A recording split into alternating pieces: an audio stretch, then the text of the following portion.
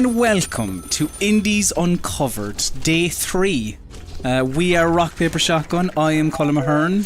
I am Matthew Castle. And Indies Uncovered, Matthew, is basically us playing some independent video games. Showing you some of the demos that you could be playing as part of PAX Digital East.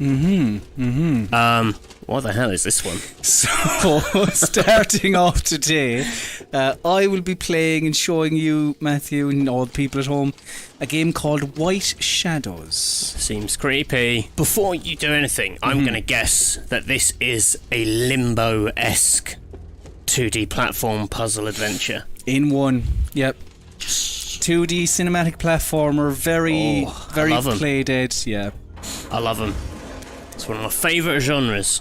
But in this world, it's kind of play dead mixed with Orwell ish, in that you play as this little raven girl and you're in a class-based world where I think it's the pigs and the sheep are the workers, and I smell a metaphor. I think it's the rats and the wolves that are the elites, and where you kind of fall in. But the birds are seen as just outright scum, because it's not really explored in the demo itself. This is just from what the developers have previously said. But the birds are blamed for a pandemic. I mean, the bird flu, isn't it? Pandemic is timely, but yes. I imagine they're making this before COVID. Yeah, probably. But yeah, it's like there's some minor little puzzling in this demo that you'll see, but a lot of it is very. It's about building atmosphere. Yeah. Is it spooky? It seems a bit spooky. Like the little bird with their glowing eyes, or is it just like a bonus side effect? I don't know if I'd say it, like it might turn out to be one interesting thing I've seen the developers say, because this was shown off at the most recent Indies Uncovered, well, yeah, it is now, but Guerrilla Collective. Oh, okay, yeah. They said that a lot of people see the game as being very dark, whereas they think it's actually quite funny at points. Right. Now, I don't think there's loads of kind of gallows humour in this demo, but there might be in the final game, which I'll be well up for. You have a little puzzle here, little move in the. Oh, I see. Gonna jump on there. Jump on that. Jump across here. Classic. And then, oh. Pull this over. Shut. She moves. I do appreciate this, because in a lot of these cinematic platformers, you're always like a tiny person in a big world. The Raven Girl, quite sprightly, I would say, which is appreciated. Move that up there. There we go. Oh, I see. Right, I was just trying to work out what that box was doing. But it was giving you to have the foot up. You make it look so easy. It's easy when you know how, I guess. It is indeed. Oh, look at this. No, I think... Oh, I like that. You sort of follow her by her eye. I mean, if you haven't noticed, yes, it is all in black and white. That's quite good. Adding to the atmosphere. Sure this isn't horror? It's got horror vibes. It does. I mean, yeah, like they themselves. I guess, but Limo and Inside also kind of have that slightly kind of unnerving element to them. Little nightmares as well. This kind of thing. Like I don't know if this is outright horror yet. Yeah.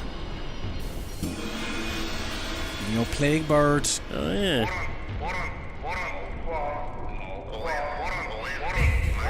She's just saying, what up? I don't know, it's hard, it sounds like either gibberish or yes, he is saying, what up? What up? What up? What up? It's Plague Bird. Oh my god, why isn't that not my username online for on Twitch? What up? What up? It's Plague Bird. And today we've been playing some Fortnite. The B side to Eminem's "My Name Is." Now you'll see some of the classism coming into play in just a moment, I think, or we'll just not coming into play, but you see a metaphor alert. An example of it. Yeah, I think this is definitely one for those who enjoy a metaphor. Oh, I do. Well, I enjoy a good metaphor. You'll enjoy this then. But yeah, as I said about a lot of... Yes, I love they that, deserve it. That's very much my like management philosophy. Yes, well, they deserve it. I mean, that's maybe where they're talking about it being like funny. It is funny. The Plague Bird saying "what up" is funny. A bird getting kicked up the arse. Also funny. Also funny. I'm trying to remember. Oh, yeah, what's those big lips on there? It's a big kissing booth. Spot. There you go, you see? Talking about the workers being the pigs and the sheep. You see with Piggy Boy. The pig and the hamster wheel. Oh, yeah. I'm sure that is something. I haven't figured it out yet, but I will do. Is it a pig or is it a man in a pig mask? I guess it is a pig. I think it's pig because I'm pretty sure it is all animals. Oh, it's an animal unit, okay. But yeah, a lot of, as I said, a lot of this demo is just, like, you'll see a lot of very nice, in a moment, like, kind of establishing shots, giving you a look at this world, which is called, I believe... Reminds me a bit of Rapture. Yes. Particularly with all the billboards and the kind of the... They deserve it. I give you Pigville. Imagine if they said that at the start of Bioshock. Very different game. So there you go, look. I called it Pig City. Little bit of what's it called? Ride of the Valkyries. Classic. Fun World, not Pig World. See, I don't know if he's saying "what up" because it does also sound a bit gibberishy. Yeah. Look at all the pigs marching along. It's good. Now, I think, which I'm guessing will be something you do throughout the game, but I think I get a little friend in just a moment. Beware, bringer. Nice. Do you think birds scum because they said like plague bird? Because like the plague masks used to be like plague doctors were like birds. Maybe it's making some That's kind of... That's actually a terrific point, yeah. Maybe like... Yeah, maybe like all the birds are just the plague in the world. And that's why... I didn't even think of that, yeah, the old plague mask. Like I said, enjoy a good metaphor. Uh-oh. What up? What up? It's me. Giant. Yeah, I can hear it. Look! We have a little friend! Oh, great. Come back, friend. Come back. Oh. They'll follow us. We just have to solve a few puzzles along the way. And, yeah, I don't know if this is like a regular thing in the game or not, but... It fell off. Yeah, it'll be fine. Don't worry. You see, you can still hear it chirping. Yeah. It's there somewhere. Look at it. Oh, there it is. It's... Oh, that's good, isn't it? Nice. No, this demo has gone swimmingly so far, so it would be a shame for it all to go to pot. Yeah. But there isn't much in the way of peril as such in this demo. I don't know if there will be in the... Maybe it's just getting used to the controls and the look of the thing. It's nice. It's not like the you know, even without colour, you get like this real sort of sense of the place, and I love the kind of backgrounds, the actual design of the city. It's really nice, and all this kind of stuff to a lot of like nice foreground, background sort of interplay. Big time, yeah. Yeah, it's neat. They should gonna end well for these birds. Oh, you died. It didn't end well for me. Yeah, you said it was peril free. That didn't happen the other time. All right. Okay, need to be wise to that. Okay, where has the cage gone? Have I... There it is. Oh, yes. Guess you just got to be careful when you jump over it to push it. Okay, so now I know... You fell at literally the first hurdle. Now I know that that isn't just there for show and can actually kill you. That's good to know. Right, come on, my little friends. There's duck. I wonder if these birds will be with you for the whole game. It'll be like an Abe's Odyssey type thing. That was actually... Oh, that's interesting. I'm not sure why that happened. I did actually, initially kind of get a bit of Abe vibes as well. There is... I mean, it... You know, Abe has a lot of this kind of backdrop too, to be fair. I have a little puzzle here where we have to turn on all the lights of this little thing. So if I twist that... Right. Trying to remember... Oh yeah, hang on.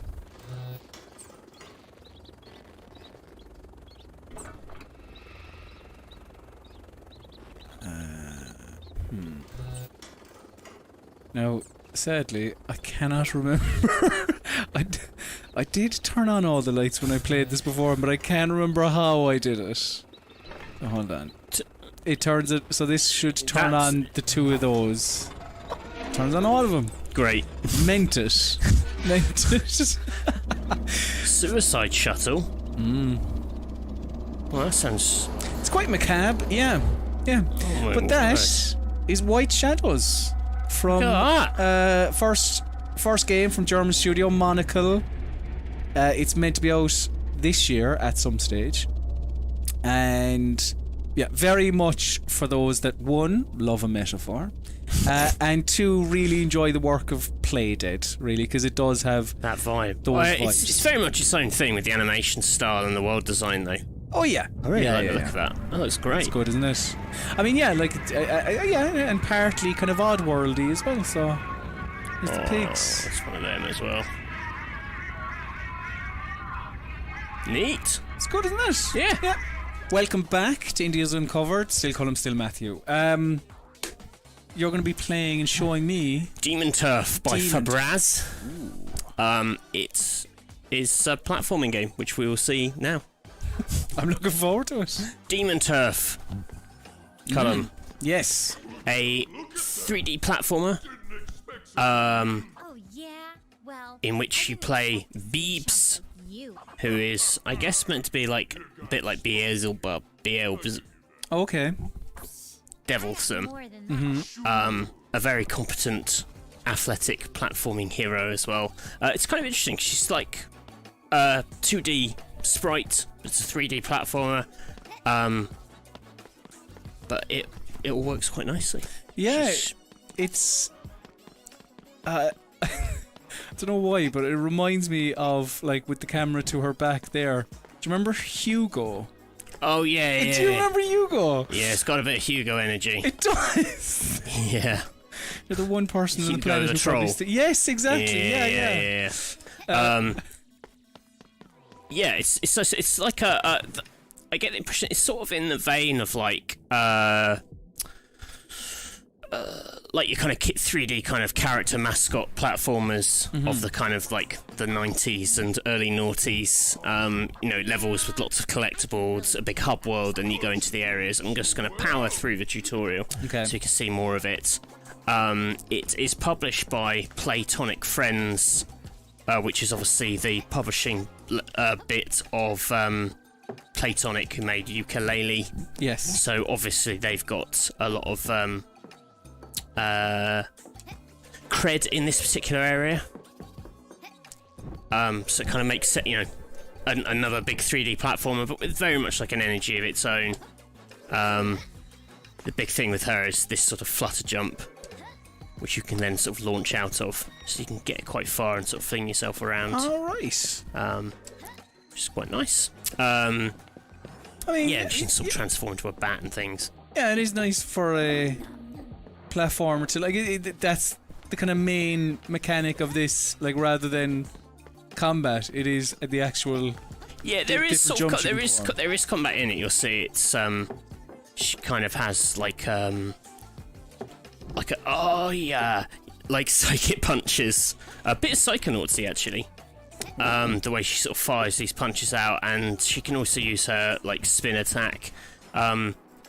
It's got a lot of quite kind of like towering platforming, where you're climbing up very high things, and there's a lot of like you can plummet down quite easily, which is why they have this quite interesting mechanic where you plant checkpoints yourself instead of hitting checkpoints. Oh. Which is very, very similar to like actually it reminds me of Ori and the Blind Forest a bit, the original Ori game, in that you placed checkpoints yourself, and you have 3, so you have a fixed amount. So the idea is that if you climb up, if you defeat a certain bit of platforming, you can go and yeah. Oh. Let me put this right here. And then when you're at these flags, you can teleport back to the previous flag. So like, being sensible and knowing where to place those flags feels like it's going to be quite key to like making progress. And because I was just about to ask, do you know if you can reset those flags? I haven't worked out if you've only got the 3 flags per level. If there is a way, I haven't worked out how to remove them. Because yeah, then it definitely becomes. And I suppose the because if you can reset them, you could just keep throwing checkpoint flags down. She's got these. Oh, I get what you mean now when you're talking about Psychonauts. Because in that, like, he's literally firing like hands, little psychic hands. But she can also do sort of faster. Let's do this. Sort of like. Are there, in the demo at least, have you come across many enemies? There are enemies, such? yeah. Okay. So I wouldn't say it's like the focus of it. Like, you can just sort of run around them quite easily, at least in this demo. Oh my god, just got to get these balls in here, but I'm being inept. There we go. Yeah. Oh, little deflection, like it. Little deflection, you fire bullets back. The focus of the combat seems to be using this to like push things into like spikes. Okay. Or like deflecting bullets. A lot of the enemies can take either like an infinite amount of just pummeling. Plausible deniability, you're not the one doing the actual exactly. killing. Don't you think a devil would like lean into that? You would, yeah.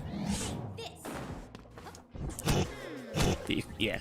And you can spin him as well? Yeah, you can use your spin attack to get aerial enemies. And then we click to look for sweets, which is...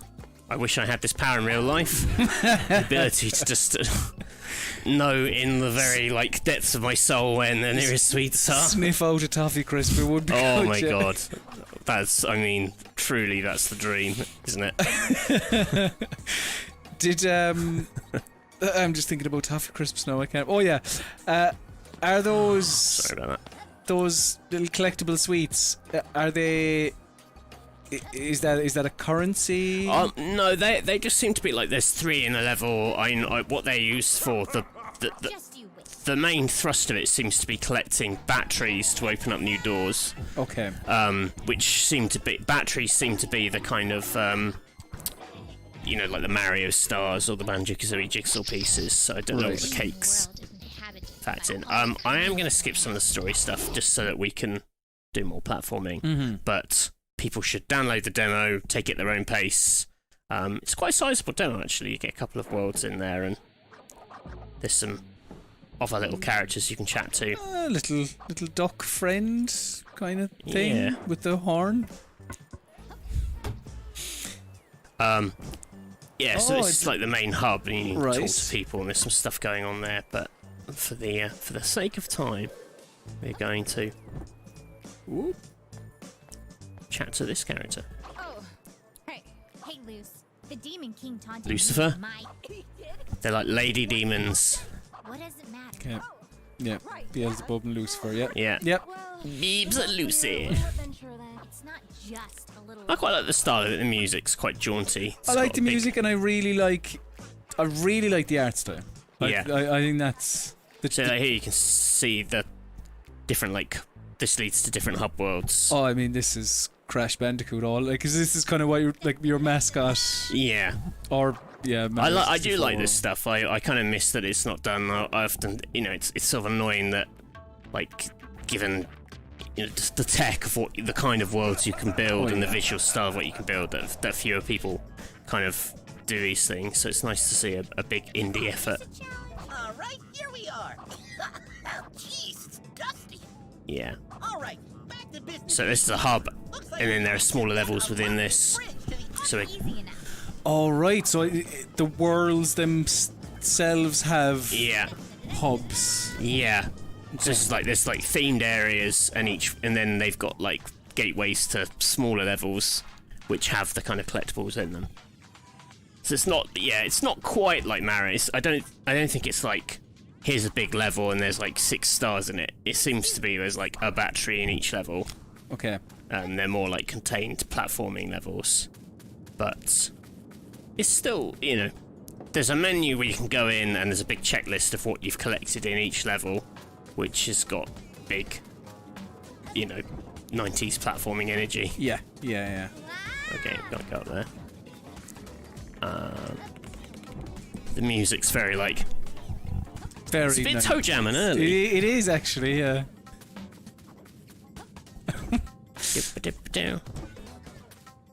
But I mean, yeah, like you, there is a large part of me that yearns for the days of the 3D platformer. Yeah. And you see the occasional one kind of make an impact, but it's never. The genre's never really had the staying power when it comes to comebacks. Well, there's a time where it like ruled the roost. Yeah.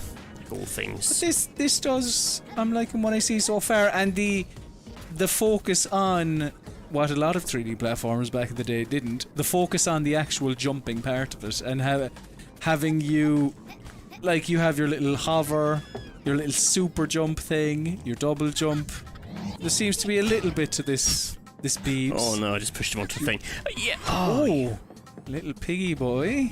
Yeah, it's the levels seem like definitely more platforming focused.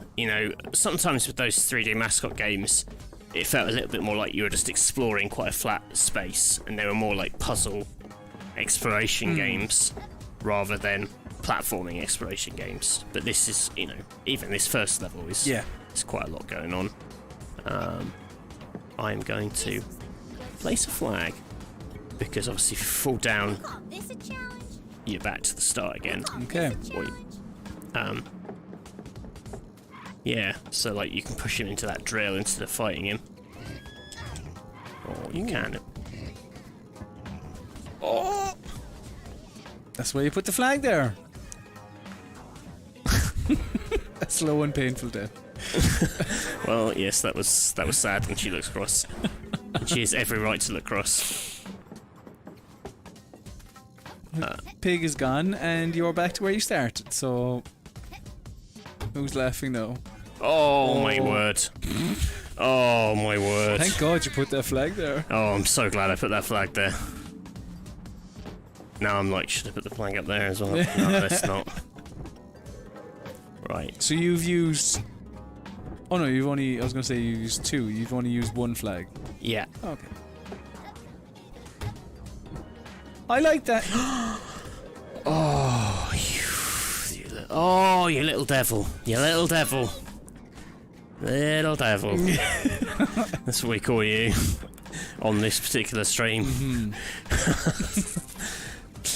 But the flag business I do enjoy. That's quite a nice twist. I've not really seen that too often. That kind of like you decide the kind of risk reward.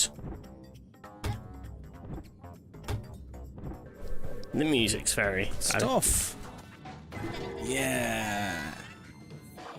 Giant batteries.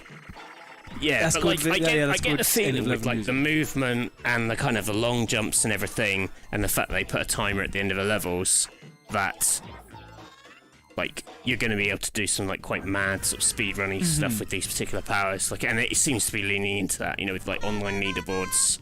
So that's kind of cool. You know, I think it kind of Zones and steal more. it feels like the team knows like that's how a lot of people kind of like sort of consume these 3D platformers these days. It's like there is a, you know, they are a big part of like speedrunning community and people try and do mad things. Like I remember that was that stuff with SpongeBob. Yeah. You know, I feel like they've kind of built that with mind, you know, that in mind, that people are going to just sort of throw this character out and do mad things.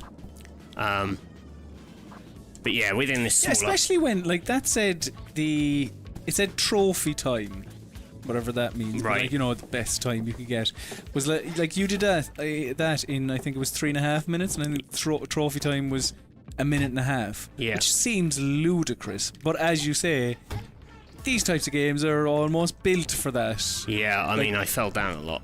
So, but yeah, so in this area you collect all the batteries, and if you collect enough of those, you'll be able to fight the boss of this hub area. Ooh. I haven't got that far, you know. I'm a big fan of 3D platformers where at the start of the level it shows you a big thing, and you think, oh man, how am I going to deal with that? That's like... You call this a challenge? That's classic 3D platformer craft, isn't it? He said, falling into the abyss, as if he was any kind of expert on the topic.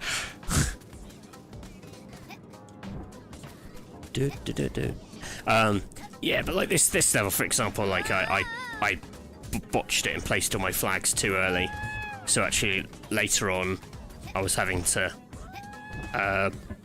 do quite a lot of climbing in between them. So if there is a way to... Oh my word. If there is a way to remove... Yeah, those guys just had to deflect their bullets, but we can ignore them. If there was a way to reset the flags, would that dull the impact of the flags? I think so, yeah, because I think the idea is that you want to kind of push as far along as you can without...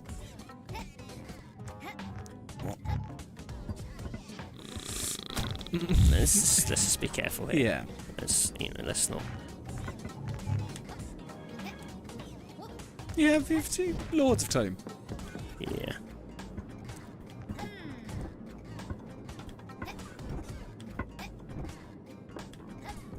Oh, it's a little seesaw platform.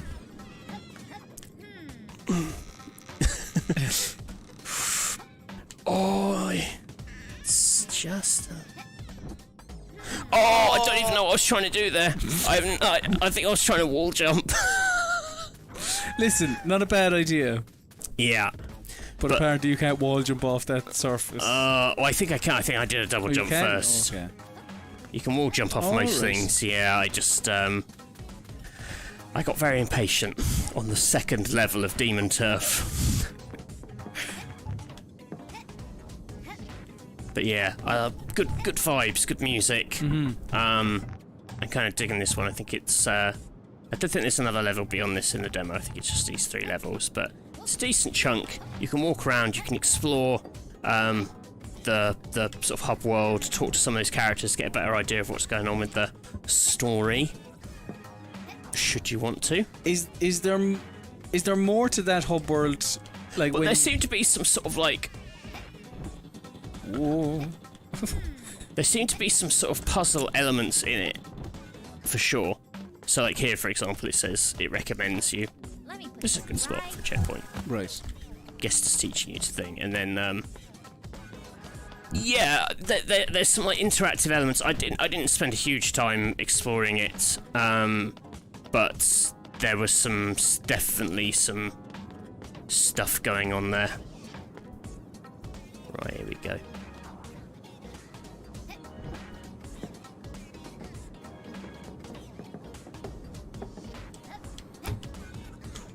No, we don't want that. We want the next one. Oh. Oh, yeah! Oh, my word, yes! Oh, you little devil. little demon turf. Oh, I can't put a flag there. No, it's not enough space. God damn it. Just gonna have to climb up and hope she doesn't die. Is that what that's about? It's not. You don't have enough space. To put the Yeah, I flag think down? so. Okay.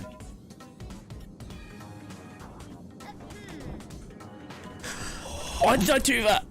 I'm not sure. But you put the flag up above anyway. Yeah, I did. Imagine if you didn't. Imagine if I didn't. Imagine how cross I'd be. Oh, what a clown. And how much you'd have to suppress the crossness. I think you can easily do this again though. Hop on your little bounce pad. Yeah, I got time. I got time. Yeah, you have time. I got time to just humiliate myself once more.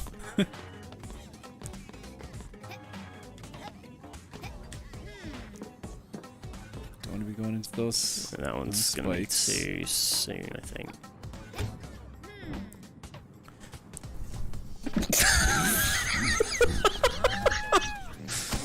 Oh, Listen. well, good. Joke's on you, my friend, because I wanted to die. 3D platformers. I love them. I do love them, they but can I be am tough. bad at them. They can be tough. They can be tough. They can. You know, people look back and they see all the cartoon animals and all that, but like, some of Yeah. them How many children did they break? are pretty difficult.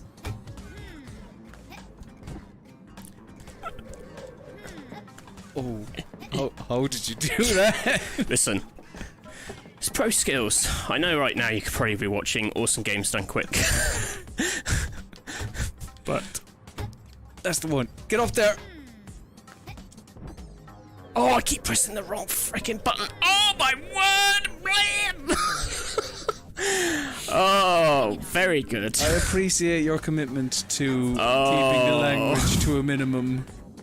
Oh my word. I keep pressing the wrong button, that's why. Oh my word. Right. Come on.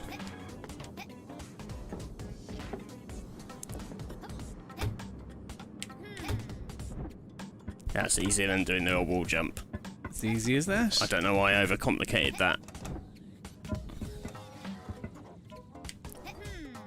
Yeah, I believe in you, Matthew.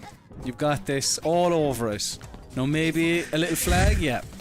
Let's Good drop that idea. flag. What's in here? Oh, we're going all Ethan Hawke. Ethan Hunt. Ethan Hunt. Hawke? I can't remember which. That was incredible!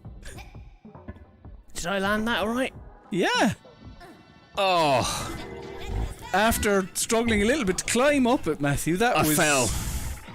Ah, but that was top tier falling, that. That's falling with style. Yeah. Alright. Help Beebs become the Demon Queen. I like that. Yeah, Demon Turf, good. It's got nice feel to it. Try the demo, see for yourself. Handles very nicely. Better than I could demonstrate it. Honestly, it's good. Very good. Very good. So we will be back in just a moment with our final game. Our final It better be a winner. Indies Uncovered game. I think it is. I think you'll like it. Let's do it. I think you will like it as well. Looks like we made it, Matthew. The end of Indies Uncovered. It's in sight. A single tear rolls down. I don't want both it to our finish. faces. Well, I want to keep discovering indies forever. well, Or uncovering them. you can uncover one more. Oh, Let's good. uncover one more together and Let's do it. play a bit of co-op. Oh, nice. So that's big because we won't be able to see who to blame the bad performance on. Yes, yeah, precisely. So yeah, let's dive into Tunche. So this is Tunche. Matthew, if you want to press A, join me, and I'll let you choose first. What character out of these 5 would you like to be? You've gone for the character that's in a different video game. I Oh, like is it? Oh, it's the kid from Hat in Time. Indeed it is. Indeed it is. I will pick this little guy here. So, summing this up, Tunche, this is like a cross between Hades and Streets of Rage. Oh, okay. I quite like it, so I'm looking forward to showing it. So yeah, you have your standard attack and your magic attack. and the blue bar represents. Okay, I've used all my magic. That's okay. You're in this area. It's okay. Yeah, all these characters have different things. Oh, okay. Stuff to say. We'll kind of. Do you know what? I'll go through them in a second. Let's just go into the actual meat of the game. Let's talk to Granny over here, and they're going to send us out into the Amazonian jungle. So. So yeah, Tunche is this, I don't know, kind of beast-like figure, I believe. Right. That, you know, all these characters are looking for. They all have their own individual stories. Okay. That you uncover as you go along. But I can show you, there's quite the similarity between Hades and this, actually, when it comes to how they dole out stories, how the story. So yeah, just whack the frogs, Matthew. Oh, that I can do. You've come to the right guy. I love to whack a frog. You can. So there's a lot of different things you can do. You can fling them up into the air to juggle them. You should aim for the back, which is obviously famous when it comes to frogs. Aim for the back, because then you'll get a critical. You can fling them up by hitting the trigger button, and they'll go into the air, and then you can juggle them. Oh yeah. If you jump up after. But also, yeah, remember your mana attack as well. Yeah. There we go. See, we've cleared that room. Nice, great looking. Get some nice. So these two here, right? So this. Again, like similar to the end of Hades, where you have the two doors, or three doors in many ways. That top one there, you can see the little book. Yeah. So that would be story. That one, it's like a tomato with a little shine on it. Look at that. I think that's one of the currencies, but I'm not too sure. Should we get that? Yeah, let's go with that. Let's go to Tomato World. Now there's one. Oh, here they are. I cannot stand these monkeys. Right. They are just such a pain. Because they always, no matter what, they will always hit their mark when they're throwing their... Right. Whatever it is they throw at you. Poo, probably. Probably poo, yeah. And when you're surrounded by loads of other frogs, you're like, I'm trying to deal with the frogs. Leave me alone, monkey boy. Look at him. Oh, bashed him in his skull. Oh, my word. Just no matter what. Just laser focused sniping monkeys. Oh. Oh, my word. So many things I want to say. Bash that monkey's skull in. Yeah. Oh. Hat Kid, no. Oh no, and there's exploding pigs as well. Oh! Oh, it's getting Pig spicy. got me.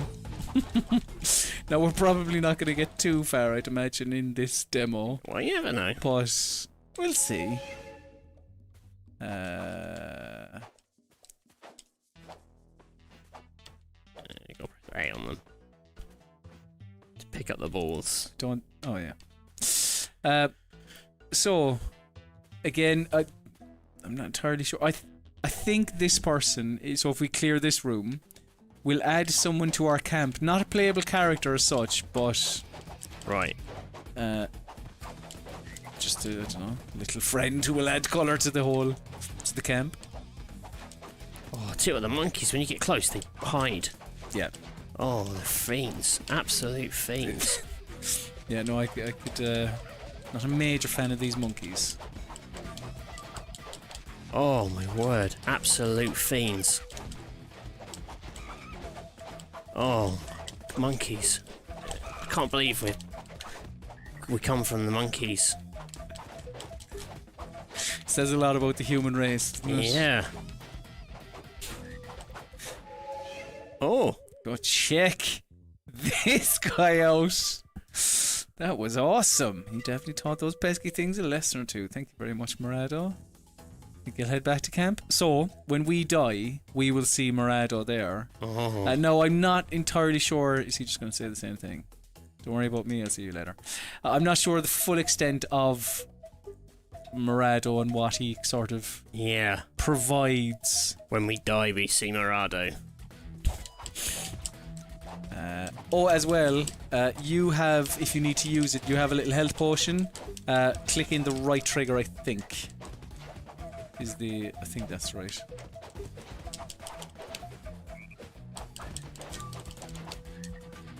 Or no, it's left trigger. So I just did it there. Oh, I'm dead.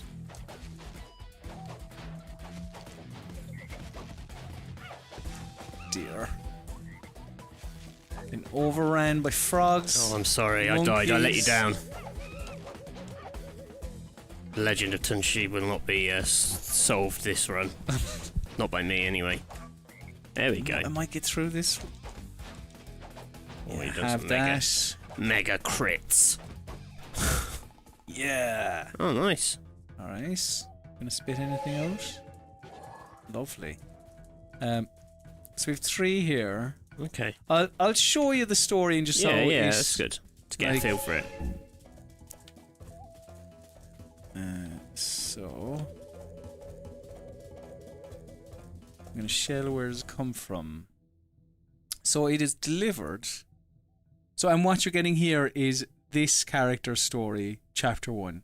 You know, like there are 5 playable characters, and it's told all like this comic panels. See him chatting to some Jurassic Park lads. Bird Boy. Having a good time. Again, you know, in the interest of time, I'm going past it, but play the demo. And Take it at your own pace. You know, have a look at all this. I think it's pretty good. I like it. Anyway, but yeah, that's how the... Sorry, Caru. What a friendly turtle. So... He's like, thanks for skipping my life story, man. Sorry, am I not interesting enough to you? Oh. Leo the Llama. Welcome. I haven't seen this guy before. Oh, he's like the shopkeeper, like the Rift boatman in Hades. Yeah. Right, so pay 5 gold pieces. You haven't got any. I don't have any, yeah. Alright. Okay. Let's get some XP. I'll probably die quite quickly. That's okay, that's alright. You'll be back in the game relatively quick. Oh, these trees, I swear to God. You say this about all the enemies. Every enemy in this game, you're like, no, not this guy. The frogs are fine. But those pigs, the monkeys, and the trees.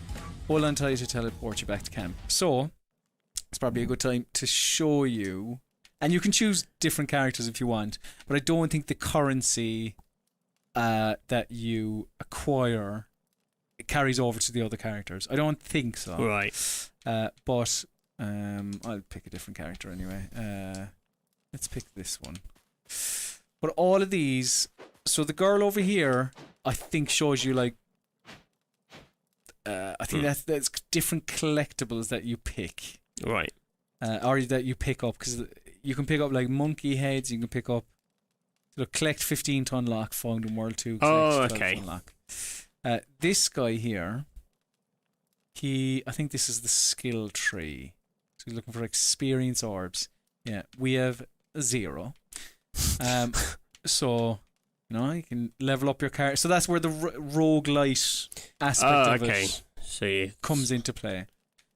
So like if we go on another run, we're starting from the very beginning, but not a complete roguelike because you can... Slightly better character. Yeah.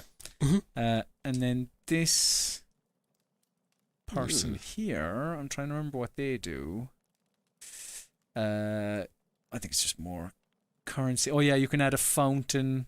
Oh, so this is like upgrading. This is a bit like upgrading the palace in Hades. Not to just liken all of this to Hades, but there are, you know, it's a useful shorthand. Yes. So let's go on another run, Matthew. 2 different characters. Yeah, I'm a big lad. What's the ultimate aim? You try and just get to the end of the jungle? I think it's to find this, uncover the mystery of this Tunche. Yeah, I believe. Who's that bird? I think this bird is just my friend. Don't know. See, watch out for those trees because they will stand still and then just make a beeline for you, and it is devastating. But if you can get behind them, you can have the beating of them. Oh, yeah. I swear to God.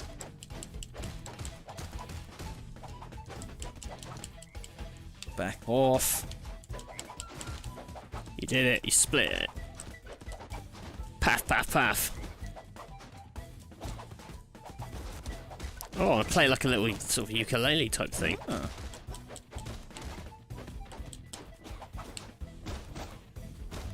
But I really like the art style. I really like the kind of the marriage of like roguelite mechanics with your kind of 2D beat 'em up. So those, is that for your magic? Because you need them more than I, if they are. Yeah. I don't know what they're for. Oh, yeah. Right, let's go on. Just go and save an old man. Oh, I forgot to go over to Murado when he was in the camp. Oh, we need to do that. Murado. The thing with the monkeys, if you jump their poo and then you go and punch them in the face. Is that the... That's the key. Because they stay down once they've thrown. And then you can just get in and sitting ducks. deck them, yeah. Sitting monkeys. Oh, yeah, he said. Oh, actually, no, ignore that. Yeah, maybe I don't know what I'm talking about after all. Oh, these little monkeys. Back off. Oh, here we go. Oh, the girl that was living in the flower. Good stuff. It's a nice like marriage of ideas.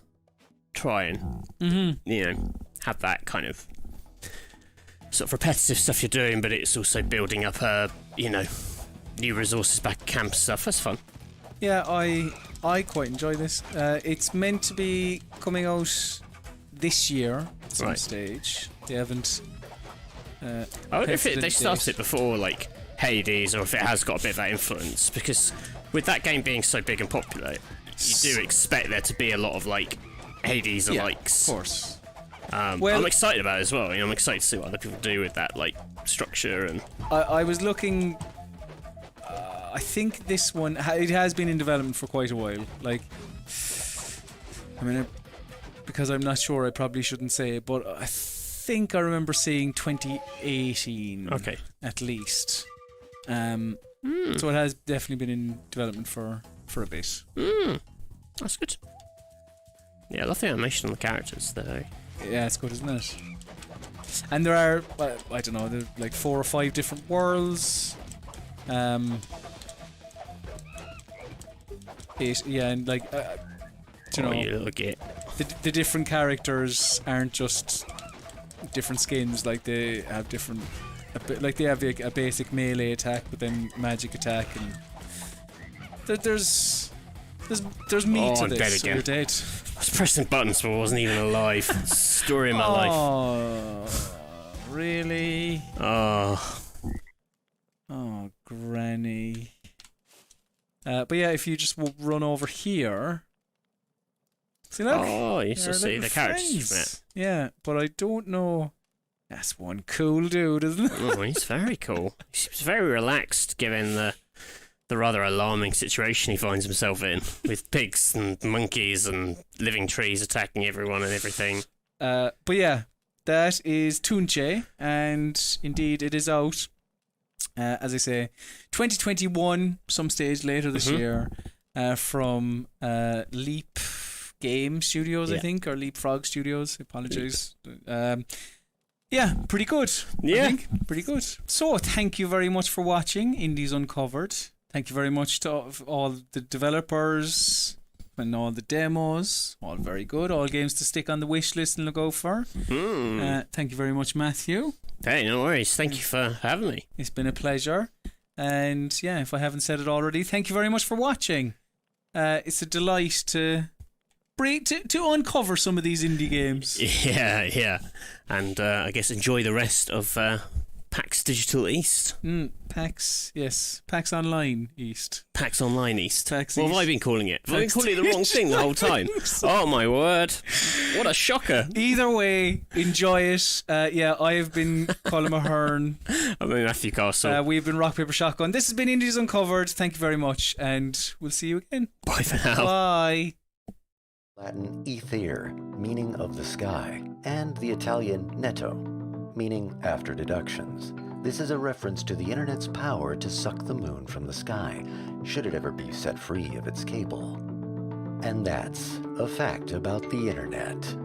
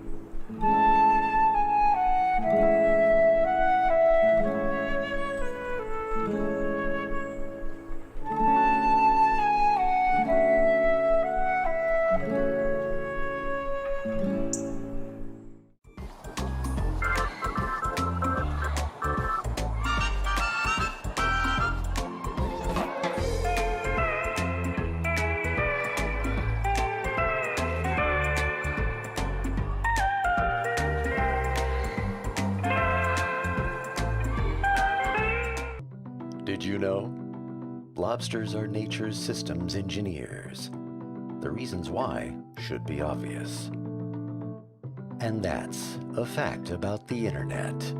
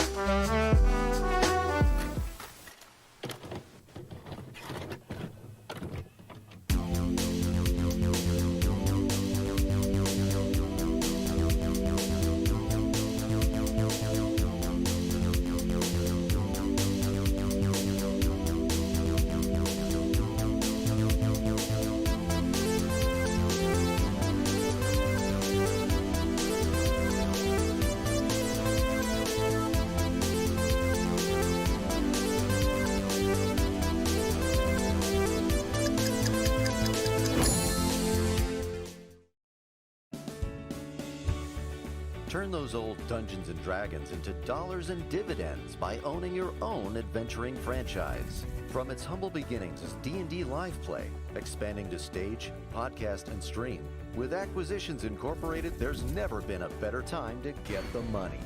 Hey, it's Owen Dron, CEO of Acquisitions Incorporated. Imagine digging a hole, but instead of finding a body, you find real wealth. And a body. One you put there. Buy my book. We partnered with Wizards of the Coast to bring the official Acquisitions Incorporated experience to your home campaign. Learn how to run your own franchise, how to staff it with new player options for specializations, spells, and equipment, stats for iconic characters and monsters, and put your franchisees to the test with an included campaign for levels 1 to 6. Obviators are standing by. With the official D&D Acquisitions Incorporated book, you can do what you wanna do. Ow!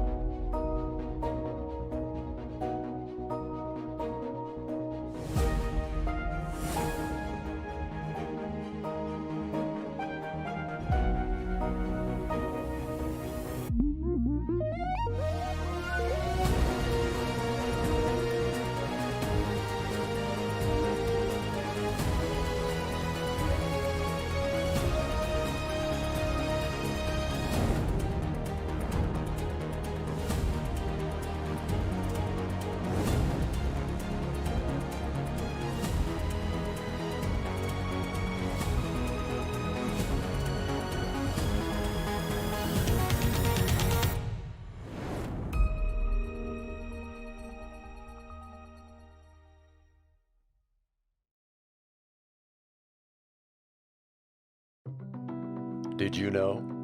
Elder millennials and more hip Gen Xers speak fondly about dial-up internet, a system whereby anyone who is interested in using the internet would need to call and remain on the line with Thaumaturd, the uplink, and provide him with thrilling conversation throughout their session. And that's a fact about the internet.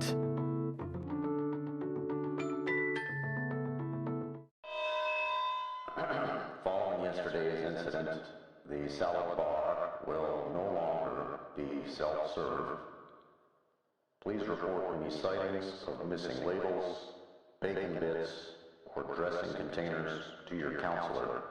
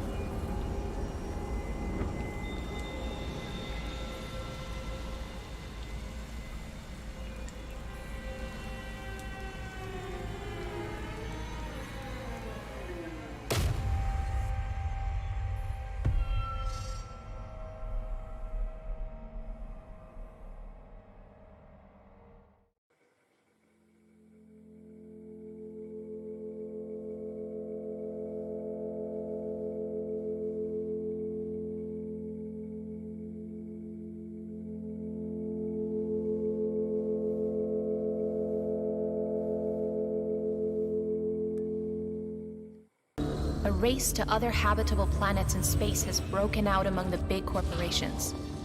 In search of limitless growth, they leave Earth exploited and its environment devastated. The voluntary pioneers and colonists are lured to this adventurous journey by the hope of a better life and a new beginning in an untouched world. Only a development strategy that ensures the quality of life for our colonists and protects the planetary ecosystem can have long-lasting success. Your job as a space colony manager is building sustainable civilizations. Do research for renewable energy sources and develop sustainable production lines to avoid destruction and climate collapse. Let us use the second chance to change our way of life and to transform the production of energy and goods in a sustainable way. Achieving a balance between growth and sustainability is the final challenge for every civilization. Imagine Earth Limited, building a better future in space. Did you know? The term war driving, the practice of searching for Wi-Fi wireless networks from a moving vehicle, has apparently been in use since the 1980s, when it was adapted from war dialing the practice of calling sequential phone numbers to see which one would hit a server. Nobody told me that stealing internet from my local laundromat had a cool name, and I consider you all responsible. And that's a fact about the internet.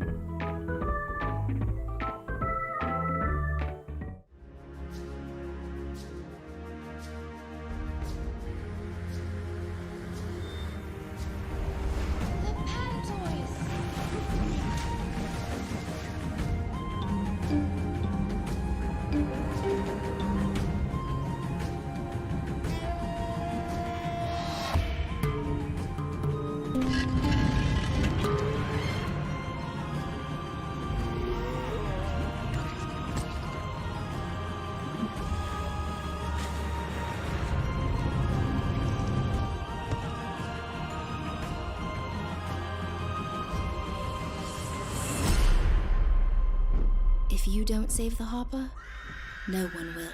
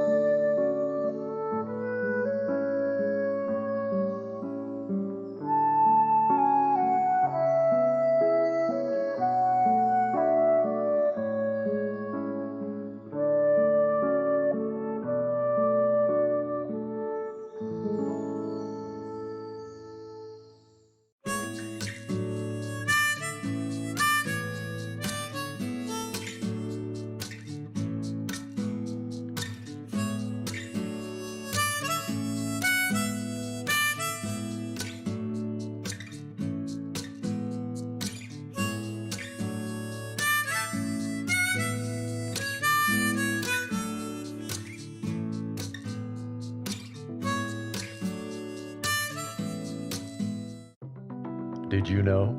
The primary syllabaries or character sets on the internet are kamoji and emoji, where kamoji are used to convey complete sentences or phrases. Emoji are intended to be parsed separately and can be integrated with other writing systems. And that's a fact about the internet.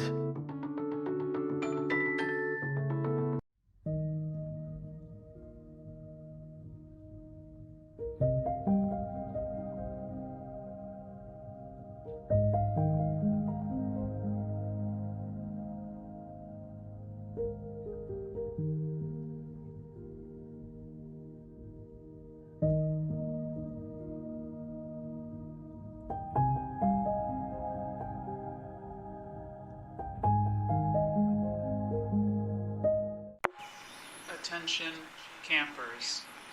Today's lunch will be pork and beans on toast. The vegan option is beans and beans on toast. The paleo option will be pork and pork on a stone slab. The gluten-free option will be pork and beans on pork and beans. That is all. Did you know? The first portable computer was the Osborne, a 24-pound suitcase-sized device. Much less well regarded was the first portable Wi-Fi router. It was called the Godmother and had to be mounted onto the dorsal plate of a Japanese spider crab. And that's a fact about the internet.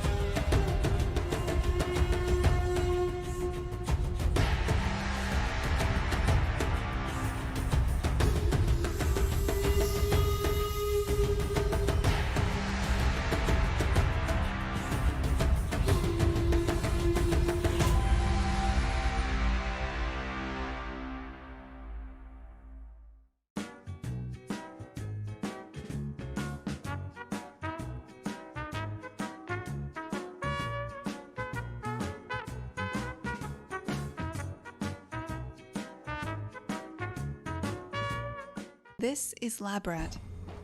Good. You have unlocked a new puzzle. Begin the next puzzle. Good work. Here is your achievement. Your job is to evaluate a puzzle game that is being crafted by this artificial intelligence. I will now gauge your interest in multiplayer by simulating a multiplayer experience. I am helping. We are doing this together. We are friends. People bond by doing activity. Unfortunately, the AI has gained access to more data than we anticipated, and it seems to be generating new games based on whatever it finds. The place where you live is dark and full of crimes. What are we going to do? You have nothing on me. You can support us by wishlisting Labrat on Steam, or by signing up for the closed beta at labrat.study. Thank you.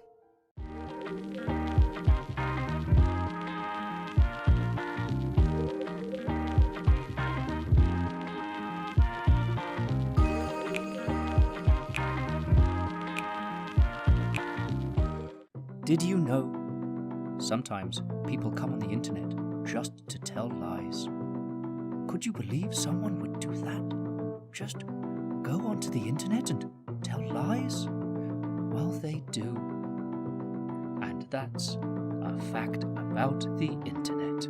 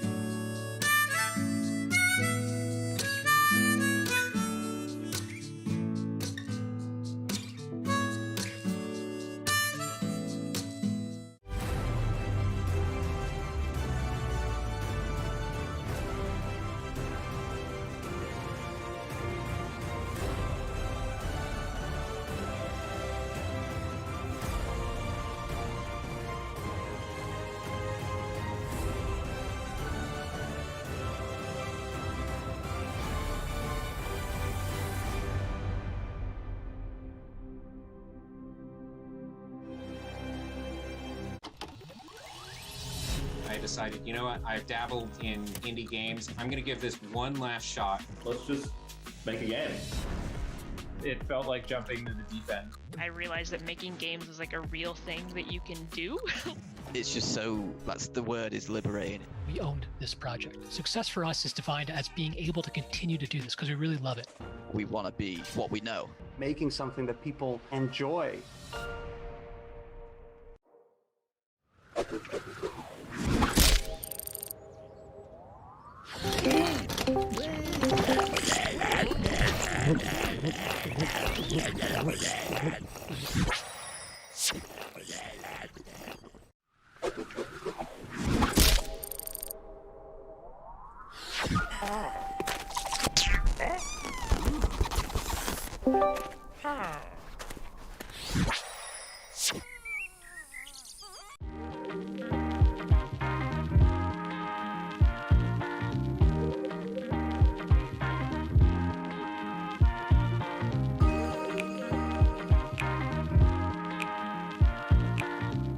We're Child's Play, and since 2003, we've been very busy.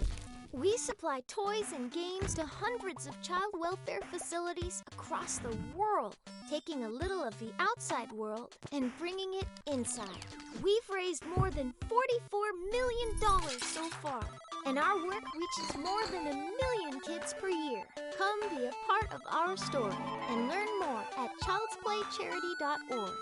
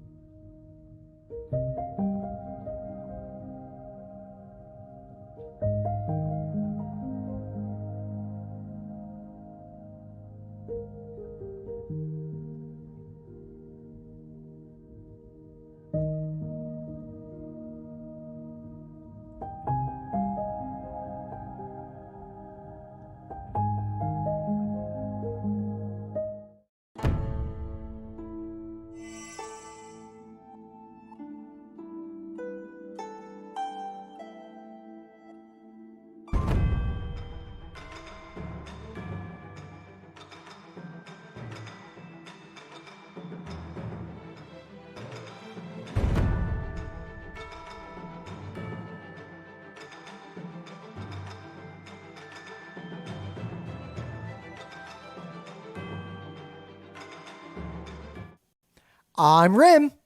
I'm Scott. And we are the hosts of Geek Nights. It is a podcast. It's online. You can use Google to find this thing. But if you enjoy anything that happens in the next hour while we talk about Atari game design, then I encourage you to type that word into Google and you'll find all our biz, including a lot of videos of other panels we've done at PAXs for the last decade plus. But we're here today to talk about Atari game design. Now, what do we mean by that? Or more importantly, why Atari? Now, on one hand, the Atari was not the first console to make it into houses. There was Pong, there were other things before that. But Atari was one of the biggest in those early days. It was almost the first really big one, at least, in the United States, right? Arguably, it might have been the minimum viable console to reach a mass market. There were so many Ataris out there. It became the first console that a lot of people had and a lot of people were using, and you could count on friends having them. There was a user base. You could sell games for it, but minimum means minimum. So the Atari was an extremely limited console. And if you're younger than us, you might not quite understand how limiting the Atari was compared to even an old Nintendo. So, it came out at a time where, a personal computer, right, you could buy was very, very expensive, right? And sure enough would be more powerful than the Atari 2600, but the price made it prohibitive for like anyone, right? The Atari 2600 was, the best electronics you could get at a time for a price that, you know, someone might be able to buy as like a kid's toy only, that didn't have any other use like a computer would have. Yep, because while there were productivity, like learn basic programs on the Atari 2600, they were not things you would actually want to use. But to really drive this home, I'm not encouraging that you pirate software. The screenshot is just to illustrate a point. This is every Atari 2600 game. Every single one, including a bunch of things that were never released. And I want you to look at those file sizes, because that's a K, not an M. That is 582 kilobytes. Is the entirety of every Atari game, starting with numbers through the letter E, that was ever made in human history. I could fit. You could take a single MP3. All right, or maybe a couple of them, or maybe like a few photos, maybe even just one photo from your high-resolution digital camera, and that would take up as much storage space as every Atari 2600 game ever made and released. Ever. I was about to say I could fit these on 2 floppy disks, maybe 3, but that also dates us quite a bit. Yep. So, why are we talking about this? Really, a lot of you are here at PAX because you play games. Some of you want to make games. Many of you probably have very strong opinions about games. But a thing about game design that's pretty universal is that generally, when you're put under limitations, when there are constraints on what you can do in a game or what you can do making a game, that's where creativity tends to flourish. I mean, it's not a set rule for the entire universe, but in general, when you give most people like a task, right, to create something, right, and if you just say it can be whatever, right, no rules, do whatever you want, just a big white sheet of paper. People stare at a white sheet of paper and they don't know what the heck to do with it, right? Yeah. Hey, Scott, tell me a story about anything. Tell me a story about a bear with a knife. Okay, so right, it's like, you ever see, if I gave you a white piece of paper and I just pre-drew just like a few lines on it, there were some start lines there just pre-existing, and you're going to doodle something, well, your mind is going to like add on to those lines the same way that like when you look at clouds in the sky, your mind says, oh, that's a turtle. Oh, that's a cloud, I guess, right? That's a lumpy space princess, whatever, right? So much in that same way, if you're making games, if you just start with some lines already drawn, it has to fit in the small space of the Atari 2600. You only have this many colors to work with. You only have this frame rate to work with. You only have this controller to work with, right? That really can help get your mind going and help your design process go a lot faster, and also push you into areas you might not have gone given the blank white sheet of paper. Yep. Now, of course, there are giant AAA games that take 5+ years to make and an army of developers, and those are great games. We're not saying that every limitation is necessary in all cases, and many limitations actually hinder creativity in some ways. Yeah, and a lot of those AAA games didn't start with a white sheet of paper. I mean, they don't have the technological limitations the Atari 2600 games had, but a lot of them are just like, all right, we're going to make an FPS. Like that's their pre-drawn line, right? Is what they've decided before they get going. Yep. But this is one of the things we want you to think about while we play some of these Atari games. Don't worry, we're going to play a bunch of Atari games later on in this panel. But think about limitations. Think about distilling games down to their essence. This is one of the most important skills you can have as a player, as a designer, as a critic, anything in the game world, is understanding what a game is at its core.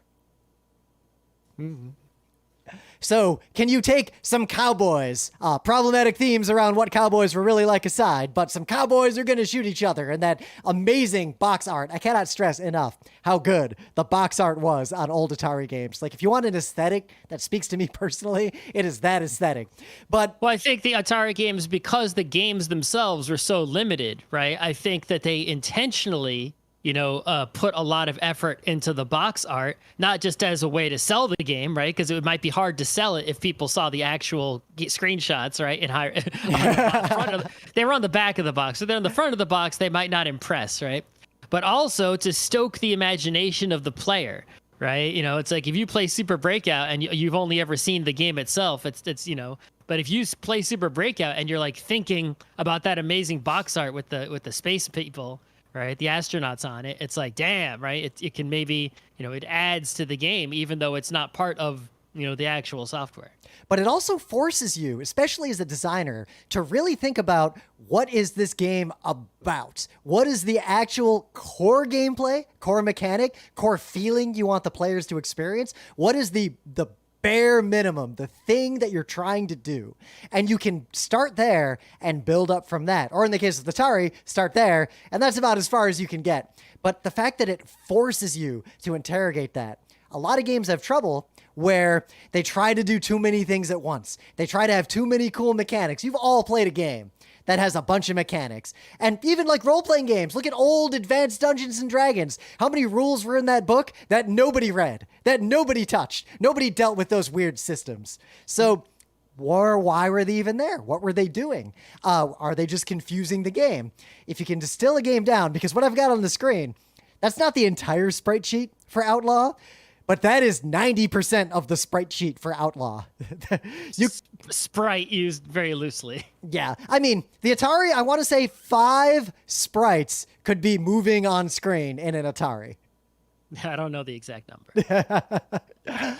So distilling a game to its essence is also useful, was more useful back when arcades existed, but a thing that was happening in the Atari world that was very interesting is that previously most people had only ever experienced video games in arcades. These were buildings people would go to play consoles that were bespoke. There would be a whole console in a giant cabinet, like the size of a refrigerator, and that console played one game, and people would pay money to play that game. You have to understand that we are very old.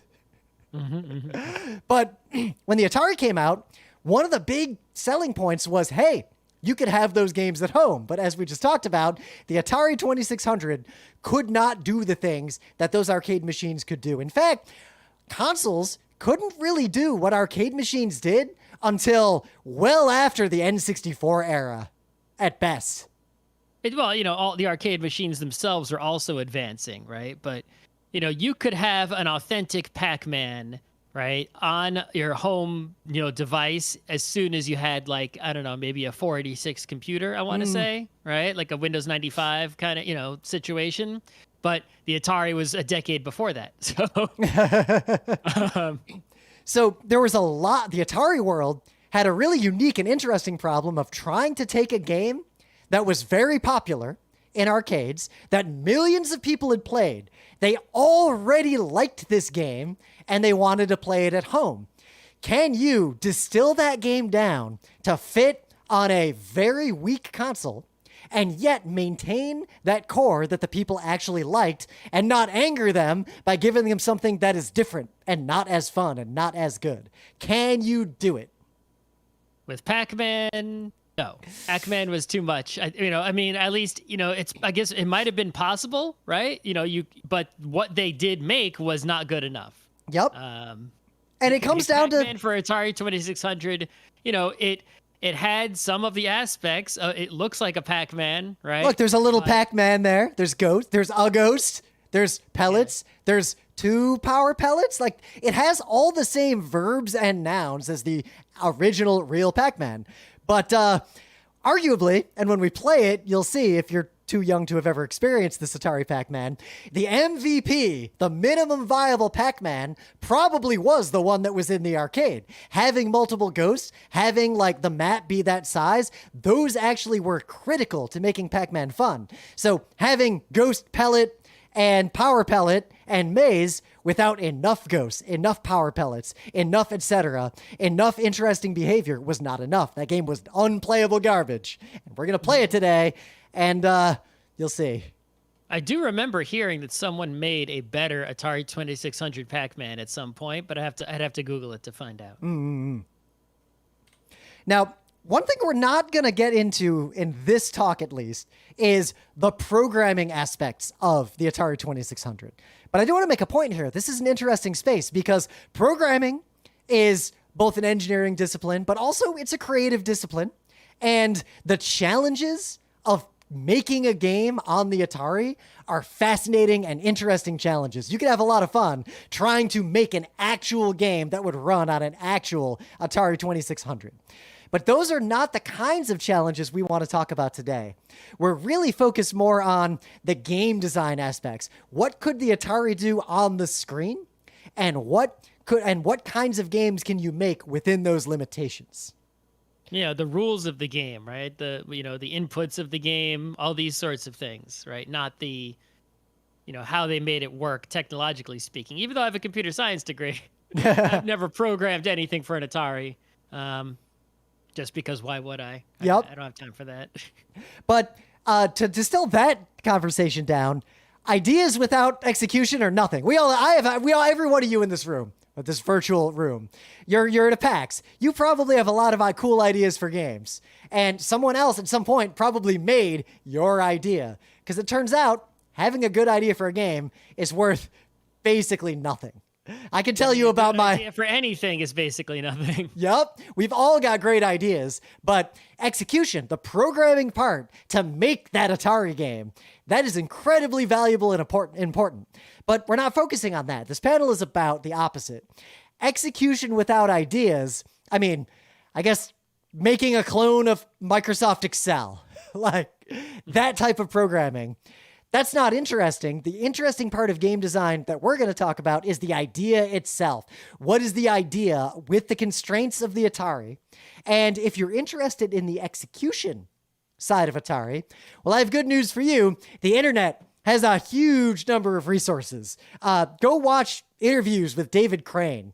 Learn about how he made Pitfall work, because sometimes execution begets ideas. Pitfall basically was made because David Crane, I'm paraphrasing a lot here, had come up with a way to make a little man run smoothly and jump and do stuff on an Atari.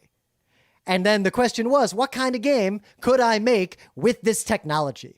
And Pitfall, arguably the first platformer, one of the first games in this like mega genre, Pitfall appeared from that technological advancement, the ability to make a little dude on a screen run left and right and jump a little bit and put some stuff on the screen and make it all work. And there's a documentary called Racing the Beam that gets into fantastic detail on the ridiculously clever crap that Atari programmers had to do. Things like programming game logic into the cycle of writing images to the screen while those images were not visible, like before you get to the point where it would appear on the screen, putting game logic there. You ever play an old Atari game and you see the screen goes crazy with a bunch of flashing colors? A lot of times that's because the game is using all of the Atari's processing power to calculate something, to figure out the next chess move or generate a map or something. And all that noise on the screen is basically just visual artifacts of the actual logic that is making that thing happen. It is ridiculous nonsense that, one, is way out of scope for this panel. Two, other people way smarter than us who know a lot more about this than us have covered this to a depth that we never would. And three, we only have an hour with you today. So let's play some Atari games. I think if we actually play some of these games and talk about the game design, what works, what doesn't, what's good, what's bad, etc. Playing games is the best way to understand games, as long as you play games and think about them. Think about what you enjoy. This is a theme we talk about a lot in our panels. Don't just play games because they're fun. Understand what you find fun about them, even if you never want to make a game. Everything we're talking about in this panel applies to you, because if you understand what exactly you find fun about games, you will have a lot more fun with games.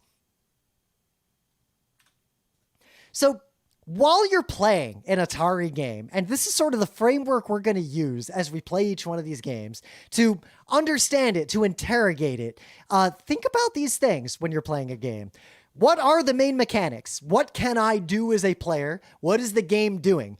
These are Atari games. There's a finite number of them. We'll be able to discover them pretty quickly just by clicking buttons. Did you know the Atari has one button?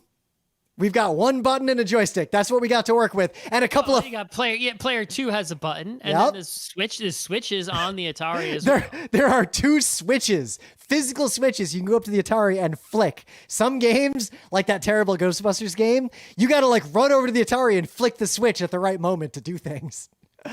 Yeah, open the trap. Yeah, exactly. No, it's you only do it to catch the Marshmallow Man on the Atari remake.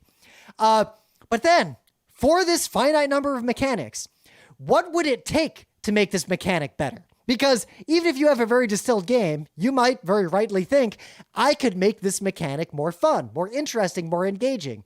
But think about what would that take? What is the full extent of what you would have to add to make this mechanic better? And then compare that with a very important question. Does that mechanic need to be better? Just because you can make something better doesn't mean it will make your game better. You've got to think about not only what will it take, but do I need this? Does this expand my game too much? Usually you'll do better by simplifying rather than adding complexity. And then last, at all moments. Especially when you have to remove add complexity. Yeah. On the Atari, adding anything will come at a terrifying cost.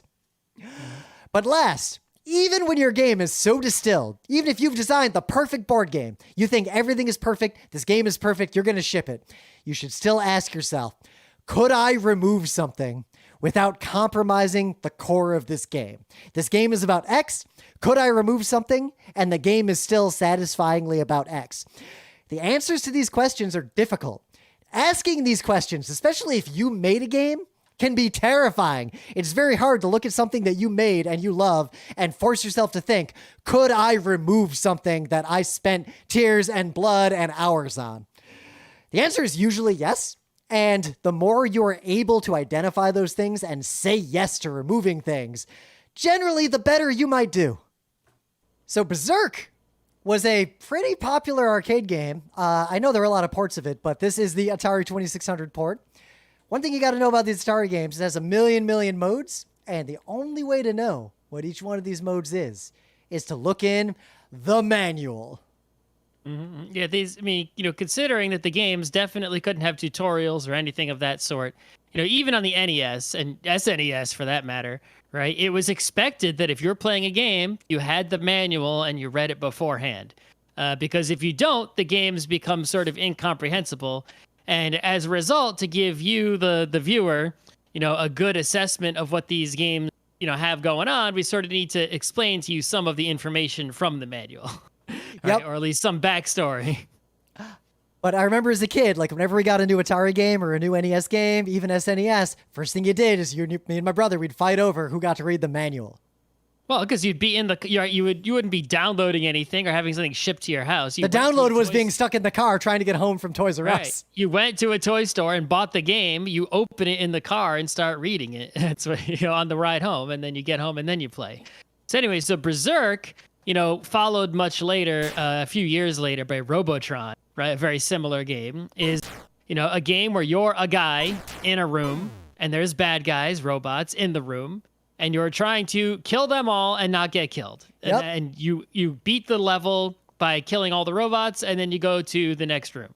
And this is an Atari game and an arcade game, so there's no winning. Like, nothing we're talking about has a winning condition. You just play, get a high score. And I only get score if I kill the robots. Now, the arcade version, you played with a joystick and a button to shoot, which is pretty much exactly what the Atari 2600 version had. Robotron improved on this formula 1,000-fold by having you play with 2 joysticks, one controlling your, movement and one. I got them both to walk into the wall. Yeah, the other one controlling your shooting, so that way you could, for example, move right and shoot left. You cannot do that in Berserk. If you can only move and shoot in the one direction at a time. So look at this. This game is so simple. Look, there's robots, there's my little dude, and there's electric walls, and there's pretty much nothing else. But already, look at all this behavior we can get from these simple mechanics. So one, the robots clearly get faster and more powerful, like they didn't shoot before. They can shoot each other. Maybe I can trick them into shooting each other. I can definitely trick them into walking into the walls. And if things look dicey, I can just bail. Yep. So oh no, in a if I way, bail, they get harder. Yeah. So in a way, this is actually taking advantage of the weakness of the. You got, Dang it! Oh shit! Of the, God damn it! Yeah. So that's a problem, that one. But so it's taking advantage of the weakness is that they don't have the processing power to make good robot AI, right? There's no way they can make smart robots that like I intelligently. literally just lost. Good job. That somewhat intelligently hunt you down in a fun and clever way, right? But the robots being unintelligent actually is a positive aspect of the gameplay, right? In that you can, there's simple rules that they follow. Makes it sort of possible to even play this game in the first place, right? Because if the robots were smart, you would just be dead. But also, you can have fun in that you don't have to shoot them all. You can trick them into shooting each other or going into the wall, right? Granted, it's easy for me to bump into the wall. Yeah, sometimes you don't have to trick them. They just do it on their own. What's going on with your smiley face there? So this game has a lot of modes, and one of the modes, there's one more element that can appear. If you stay in a level too long, this bouncing smiley face appears and eventually kills you. It's depending on the mode, it is invulnerable, and that is basically a way to increase challenge. If I keep going through the game, the robots will get slightly smarter, slightly more aggressive. Well, they don't actually get smarter. They just get more aggressive. Like, see how they just slowly start walking toward me? That other one, they'll eventually keep converging on my position. They're not smarter about that as the game goes on. They just get faster at doing it, and they shoot faster. So if I just keep going through the game, they're just going to get faster and faster and faster and faster and faster. But it's an Atari. There's an upper limit to how fast they can be. So these other modes will do things like introduce that smiley face to put me under even more pressure and make the game even more difficult.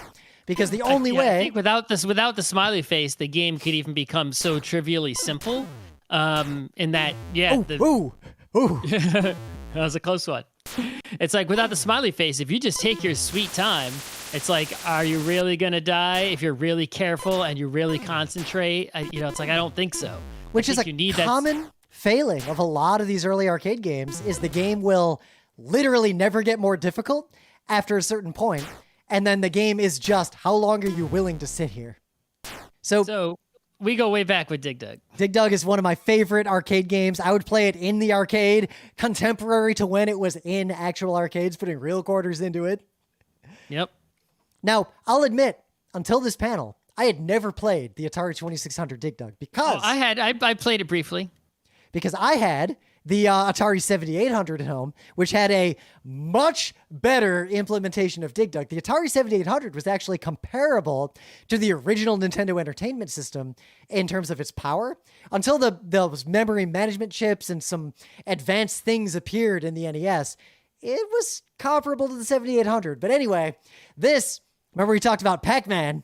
This is a demake of a very popular, moderately complex game, and we're going to see if Dig Dug on the Atari actually is able to capture the essence of Dig Dug on the arcade. The fact that they've got that... So clearly graphically, it's nowhere near Dig Dug Arcade. The resolution is clearly lower. Yep. But they've managed to get most of the colors right. It's, Puka is reddish. The dirt has the different layers of color. The Figar is green. Oh, and that music. Listen to that. That sounds like the actual arcade sound. That's kind of crazy. Yeah, it's not identical, but it's clearly the same song. The mechanics seem to be the same, right? Oh, I can even do the little double kite. Yeah, he can pop the guys. Right? All right, let's drop one of these boulders. Will the fruit appear? I saw the fruit. I know the fruit's going to appear. Come on. Give me the fruit. Ah. Nope. You should have dropped the boulders before killing the guys if you wanted the fruit. Let's see if the rules of Dig Dug are the same on the 2600 as they are. If they are, then oh crap. The bad guys do seem to be a little bit more aggressive and faster. Yeah, the bad guys are coming at me faster than what I'm used to. Yeah, in the arcade, that you have a little time, at least, especially in level 1 or 2. That was my fault. That was I just failed at that. Actually, while this looks pretty bad, I gotta say, this feels a lot like real Dig Dug. Like, this actually feels All right, so the bad guy didn't get... I mean, he died when the rock fell on him, but he... Oh, the fruit appeared? Animation. Yeah, the fruit was just a green shape of some kind. It didn't, like, look like a fruit, but... This is in terms of the gameplay, this feels 90% like real Dig Dug. It looks weird. I think the most impressive thing really is just the frame rate, right? It's like you can see it's not lagging or slowing down or anything. Like it's moving, the bad guys are moving quickly. Yep. When I'm horizontal, quickly. So look at this, when I'm directly horizontal with an enemy and I'm moving toward them, they'll blank out. Depending on what else is in that same row. So every now and then there's invisible monsters. The bad guy intelligently moved away from the falling rock, just like real Dig Dug. Actually, other than being slightly more aggressive, the bad guy logic feels very close to the original Dig Dug too. It's close. I think there's some minor things that I haven't seen. Like, can you pump through a tiny wall? Yes. Oh yes, you can pump through a tiny wall. I assume the Fygar can breathe through a tiny wall? I don't know if I can engineer that experience. Yeah. The flowers, when showing you what your current level is, are not appearing on the top. So that's missing. But it's interesting because the things that are missing, like the flowers that would show up at the top there, are not core to the game. They are things that could have been removed. They were just nice to have. Yeah, that was just the thing that would indicate, well, all the flowers did was tell you what level you were in, right? Yep. So you can still play Dig Dug without those. You just won't know what level you're in, right? You'll just know your score and that's it, and you're live. Yep, the visual artifacting isn't even getting in my way that much. I would say this is a minimum viable Dig Dug. Dig Dug on the Atari 2600 is pretty much as fun and is doing the same thing for me as the actual Dig Dug. Now, of course, I would prefer the actual Dig Dug because it looks better. I mean, the actual Dig Dug does have advantages over this, but it's like, this is not something you're gonna like be upset about and be like, oh, this isn't Dig Dug. This is just something that looks like Dig Dug. You took my money. If you bought this on an Atari 2600 cartridge and you were a Dig Dug fan, you are not complaining. I'm earnestly impressed by this. You can play this in your house in 1980, well, whatever, right? I would say, honestly, they even had two pukas on top of each other. And look, remember that thing we said on Berserk, when a game might, like a lot of dangers of these old games are very simple games that they never get harder.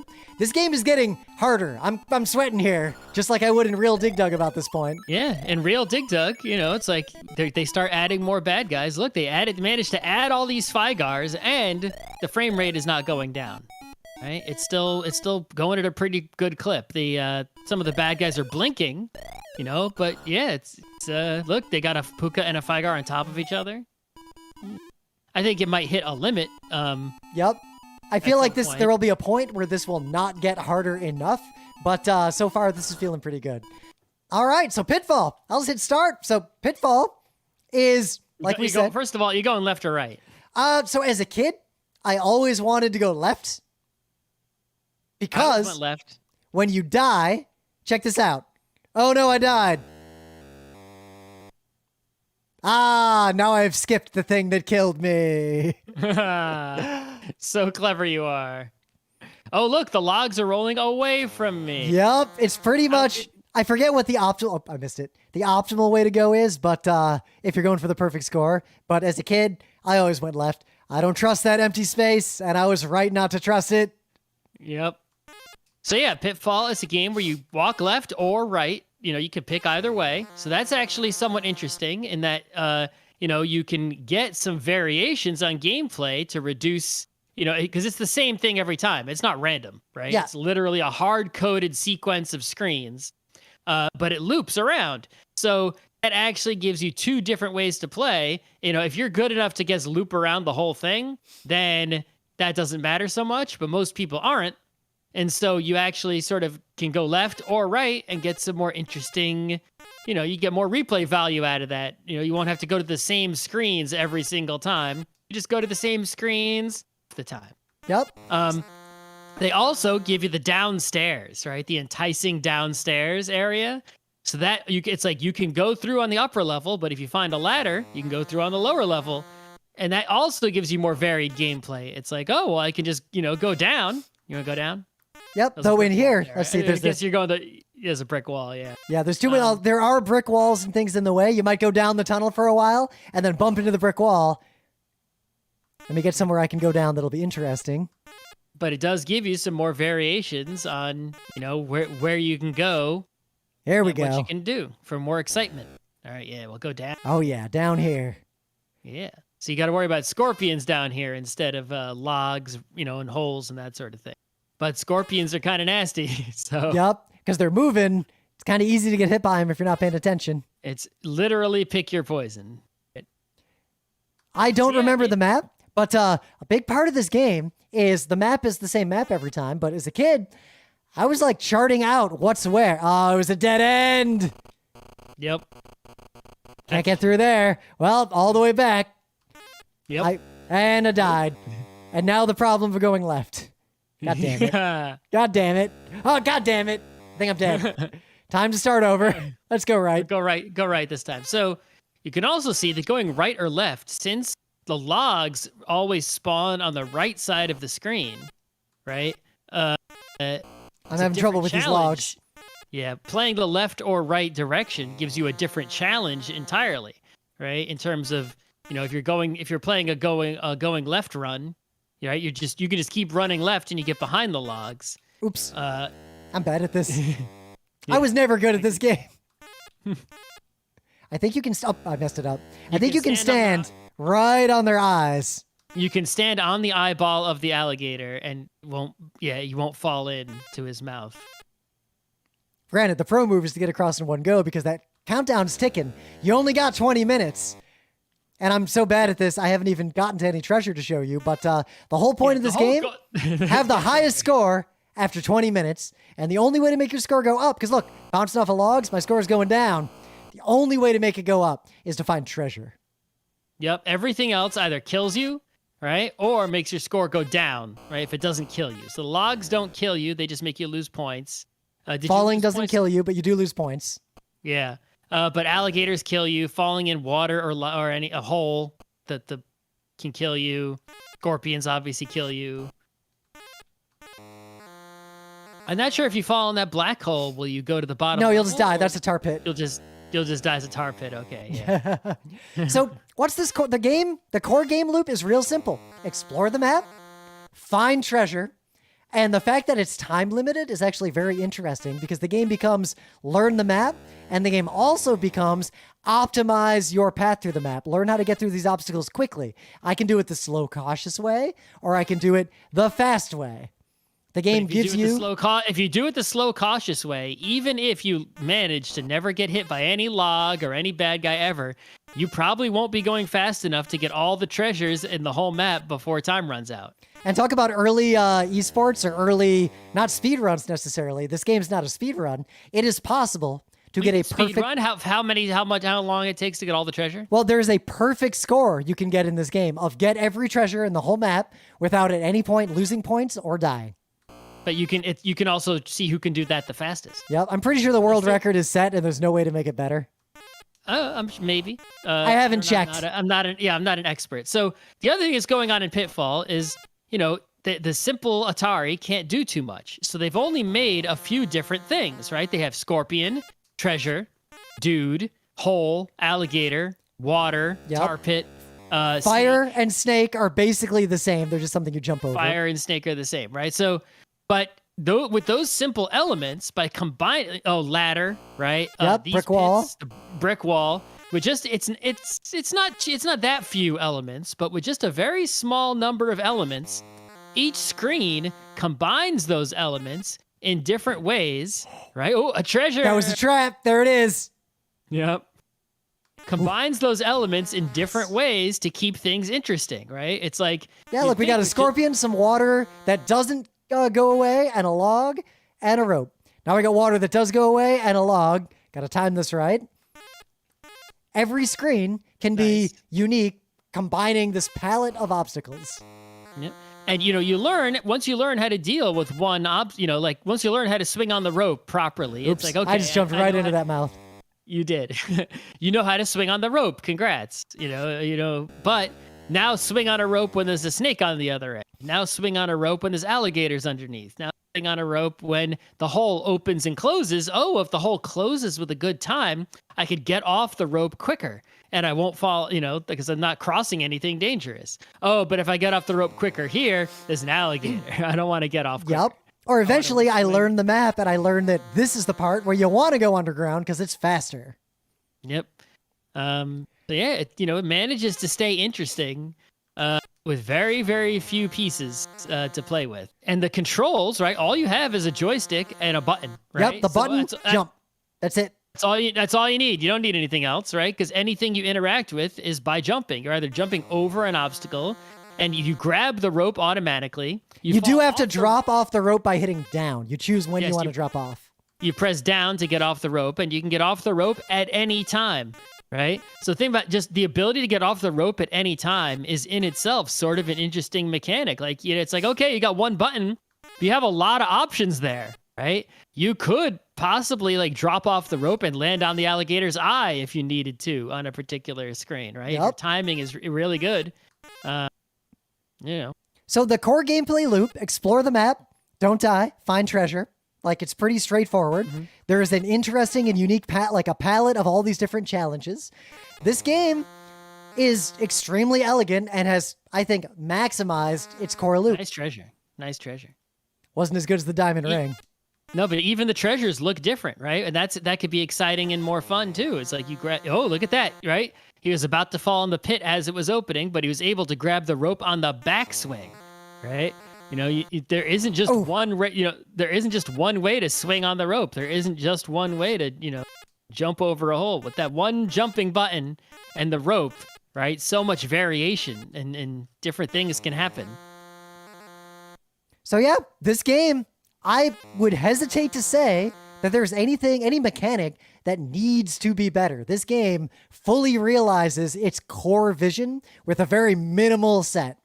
I guess you could remove either the snake or the campfire because they are in effect the exact same thing. They're in effect the exact same thing. However, it does add more interest and excitement, visually, right? If every treasure was the same, it would be a little bit more boring. It's kind of exciting. It's like you already got the money bag. Well, if you find the diamond ring, it's like, ooh. Oh yeah, look at that right there. Did you know it was there? Did you know it was on the next screen? Because I did not. I literally didn't. But it's like, ooh, right? It's a little more fun to find different looking treasures than to find the same one over and over again. Well, case in point too, look at the above here. Like those trees in the background, not strictly necessary. You could make this game more minimal. You could even make this game in black and white. But that's all polished. Just because you're distilling a game down to its essence doesn't mean you should remove everything that is pure style and doesn't do anything for the actual gameplay itself. Style, aesthetics, there's a reason video games look good.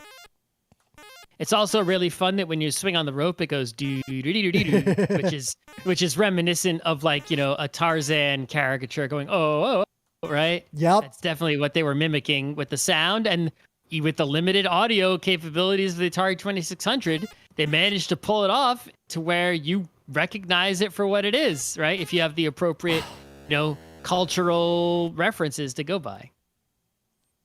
So yeah, you wouldn't think this game could get any better.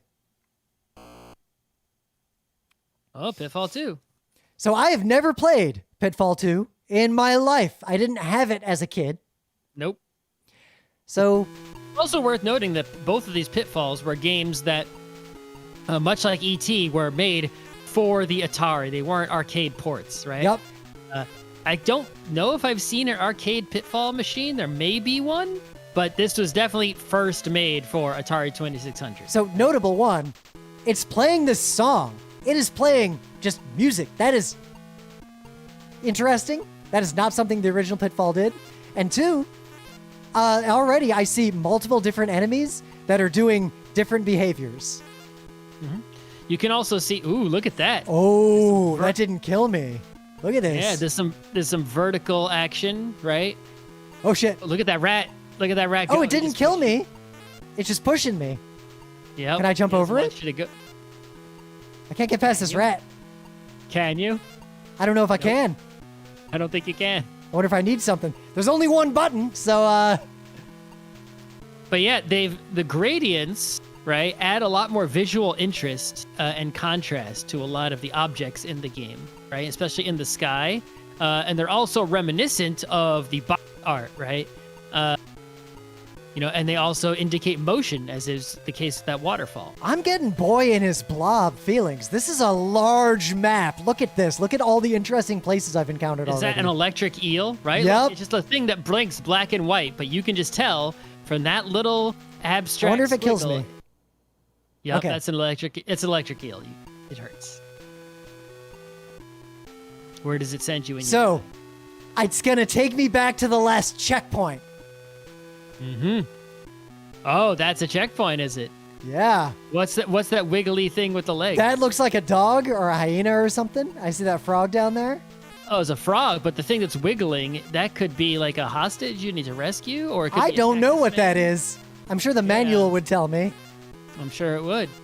But So- also, Atari game boxes in general featured a lot of gradients, but the Activision ones in particular all had this same graphical style with this sort of like stripy rainbow kind of shape with colors that match the color scheme of the game. And you can also see here how they've put the rainbow behind the Activision at the bottom. That's very fancy looking, right? All right. So, basically, what's interesting here, like something to take away, because you can can't find go a whole left. panel just playing this game. Can you go left? Nope, you cannot go left. Okay. Pitfall, the original Pitfall, as we just discussed, was kind of an MVP game. Like, it was good enough. It was distilled to its essence. It was designed well. Pitfall 2 did more, but it does not replace or obviate the success of Pitfall 1. Partly, it seems like more creative programming techniques opened up more possibilities on the Atari, which is a thing you can look at. 2, they added more mechanics that expanded on the core of the game without compromising on the game being fun. E.T. added all these extra mechanics. I'm real bad at this. But those extra mechanics came at the expense of the core game loop. This game, all this extra stuff, did not come at the expense of the core game loop. They found clever technological ways to do more around that core game loop. Yeah, it's like, hey, we'll add more levels, right? It's 3 or 4 levels deep, right? They added the swimming, more animations. They added more enemies, more different treasures, right? It's just, it's the same thing, right? It's not, they didn't mess it up. It's still that same Pitfall game. It's all fun for the same reasons. You're doing the same things, but they just made it more exciting with more stuff going on. So you get bored, after it takes longer to get bored. Yep. So, when you played a Metroidvania like Symphony of the Night or Portrait of Ruin, or even a Metroid game, and all you thought was, you know what? That core loop, that gameplay, just give me more of that forever. Here we go. This is just Pitfall 2. Oh, you like Pitfall? Here's more Pitfall. We added more stuff. Yeah, too many games these days, I think, don't learn that lesson, right? It's like, you made a game that's so good, you don't need to go and make something new or different or change what you were about. People liked what you were. Just make more of what you were, right? Now, that's not to say we should never make anything new, but I think that there are a lot of cases where sometimes people are not making anything new at all, right? They carry on with the same boring thing forever. They're not expanding the way Pitfall 2 expanded on Pitfall 1 while staying the same. They're literally just releasing Pitfall 1, Pitfall 1, Pitfall 1. That's no good, right? But releasing Pitfall 1 and then coming out with Pitfall 2 that looks nothing like Pitfall 1, that's also not good, right? This is exactly what you want to do when you make a sequel or an expansion, right? Don't change what you are about, right? That core thing that you are, embrace whatever that is, just more of it, right? Yep. What did players like about your game? Game 1, if game 1 is chocolate chip cookie, right? Game 2 can't be oatmeal cookie, right? It could be chocolate chip cookie with nuts. It could be bigger chocolate chip cookie. It could be bigger chocolate chip cookie with nuts. But it shouldn't be, plain old sugar cookie. Is this the first game that has checkpoints? I don't know, but it's definitely an older game that does have checkpoints. I presume if you die, you're going to go back to that checkpoint. I presume I am as well. Also, this map is looking bigger and bigger and bigger the deeper I go. Yep. Look how deep it goes. Are you gonna die from falling damage? I'm gonna find out. No, I died of falling on a bat.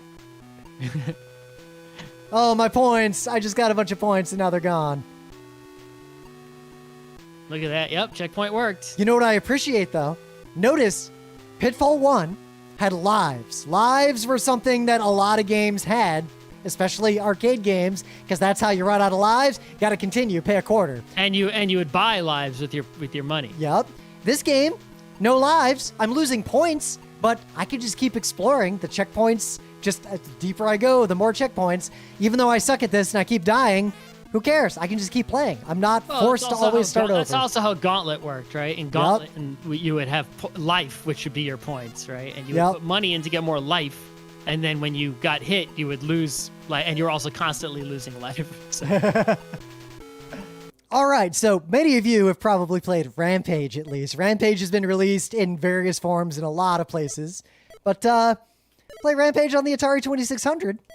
This is another game where it's an arcade game, so anyone who would play this has a lot of expectations about what this game is. Yeah, you've already played the arcade version. You already understand, the mechanics, right? So if you haven't played the arcade version, then a lot of what's going on here, right, might not make too much sense. You might not understand that, like, that blinking thing that was just a rectangle that you punched at the start, that was supposed to be like a sign. Yep. It says, like, eat it, Joe's, or whatever. And I hit it at the wrong time, so it was electrified. So check this out. This is actually getting the core loops. I'm destroying this building, and look, I can attack the building across from me. I can hit forward. I can hit down. I can really mess this. All the same attacks in the arcade are available at home. Yep. Visually, you're not seeing the things that are like partially damaged, right? It's literally just making rectangles go away. But so far, all the elements of the arcade version are here in a diminished form. Yep, the controls at least, I can't... Oh, there goes the building. Yeah. But it feels pretty tight. It actually feels very responsive and satisfying. And I'm kind of having fun. Oh, let me jump up. Oh. It's doing everything I expect a Rampage game to do so far. Yeah, there's not as much stuff on. It's only level 1. But the original Rampage did have more things happening on the screen. I think I can get those helicopters, which was a big part of Rampage. Yeah, take that. Now can I eat that dude? Yes. Yep, you can eat the dude to get health back. That's good. Yeah, it's like they went down the checklist of every single thing in the arcade Rampage. They put them all in here, and they're a lot simpler looking, especially the graphics are vastly, vastly inferior to the original arcade game. It's definitely taking some imagination. Like, we can tell these are buildings, but there's not a lot going on in terms of what I'm destroying. Yeah. All right, so this is Spider-Man for the Atari 2600. I had this game as a kid. I played it a lot, so I'll just start. So I never was clear if those people are villains or not, but check this out. I'm old Spider-Man. I can throw a web, and I can swing around. If you're making a Spider-Man game, you better let me throw web and swing around. If I can't do that, what the hell kind of game is it? That is pretty great. This is actually the very first video game to feature Spider-Man, and also the first Marvel Comics video game. So there were a lot of Marvel games in the arcade. They all came after this one. This is literally the first Marvel game and the first Spider-Man game ever.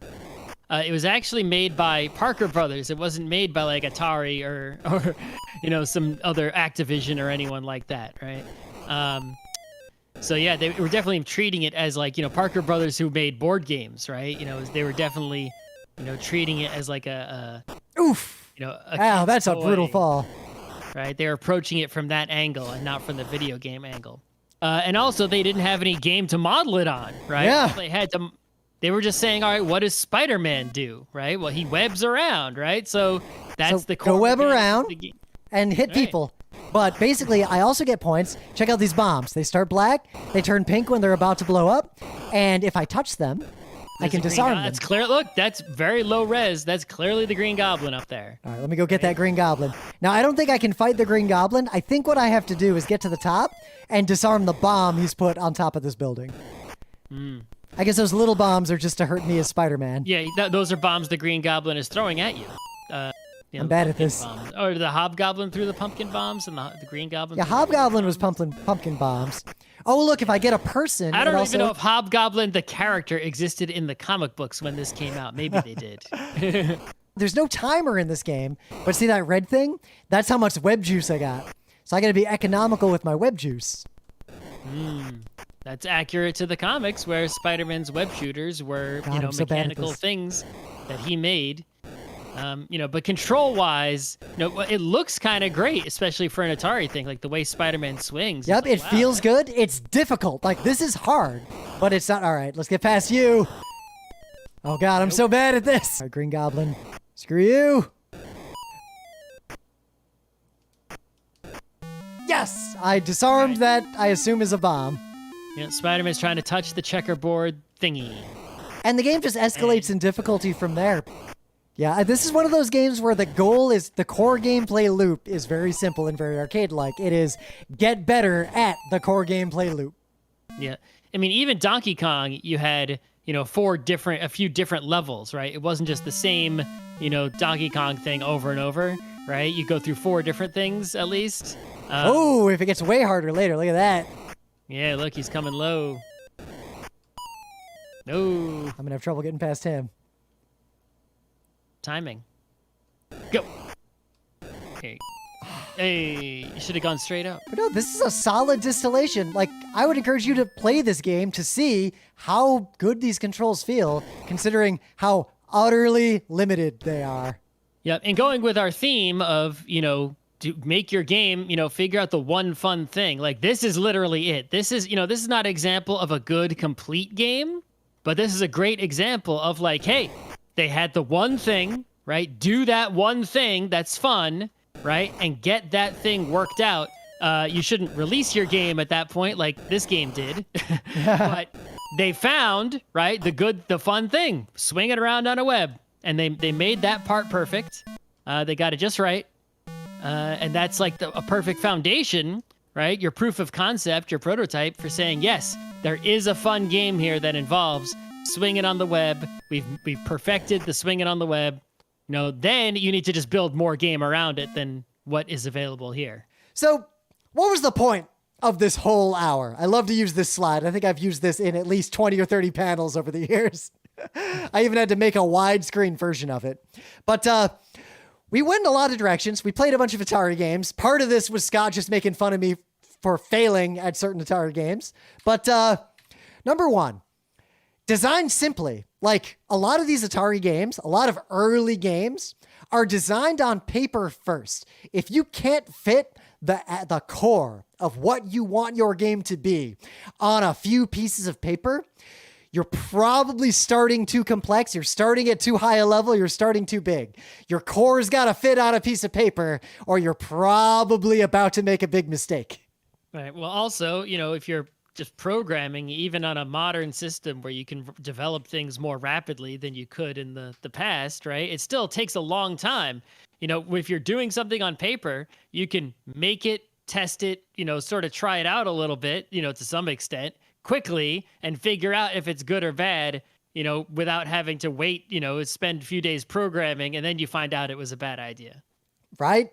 Yeah, if you, on paper, if you lay out your core mechanics and realize that they don't line up that well, you'll save yourself 3 or 4 years of building a prototype that then fails when you show it off at an indie showcase somewhere. And again, those constraints, it forces you to really, really just understand and internalize what is my game about. Really focus on that core essence of your game. What's going on here in this diagram? Might be making some delicious poison. That? It's some delicious essence of poison. This is a stock image I purposed of distillation. All right, well, But think about any large, successful, popular game or any game you like. Can you describe what this game is about in no more than one sentence? With no more than one complex piece of punctuation, like a semicolon. And if you're gonna make your first game, don't immediately, like there are times and places to use real big tools, just write code, like become a computer scientist. But there are a lot of tools out there you can use to make games that will serve these purposes. If you're making your first game, if you're making a simple game, if you're trying to try this space out, use whatever tool is easiest for you to use. If you're a programmer, Unity might be the easiest tool. If you're not a programmer or you're a dilettante programmer, Game Maker, literally the Nintendo Switch Game Builder Garage that just came out, like use something simple, Twine. It literally doesn't matter. If your idea is good, and you use a very simple tool, even a tool that is arguably more of a toy than a tool, you'll be that mechanic, that thing that's fun will shine through. Mm-hmm. And if you discover, with the simple thing that you whipped up very quickly, right, is actually fun, well, now you know that it's worth spending the time to go work on it fully, and make a real thing and not just a little sample thing. Yeah. And that's really the core of this panel, distilling this panel down to its essence. A lot of you probably want to make games.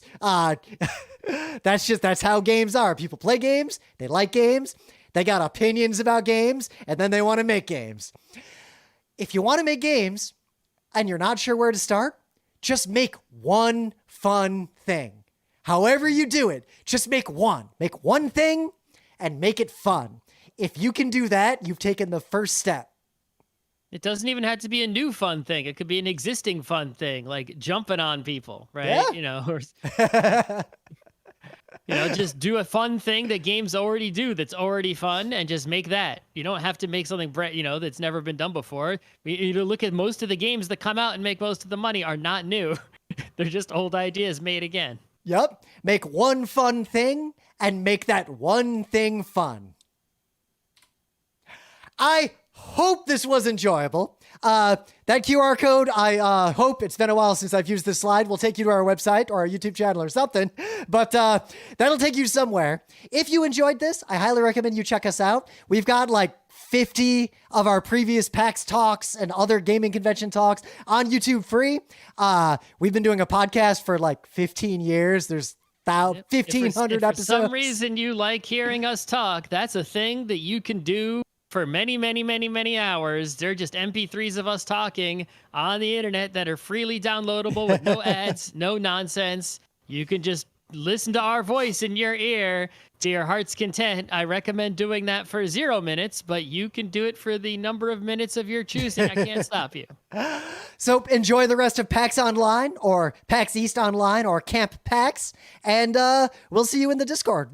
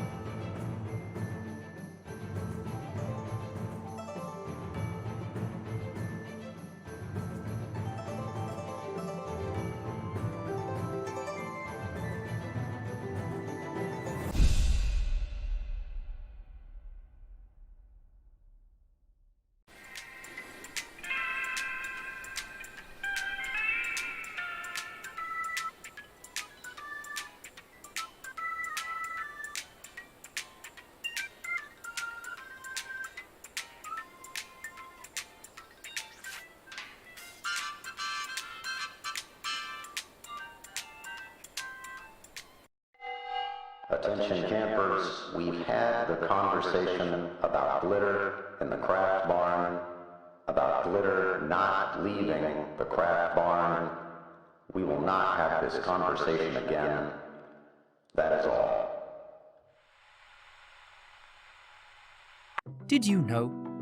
An SQL slammer is both the name of a computer worm that almost turned off the whole internet back in 2003, and an extremely potent tequila drink.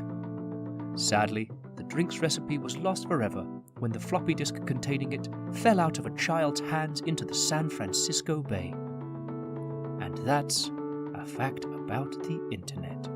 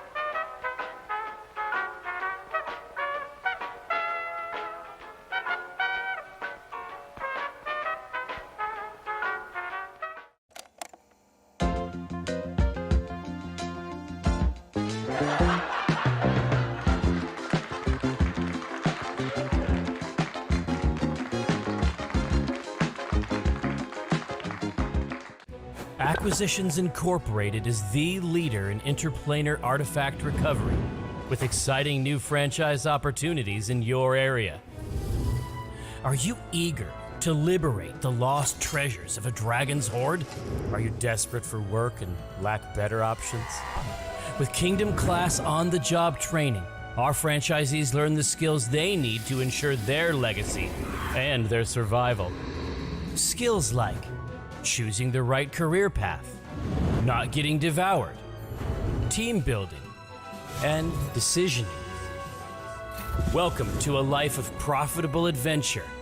Welcome to Clank Legacy Acquisitions Incorporated.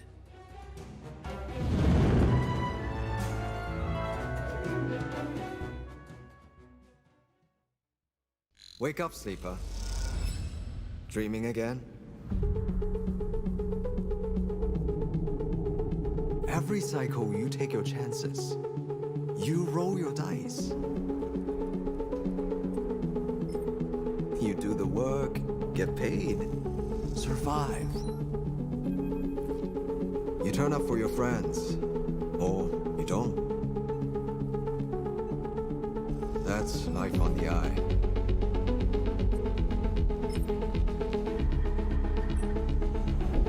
Wake up, sleeper. Your body is dying.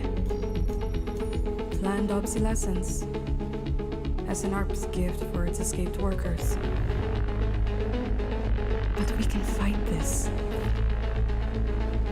You can remake yourself here.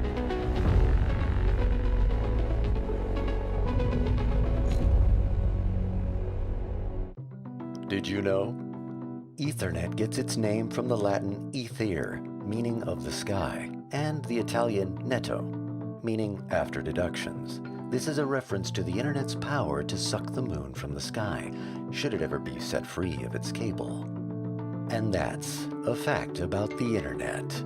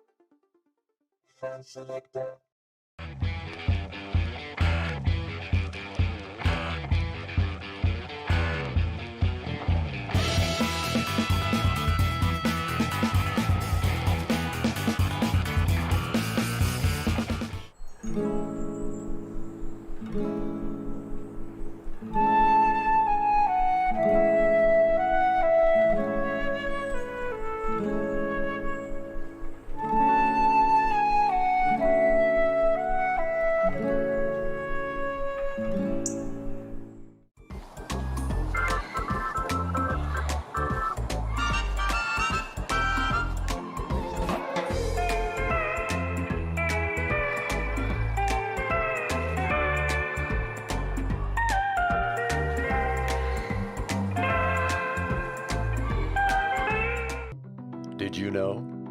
Lobsters are nature's systems engineers. The reasons why should be obvious. And that's a fact about the internet.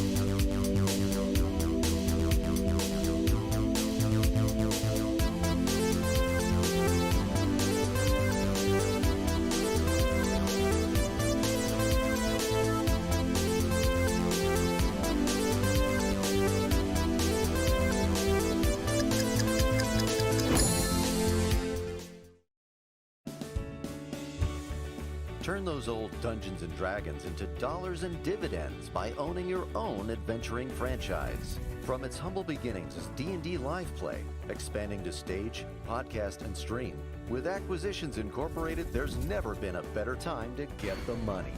Hey, it's Owen Dron, CEO of Acquisitions Incorporated. Imagine digging a hole, but instead of finding a body, you find real wealth. And a body. One you put there. Buy my book.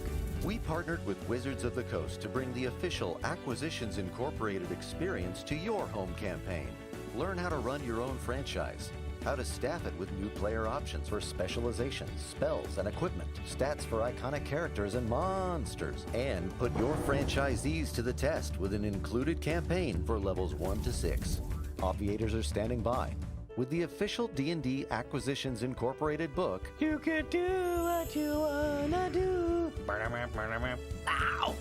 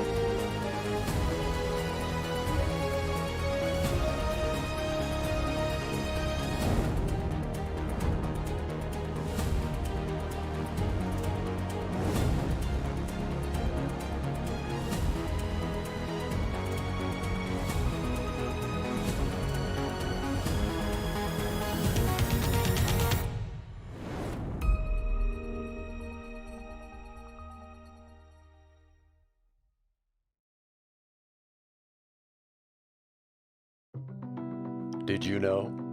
Elder millennials and more hip Gen Xers speak fondly about dial-up internet, a system whereby anyone who is interested in using the internet would need to call and remain on the line with Thaumaturd, the uplink, and provide him with thrilling conversation throughout their session. And that's a fact about the internet.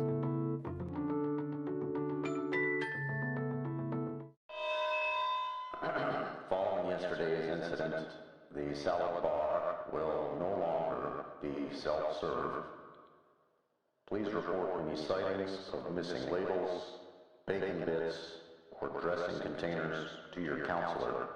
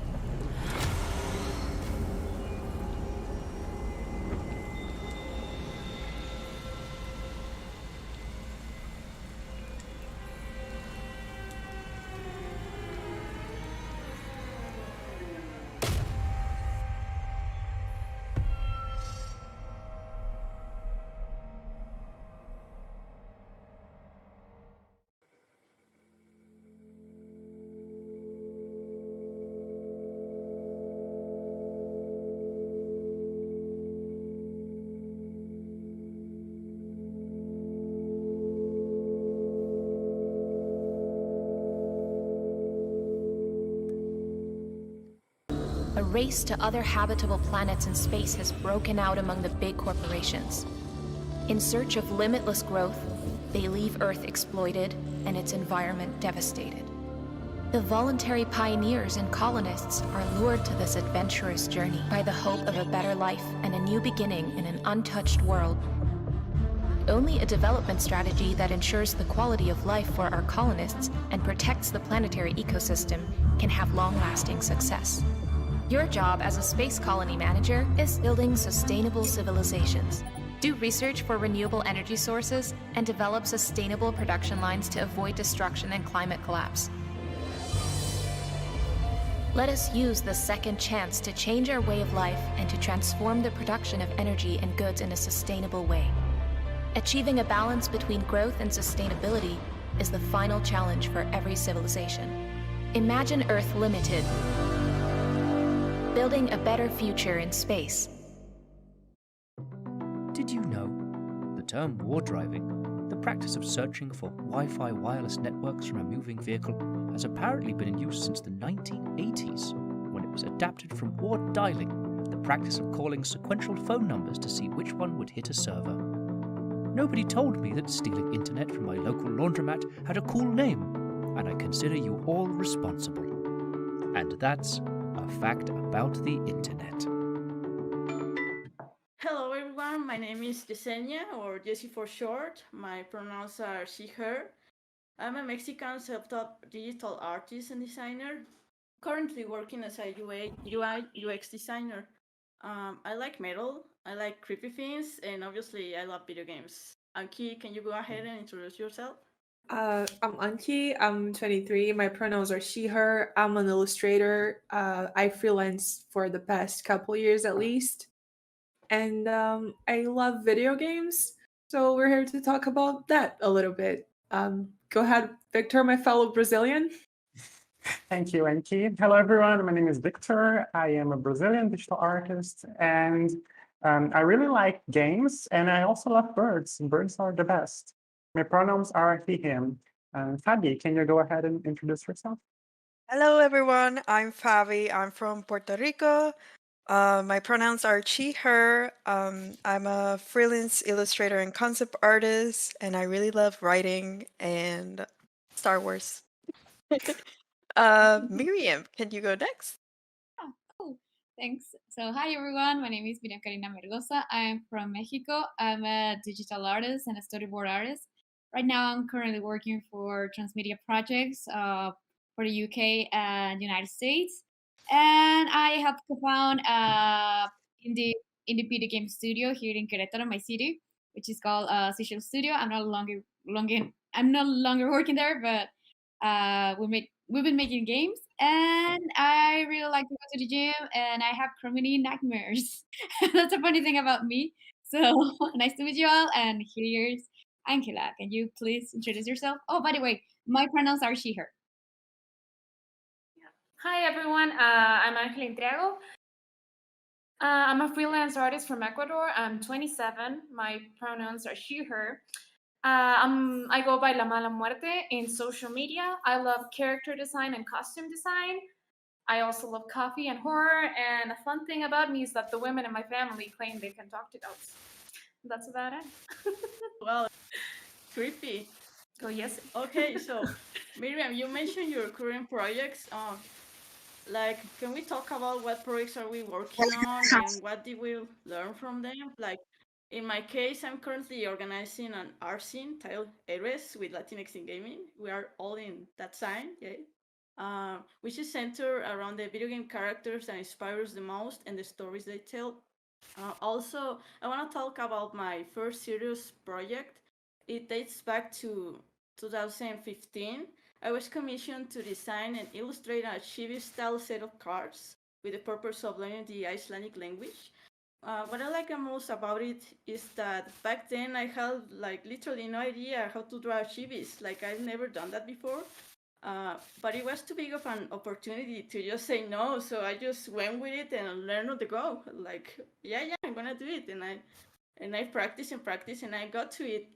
So the lesson here is don't say no to opportunities, even if you don't feel like you are experienced enough, because you can learn on the way and you'll get to it. Believe in yourself.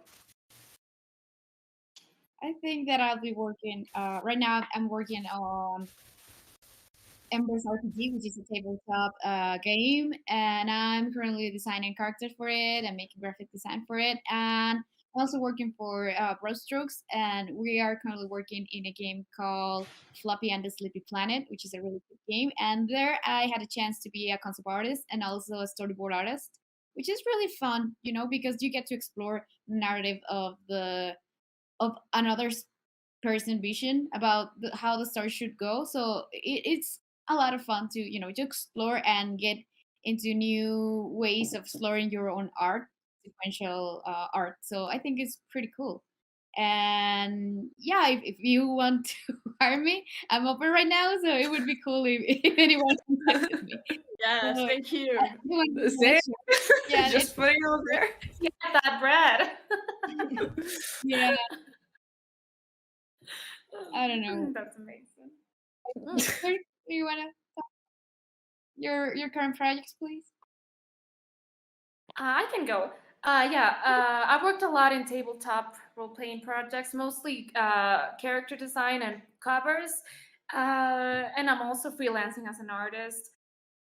I do a lot of personal design for people, character design, and I'm currently working with my girlfriend on a very small video game. It's still in the works, it's still a project. It's called Vampire Barbecue, and it's a bite-sized game about a family of vampires that must deal with the trials and tribulations of a sunny day as they try to host the perfect barbecue with both the human and vampires guests. And it's up to you to help them make it work. Yeah, that's kind of what I've been up to. Anyone else wants to share? That sounds funny. I've worked a lot in freelance and mostly promotional art when it comes to video games. But I've also worked in my own visual novels that are unpublished because they're just small for friend thing. But I've also worked a lot with Twitch streamers and things like that. So I'm a little bit everywhere. As an artist, I like to think that like it's a good thing to be how do you say, like, flexible. So yeah, that's basically what I do. Yeah, Yeah, I if you do wanna- a lot of. Oh, you can go. Sorry. I do a lot of like random stuff as well. I'm used to like going about my day and just meeting people and being like, "Hey, I'm an artist," and they're like right away like, "Oh, I have this job," and that's like the easiest way to get a job, guys. Literally. Like I've worked for food service stuff. Like I work at a ice cream shop, just like revamping their designs so they can like brand for franchising. I've also worked on murals for another restaurant, and it's like all in the area, so it's always like just being friendly and stuff. So, Victor? You're so lucky, Fabi. That's cool. Yeah. I've done a lot of illustrations, especially with RPG groups, Dungeon and Dragon groups. I love designing OCs on characters, and currently I am working alongside some friends in a D&D campaign video for YouTube, which will be released soon. And it was so exciting to work with them, with other artists. And that's about it. All right, very cool, Victor. Thank you for sharing, everyone. So you already talked about your projects. What inspires them? What inspires your art? Like in my case, I'm mainly inspired by horror and surrealism. I think Miriam can relate to that. But lately, my art looks more like an anime or games like Zelda. And now that the internet is a little more welcoming of queer and POC things, I've been reflecting that on my art. So what about you guys? Same. I just have to actually. say Fashion and horror. I've loved your Pride stuff that you've made. Jesse. Yeah. Yeah. Thank you. Thank you. I like drawing gay people because I like it in my life. That's it. I don't need another reason. I don't need an excuse. That's I think it. you just said gay rights. Gay rights. Yeah. Yeah, right. Just draw what you like. Gay rights. Yeah. Yeah. I get Like, super draw- inspired like, by all my horror old and schools fashion are free. and food. Oh, yes. Oh yeah. So valid. I've been inspired by Genshin Impact designs. I think we were talking about that. Like, they're so Yeah. good. Oh, They're yes. so good. Yeah. It's so funny because sometimes you meet an artist and they have like a really creepy art style, and you ask them, "Oh, Mhm. what's your biggest inspiration?" And they say like, "Oh, it's Mario, Stardew Valley." It has nothing to do with the art style itself, but it's still a source of inspiration, and I think it's funny. I think that I would say that I feel pretty flexible myself. Like my personal art, I think that I shared with you yesterday. It's pretty dark. It's really inspired by the Memento Mori movement, art movement. So I explore a lot the topics in my personal art. So yeah, you see, and I kind of share that kind of common thing. But I think that my commercial work for games is pretty cute. And thanks to games such as the one that I'm helping develop, I started to draw, furry characters that I never had the chance to do before. So I learned a lot from that. So I guess it's good to be flexible when it comes to art because you can land on different all different gigs and you can blend in just fine and learn something new for your own skill set. Yeah, and that's actually very important, like having a different skill set and being able to adapt to different art styles. Like many artists are very shy that they don't have like a specific art style, but I think it's something that it's good actually. Okay, let's talk about the different art areas of the gaming industry. Like which one would you like to work someday? Like in my case, like many others, my dream job will be working as a character artist, but after getting my job as a UI and UX designer in the e-commerce industry, I've thought, what if I pursued a UI artist job in the gaming industry? And that's been my main goal ever since. I realized how much I enjoy designing interfaces and related elements like icons, menus, and buttons. So, and you might find a job that's perfect for you. Maybe you just don't know it yet. I work mostly with backgrounds. So that's like when it comes to games, background design is something that I like to do. But what I found that I really, really enjoy is actually promotional art. And just it's a thing that a lot of people overlook. I just like doing illustrations and like games do require that. And the gaming industry is like so vast. There are so many things you can do, and a lot of people just focus on, oh, I want to be a concept artist, and that's it. There's no no other thing I want to do. And like, I think that's just, you should like open your mind a little bit more and search for other things that you might actually enjoy more. And for me, that's promotional art. At That's least so for true, now. Enki. That's so true. I think that for all of us, when we start working with art, we always think, oh, I'm going to be an illustrator or a concept artist or an illustrator or a concept artist. And for me, when I actually started working with art, I discovered so many different aspects of art, so many important things that we don't think about when we don't actually start working with, like chibi art, cute art, art for streamers, for visual identity, UI, as Jesse mentioned. And when I started to work with those things, I started to feel more comfortable with my own art. So I actually feel like I'm very comfortable with my own art style, and I'm very flexible. So I would like to explore new areas. I'm a little I bit think all that for over. me. Oh no. Go ahead. Go. Okay, so I think that for me, since I built a studio from the scratch. As an artist, I got to be in different roles, and I get to try a little bit of everything. I got to do UI, I got to do UV textures, I got to do concept art, I got to do storyboard, I got to do promotional art. I start to do, a little bit of everything when it comes to the making of a game. And currently, I think that it's better when you kind of get the opportunity to work in different areas. As I said before, it helps with your skills, but it also helps you to know yourself a little bit better. Because after all that, I realized that I suck at UI. I'm really freaking bad. So I think that's when you start to kind of find an expertise for yourself, and then you say like, okay, so maybe I should probably dig a little bit more on this area. But I think that for people who want to, work for the industry, it doesn't have to be quite direct with video game development. But you could do, as Anki was saying, you can do promotional art, you can do a lot of things that it comes to a campaign for the launching of the game. So I think that there's a short amount of VFX artists. So if anyone wants to dig up a little bit more, there's a good opportunity area over there. So there's that.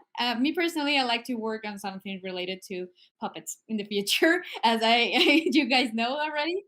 And maybe some voice actress gig. It would be cool. I think it would be cool. That's awesome. Yeah. Oh, I'll go. Yeah, I mentioned it like 20 times so far. I really love costume design. It's my obsession, and I really want to like work in that aspect when it comes to video games. I think it was years, maybe months. Time is fake. We're in a pandemic. I heard an interview with Heli Saloma and Claire Hummel, and they said every day when you wake up and you choose your clothes for the day, you're making costume design. I was like, oh my god, that's beautiful. That's poetic. I think it's one of the best vehicles to tell stories, to really flesh out a character. So that's really kind of been my focus, my obsession. So yeah, I really love visual development, especially geared toward costume design. And hopefully one day I can work on that. My commissions are open, by the way. Yeah, I do a lot of fashion stuff. So hook me up. Tell promo. But yeah, that's. I'm like different, a little bit different. I'm a little bit all over the place because I feel bad when I have a certain weakness of, oh, I can't do this. So I like try to go and learn it. I don't know, that's a me weird thing that I have. I don't know. It's called power. That's what it is. Power? Yeah. Power and pride. I wish that were me. Yeah. Yeah, I wanted to say, I didn't know I was mute, I'm sorry. That Angela, that's actually very important, like about the character design thing, because most of the artists want to work on concept art, but like concept art is a lot of things. Like yeah, I want to be a concept artist, but then they're like, oh yeah, can you do backgrounds? And you're like, no, I want to do characters. So that's a character artist. That's a different thing. So like find exactly what you like and make your portfolio about that. Like, I mean, you can have many things on your portfolio, but try to focus on one thing, so that the recruiter will know what your strengths are. So okay, we already talked about what we want to work on. So what about our current jobs? Like, if you have a job outside of the gaming industry, how do you consider your skills that you've acquired thanks to it could be of use while working on a video game? Like in my case, thanks to my work designing apps, I consider I could be a great fit for a mobile game since I'm familiar with the pipeline and how the users on that platform behave. I have experience creating interfaces, and its elements such as icons and menus, which are basic to any video game. So maybe you think you don't have the experience working in games because you haven't had any job in the industry before, but you do have experience. You just have to look deeply into the skills you already have. So what about you? I think there's like no build path on how to build an art career. I think that's really what's so cool about this industry that we're in. So, for example, I was a designer for 4 years. I've been a wedding photographer, a sports photographer, a translator, English teacher. I've done a lot of things, but that really helps you build, gives you a new perspective. Working in design, it taught me a lot about, you know, seeing what people want, what they want to see, stuff like that, making it work. So even if you think you don't really have like, I didn't study for this and I didn't prepare for this in an official way, it's what's making it, it makes you unique. It gives you a perspective no one else has. And yeah, I mean, Yeah, 4 years as a exactly. designer, I want to come doing purely illustration now, so it can be anything. Basically. Yeah, you can learn new skill sets to make new and innovative games if you come from a really weird background. Great.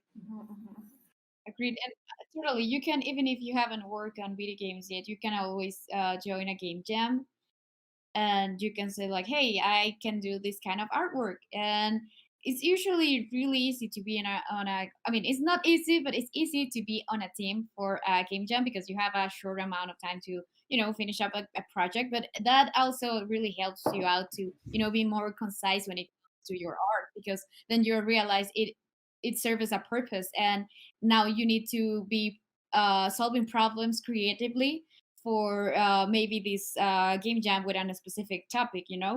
So I think that the most important thing should be to showcase your art, even if it's not finished, even if it's sketches. I think that it can help people identify what you're capable of doing. And Yeah, there's that's always super a game important. jam going. I'm sorry. There's always a game jam going. You can look it up. Just there's always one. You can like prepare for one that's gonna be like the next week or the next day.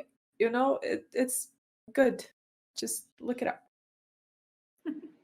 Yeah, yeah, definitely do. I was gonna say that it's very important, like about the fan art thing. Like many artists think that fan art is not valid, but it is, and it's super important. Like I know of people that are working on video games right now thanks to fan art. For example, is Tyson. He's making Sonic comics, I think, or animation. And before that, he used to do like fanfics of Sonic, and they were really weird and funny. And somehow Sega noticed him and was like, "Oh, I want you working for me." And he was like, "Oh yeah." And now he's working for Sega, and that's awesome. So yeah, do your fan art, and maybe you will be noticed by these big companies. Yeah, I've been doing a lot of fan art myself, and one of the things I like about it is that you slowly build a community online if you post your artwork and share it with other people. And you can actually collaborate with those same people who love your artwork, who love your fan art. Because there's a lot more fan artists out there that also want to collaborate with you. Sure. Agreed. And also you can create the opportunities as Jesse's doing right now Mhm. with Heroes or Yeah. So you can also showcase your art with your friends. Go ahead, It's really Jesse. fun. Yeah, like go ahead and meet people and have friends because you don't know who those friends may be. Sorry, like they could be working in video games someday and they can help you out. So I mean, like don't just do it so you have like a self gain, like have genuine friendships, but friendships are important. So have them. Like don't just be locked up in your room talking to no one. No, go ahead and talk to people. Like right now that you are watching this panel, you can approach us and we can be friends, no problem.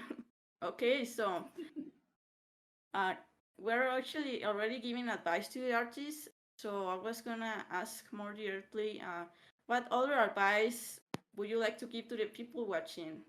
Like in my case, for portfolio building, I've been like researching a lot how to do a portfolio. Uh, Here are some tips that I can give you. Like first, group related pieces of art together. Like if you're working on a project, put everything in the same place to get a better understanding of what your project is about. Also, give context. Like don't just upload artworks without any explanation. Write a short description of how your approach was to that particular piece. Also, post your art process. Show how you got the results, like submit the sketch, the line art, the base color, or whatever you think was critical to your art process. And finally, for concept artists and character designers, you need to show that you're able to come up with different versions of the different thing. Like, don't just show the final result, but all of the iterations you had to do before. Try different colors and shapes. And if it's a character, you can also try outfits.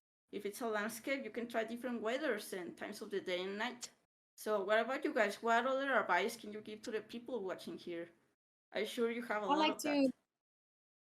to. Lately, I've been actually helping students with their portfolio, and I've been reviewing a few ones. And I have, since it was like last week or so, I have a lot of fresh tips and on my mind right now that I'm thinking about. So it's good to know your audience because you don't know what kind of, yeah, you need to know what kind of studio you are actually applying to. They usually don't have a lot of time. There's a lot of portfolios to review. So know your audience, and with that in mind, make your portfolio pop among the others. So as Jesse said, have it structured, have some sort of short description. It really helps, but also be really focused on what's the actual needs of the employer. And it's easier when you go to AAA because they actually are very specific in the things they need to hire you. But if it's an indie studio, you can put a lot more or different and varied artwork since they're going to be needing that. There's not a lot of artists in the studio. I mean, they could be benefiting of your profile if you know a little bit of editing or a little bit of animation on the side. So keep in mind what kind of audience are you reaching to. So there's that. Anyone Also else wants to add apply to something? things. Apply to things. It doesn't matter if you have the world most perfect portfolio if you don't apply to things.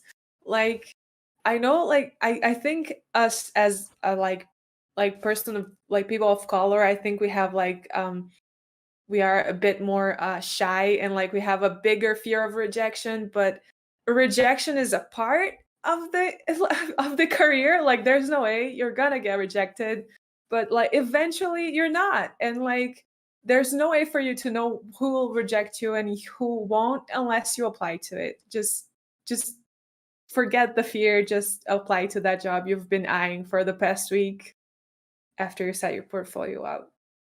And don't forget to do what you like as well. As artists, we always have that pressure. No, I don't gotta draw fan art only. I gotta do backgrounds. I gotta do concept art. I gotta try to polish metal. I gotta try to texture grass. No, you don't have to. Do what you like to do. And if you're interested, really interested in what you do, if you love doing what you do, you gather interest in other aspects of that thing. So don't feel like you have to develop an art style, you have to draw things the way people tell you to do.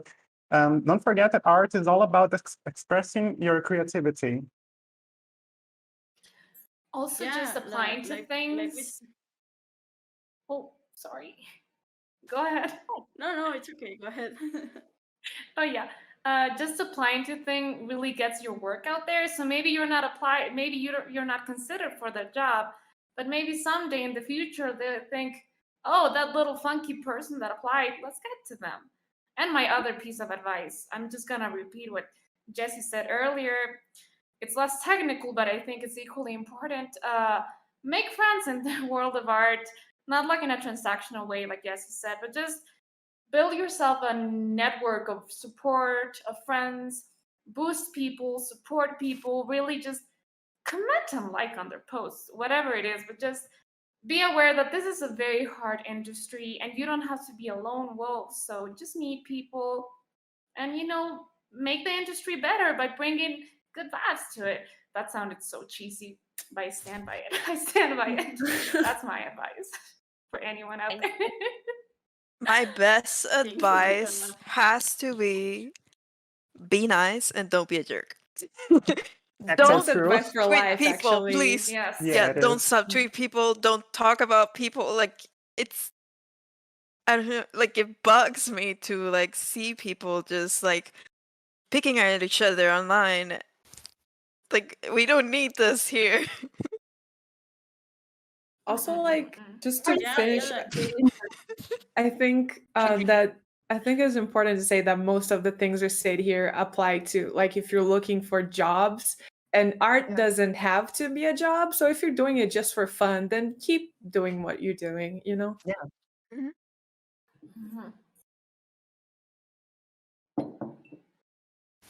You don't want to do this for a living because it's not your thing, that's okay too.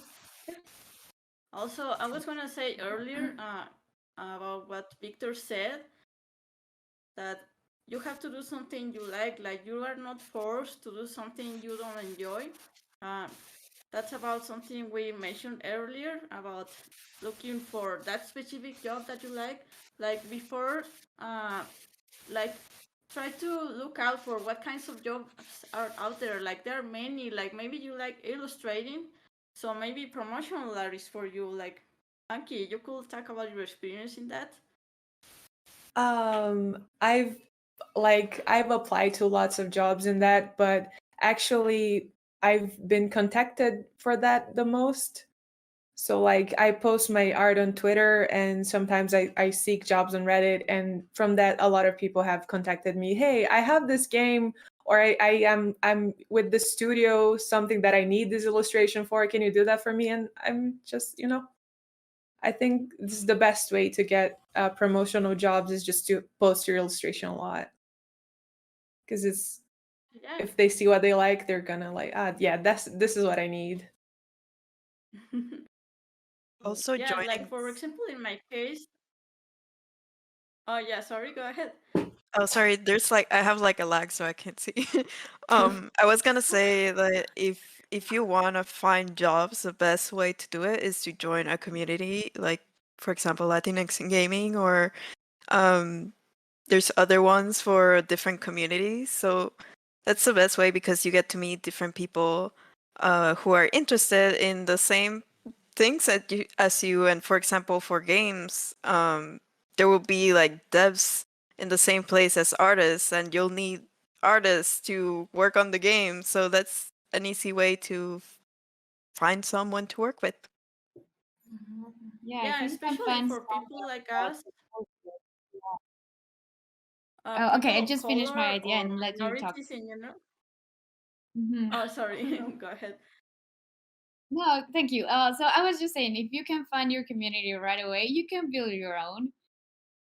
You can start with a couple friends, and then those friends will, they will ask their friends to join because that's what we want as human, as people. We want to be connected. We want to have some sort of unity, and I think that's how it started for me. It started with a small communities here in my Querétaro. I actually did a meetup and it went well because even kids join us, kids that didn't know much about video game development, but they were kind of interested and they took their parents in. I didn't expect that.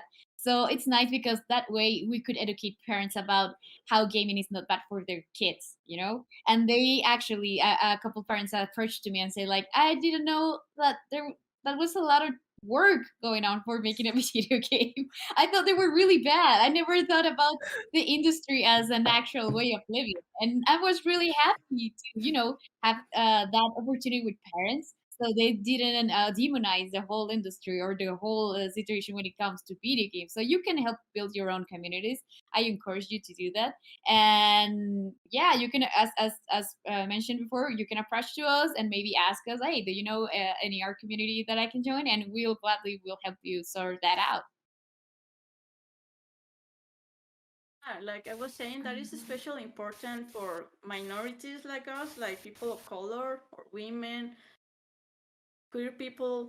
Like, look out for those communities. There are many. Latinx in gaming is one, and you are welcome here. Even if you are not Latino, you can join us. We will embrace you. So that's very important because like the internet tends to be very toxic even nowadays, that people are more accepting of us, but these spaces, they are safe, and we support each other and we love each other, and you can find jobs here too if that's something you like for example, my fiance, he found his current job in Latinx in gaming server. You can join the Discord and we have job postings there. Working with Indies also has a Discord server and many others. So just look on Twitter and you can ask us if you have like no idea what to do, and we will help you, no problem. Okay, so what other advice you have for artists? You don't have any? Like, talk about more about your experiences. Like, what things you did that were wrong and you wish you could do any different as an artist. Oh boy. I have some advice, but it's not related to that. Oh, go on. Go for it. Okay, learn learn Blender. Yes. Oh yes. my god. Actually, it's actually like it's pretty easy to get a handle on. There's a lot of tutorials on YouTube that you can go through a whole project. So that's one way to learn it. You can also get a class, I guess. But basically, since I learned Blender, my artwork has improved because I've learned to see my artwork in a 3D space rather than just a 2D plane that I'm painting on. And it also helps me understand lighting better because you also work with lighting when you're using Blender. So, yeah, that's my advice. Advice. Miriam, you're nodding your head like, yes, Blender, yes. yes, actually. Also, a plus. If you can pick up Blender or your art, 2D art, and implement it into Unity, a lot of indie studios look for people who know the ways of Unity, just so it's like less work and less back and forth. Like, oh no, you have to fix this because it doesn't translate right.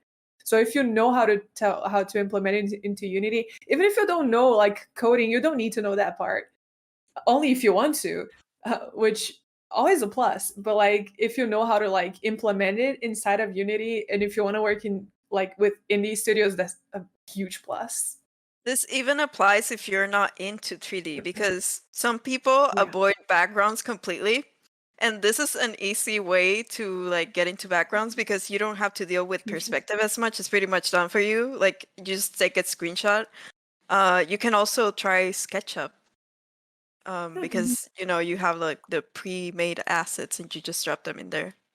Easy background. Yeah, also that reminds me, don't be afraid to use references.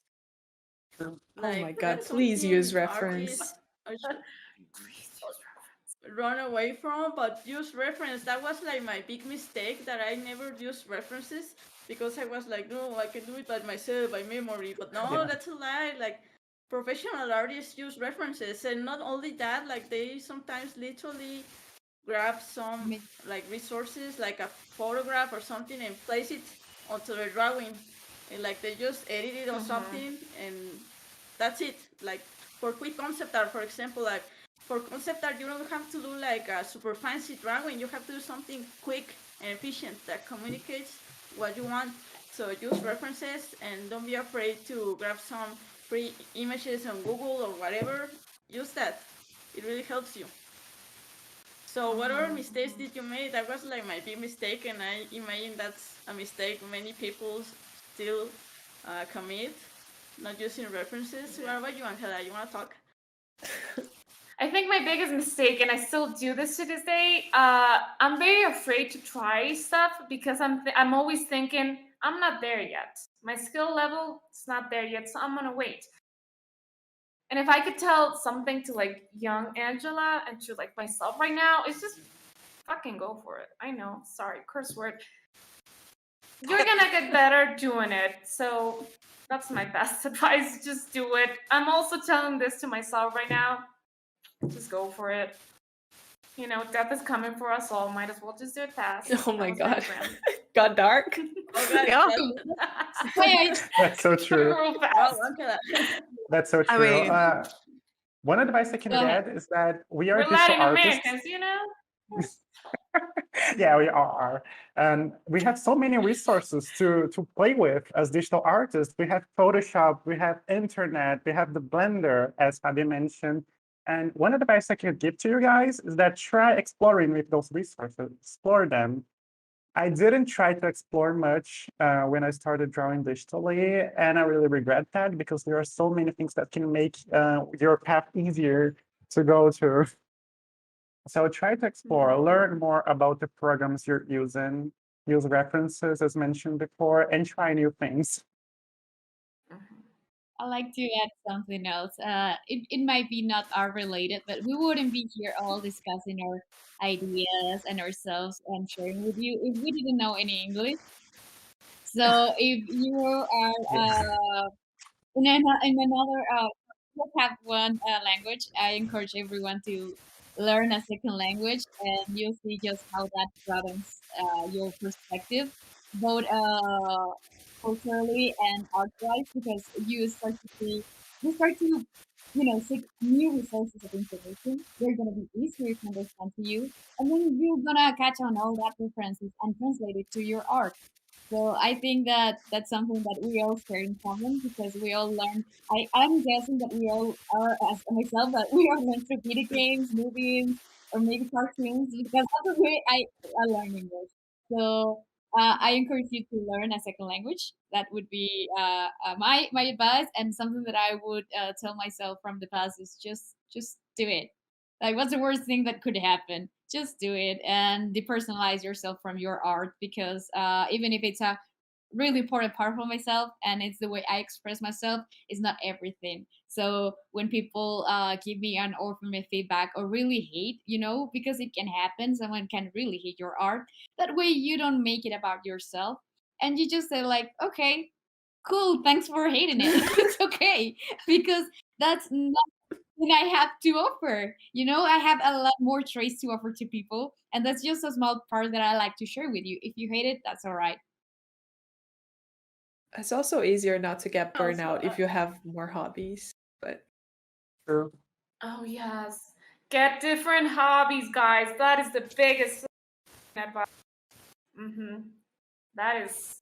Yeah. Also, about hating your art, like save your old art even if you hate it, because then when you are like learning and becoming better, you can look at that old drawing and like, what the hell is that? And like, oh wow, I've improved so much. Like you're looking at your old versus new art, and you can appreciate yourself. So yeah, do that. I saved my art from like when I was 12 years old. So yeah, do it. Also, another advice I wanted to give you guys, which may be controversial, I guess, but like if you want to develop an art style, but you don't know what to do, the best advice I receive is like look out for those art styles from artists that you really like and copy it. Like literally just copy it. Like, oh, I like how that artist draws the eyes, so copy the eyes. And I like how that artist renders or makes a line art, copy that. Try to mimic the brushes and the textures and everything. Of course, don't submit that unless you ask for permission from the artist, or otherwise it could be like considered art theft. But yeah, that's something that has really helped me, like as an exercise only. That's so true. And there's also that pressure regarding art style. I think you all can relate to that. we were like, oh no, I need to develop my own art style. I need to. And now, once we did, we're like, oh no, I can't get away from art style now. I'm stuck to it, so I got to keep improving it. No, don't do that. If you want to draw anime style, do it. Don't feel like you have to be stuck with your art style, because I know I am stuck with the art style sometimes.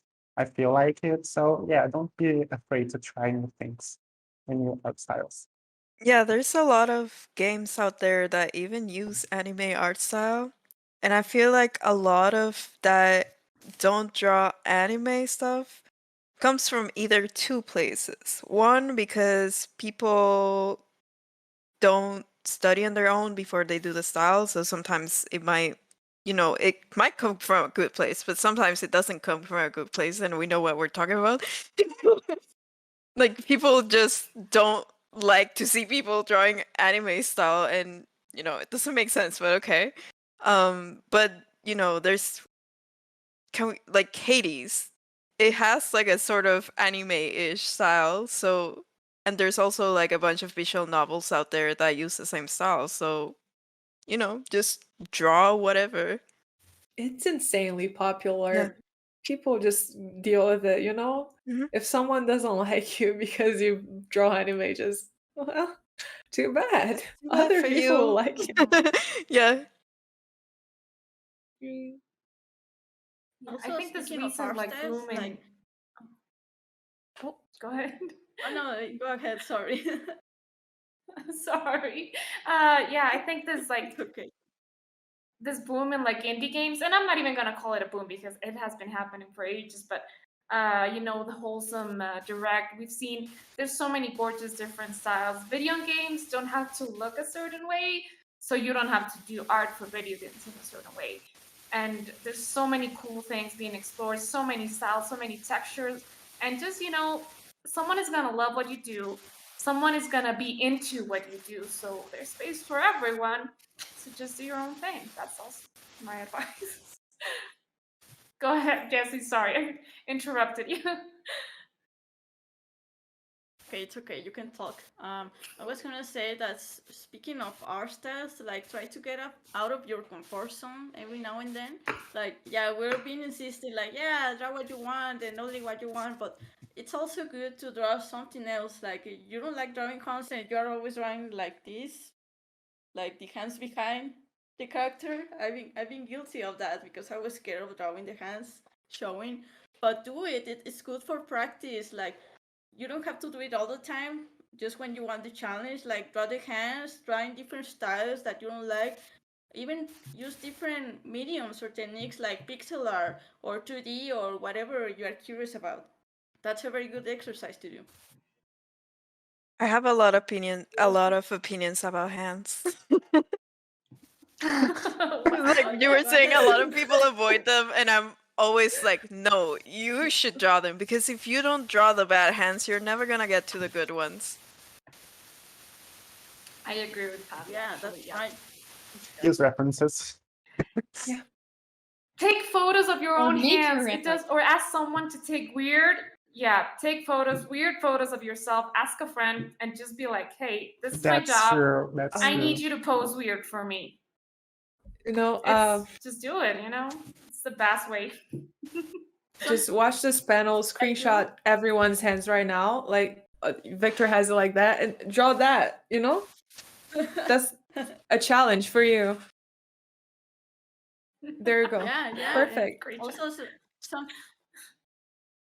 something I do is like whenever I come across a drawing I like or something with a weird pose, I save it. I have like thousands of pictures that I save for reference, so I can like grab them whenever I need them.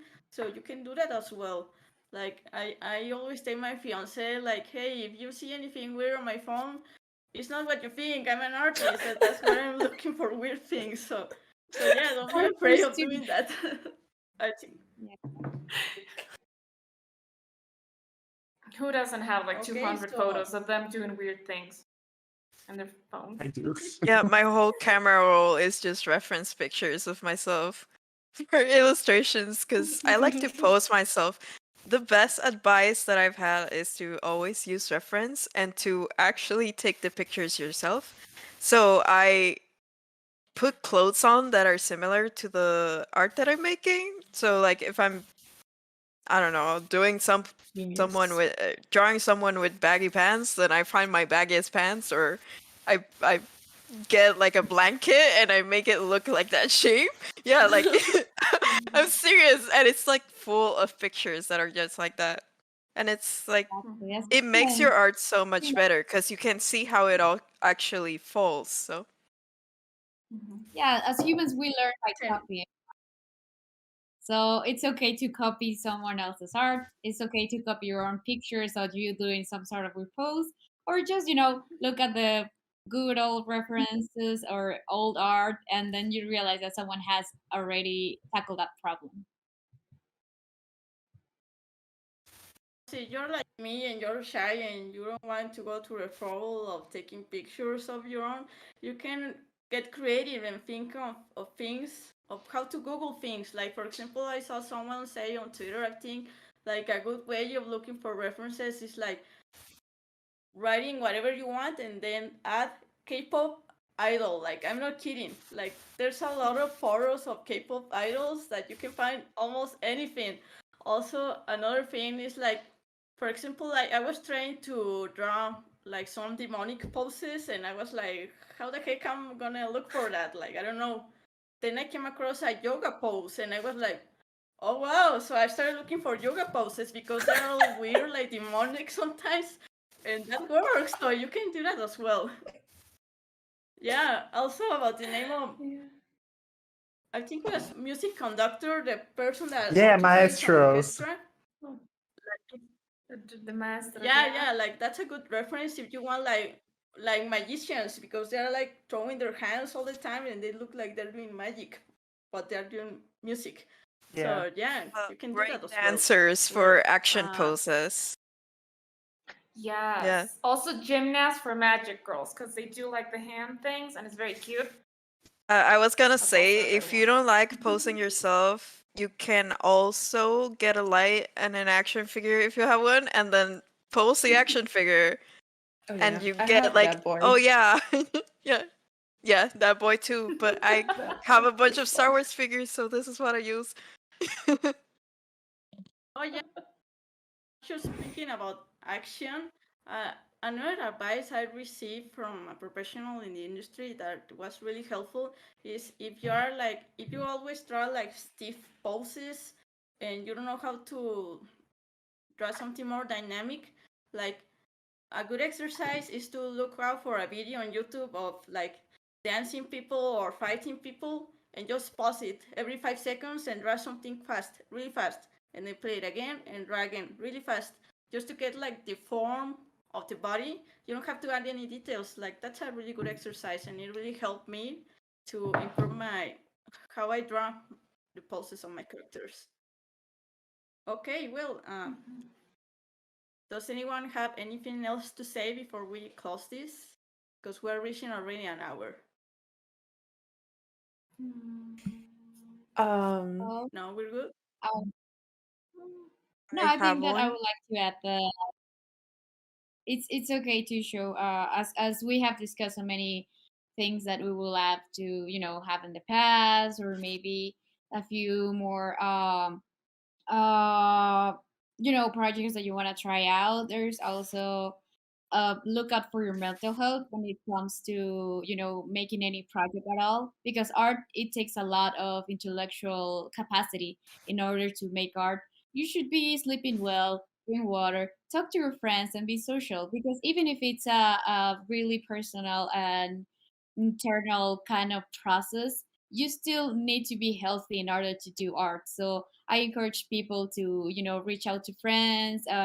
If you are able to go to therapy, go to therapy. I go myself, so it really helps you, because that way it kind of breaks the loner or the depressive kind of artist that we all have the stigma from, or that you need to be in condition in order to make good art. That's probably not a good thing to go by. So I would really encourage you to drink plenty of water, and do your exercise and reach out to friends, even if it's, I know it's a pandemic, but you can reach out to friends and just to be overall taking a good look for your mental health, because that's the way you're gonna be in a lot of in a good mood to make art, and you'll be just healthier. And overall, I really encourage it. I don't know if anyone wants to talk about how to keep yourself sane during these trying times. I encourage you to also drop in this as we close this.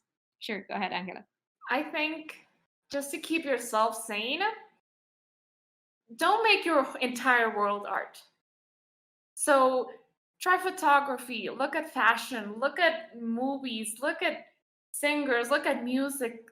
Surround yourself with developers, coders, programmers, musicians, scientists, whatever. Just don't make your entire world art, because the more you feed from the beauty of the world, the more you learn and the more like complex you become. That sounds weird, but whatever. Also, my other advice is raise others, because recognize your privilege and raise other voices. Learn when it's your time to speak, maybe when it's your time to listen.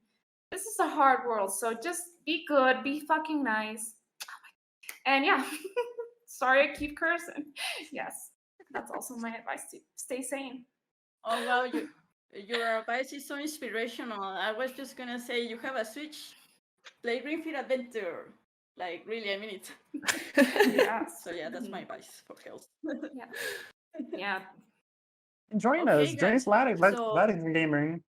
Talk to us. We're cool Yeah, people. join We us. like games. Well, follow us and go talk to us. We are very approachable and nice. Yeah. Yeah, Yeah, if I you wanted to see say like, go ahead. that while learning on your own is valid, a little help can make a difference. So reach out to people in the industry to ask for the feedback on your portfolio, for example.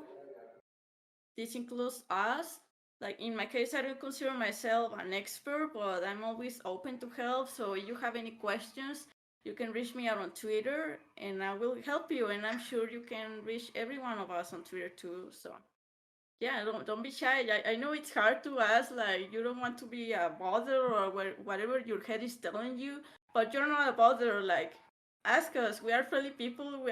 We're awkward. We are shy too, but we will help you. I love helping new artists, so don't be Yeah, shy. it's so good. Yeah. Okay, so thank you everyone.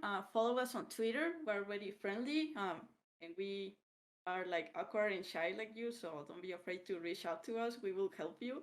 So and in my case, I like to draw a lot my OCs. They are queer, they are POC, and they are demons and stuff. And I also draw lots of video games fan art if you like that.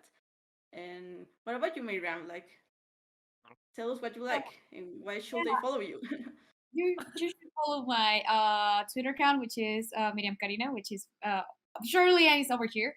And you can also follow my Instagram account, which is underscore MKM art, because of, that's my name pretty much, the first name of my name, the first letter. And you'll find out my creepy art. And on Twitter, I just talk about games mostly. And I'm really into games from software. So if you want to chat about those, you can reach to me. And overall, I really like pets, so we can talk about pets too if you want to write to me. And I think that now I choose Angela, so she can share with us. Final word. Yeah, you can find me in social media as La Mala Muerte. It's probably down here. I post a lot of memes, I'm not gonna lie. And I do commissions. Let me please draw all of your OCs. I have many fashion ideas. I love horror. And I'm very nice, and I'm always willing to help in whatever way I can. And yeah, that's how you can find me. Anki, go ahead.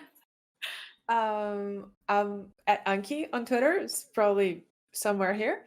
I also stream on Twitch, so it's Anki, just that. I like a lot of games. I was gonna say gays, which is also true. Right now I'm into a roguelike vibe, so lots and lots of Hades and stuff like that. But Fabi? My social media handle on Twitter and pretty much everywhere else is Firisari Art, which is somewhere down below here. I like doing fan art, and I've been doing a lot of fan art for Genshin Impact lately. So you should follow me and add me on Genshin. Hey,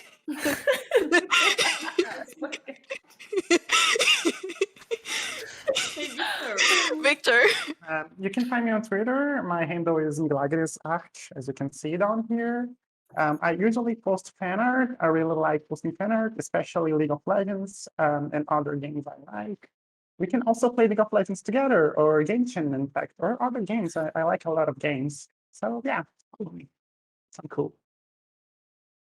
All from us. Hope you learned something, and if you have any questions, feel free to reach out to us. Like we insist, you can talk to us. We are not gonna bite you. And that's it. Thank you so much for watching, and I hope you enjoyed. Yes, bye. Bye bye.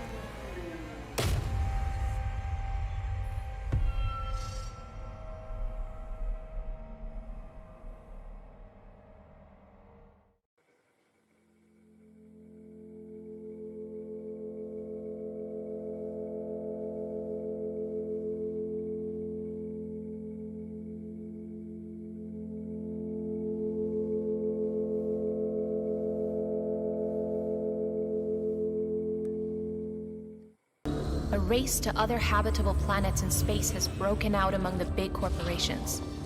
In search of limitless growth, they leave Earth exploited and its environment devastated. The voluntary pioneers and colonists are lured to this adventurous journey by the hope of a better life and a new beginning in an untouched world. Only a development strategy that ensures the quality of life for our colonists and protects the planetary ecosystem can have long-lasting success. Your job as a space colony manager is building sustainable civilizations. Do research for renewable energy sources and develop sustainable production lines to avoid destruction and climate collapse. Let us use the second chance to change our way of life and to transform the production of energy and goods in a sustainable way. Achieving a balance between growth and sustainability is the final challenge for every civilization. Imagine Earth Limited, building a better future in space. Did you know the term war driving, the practice of searching for Wi-Fi wireless networks from a moving vehicle, has apparently been in use since the 1980s, when it was adapted from war dialing, the practice of calling sequential phone numbers to see which one would hit a server. Nobody told me that stealing internet from my local laundromat had a cool name, and I consider you all responsible. And that's a fact about the internet.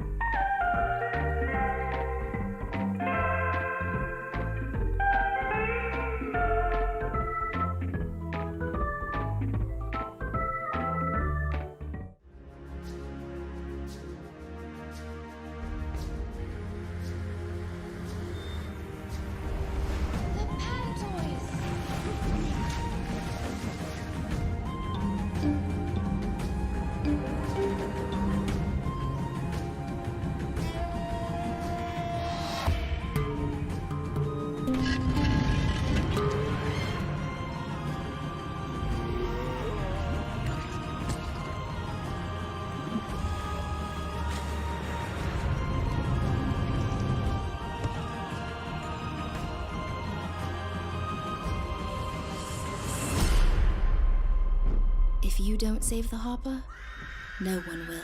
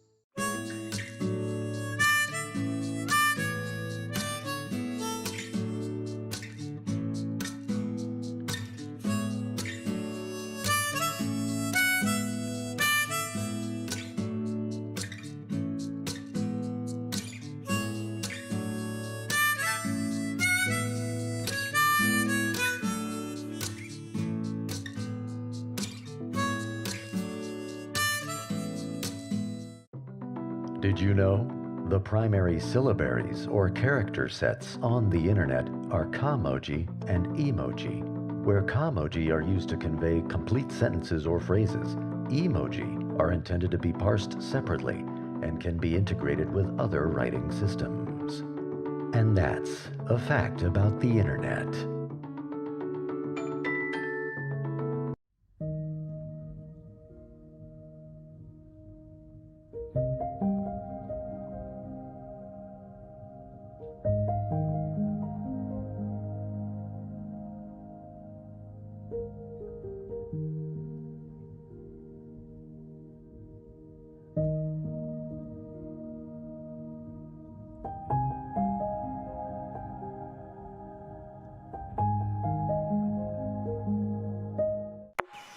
Attention campers.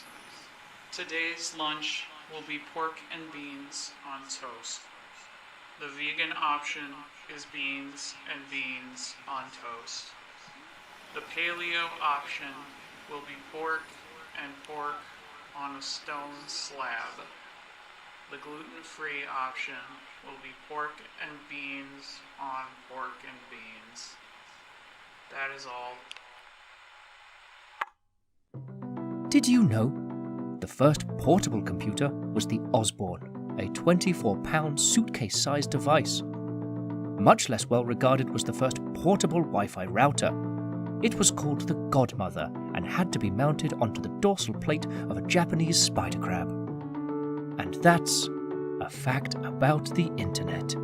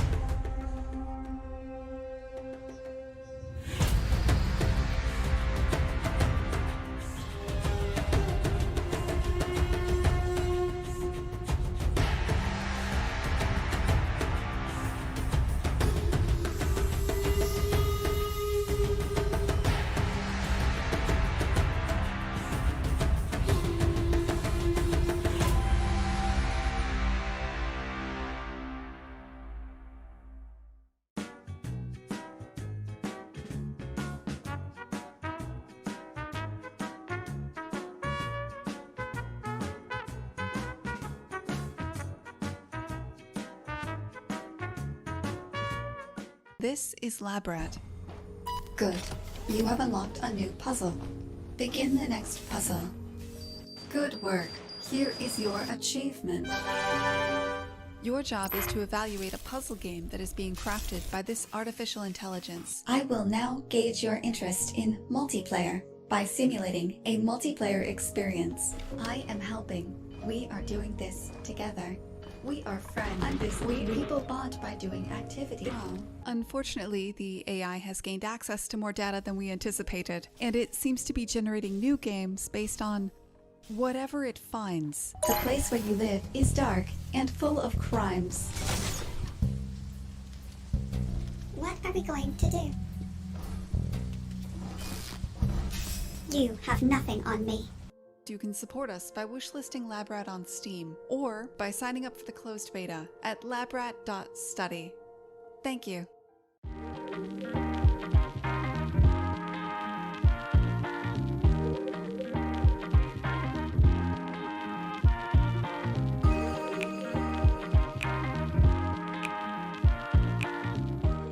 Did you know? Sometimes people come on the internet just to tell lies. Could you believe someone would do that? Just go onto the internet and tell lies? Well, they do. And that's a fact about the internet.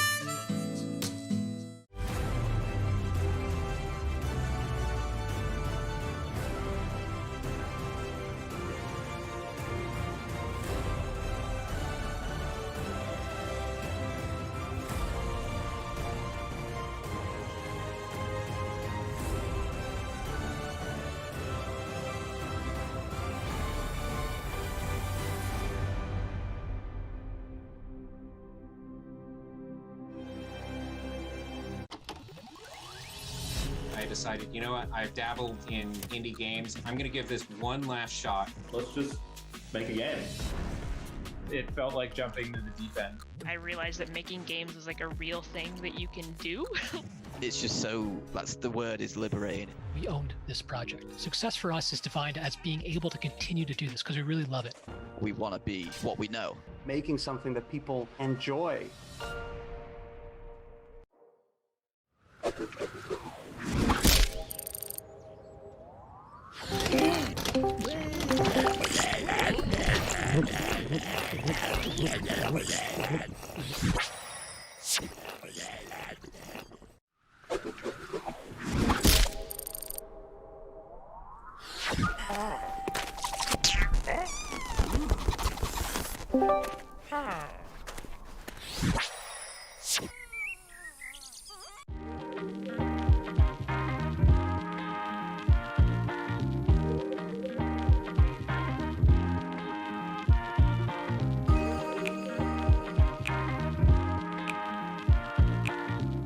We're Child's Play, and since 2003, we've been very busy. We supply toys and games to hundreds of child welfare facilities across the world, taking a little of the outside world and bringing it inside. We've raised more than $44 million so far, and our work reaches more than 1 million kids per year. Come be a part of our story and learn more at childsplaycharity.org.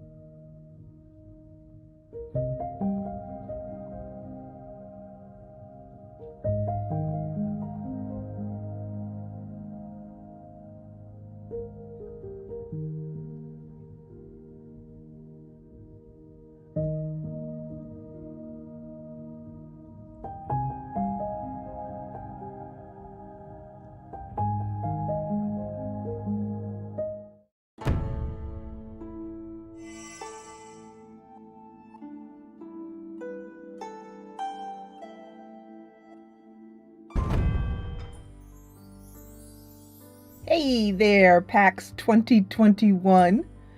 I am Dame Jessa, the founder and admiral of our Grandma Gaming Ship of Joy, the Grand Dames. We actually came about. The Grand Dames was formed because of 2020 PAX Online. And so we are so glad to be back here for another PAX. It's a very sweet moment for us. We talked about all manner of gaming, including lots of upcoming games, including one where you can play as a cat. We hope you enjoy our PAX panel, and we look forward to seeing you next year. What's your current gaming obsession right now? Anyone got anything for me?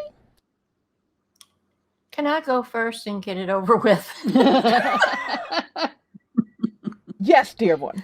you know that my gaming obsession is with Skyrim, and I just all I want to do is role play stories in Skyrim, and that's why I look at all the other games.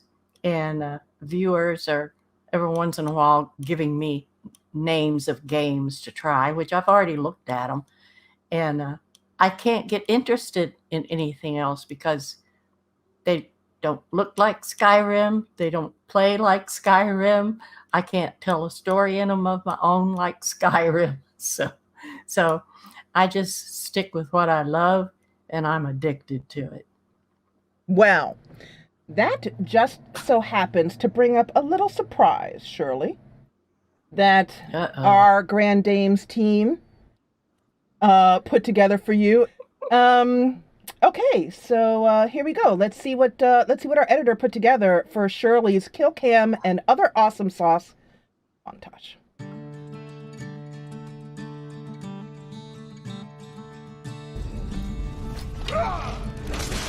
Yeah, you get him. I fought worse than you.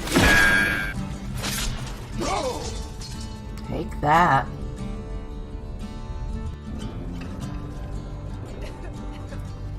Oh, looky here. Good headshot. Holy cow. Ooh.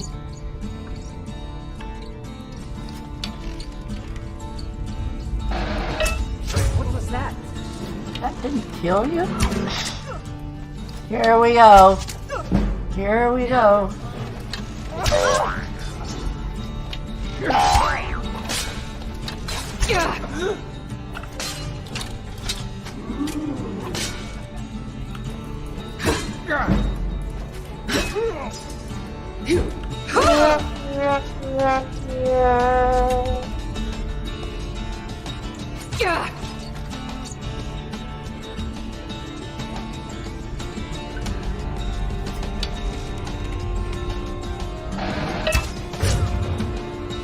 All right. How was that, Marcus? Oh, Inigo. I got this one.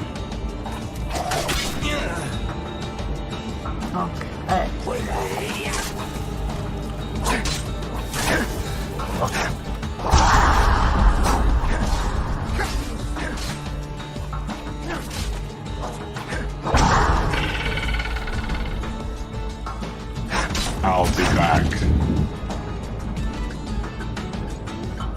Alright. Now, will all of you guys just calm down? Alright, maybe those will do. If I see somebody up on that edge, I'll get my bow out. But I do like working with these blades. Come on, Wolf, come at me. I can take you in a heartbeat.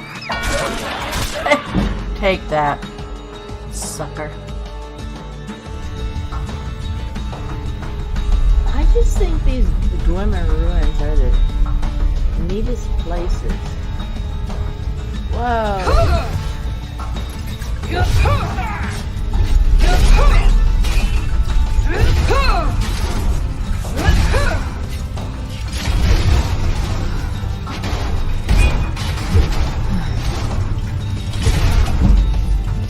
I'm out of energy.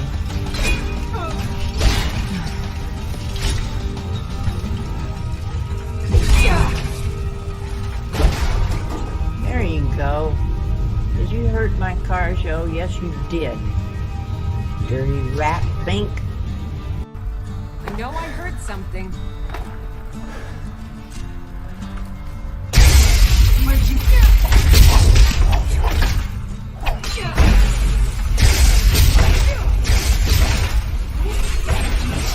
I gotcha. Gutted ya. Alright, you guys take care of them, because I'm busy.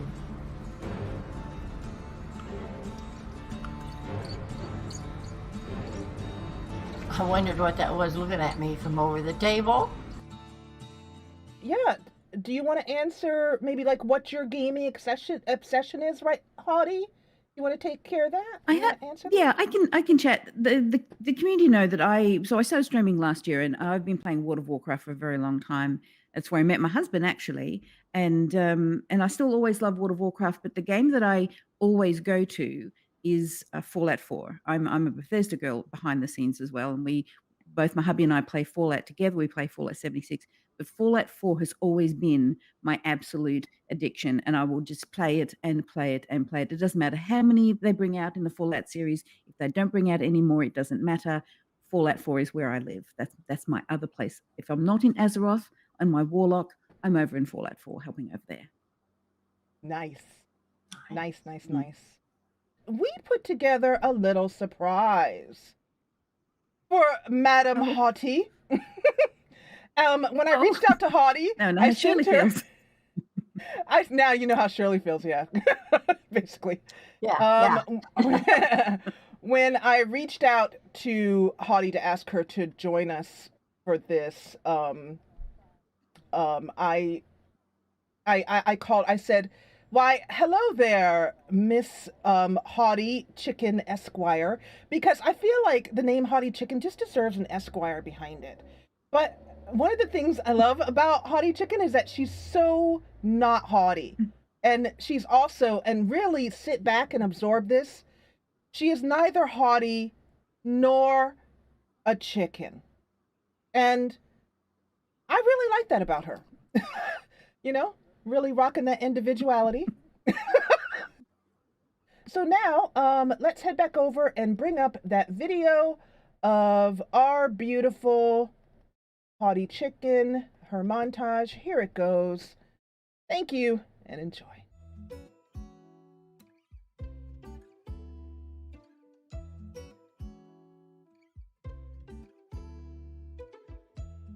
It's an otter, but I can't see underneath. I don't know if I'm meant to see underneath.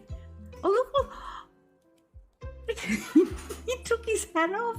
Oh my god, I'm dead. Mine, is this like a mob? Oh my god, it's not mine. What? I've forgotten that the infernal will attack you. Run away. What? That infernal, run away. It's a mob now. Oh, so it doesn't stay controlled. No, no. A bit late, babe. I thought he was beating on the mob. Yeah, me too. Let's not even talk about that. I'll meet you at the gravesite, babe. It's a romantic place to be. Learning opportunity. What exactly is a naughty chicken? That's my nighttime stream when I've had a few gins and tonic. But in the morning at it's 5:42. It's just 40 chicken. This is amazing. I never got to see this before. This is wonderful. Everyone's running around on their mounts and jumping. Look at all these griffins. People will be reporting about PvP and gear and dungeons, and what am I reporting on? Look at all the griffins.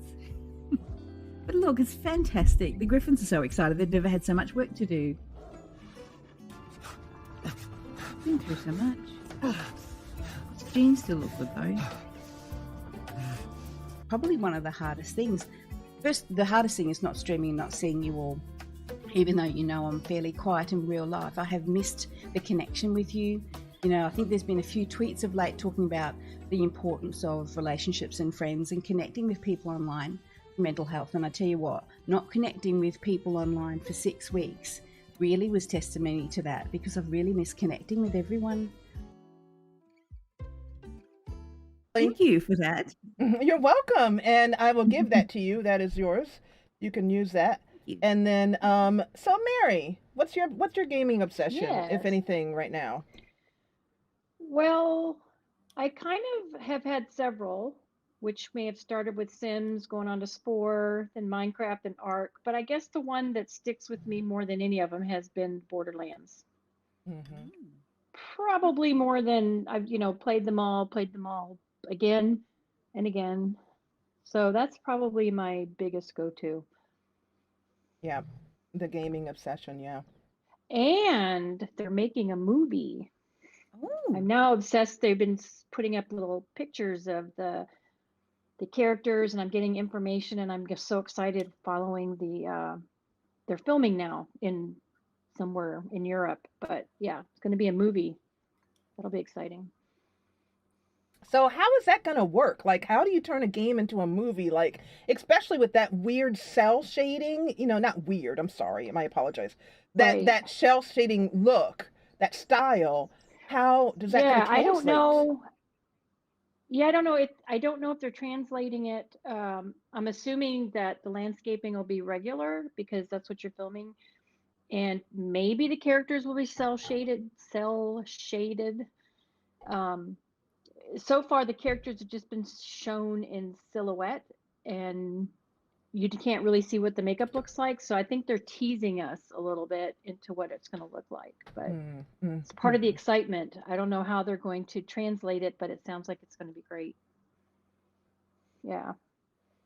So for me, I think my gaming obsession has been for the last 17 years is The Sims 2.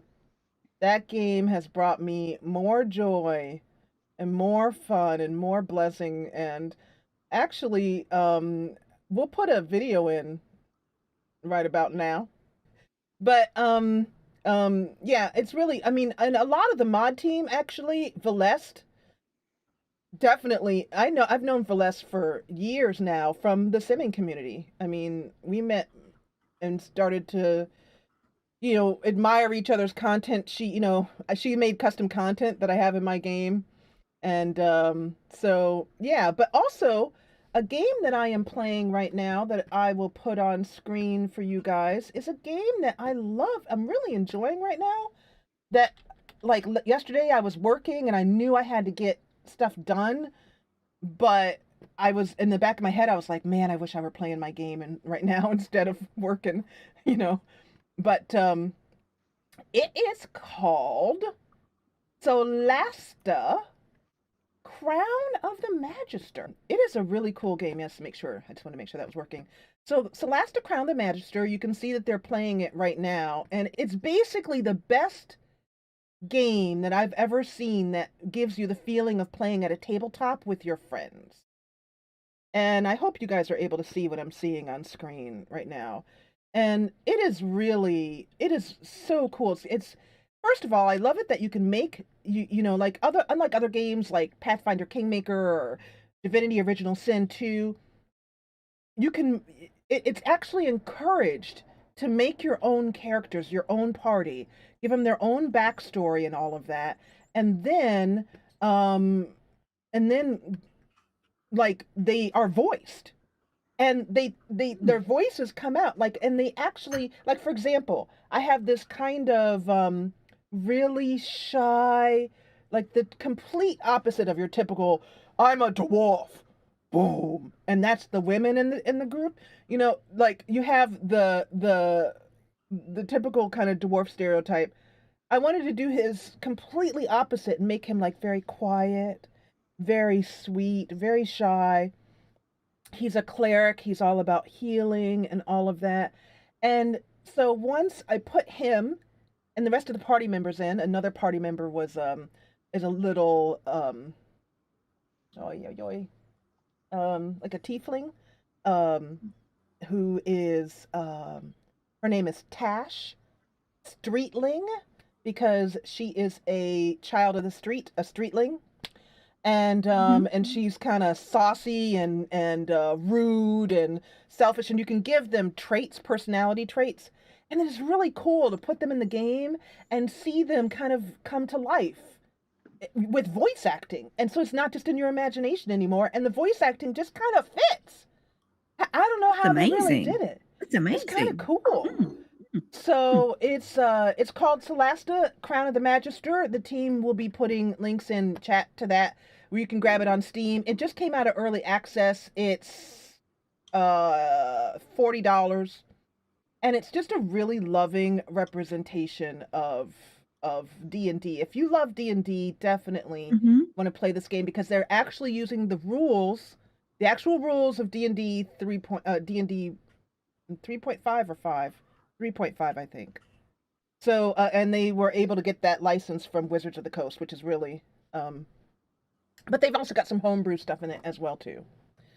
Anyway, have any of these gals done Stardew Valley? I have watched it played. My niece plays it. She loves it, but I don't play it. No, it's not my thing. I've played it. I've done a little. A little bit. Yeah. But I was big into Harvest Moon for a while, which is very similar. Yeah. I'm going to tell you guys why I don't play Stardew Valley. I'm curious if anyone else has this same concern. But I don't play Stardew Valley or any 2D games because I have a very 3D oriented brain. Like I was telling Mary the other day a dream I had, and she was like, wow, your dreams are like vivid. Detailed. Detailed. Exactly. And I have a very 3D brain. And Stardew Valley and the houses being here and the way everything is, it makes my brain think everything is going to slide down. It's another reason I can't play platformers for the same reason. I want to go beyond that. Anything that's just kind of flat like that. I can't, my brain doesn't work. It just doesn't work. So, and does anyone else ever have that problem? Because I would love to play Stardew Valley and tried and got a headache. So I can't do it. I need to be Yeah, I don't in the have a world. problem with it. What's yours? What were I you said I saying, don't Mary? have a problem with Oh, you don't the have a problem 2D with it. thing. Yeah, no, I don't. Yeah. I just don't like But those kind of games. Yeah, I want to be I there. don't mind playing it, but there's something lacking. When you're used to Lacking. 3D, there's something Yeah. lacking. Right. When you're used to much Very. more depth in a well, game, usually it's sweet, but yeah, I'm usually playing those on portable. So I mean, back when I used to play the little Nintendo portable, you remember what it was, little flip top thing, and that's where Harvest Moon came in, and then is where I would play the Harvest Moon, the Stardew Valley, the Animal Crossing, those things. Mm-hmm. Yeah. So I don't play them on the PC, but portable wise, I do. I want to, when I'm playing a game, I want to go I want to go there. I want to be there, which is one of the reasons actually, Haughty, why I don't play MMOs because, well, I would play an MMO and there is an MMO coming out that since we are on PAX and we're talking about gaming, I want to show you guys about an MMO that's coming out. Do you guys know what I'm going to say? I bet that, let me just, because I found out about it from you. Haughty. yes. You probably know what I'm going to say. This is a game called Palia. And this game is basically kind of like, Haughty, how would you describe it? From my understanding of it, and please opt in for alpha if you're interested. Make sure you get that in.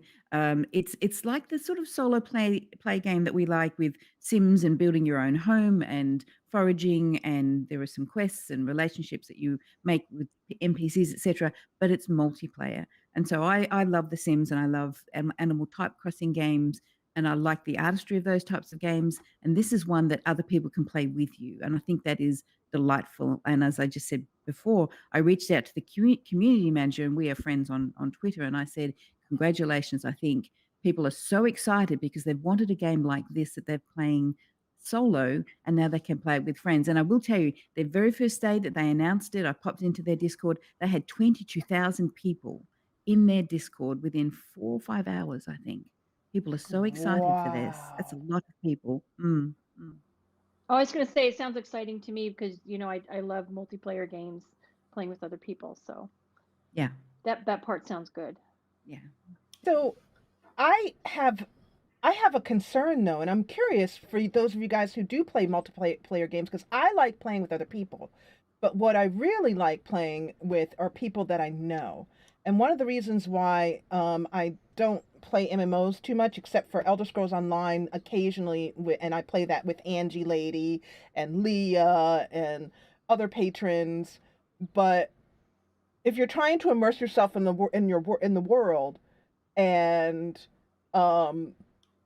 like console rocker Alpha 3755 goes by on a horse, like, everybody runs, so they have this unimmersive name, and they're just, everybody runs everywhere, and like, that's one thing I've learned. Why does everybody run in MMOs? Like, why don't people just walk and enjoy this? I have no idea. But anyway, you know what I mean? Like, those Yeah. why? Shirley is agreeing with me. I mean, did you have that experience when you played ESO? I never play multiplayer game. I never play Elder Scrolls Online because I do not like all them people running around and they'll run through you. You can't get immersed in a game like that. Exactly. You Yeah. just can't. So Haughty and Mary, what are your thoughts on that? Well, for me, I actually don't play MMOs. One reason is because I don't want to get addicted. I heard a lot about WoW and getting addicted, and it was like I play enough games as it is. I don't need to get so into another one that, but I've tried it on trial a few times, and there is a lot of people you don't know. So when I play multiplayer, I do have a lot of people I know that play. So I usually am playing with people I know. Occasionally, sometimes if it's a game I really like Borderlands, Left 4 Dead or something, I might open it up. I don't necessarily talk to other people, but I might play, but it's a very small group. It's not like hundreds of people. It's just a few. Kind of depends on my mood, but yeah, I think it would be a little distracting, the people you don't know running around, but then some people like that, I guess. Hmm. And I think it's although massive multiplayer games, yes, there's a lot of people. So if I logged into WoW this morning, I was helping another streamer with a Pride event, and there were people everywhere because it was very busy. It was prime time in the United States. Um, but it's a case of you choose to interact with people or you do not. I will often, if I'm in World of Warcraft, and I've been playing that for 16 years, if I don't want to be around people, and often I don't, I will go and do something like fishing or crafting in my own little garrison, which is like a little your own player housing and WoW kind of thing. There are places that I will go in the game where I can be, have my solitude. If I want to interact with people, I can join groups and go and interact with them, and I can go and do quests with them. If I'm in a major city and I'm going to the auction house, I see people around me. So I know that if I'm going to this place, there's going to be people there. For the same reason, that's why I love Fallout 4, because there's no one there. There's just me and the baddies that I'm going after with my sniper rifle. If I want to go and play just with my hubby, we'll play, for example, Fallout 76. Now, that's also online, but that's limited number of people that can go on that server. So the Bethesda, I thought, was a wonderful thing. They've limited the amount of people that can go there. So we'll see people occasionally, but not very many. And so I choose the game, as Mary said, depending on my mood. And if I know it's a major busy event time in WoW and I'm not in the mood for people, I don't log in. I go and do something else that is either solo or something that I just play with, some close friends, or usually just Mel, usually just my hubby. So at this point, I think MMOs, although there's a lot of people, there are places you can go where there are not a lot of people, and you don't have to engage with them. You don't have to have anything to do with them if you don't choose to. Yeah, so because not all of us, even though we might be extroverted or be on camera, doesn't mean that we're extroverted people. And sometimes you want to have a quiet experience in the game. But also, I know that Mary has mentioned with Borderlands that it connects her to people in real life. Something that, especially at this time in our history, we really need that. We really need that with what's been going on in the world. And so I'm wondering if any of you have made friends with anyone due to gaming, either from meeting them in game or because you guys, found each other, like the game somehow. Has gaming ever translated into real life for any of you? Tell me your stories about that. Can I start? Got that one, Mary. Go ahead. Yes, let me start this one. So if we go way back to, let's say, around 2005, and I was into Sims at the time, joined the Sims community, met some people on a forum. We played games, shared pictures, and through that, I found Spore, and through the Sims community thing. And when I found Spore, I found another forum, which I later became a moderator of, and I made a ton of friends there, and including some that I eventually met in real life. One of them is still my friend. I think we're at like 15, 16 years now. We go to conventions together. We play games together. He's the one I normally play Borderlands with and a lot of the other things. And then from there, I went to PAX 2010 by myself. The next year I took him.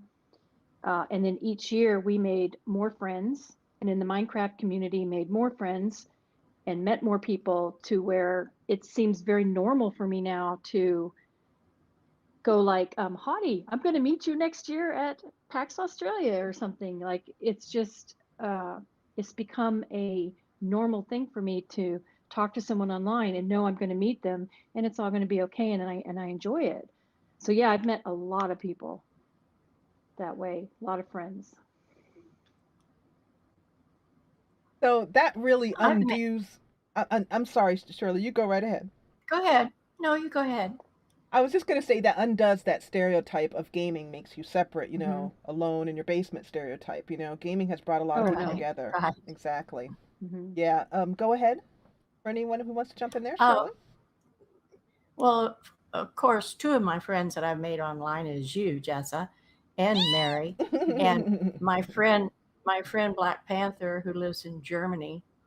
And but others are not friends that I talk to all the time. They're acquaintances that you get close to and talk with and text with and stuff.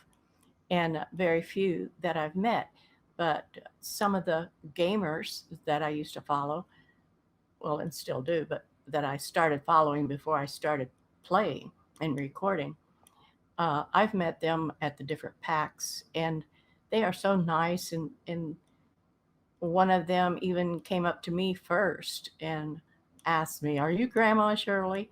And it's just fun getting to meet people that you know online and then to see them in person and talk with them, and it's just really something special to me.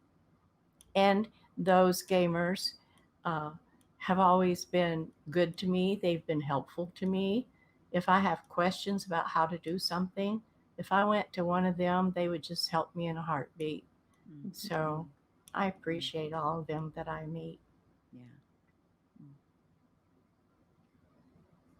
Audie, would you like to add in to that? Because we've been playing World of Warcraft mainly for the longest time. We now play other things. We've now discovered Final Fantasy, and I'm often led by my community to new games. But we met quite a few friends in World of Warcraft. 15, 16 years is a long time to play it, and so some people you meet in game and then you don't see them again. But some you keep in touch with, and we've met a few in real life. So Australians. But I've met people, and as you know, I've only been streaming for 12 months. But I've met so many people, not just gamers of all different ages and different demographics as well, but I've met people in the games industry, which is wonderful. I've met people who are not necessarily in the gaming sphere, but in other parts in media and what have you. And some of those, like Shirley said, although we may not be friends, we are peers. We are virtual colleagues in the same sort of content Yeah. creation space that we are in, and I respect their work, even if it's not the game that I play. They respect mine. I respect them. I respect the struggles that they have, the issues that they may have if they've got trolls and what have you. And there's this camaraderie, and I think that's a wonderful thing. And it is a scary space to be, especially if you're a baby streamer. But I've met some wonderfully supportive people, and like Shirley said as well, people will help you. People will advise you. People will. On the whole, although we all meet the unkind folk in the virtual world, most of the people I've met have been absolutely marvelous. And although, as I say, I don't have a lot of one-on-one interaction with people. I might at my very first PAX, which is in Australia in October. We have a real life PAX, and I've never been to an event ever, and I'm so excited. Meeting people, I've met one person that I know from my community. My heart was about to burst, I think, when I met her. It was so lovely. So yeah, I've met some online, and the people say that online folks are not real, like not the same kind of friendships. I No. challenge that every step of the Yes. way, because indeed they are. Yeah. Almost better. Mm-hmm. And yeah, wow. Okay, yeah. What she said. Well, thank you for coming to our TED Talk.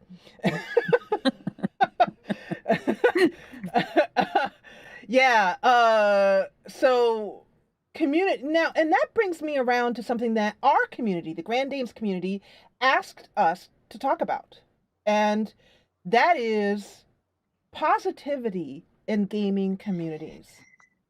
This is one of the reasons why Hottie is over there, is because it's not just Hottie herself that when I met her, I thought, yes, I think she's going to just be a wonderful honorary dame to come and visit with us. But also her community, how she, like what she says on her Twitter, be kind. Yeah, I mean, that was just right there. What's the other one? Be kind and be... Be kind, be you. Be Be you. kind, be you. That's our And motto. so she has created this beautiful community. And be kind, be you. Thank you, Ms. Whimsy. And so I knew that Hottie wouldn't be bringing over a toxic community to try and mesh in with ours. But we also have a Discord, and our Discord is just as kind as this chat. And one of the things that we, as the Danes, focus on is a chat that is really inclusive and kind, and you are greeted warmly by somebody, when you walk right in there. So, what do you guys have to say for advice for, let's say we have Haughty Chicken's community manager friend on as a guest to talk about Palia? That would be really cool. One of the things that I would want to ask her is, how do you create, like, how do you stop griefing? Like, the minute that they said in Palia, you can build a house, I immediately thought of some troll coming over and wrecking your house. How do you stop that? How do you encourage a kind of, less toxicity in gaming communities? Has anyone got any thoughts to share on that?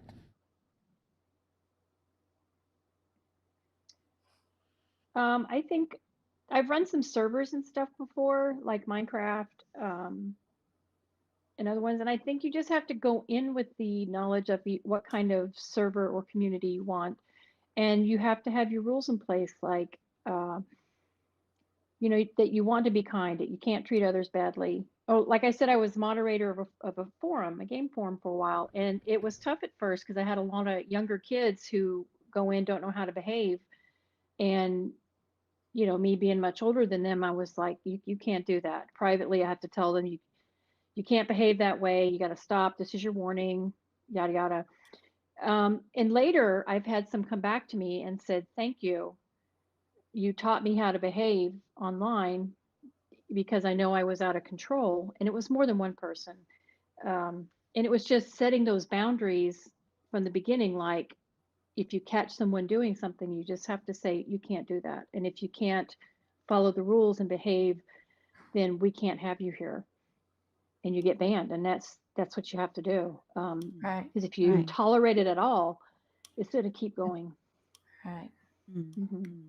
I actually had a viewer come back to me just the other day and apologize about the way that he talked. And I let them know on a vlog that I made how certain things make me feel, how it affects me, what they say.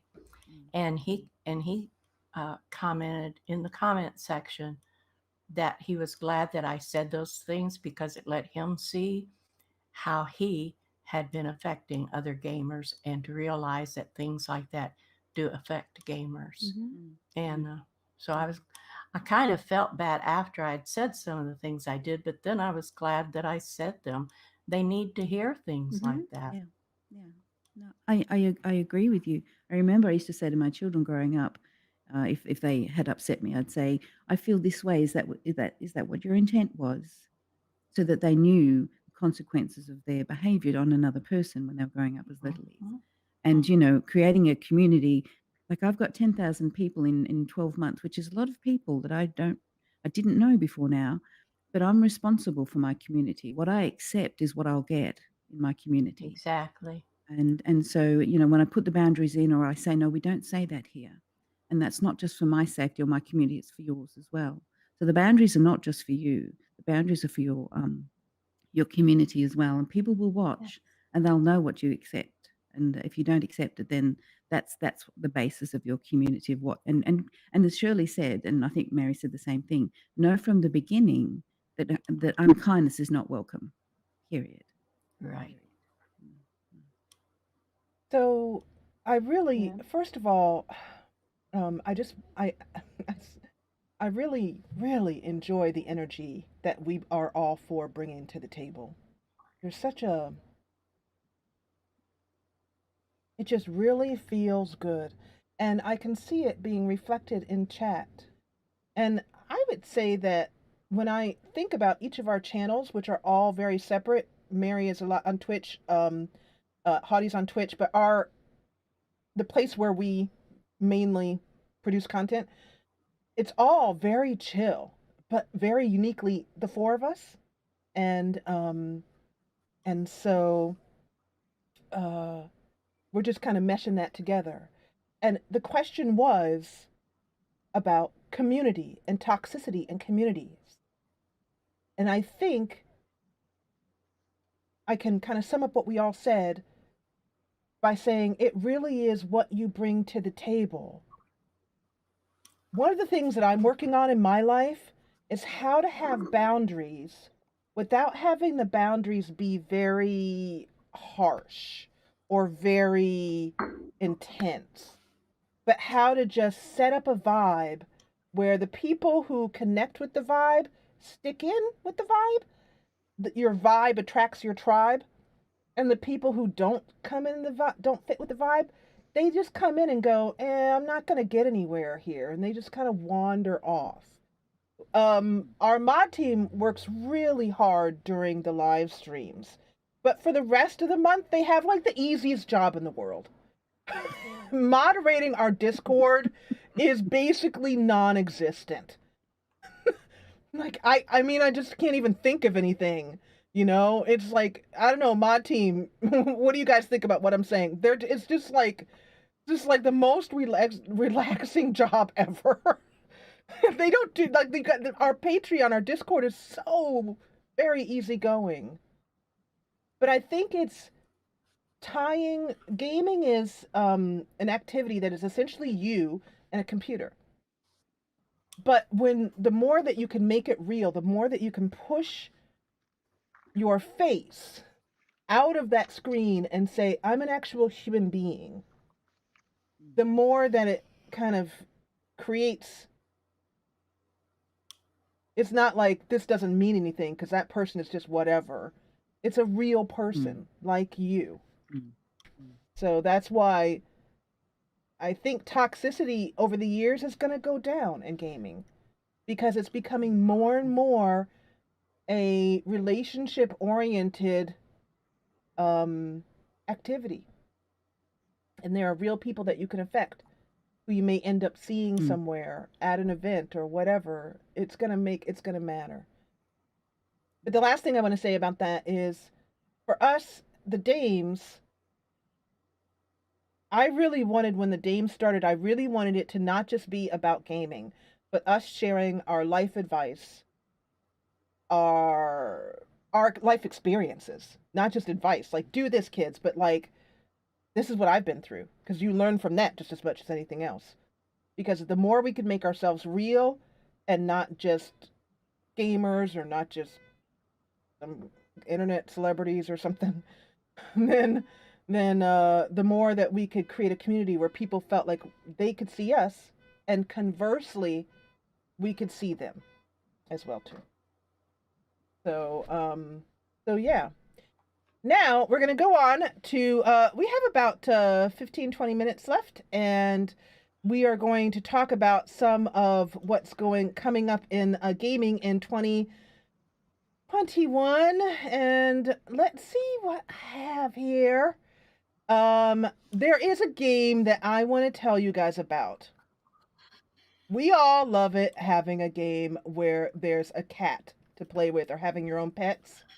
Yeah, everybody likes a game like that, right? How about a game where you get to be the cat? I'm going to put this on screen now. This is a game called Stray. Have you guys heard of this game? I'm going to show you guys a little bit of It's amazing. And the Stray is a game where you are in a world full of robots. No humans exist. And you play a cat in this kind of cyberpunk world. You also have a tiny little robot friend.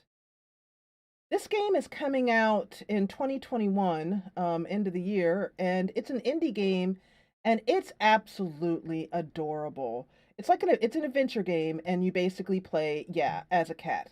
So, first of all, I'd like to know, ladies, how many of you sound like this sounds interesting? It does. I've never thought of playing a cat, Yeah. or any animal for that matter. But then I play a Khajiit, so you know. Shirley plays Khajiit. I played as a cockroach before. Okay. Well, that's novel. You can't leave it at that. Did anybody step on you? No, it's a cute little puzzle game though. Okay, But I wish I could remember the name of at the moment. I bet you survived everything. It was like a post-nuclear world, and you're the little cockroach, and you have to go through and put things back together and puzzle things out. It was fun. So how do you I've heard pitch a everything. game like that? Like, okay, so what do you got? You got a new game, and they're like, yeah. Okay, so who's like the heroine? Like you got like some really awesome dude, muscle dude, or like how about some really great looking nice lady? What do you got? And they're like, well, cockroach. Cockroach. We got a Imagine marketing. cockroach. PR department of that one. I couldn't do cockroaches. No. No, I'm hearing a lot of no. No, Does anybody know what this game is called? Is it called Metamorphosis? Joelle, is that the name of it? No? Okay. Anyway, all right. I'm going to try to remember, and then I'll throw it out there when I do. Okay. King of the Wasteland wanted to know, is there a vault for what? The cockroach? Yeah. Is there going to be a dog version of that game in Stray? I don't think so. I think it's pretty much cats rule in that game. And I'm okay with that, but I would love to have a game where you can play a dog. Is there a game like that where you can play a dog? You know, you can have doggy friends. There's a yeah. I would love to be. Cats do rule. Amen. I According to started to cats. play one where you could be a. I started to play one where you could be a bear, but I got too bored, so I didn't play it. There's a wolf one. I played. You're a mama wolf, I think, and you had to protect her cubs. That was an indie game. I and remember that game. You remember the name of it? Yeah, that wasn't too bad. Yeah, that one wasn't too bad. Are you into indie games really? Or I know you do World of Warcraft and Fallout, but do you ever try like the indie scene and just like, what kind of games do you I've got quite a gravitate few to? actually. I do have quite a few little indie games. I've got quite a few hundred games that I played. There's only just some that I stream, but I don't mind trying. I like to support indie developers as well. Like I'm supporting Coral Island, and that's going to come out very, very soon. That's very, very popular. People cannot wait. Alpha's next month for Coral Island. That's a sim type of game. So I don't mind keeping a little eye on indie games to see what's coming. Yeah. So, do you play The Sims? You've mentioned Sims games that you like. Have you played Yes. The Sims itself? Yeah. Yes. Yes. Oh, yes. I played Sims for a long time. SimCity was my first real addiction in terms of gaming. I'd put SimCity on, I'd build my industrial area, I'd leave it on all night, get up in the morning, see if it grown, if everything was okay, how was the pollution. Love sim games so much. So I remember. Yeah, you remembered? Yeah. I want. It is called Journey of a Roach, and it's on Steam.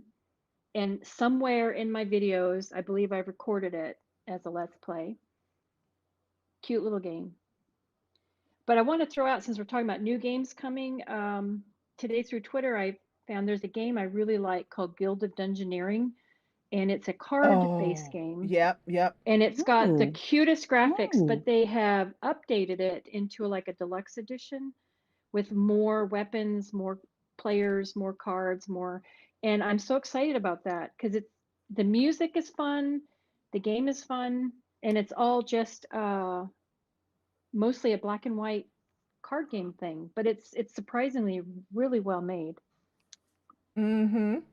And I'm actually going to pull that up on screen so that you guys can see what Mary is referring to, because I actually know of this game because I believe it's available on Android, if I'm not mistaken. Well, I've got it on my iPad, so I forgot I had it, and I discovered that today. Like, oh, I can play it. I think I saw you tweet about that, Mary. I think I did. Yes, I follow you. Yeah, they just talked about the new version coming out, which got me excited. And it's like, oh wait, I could have the old version. I could still. And I'm going to go to Still play desktop it. mode, which means that they won't be able to hear you guys, but I'll just show them a little bit of this Okay. here. And so that's Guild of Dungeoneering, and it's this cool card game, black and white type game like this. And like I said, I think it's Android, iOS, and I guess it's on Steam here, so Steam as well too. So if you really like a card game, it's very cleverly done. I love the graphics of it. But yeah, that's Guild of Dungeoneering. So there's there's a few more things that our community wanted us to talk about. Shirley, what do you think about, like, what would you say to gamers who are older gamers, like, and maybe are scared to get started or are afraid to share their age, afraid to, what would you say? What I always say to them, that playing a game is just a hobby. If they wanted to sit and do something in a wood shop, if a woman wanted to sit and knit, if another woman wanted to sit and play games, what's the difference? It's a hobby, just like anything else, and we're allowed to play just the same as anybody else.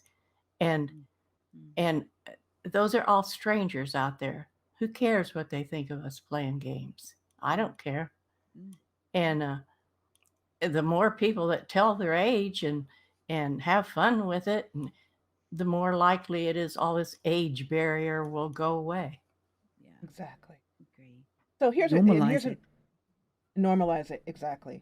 And here's another Yeah. question for you. It is whatever time it was before the day before you put up your first video on YouTube, that 24 hours before you uploaded the video and you pressed go live, were you scared? I really wasn't scared because I didn't think anything would come of it. It's just that the few subscribers that I had wanted me to record what I was playing because I was always talking about my game. And so that night I just thought, well, why not? I'll give them a little video to watch so they can see how I play. And I made it and uploaded it and went to bed and forgot about it.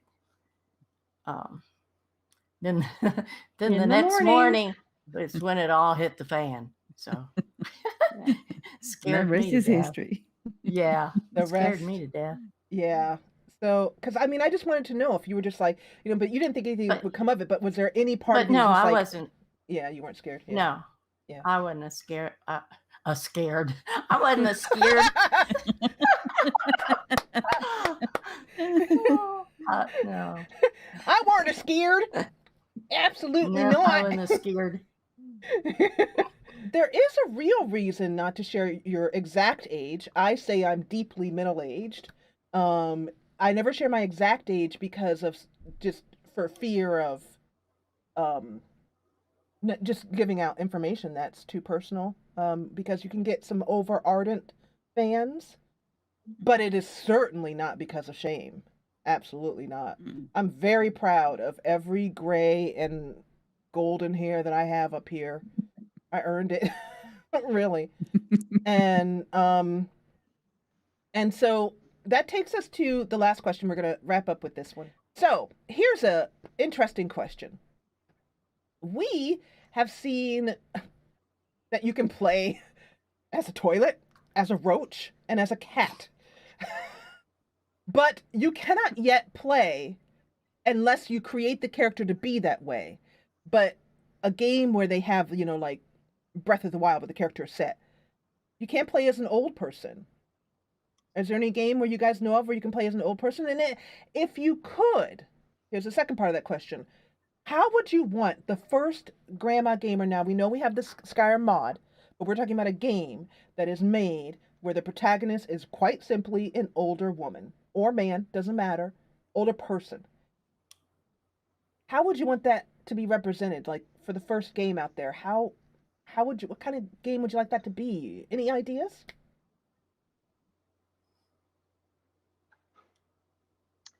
The only thing I've done with an older person is when I create a character in a new story I'm going to play in Skyrim.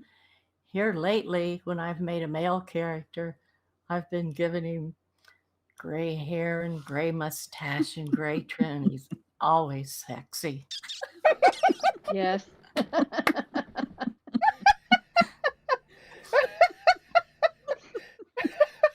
I agree with Shirley.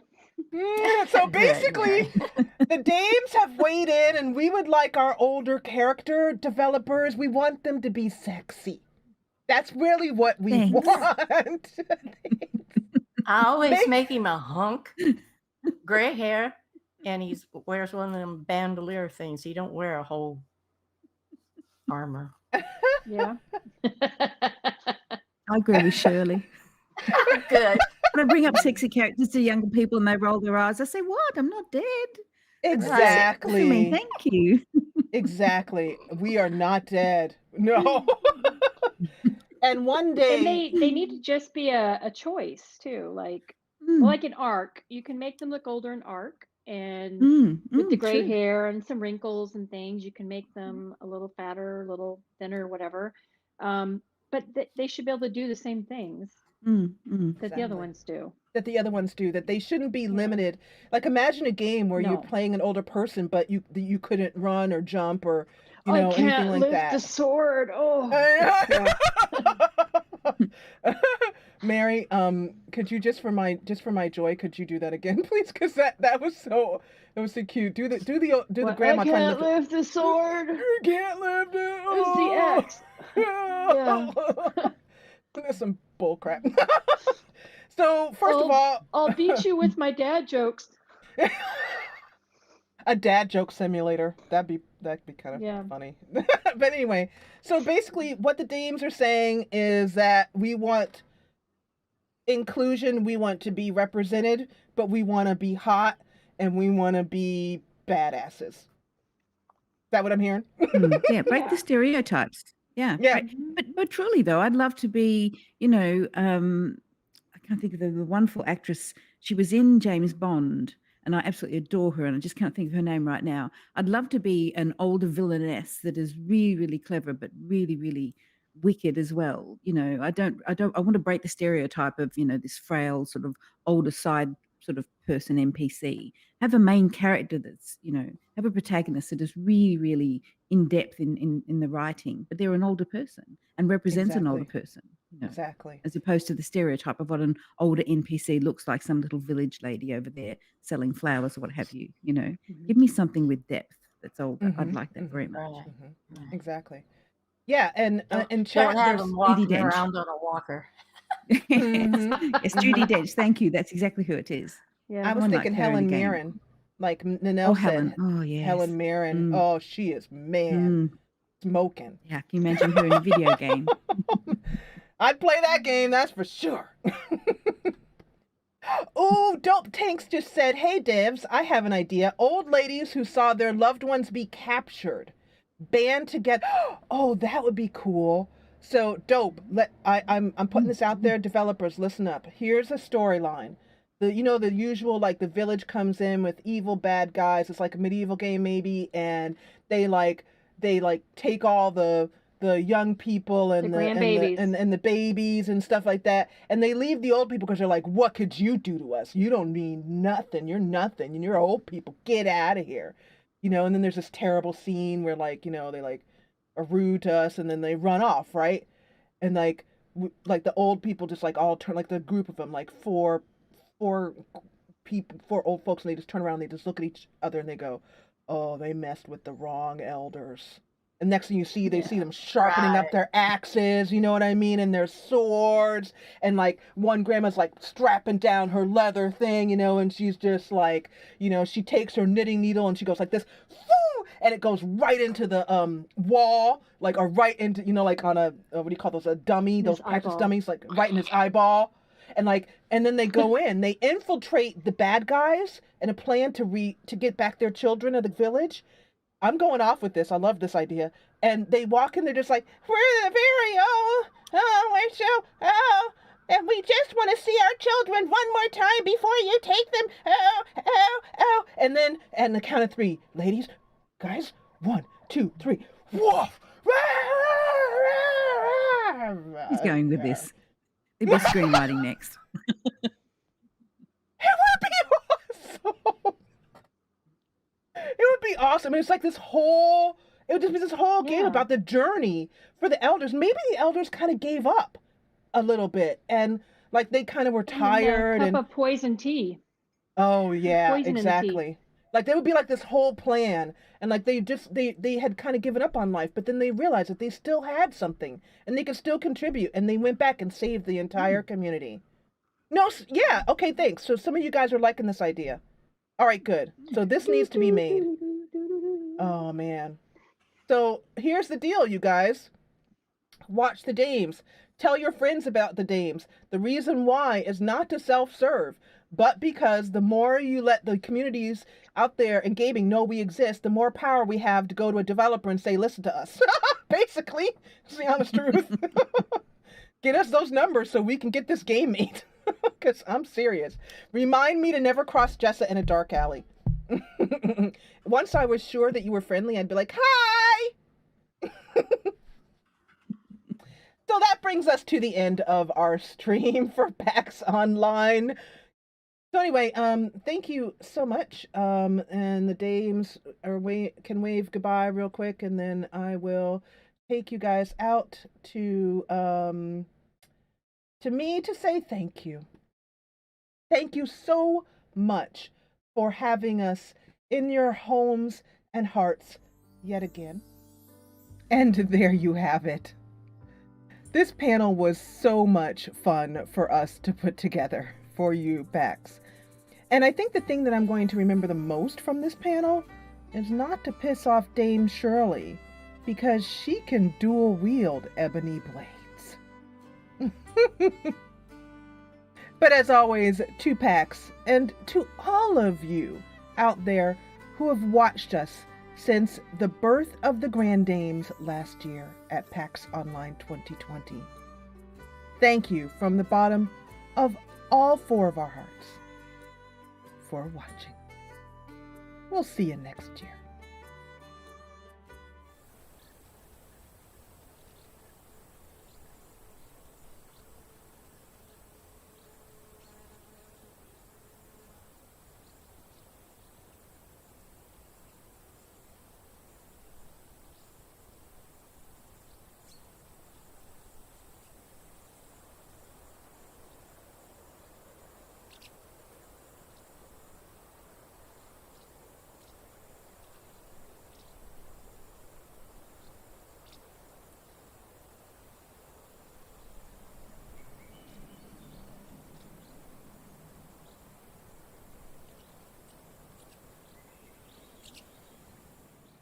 Did you know?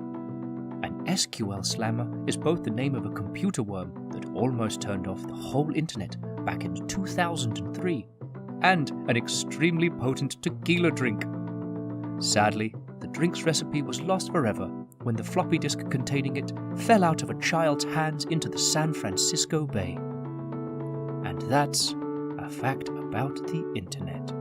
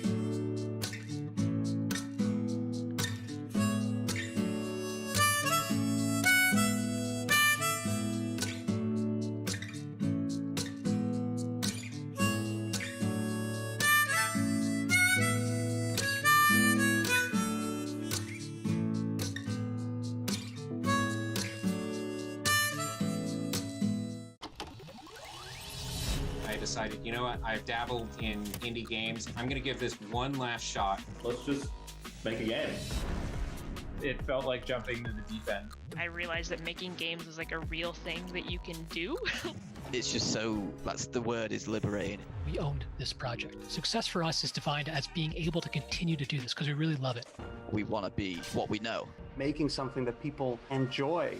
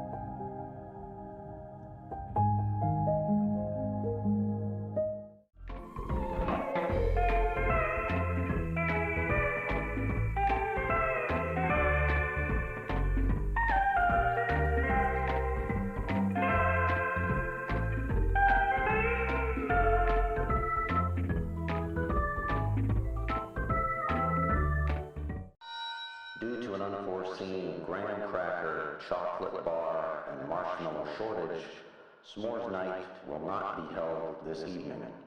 However, we will be serving melted M&Ms on toast and fried bananas in the lodge at dusk. Did you know that in 1977, Robbie Lerman with the Unicron Consortium experienced the very first reply all disaster when he accidentally transmitted a message intended for his office mate to every computer linked via the ARPANET system. To all 30 institutions, he sent the words, "Bob Metcalf's a real fink." And that's a fact about the internet. Earth used to be our home, until the nuclear catastrophe plunged it into chaos. After 150 years, we've finally returned to the surface of the Earth. But the planet has changed. Radiation has become an invisible, deadly companion. Droughts and sandstorms plague us time and again. We forge ahead to make this world bearable again. We have created a new home for ourselves in order to lead a happy life. And yet, no peace lasts forever. Some survivors envy our hard-won prosperity. We won't allow our success to be simply taken away from us. We have to act. It's up to you to build our future.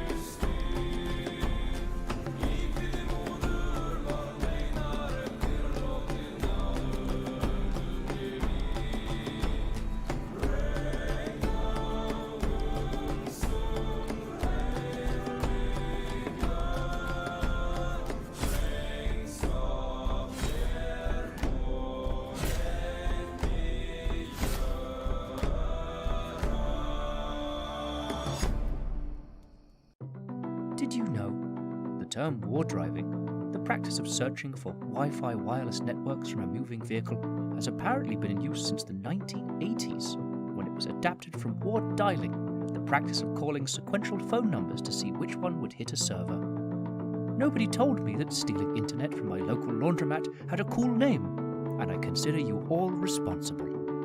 And that's a fact about the internet.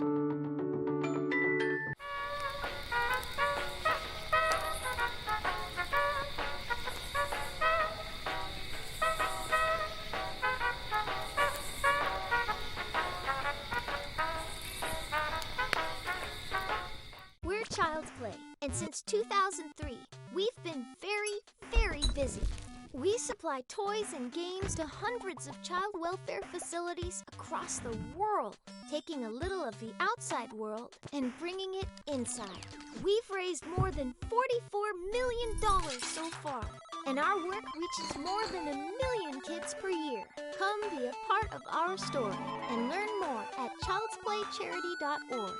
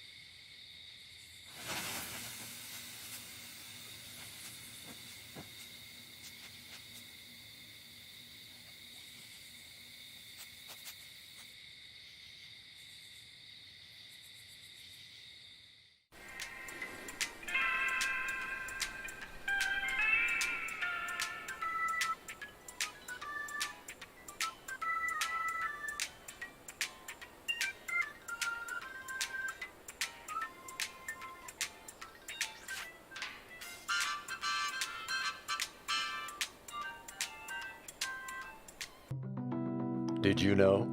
The first local area network, or LAN party, took place when a bunch of popular and/or cool kids in an Oxnard, California neighborhood decided it'd be fun to pretend to be sysadmins for a few hours before finally playing one round of Doom at 7 a.m. And that's a fact about the internet.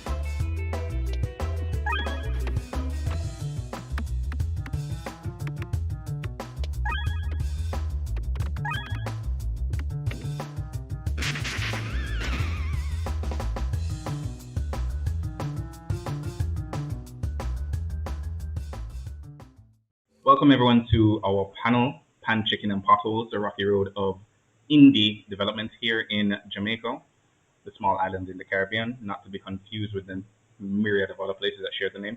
My name is Glenn Henry. I am the face and fingers behind Sprite Range Studios, an independent studio based in Kingston. I'm also the loudest member of the Jamaica Game Developer Society, which is a grassroots collective of nerds who want to learn more about the business and craft of interactive media. With me, as a part of this panel, are Graham Reed, Racine Malcolm, and Zane Francis. Hi, guys. Hey. Hello. So yeah, just getting things started and doing intros. I'm going to pass it over to Graham. Hey, yeah. So my name is Graham Reed, as Glenn said, also known as Graham of Legend, and I am now a full-time indie developer, Jamaican born and raised, and I'm now just based in. Thank you, Glenn. And I'm now just based in New York City. Currently I'm working on a game called Super Space Club, which comes out at some point this year. It's wishlist. And yeah, that's me. And I used to work at Snapchat. That's my whole thing. And I'll pass it on over to Racine.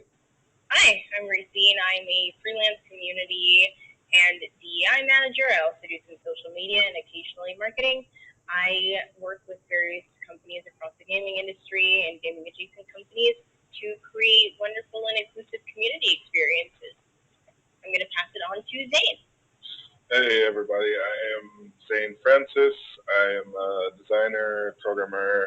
I go by the name of Just Join. Recently put together a team and started the beginnings of a studio called Just Dev Studios. Yeah, that's pretty much me. Software developer by day, game developer by night. All right, cool. Thanks, guys. So just gonna set the stage, just to give our listeners an idea of what game development is like in Jamaica, as well as the diaspora.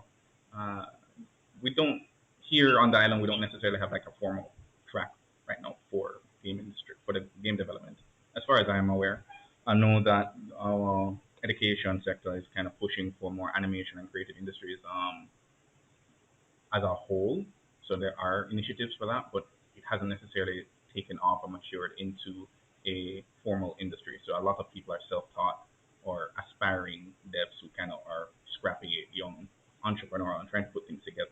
So one of the things that we're trying to do with the Jamaica Game Developer Society is kind of offer a community, a hub for sharing of ideas and information and just motivation to try and get things together. So that's the stage, right? That's the road. So one of the things that I'm proud of with the community itself, this is the win, the pan chicken, if you will, is that we've grown from starting in 2013, 2014. So from about 5 members who were just really just friends on a Facebook chat, I believe. Glenn, what exactly is pan chicken for the people who don't know what pan chicken is? Valid question. Pan chicken. You have to get that. You have to get that right, because pan chicken is not jerk chicken. Yes, pan chicken is not jerk chicken. All right, Exactly. cool. It is boy, it's very weird to try and describe it though. Right? It's just. Sorry, it's the most popular street food in Jamaica, though. Yeah, true. It's The fact that you're struggling makes you look a little sus fun. I mean, how do you define pan chicken, right? Yeah, how do you? Chicken steamed in a pan, typically by Rastaman. Typically by Rastaman, doesn't have to be a Rastaman, and it's not necessarily steamed really and truthfully. It's like kind of baked. It's a drum. It's like that they cut in kind half. of a smoking technique. Yeah. So I wonder what Google has to say about it. But when you successfully make it, though, it's delicious. Yes. You can't even find a definition on Google. Hand chicken, I feel like that is actually a institution. a really nice example of a win, though, Zane, like for what we're trying to do with the Jamaica industry. Like, we can't really put our finger on it, but we know what it looks like if we see it. And in this case, taste it, right? So, yeah. So, just so we know, pan chicken, it is a style of preparing chicken. It's this baked, it's closest to jerk, but it's not necessarily jerk seasoning. It's done on a drum that is halved and made into a makeshift grill. Put the meat on top of there, and it's smoked, baked, grilled, whatever. And normally served with 2 slices of hard bread and copious amounts of ketchup. Yeah. So that's pan chicken, street food. You have to specify the brand of ketchup too. That's a big risk. I mean, yeah, it has to be Grace ketchup. Yeah. Don't insult an entire population. All of this to say, like, pan chicken is like a staple in our country, and that's what we define as our win, because it's something that everybody can relate to, right? Yeah. So, say this, but I'm vegan. I mean, well, Rastafarianism counts, right? You can still eat the hard bread, so. Yeah. So cool. So that's a win. That's what we're trying to define here. I stated like the growth of the Jamaica Game Developers Society, which is going from small to not so small and a little bit more active. Not wholly, but a little bit more. So that is probably the most recent-ish win for me personally and for the community I can think of. Graham, give me an example. What are you most proud of, and what do you think, represents a point of growth for you as a Jamaican game developer? I think he has an easy answer. I know. I want him to say it.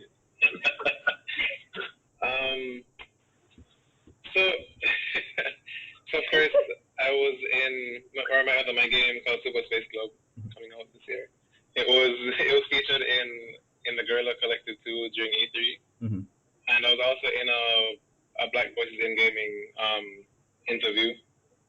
And for me, the win isn't. I mean, obviously the personal win is having so much of a spotlight on my game and on me as a new indie developer. But I think the bigger win is like, and Justin, who was the guy interviewing me, he was like, yeah, you never really hear about anybody from Jamaica making games. And so for me, the bigger win is actually putting a spotlight that, hey, there are Jamaican game developers, there are people from the country, from the Caribbean even, just here making games.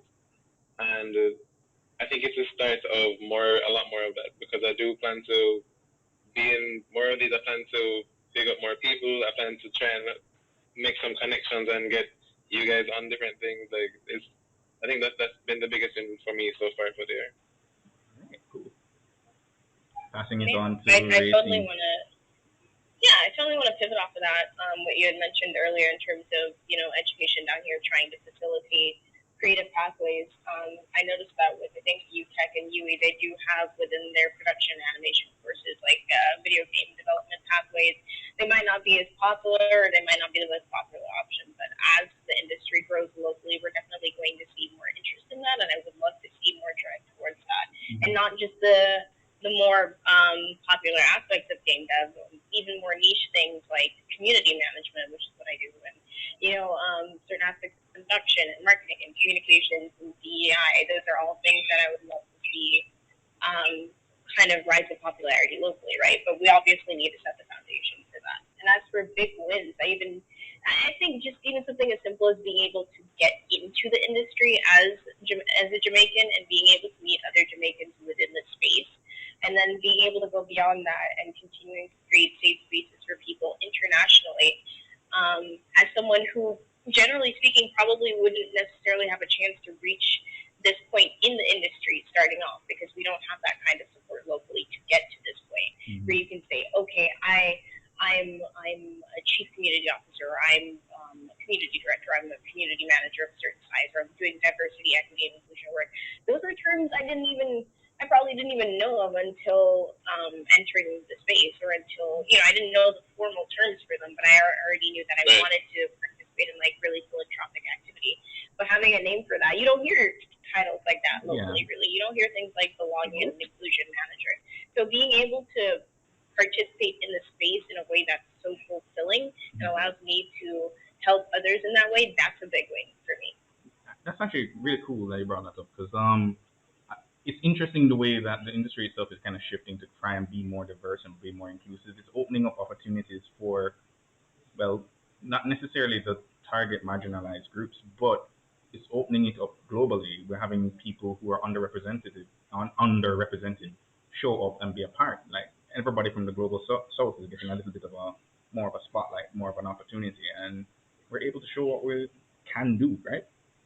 Yeah. Okay. Cool. Now, Zane, just piggybacking off of both of those things. Now, you're able to recently pull together a team to work on your project, yeah? Yeah, that I guess would definitely be my biggest win, because we're talking about born and raised in Jamaica, but now I'm in the States, but everything for me is still about Jamaica. It's still about home. Yeah, exactly.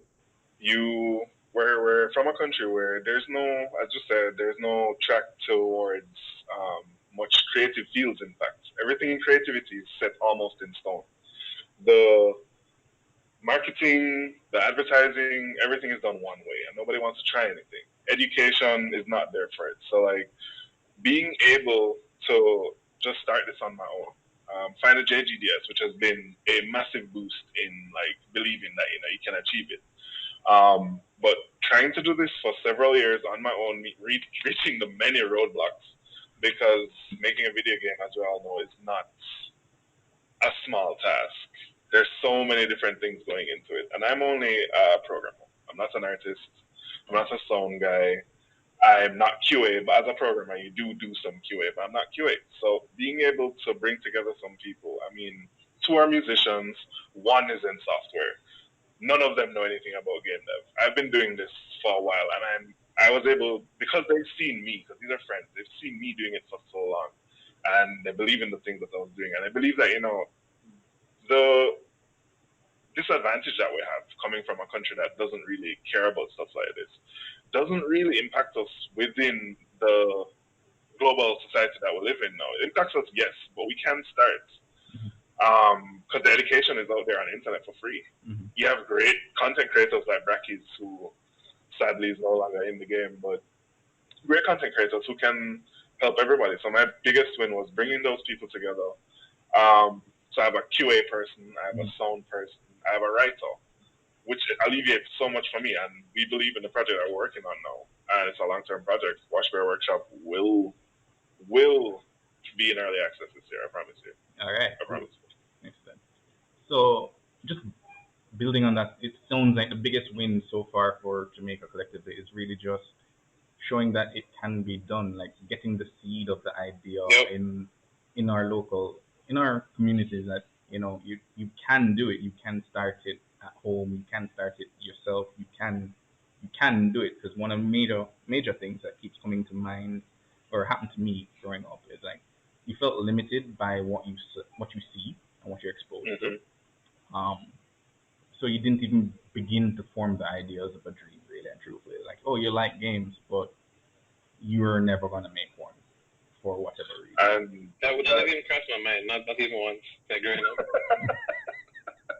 I've been playing games forever, and it's I never once thought I could ever make a game, because how there's something they do in Japan or London, or that's not something you do. I will tell you, that's the reason I got into computers. I literally remember the day I got into IT, and I remember the day I decided to start game development. The day I got into IT, I was playing Math Blaster in IT lab. It was for IT class, and that's what we did. We were playing Math Blaster, and I was like, wait, games are on computers, so they're not just on the console things. How do they make these? And I found out that all of these things are made on computers. That's why they're called computer games. And I was like, wow. That is such a big throwback. I think I want to do this, and I got into IT. But then you get to college, and it's just like, oh yeah, we're going to have game dev soon. I've graduated and still don't have it. But I mean, then years after graduating, it's just sitting there, just sad about the fact I really wanted to game dev, but all the schools that teach it are overseas and they're so expensive and so on. And I was just sitting there, I was like, why can't I do this? And I literally Googled free game engine, and I found Unity. And I found Unity's tutorials. And I mean, honestly, this was not the first game I made, because the very first game I made was done the hard way, like building everything, translating the graphics across the screen, because it was for one of my final projects for school. I had a graphics course, and I decided I was going to make a game for it. And the lecturer was like, sure, and I was the only person who made a game. Man, you enjoyed the suffering, but you mentioning Blaster was such a big throwback. It just made me remember every Jumpstart game I played. I will cry right now. But I mean, it's a hell of a journey. But like, nobody should be discouraged. I just picked up Unity, and by the end of the day, watching those tutorials, I'd made 3 different prototypes of something simple. But it can be done. Okay. There's nothing to stop anybody in Jamaica from doing this. Right, I can definitely echo that, because I just learned Unity. I'm an artist. That's my background is in the arts, and so I didn't know how to program at all, except like one class in high school. And so YouTube figured out how to code in C# and figured out Unity, and then I made like a fun game, and then that just kickstarted my whole game dev career in terms of me actually making something from scratch. And it's definitely, the education's out there, like we've all said at some point, just does not, like, there shouldn't be any reason to not dive in if it's even remotely interesting you. All right. Some aspects of it. Right, you didn't have to code, you have to like Christina was saying, there's so many other roles that aren't directly hands-on with games. That people just don't know about, because how are you going to know about them? But there are the tools out there where you can make games without even coding, and I think that's a great place, like, to start young people, like get people in schools doing using core games or Roblox. Like Roblox makes a ton of money. Like, I think get there's that the game. youngsters interested. What's the name of that pet game? Adopt Me was one of the biggest games on Roblox. Yeah, I remember that, and they came out with an IPO. But did they have an IPO or something recently, or something to the effect? Roblox had an IPO, yeah. Roblox, Yeah, I remember Roblox IPO, but I remember there are some business murmurings around Adopt Me specifically. But yeah, I'll have to double check that. All right, cool. So just segueing a bit, we're talking about the design, we're talking about the development aspect. Those parts are normally the more obvious things that people think about when it comes to like game dev and game design. One, personally, on my own journey, what I found extremely interesting is like just understanding the business of games, right? The idea about it, and then just navigating the mechanisms in order to make money from your creative work, right? So learning about IP law, learning about how you manage that and copyright, and then figuring out how payment systems work, like for Steam and the double taxing and all of that stuff. That was interesting. And what I've had a blast with over the past year is just translating some of my experience as a project manager into like a producer-ish role, and learning how that aspect works. So like pitching ideas, I get to put my education to work in that way. Pitching ideas, looking to funding publishers and such, and just understanding what they're looking for and what that can mean and influence for a game, right? A lot of people, at least I haven't really run into a lot of people locally who consider games from that lens, and I feel like that's a tragedy, really and truthfully. I feel like there is such rich, fertile soil there. There is an opportunity there, especially with a weaker dollar, of making small titles, making these small games, and building a career path for young creatives. I think it's there. I think it's viable. I'm still trying to navigate it myself and figure out which way is the best way forward, so that I can pass that information along. So that's one of the things I'm trying to do with the whole community thing. And that's also, that variant there is also why I'm so excited to have met scene over the past like year, because like your experience with the community management part and that entire, for lack of a better word, it feels like black magic to me. I'm not going to lie. Just, learning how to manage. No, you're not. You done goof now because no one locally is gonna watch what they do. Next thing you hear, oh yeah, no, you done goof now. You done goof now. No man, like just the idea of managing a community, because for me personally, I kind of fell into it accidentally, right? But going into it with intent and considering all the nuances that can, affect how your community grows. Like I think I was talking to some people and I was comparing it to like a vine. Like really and truthfully, like the guidelines are really just like the trellis. You can't control how it grows, but you have to be very careful and mindful. So your experience, yeah. So your experience there, I think it represents so much, because people don't think about games or think about interactive media in that light. They don't think about social media in that light. They really just look at it as an offshoot of marketing and getting people to buy things. And gaming at its core, or well, I can't even say at its core, but a large part of gaming is a community. The friendships that you make, for lack of a better word, the friends you make on the way, right? While you frag and try to get to the top score. That is gaming, and I think that is a very important part of it. So like that means that the fact that you have been able to navigate that space, because I think you are pretty much self-taught, right? Completely. Like completely. So you've gone online, you've gotten the certifications,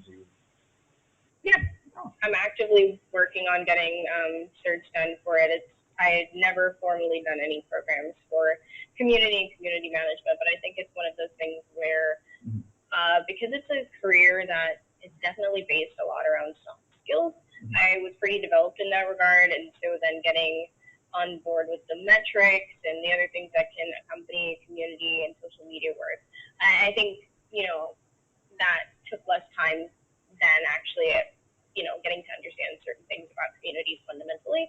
And I've actually been straying away from the social media side as much. I really want to focus more on community and DEI, because that's what I really resonate with. Like, don't get me wrong, social media is great. That's fun to play around with. It's a great career for a lot of people. But I find that my heart really, it just resonates with communities and community structures. I mean, even Discord is a community platform. You'll hear me going on about how fantastic it is.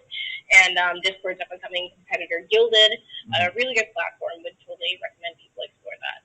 But there's just, even within the space of community itself, there's so much variety in the roles. And I mean, I just mentioned Discord, and you have a lot of companies now realizing the validity of Discord as a platform that you can use to encourage your community to grow and develop in, I would say, a really organized way, in a way where you can manage them a bit better and really allow them to feel comfortable and engage with each other, right?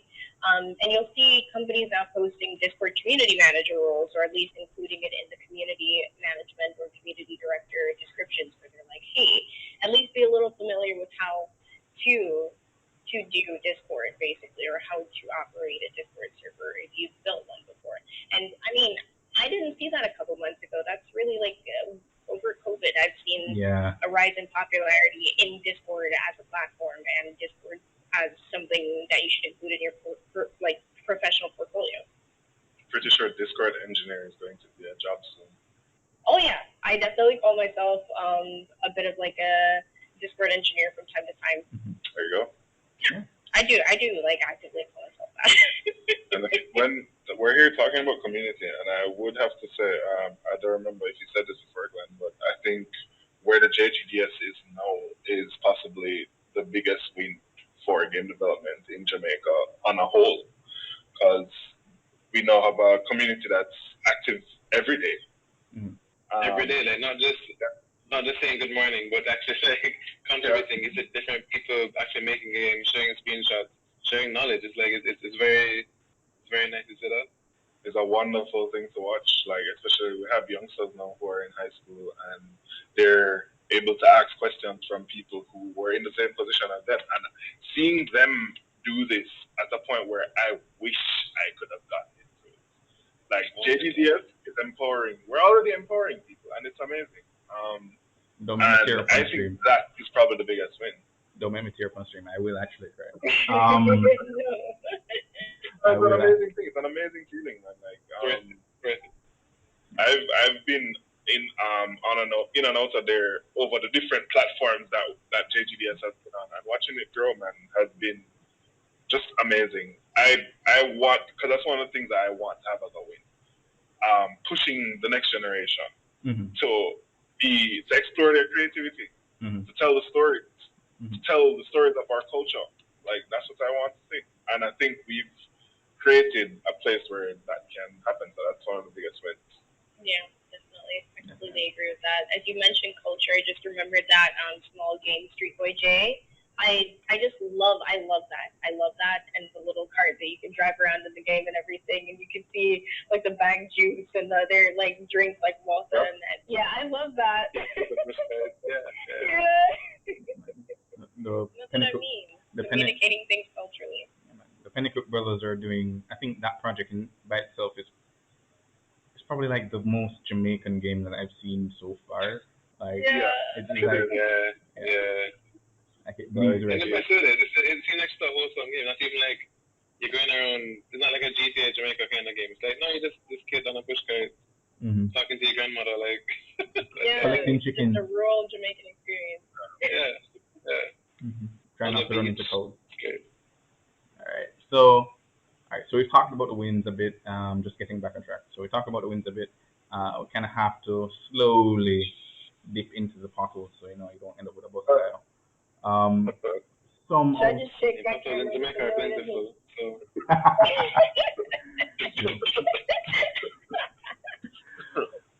Oh no, your suspension gone. Oh God. When you hit a pothole at the end of the month. Yes, moving into that, just some of the difficulties that we've had with the community. I think we've kind of hinted at it a bit, like some just operating within the industry and becoming a part of the industry. I'm gonna go first, just in terms of difficulties or potholes. I think one of the major issues I've had is like a number of opportunities kind of just skip the Caribbean, not even Jamaica specifically, but it just skips the Caribbean entirely because they kind of lump us with Latin America, and if it's not included in Latin America, it's just not included at all. And I feel like that's a lost opportunity on both sides for the organizers who are putting on these events, as well as the community itself. Because not calling any names, but normally there will be like an indie accelerator right now that doesn't include any island from the Caribbean at all. None, not a single one. I'm going throwing shade. And for a region that pretty much mirrors, like, I think it mirrors nothing in terms of electronic usage. It probably mirrors Florida pretty closely in terms of having access to consoles, having access to gadgets and stuff like that. That's a market that is not small, that's just being ignored, and I can't understand why. Like, I've been asking, I can't really figure out why. Is it that it's just not? Is it just awareness? That's my query. That's my concern, and I would want to see if there's a way of navigating that. If it is that we need to create our own opportunities and trying to put things together so that we can do that, but I would like to see the industry, the wider industry, can kind of just say, hey, we're here. Like, pay attention to me. Notice me, senpai. Oh God. Graham, what about you? I mean, that's a great way to start it off, because I feel like, again, part of what I want to help doing is just putting Jamaica on the map and making people realize that, yeah, there are Jamaican game developers. There are a lot of people who want to get into that world living in the country. And so that's one thing. But I think also, I mean, COVID helped with this a lot, but if you ever wanted to get a job in the industry, you'd probably have to move to SF or to LA or to wherever. And obviously, you can't just get up and move from Jamaica. You have to get like a work permit or a green card or whatever, and that's just a huge blocker for anybody. But no, because they're like remote work is becoming so much more of a thing. So thanks COVID, I guess, I don't know. Because becoming a thing, it's like I think no, it's a puzzle that's kind of being patched, kind of like slowly but surely. In the poorly patched fossils that turn gray in the sunlight, and like the rest of the road is a completely different color. Yeah, but I mean, hopefully it will turn into like a properly fixed road, you know. But like, yeah, I think. Council first. I'm sorry, I'm about to get blacklisted. No. So what I'm saying, I think the access that Jamaicans, specifically Jamaicans like living in Jamaica, the access that they have is very limited just to the whole industry. And I'd really like to see that change because yeah, the knowledge is there to actually make games and be part of the conversation. If you're trying to watch a conference online or trying to just like people can actually watch this now. Like before PAX panels, as far as I can think of, they're not really, at least all of them weren't online, but no, this whole thing is online and people can actually watch us and see that, hey, there's at least 4 people are doing this, at least 4 people. And hopefully whoever Glenn is talking about, I don't know who they're talking about, but whoever Glenn is talking about, they will actually be like, oh, there is a need. Like there is money to be made here on both sides. There is win to be, there are victories to be had here. Yeah, on both sides. Yeah. I mean, Glenn, you already know that I'm trying to work on something in the background to kind of create that space for us to actually be seen, because Jamaica has always been a titan creatively. I mean, even in terms of music, pioneering certain things. So we've always been a creative force to be reckoned with, and it's one of those things where because this is such a new and emerging market, we haven't had the chance to really show off ourselves yet. And I think this is one of those things where it's an opportunity to do so, and we can show ourselves off in different ways on the stage, because you have so many different ways you can express yourself within game dev, like I said, through the typical paths of like programming, art, music, sound, whatever it is that you want to do, composition.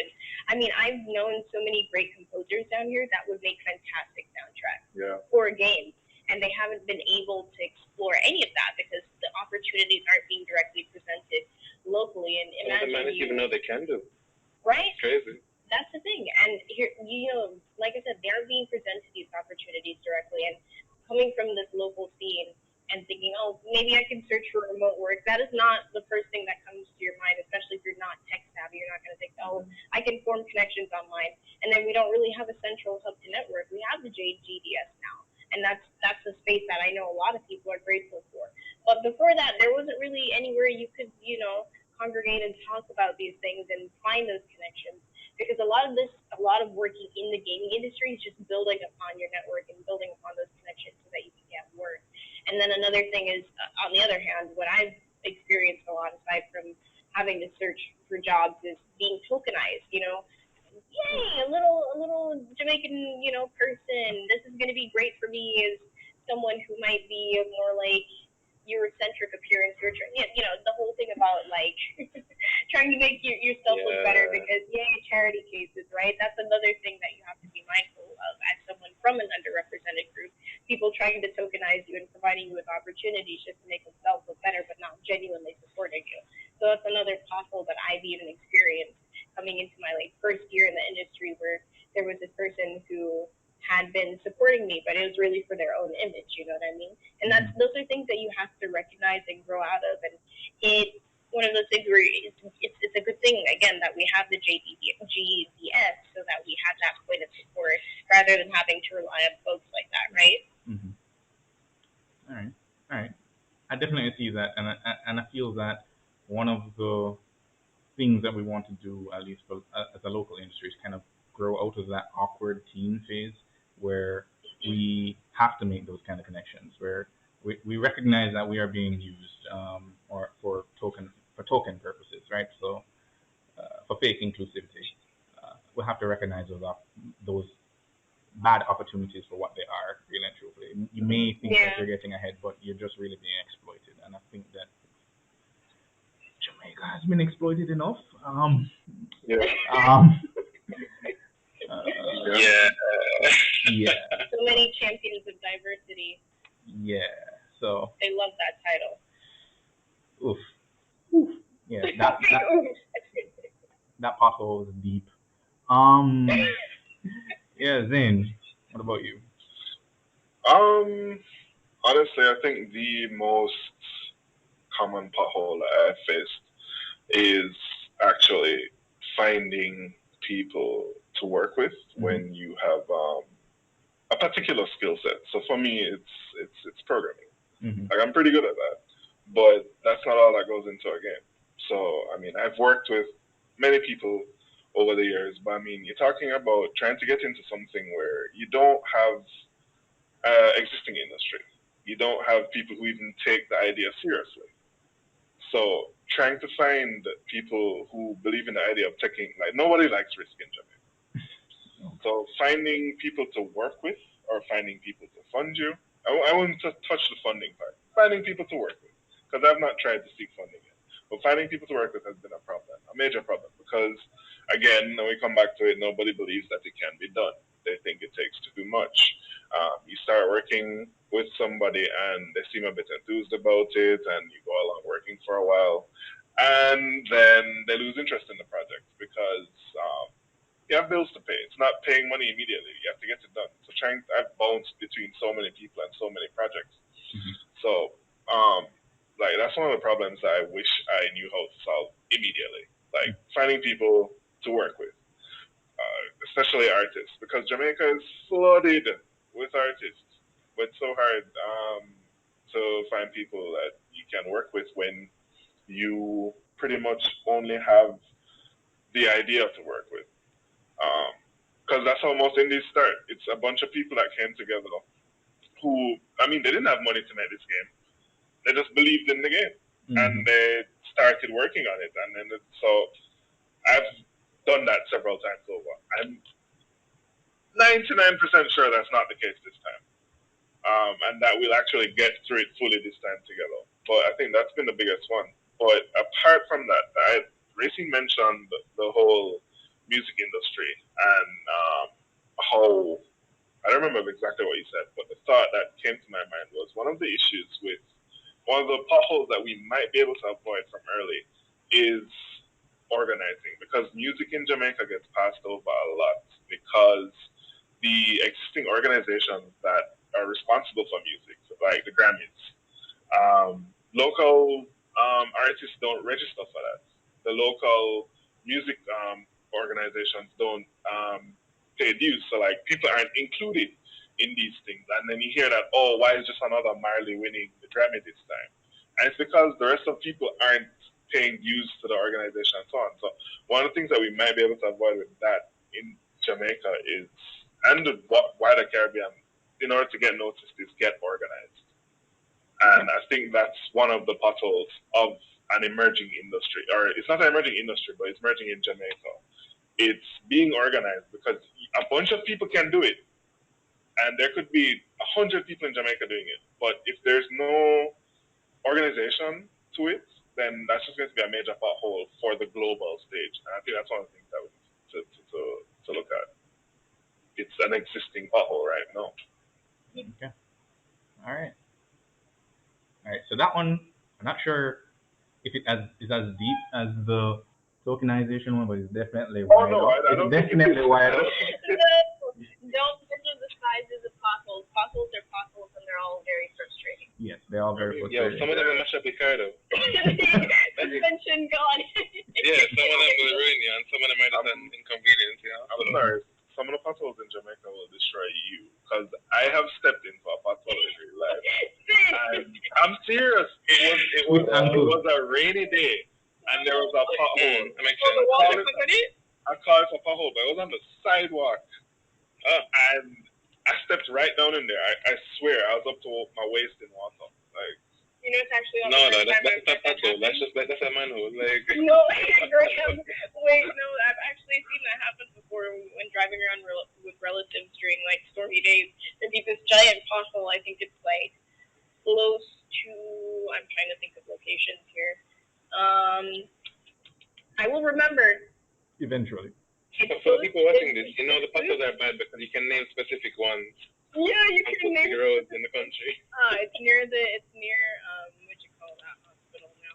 Wow, I can medical associates. There was this pothole near medical associates, and I remember driving down there one day, and like the water covered it. Someone just walked straight into you. Just see them go, oh, God.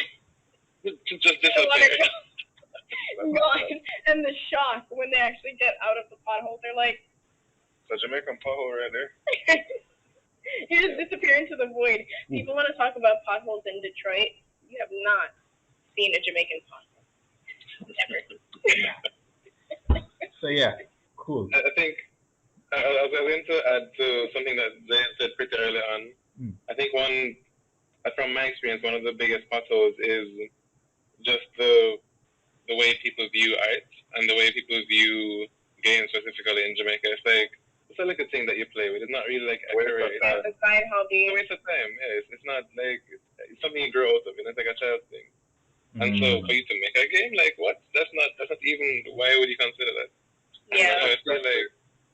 Yeah, so I feel like something that we need to do as a country, as a Caribbean, is just kind of educate the older generations, or just educate the whole country, really, the whole diaspora, that it's not just a toy. Like it's not just like Super Mario anymore. There's a whole different range of types of games. So it's a whole business. We can show numbers, like some games make millions, billions, and it's not even just the popular ones. Like there are games people don't know about making money. It's like a viable thing. And makes a ton of money. People only recognize the AAAs. Clash of Clans. Exactly. Yeah. Jamaica. Even new games. That's so old, and it's still right. Like Jamaicans are playing these games, and they don't really think of it as, oh, these are companies making money. And that's the same thing I'm talking about. Like they will play the game, but they will not take you seriously when you're saying you're trying to make one. Even if you have like experience or whatever, they don't take. I think that's because, like, again, growing up, I never thought I could make a game. Like, if you told me you're making a game when I was in high school, I'd be like, oh, you're making like a little Flash game or something to go on Newgrounds? Like, what are you actually doing? You're lucky if it's Newgrounds. You're lucky if it's Newgrounds. You're lucky if it is Newgrounds. For me growing up, Newgrounds wasn't even the consideration. It was just a lack of belief that you can finish it. Newgrounds was always a suspicious platform to me as a younger person for various reasons. I don't even need to say anything on this. I'm sorry, Newgrounds has and always will be sus. Like, you know exactly what I'm talking about. Great place though. Great place. Very sus. Very sus. Well, like even playing that, I never thought, oh, one person made this game. It was never like a consideration. It was just games. They just exist. And so I feel like that. I'm sorry. I feel like that's still a thing now, where people, even if it's something that was made by one person, like look at Flappy Bird. It's like a flash in the pan kind of example, but it's still made by one person and it just blew up, and that's still like a possibility. It's still something that people can do, that they should take seriously, as long as you, Zane, are taking it seriously. The person who is approaching the other artists take it seriously. Yeah, it's a really huge possibility to address, like moving from the idea of it just being a side hobby and a plaything to this is an actual career that you can get involved in, right? This goes beyond just pixels on a screen. Like, we have so many genres of games beyond the triple indie fighting games, the Tekkens and the so on and so forth. There's so many different things that you can do and so many different ways you can get involved in. And if we can get out of that mindset, like, oh, this is like something I do after my 9 to 5, there's more to it than that. And I mean, there even been games that won Grammys, like Journey, for example. Did you win a Grammy or Oscar? I just nice won things for the music, for the sound design. Don't even think about it. And it's like we can do that. Why not? Why not? Like that's the answer. Like, we have artists in abundance. We can definitely do all of that. We have so much talent down here. Not just making a good song. Yeah, that's true. We have too much talent here that's not getting the chance to express themselves.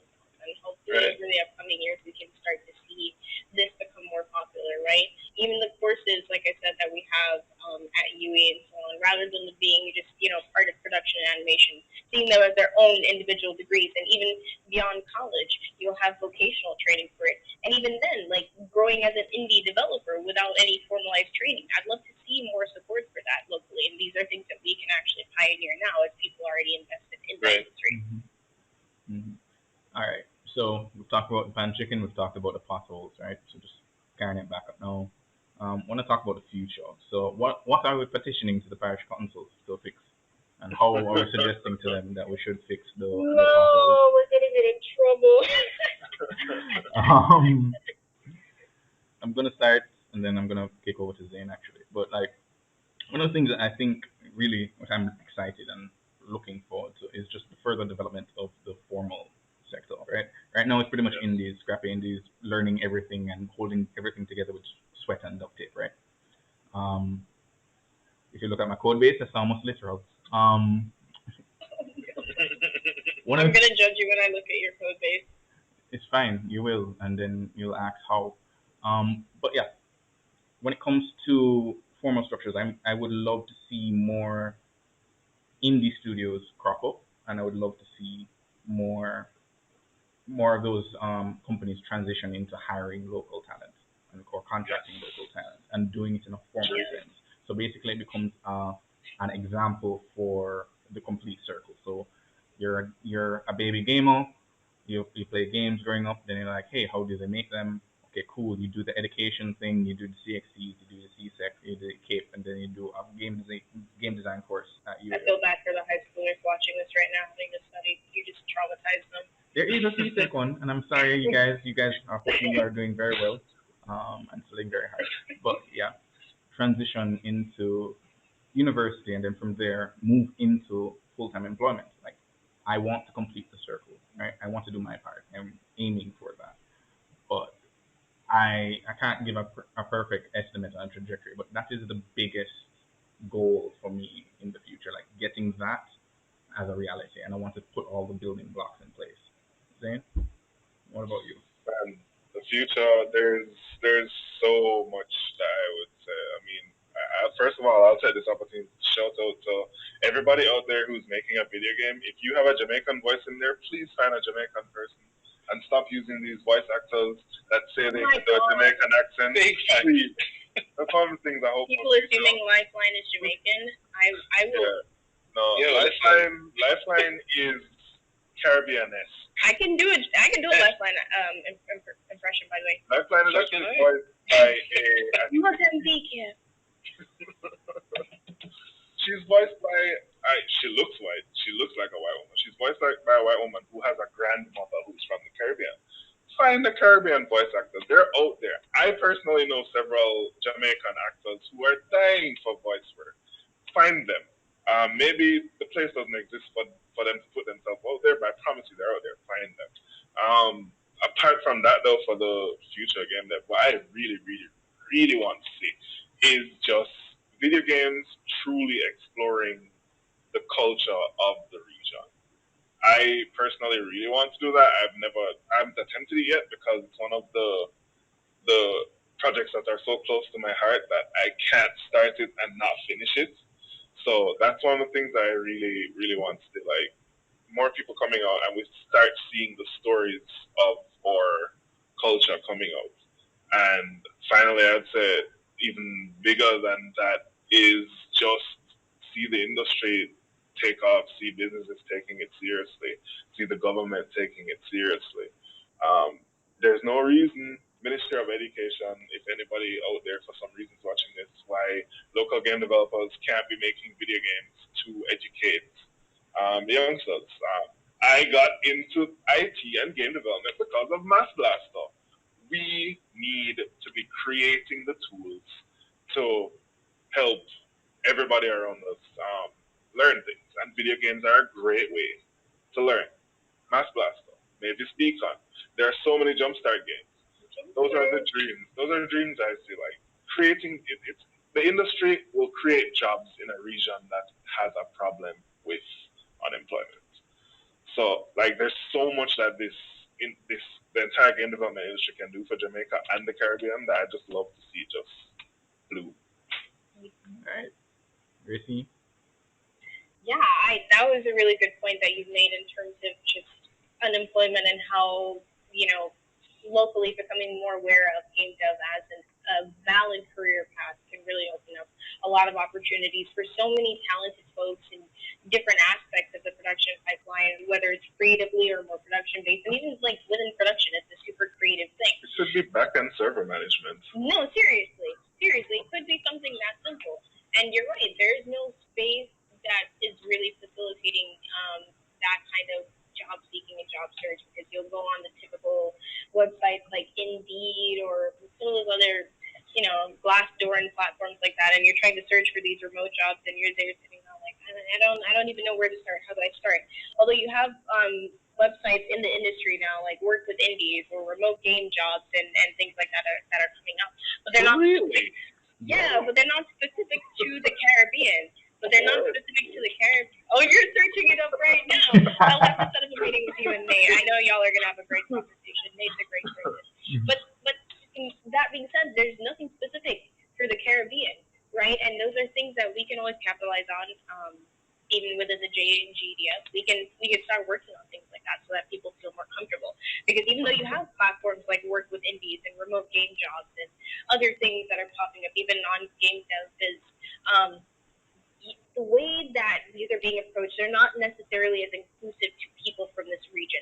So if you see a website for the Caribbean, made by Caribbean people, you're going to feel more comfortable approaching that platform to seek work, as opposed to other websites with clunkier UI that seem foreign to someone who isn't really familiar with the territory of remote work. I mean, even explaining the way I work locally can sometimes be really challenging, because people are like, so you don't go to an office? How does this work? Can you explain? Work is something you do, not somewhere you go. And the fact that you enjoy it, where? That's a foreign concept. Yeah. So things like that, we can begin addressing something as simple as having a website. And these are things that I think we could action over the next couple of months. Like, these are things we're going to talk about even after this panel, right? We're going to start working on a legitimate roadmap to start creating more inclusive ways for Jamaicans and Caribbeans to interact with the game development industry. We can't just sit and wait for others to create those opportunities for us, because they haven't. They failed at doing that. And now we need to carve our own pathway within the industry. We're going to do that, whether it's through virtual events, physical events, opening up opportunities with local governments or governments across the Caribbean, whatever it is that we need to do, however we can coordinate with each other and people like within this space, we're going to begin crafting this pathway for people to feel comfortable, even outside of college. Like, don't even mention college, right? Because even that can be uninclusive for some folks who don't even have the capacity financially or otherwise to consider college, right? Just vocational, informal training, ways to facilitate that. Because a lot of people who sprouted from Jamaica as talented artists had no formal training. They just had supportive people around them that saw their talent and allowed them to curate that talent. And that's how they became famous. That's how they became renowned for their skill, right? So we need to make sure we provide those opportunities to people locally so that they have that opportunity. And we can see a lot of games coming out similar to Street Boy. That's a really good game. That is a really good game talking about the way rural Jamaicans might experience their life. More games like that need to come out, because a lot of people know Jamaicans as the stereotypical like smoky weed. I'm sorry, if I go to another networking event and I say that I'm Jamaican and someone asks me about weed, I'd be rich. I'd be rich. Especially with the dreadlocks. I'd be rich. Whoa! Oh God! Yeah, Seriously, this has happened too many times. I'm not even joking. Like, people casually ask me something like, when was the last time you smoked? I don't smoke. I don't consume marijuana. What's up? Like, can you calm down? Yeah, and then they think you're lying when you say you don't. Like, really? You're Jamaican. You must know. Exactly. Like, and they don't realize that Jamaica was actually founded on Christian principles as well. So 9 times out of 10, most Jamaicans you meet aren't actually going to smoke weed. Glenn, I know you're shaking your head. No, I'm agreeing with you, because there is an idea of the Jamaican stereotype, and we need to kind of do a lot of work to kind of break that up. We have a world record for churches per square mile, or was it per kilometer? Yeah. But like right beside the churches, there's a bar, so that's like really contradictory. Yeah, I was going to say that. 2 to 3 bars per church. Yeah, so I think it's important to kind of note. I'm glad that you brought that up. Like in the future, I want us to be recognized for our creative output and our creative punching power. But at the same time, I don't want there to be a stereotype. I recognize that it's useful, sure. Brand Jamaica is a thing, but Brand Jamaica does not only have to be limited to one type of Jamaica. I mean, our motto is out of many one people. That we have a multitude within us. Let's explore that in every way possible. That's, Yeah. yeah. Yeah, I think we that's should. valid. I think all of that's definitely valid. I think one of the steps is to create a platform called Sweat to compete with Steam because the Caribbean is so hot. Ryan, I will ban you right now. Oh God. I wish there was a Okay, ban so button. that is. Right now. No, right now, goodbye. Yeah, that's the end of the panel. So we're shutting this shit down right now. Goodbye. Funny jokes aside, I think only person who hasn't spoken on goals for the future. I think Graham, you finished saying what you wanted to say, or No. Yeah, and I mean, both Zane and Racine, they spoke a lot about the business aspect and the government and just like creating opportunities, and yes to all of that. But I think for me, it's just I just want to see people just getting to make things, like actually explore all these different creative outlets. Because as you said several times, making games isn't just one thing. It's not just programming. It's not just art. It's not just music. It's not just voice acting. It's not just like they can keep going. There's so many different aspects of it, and I want or I want us or people to actually be able to express themselves in that, because honestly, like, of course, like I said, I'm an artist, and even when I've made illustrations or what have you, having people view them, it's nice, but having people play a game that you've made and actually getting an emotion from them, actually, they could have made their day, could have like resonated with them in some way, like having that experience and being responsible for that is like the best feeling I've ever had in my life. Like top 10 for sure. And I want that to be opened up to the Jamaicans, like, easily. And actually have people think that that's something they can do, not just something that is a foreign concept. Can I tell you, that resonates with me so much because, I mean, sure, I'd love to be full time in the making money from it and all that, but honestly, in my heart of hearts, the money is not what matters to me. I need money, of course, because I like to eat. But in my heart, it's just making it. And what solidified that for me the other day, even in the middle of doing this for years and making games and sharing them with people for them to play and whatever, what really resonated with me, I watched Ready Player One for the first time the other day. And I don't know if you've all watched Ready Player One, Make me grab my but there was a scene at the end of that where the game maker says to the guy, thank you for playing my game, and I literally cried, like, because that is one of the things. Ready Player One. that feeling, making that thing and having people experience it, Right. It's unlike any other medium, like reading or it's the music, watching a film, like all of those come into games. Yep. It's all present, it's all one all encompassing thing. And then when you add VR into it, that's just a whole different ballgame. Yep. Exactly. That's so true.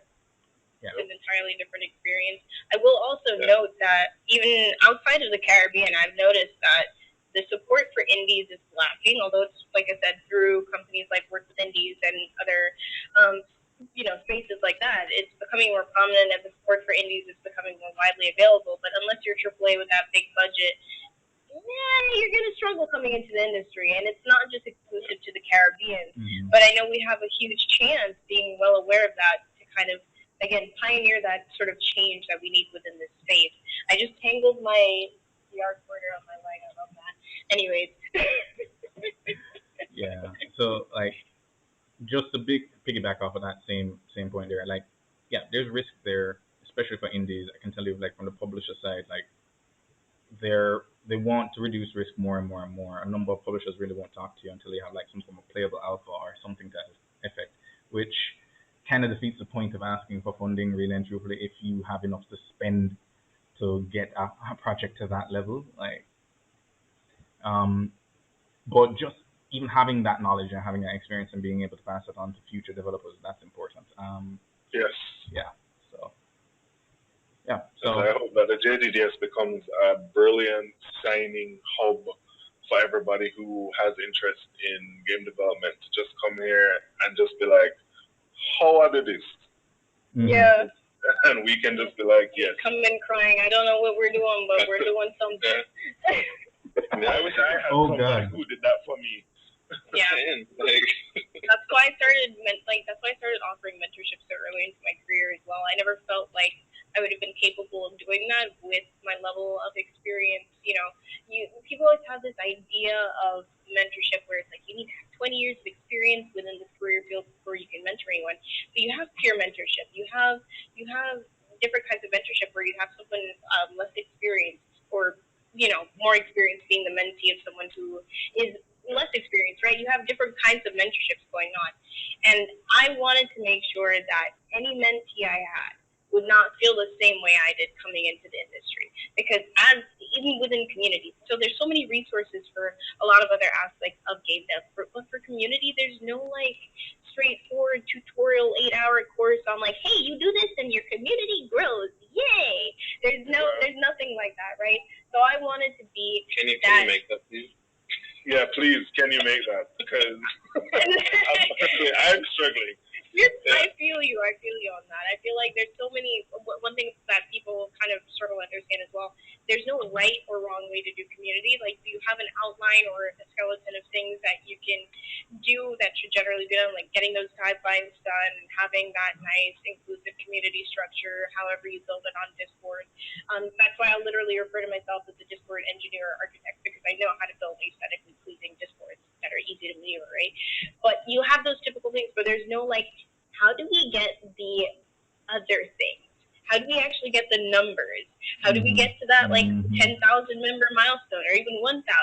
You see so many communities that are like pushing 50K or 100K, and you ask them, how did you get that many members? And they will sit there like, I don't know. Right? So there's no right or wrong way to do community, but it's just, well, there's a wrong way to do community, but we're not going to talk about that. But just trying to figure out how to the different correct avenues you're saying, yeah. And like I said, kind of pivoting back to the whole mentorship thing, I wanted to be that person in my mentee's life to where they wouldn't feel like how I felt when I came into the industry. There were no resources. Like, for people like me coming in, there's no like community management 101 for the gaming industry. Like, you have community management resources that are kind of outdated, to be honest with you. Even some of the cert courses that I did, the information is outdated, and it isn't specifically catering to the gaming industry, which is a very flexible and fluid industry where you can't necessarily use the same strategies with our consumer base. It's a little difficult to do that, right?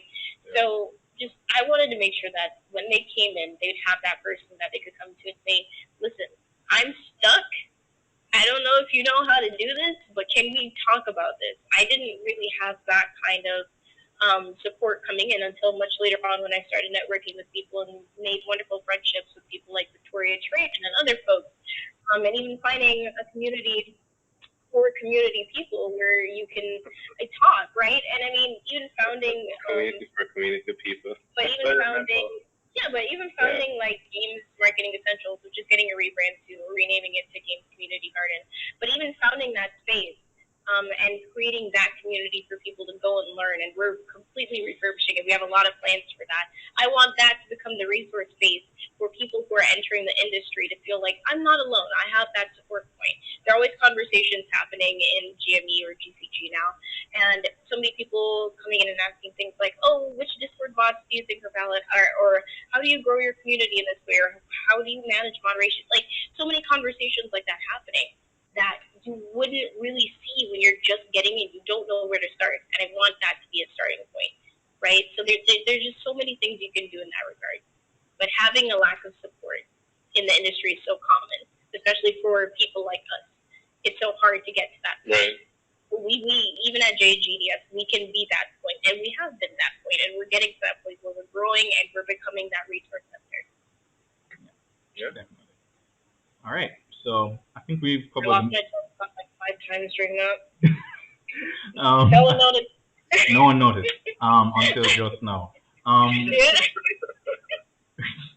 But yeah, I think we've covered the main talking points for our rocky road, our journey so far. Right? We've talked about the wins, the pan chicken. We've talked about the potholes, and we've kind of swerved where we could swerve, and gently dipped in where we had to. So I think we can just sum everything up like we're growing as a community, as a local industry, as a regional industry. We're growing. Interest is definitely there, but there is not a clear path, and we have a couple uh, professionals who are trying to, pave the road or at least patch the potholes for those who are coming behind, right? So I think that's a nice ending point for the panel. I just want to ask all the panelists to kind of just plug their socials. Graham, going first.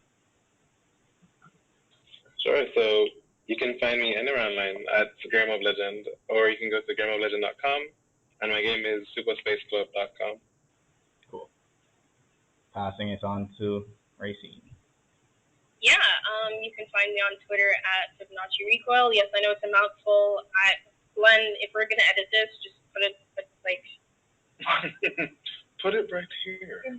somewhere over here. We're gonna put the frame over the video, so it's fine. You'll see my ad. Do I have to spell it? I'll spell it anyways. No, just kidding. Anyways, yeah, you can find me on Twitter. You can also find me on Twitch at Consolazale. Again, I'm sorry. I'm a very eccentric person, and my usernames are extra. I'm sorry. It's annoying. We'll put it here. Wait, what is your Twitch? Consolazale. I'm sorry. Okay? I don't even know what that was. Don't even. No, that one you have to spell, please. No. No worries. We're gonna put it in the video. We'll put it somewhere. We'll put it in the frame. We're gonna put it in the frame. Yeah. I have my hand sanitizer here. And finally, Zane, Mr. Francis. Well, you can find technically me at Just Dev Studios on Twitter and Instagram. You can also find me on Twitter at Just Join, JUSJ01N. Okay, cool. And no site for Wash Bear Workshop just yet. Wash Bear Workshop? Wait, what was the question? No site just yet. Well, you can go to Just Dev Studios and justdevstudios.com, and you'll see some of what I think. Oh no, our dev blog is so far behind. I wear too many hats. Typical indie problem. I wear too many hats, but the dev blog is got behind. But I mean, there's a few things on Wash Bear Workshop on the website and on Twitter, and more to come in the weeks to come. Surely there'll be more before this airs. All right. Okay. So thank you guys for being part of the panel. It means a lot. I think we covered a lot of points. Wait, so one to you. Oh. Exactly what we were. Oh, and finally. Glenn, what happened? It's like you're okay, and finally, I'm Sprite Wrench. Do not perceive me. I don't perceive me. I'm not real. But realistically, I'm Glenn Henrys again. I'm at Sprite Wrench. I also call him Glennis. And she also calls me Glennis. I'm Sprite Wrench on everything. And if you check me on Twitter, Instagram, Tumblr, Twitch, everywhere. It's everywhere. There is a Sprite Wrench. It exists. Tumblr's dead, bro. It doesn't matter. It exists. After the cleanup. Yeah. And you also can check out my work at my website, which is www.spritewrench.com. Yeah, and that's it. So, like I was saying, thank you guys for this. I think the ending was a little bit messy, but messy is fine. It's chaotic, like it's literally it's a rocky road of Jamaican game dev. We literally started this panel an hour late because we were just making bear jokes earlier. Like, what do you mean? All right, cool. So thank you guys, and end. Thanks everybody. Bye everyone. Bye.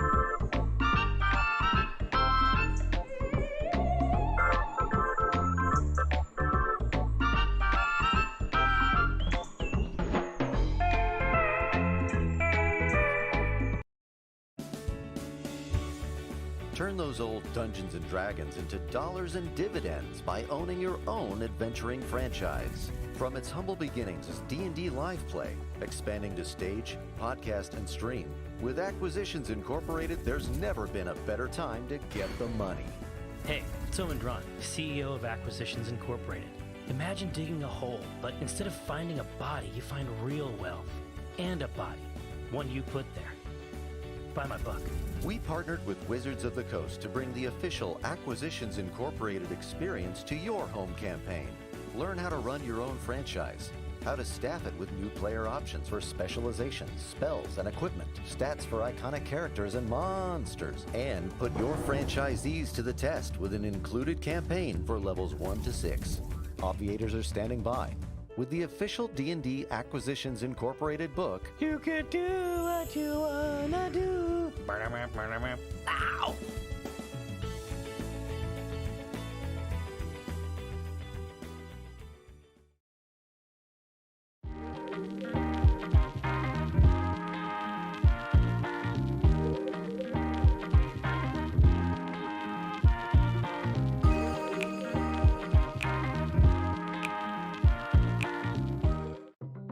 Did you know?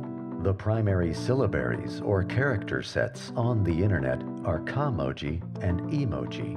Where kamoji are used to convey complete sentences or phrases, emoji are intended to be parsed separately and can be integrated with other writing systems.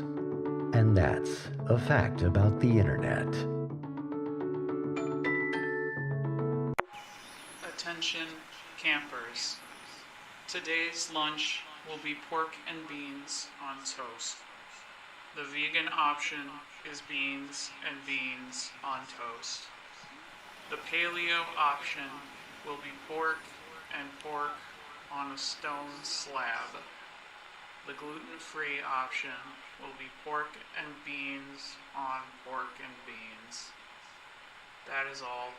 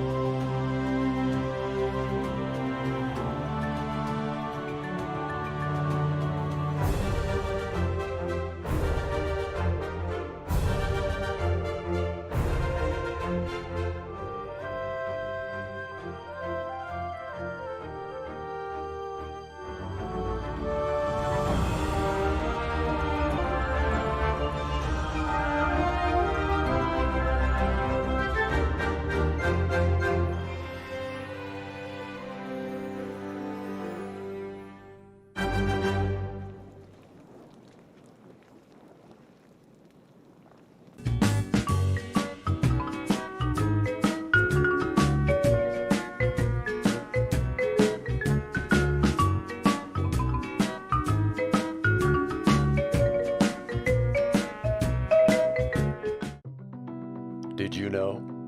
Elder millennials and more hip Gen Xers speak fondly about dial-up internet, a system whereby anyone who is interested in using the internet would need to call and remain on the line with Thaumaturd, the uplink, and provide him with thrilling conversation throughout their session. And that's a fact about the internet.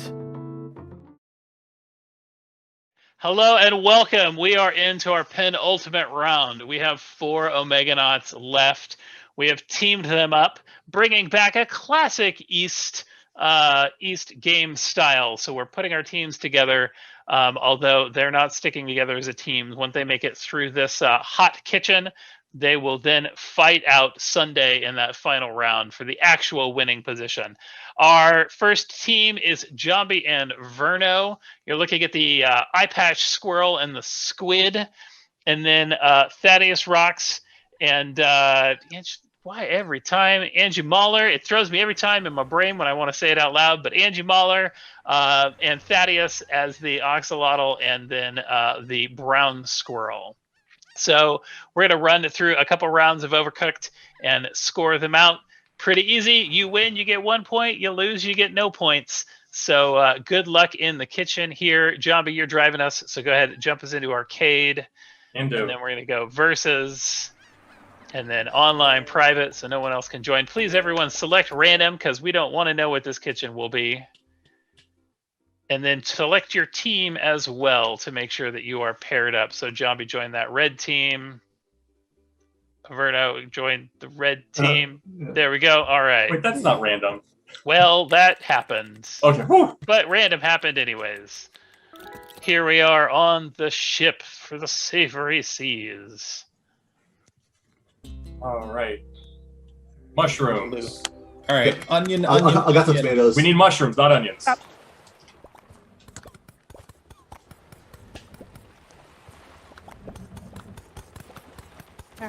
All right, we need tomatoes too. Oh, pot. Oh, pot. Can't do. All right, I'll get you an onion. Hold on. All right, go.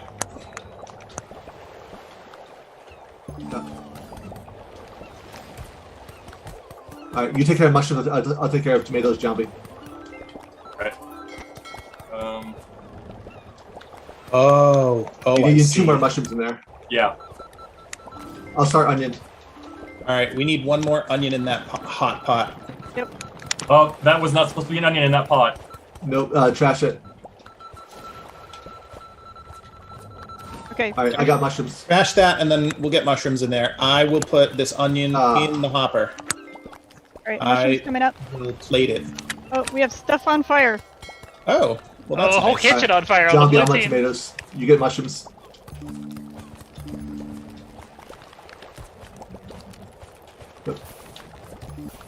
Oh my god. Okay. All right. Thank Here, you. I'll put them. That Zombie, go onion around. soup I'll is put them I on, still I'll need a put them on mushroom. for you. We're on fire. Ah! Okay, we're not on fire anymore.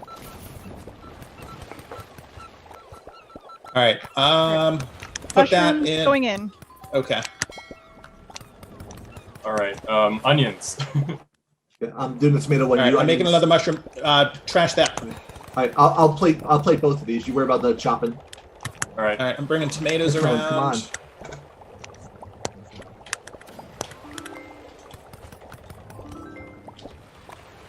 You need plate. Oh, jeez, this thing isn't on the burner. That's why it's not cooking. Okay. All right, I'm making tomato soup. Okay, in the pot. Second tomato in the pot. I got the third. Start cutting that mushroom. You Yep, got yep, that one? yep.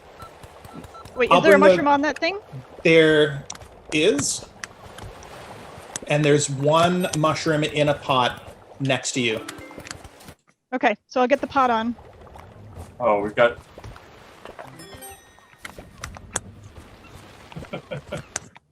2 mushrooms in. Popping. 3 mushrooms in. That did not get all the way. All right, now you're all the way cooked. Third onion. I'll cut it. Okay, mushrooms on. All right, go. All right. The honk. All right, I'm gonna make tomatoes. Tomatoes going in. All right, I'll get this next one. Onions. All Thank you right, for plating. onions coming up. Getting plates. Okay, ready to load these onions? Chopping onions.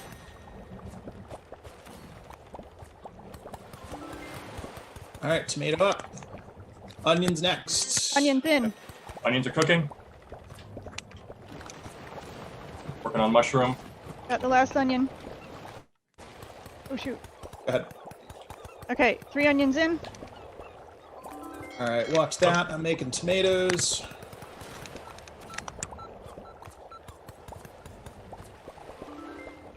Ah! I'll plate this. What? Alright. I don't need that. 3 onions in, or 3 tomatoes in. All right, plates. I need a coming. mushroom. Can you hand me a mushroom? Gonna start on mushrooms. Chopping. Okay, never mind.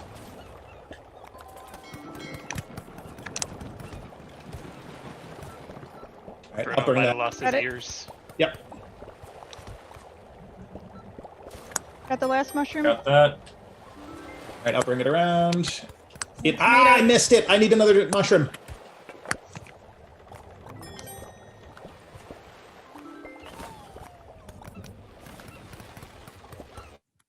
Ah!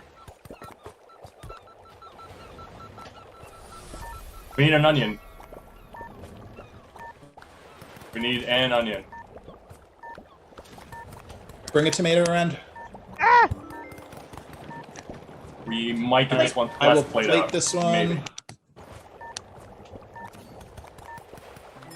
Okay, I think that's all we can do. Another tomato.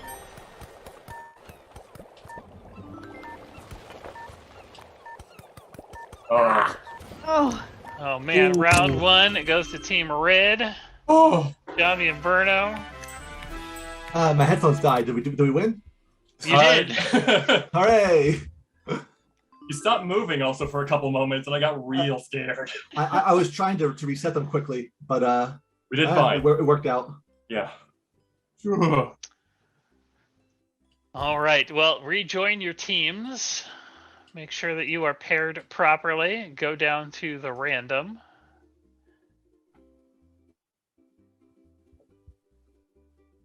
Nice job, Zombie, by the way. Well done. Thank you, man. Great job. Oh. As much as I want a commentary, I feel like I'll Oh, come mess on. things up in the Those kitchen. fryers. Okay, potatoes. All right, could you give me some fish? Oh, we can't. How do we get the? Oh, Zombie, you Chopper's get the over fish, here. I think. There we are. Oh, all right. Going in the Bring fryer. That means the you want fish, the first fish all right, bring a fryer. fish around. Fish. Yeah. Fish north. Whoa, you All stole right, my send me food. another Oh, fish and like a potato or On the whatever that chopping is. board. Wait. All right. I'm not focused in this match, which is regrettable. All right, and Okay, mushrooms, French fries. Zombie. Oh wait, it's over What do here. you need? You're on mushrooms. Yes, I am. I chopped a mushroom. All right, I need a plate, other plate. Onions. All right, I'm chopping an onion now. Go ahead and take it.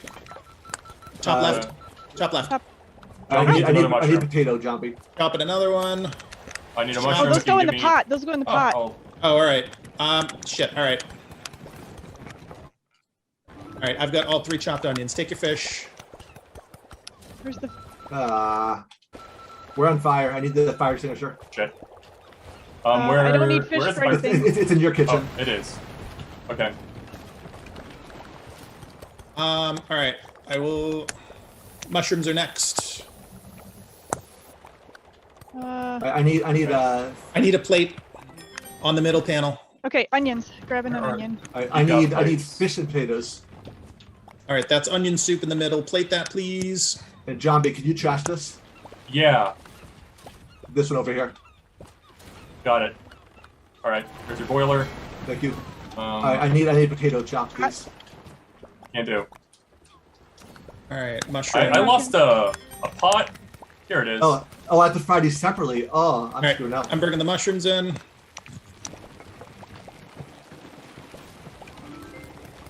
Dude, I am not focused, and I apologize.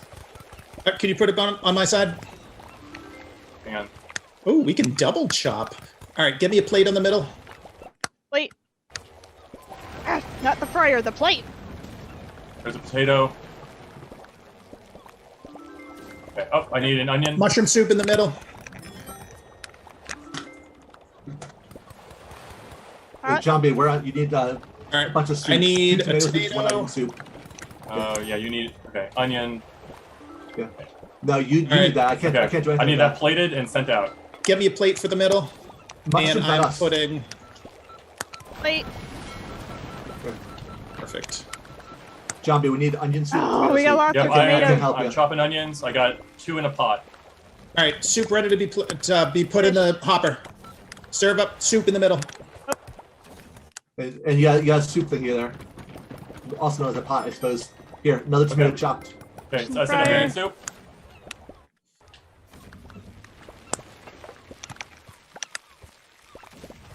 Here's the pot. All right, I'm working on mushrooms. All right, mushroom soup. All right, tomatoes.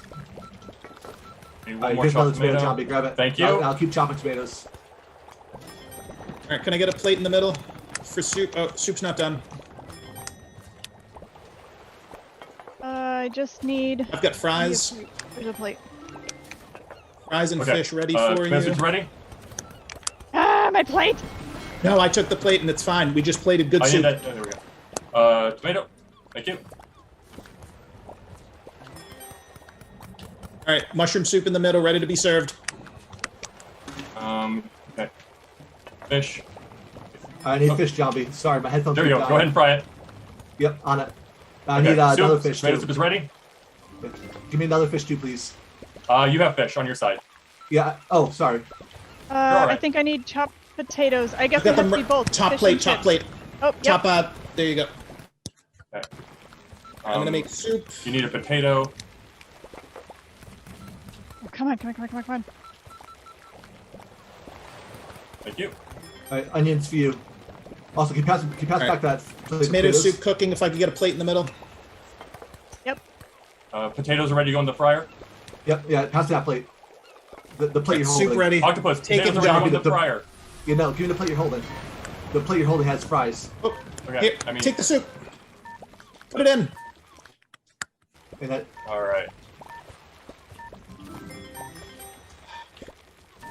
All right. Let's say we need onion soup from you, and I need 2 fish. Hot. Okay, come on. No way. No way, no way. Plate it. Get it out. Get it out. Get it out. Yep. Yes! Oh, I got it. Nice. Oh man! All right, Team Jobby Verno.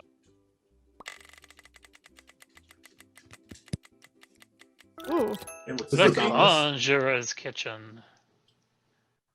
Oh, I don't know how to use these ingredients. Okay. Oh, jeez, a lot of ingredients. It's All right. Well, we got to chop a bunch of stuff, so let's chop it. Oh, I'm Where- getting super lag. Where is this dough? In the oven. Oh, Okay, it's so over here. Oh, up here. How do Here's the we? dough. How do we I combine got a this? tomato. Where What do we does it cook go at? on? Here, put it on the right Oh, we're plate. cooking the pizza onion. Okay, here we go. Yeah, put the stuff on here. I just. Oh, okay. And then we need cheese, and then Working on tomato. cheese. I got tomato. There's only one chopping station, huh? Oh, come on. All right, I'm cooking it. All right, we need more. Oh, that's a whole John, plate. Let's bring God. down a bunch of dough. Where is Alright, the got a dough. oven?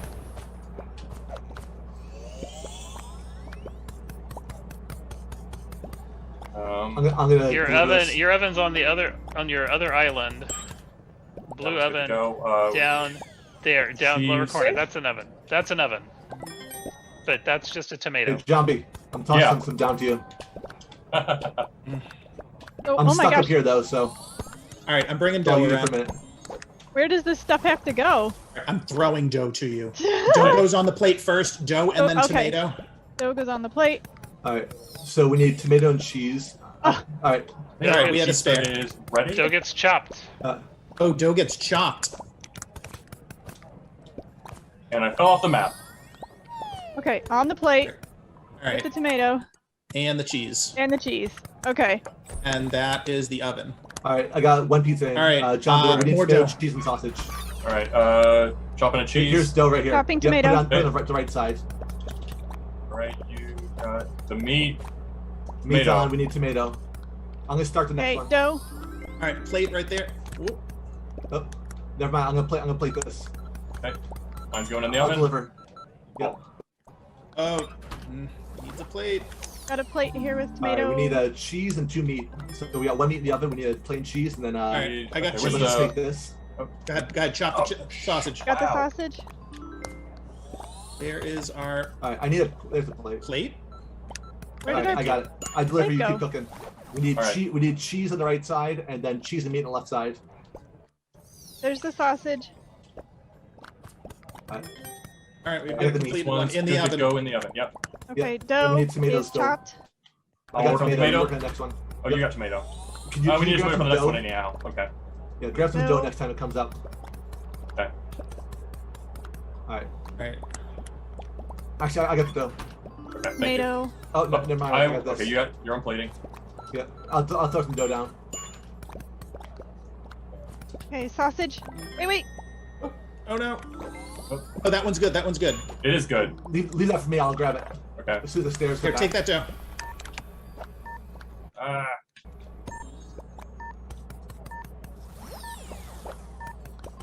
Plate. All right, that's in. What else we got? We need cheese on the left side. I got the left side. You got the next one. Tomato. See if we can squeeze it in. He's coming in. It's gonna be tight. No, Yeah. no, I'm it's not good. convinced. Good run. No chance. Oh my god. Oh my god.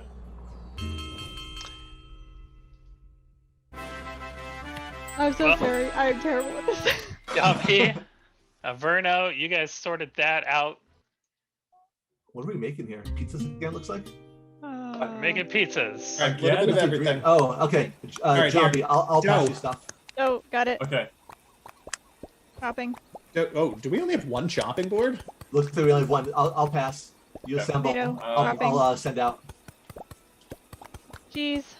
Chopping. Here. There's some dough. Whoop. Oh, okay. Oh. Okay, you're gonna have to I got move that it. tomato to the plate, and I'll put it in Okay, the I oven. will get the next Yeah, setup. you put it in the oven. Sorry. All right. Grab it. Um, I'll start chopping. Go ahead. Where is the? Oh wait, oven? where? Oven's up Oven's top. at the top. Oh, all right. There's All the right. hole. We need tomato cheese. Here, John, be ready? No. Yep. Oh, we can't throw. Never mind. No. Oh crap. Okay. Bring back my tomato. All right, good. I got the cooked one. You got that? Cool. All Thank right, you. you All right. send Plating a it. pizza. I'll send it out. All right. Drop cheese. Okay, drop the cheese, put it in the oven. Yep. All right, here's the next one. Next one, we need another cheese. Dirty plate. Okay, grabbing another cheese. Oh, we got to do dishes for Oh, this one too. dirty I'll start the plate. dishes in a Oh, second. come on. Okay. All right. Here's another one. Dough on the board. Tomato. We need two Oh, cheese, need a then we plate. need a And mushroom. mushrooms. Okay. Alright, I'm here's gonna wash a cheese. dish. All right. I'm cooking our next cheese. So next up, we need two mushroom.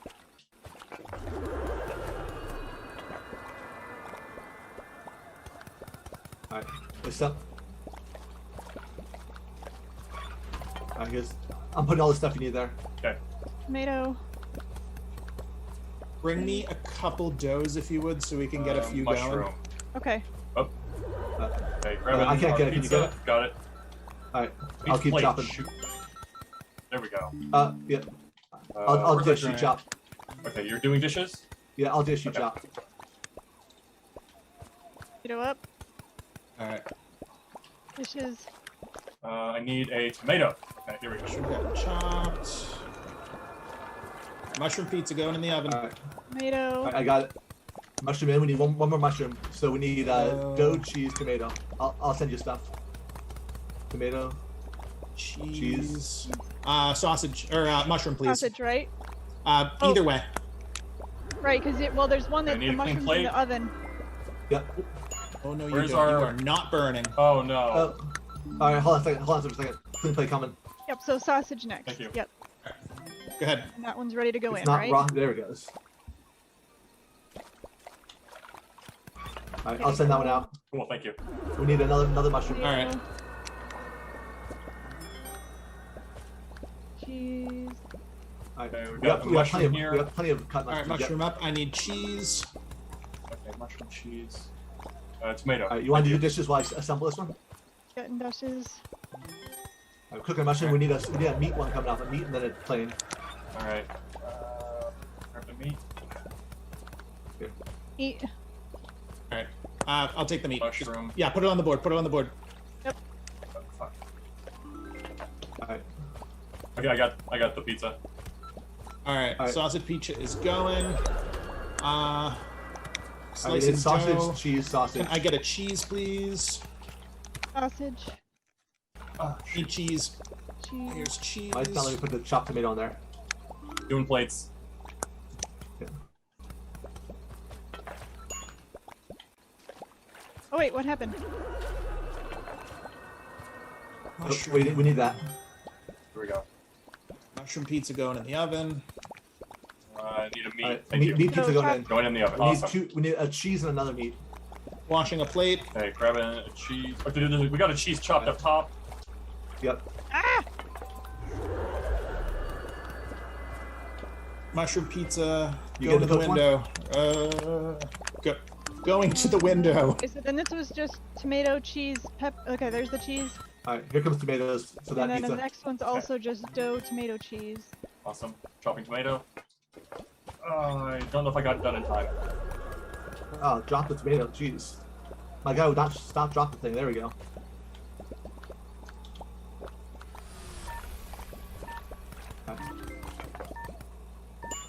You're doing a dish. Tomato.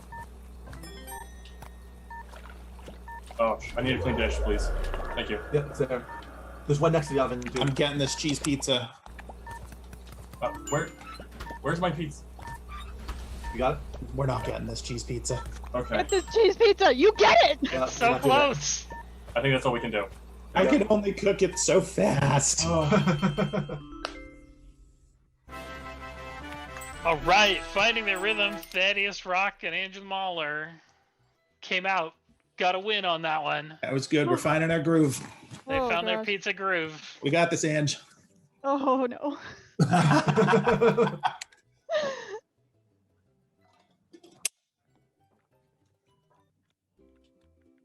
Check your teams. Check your vote for a random map.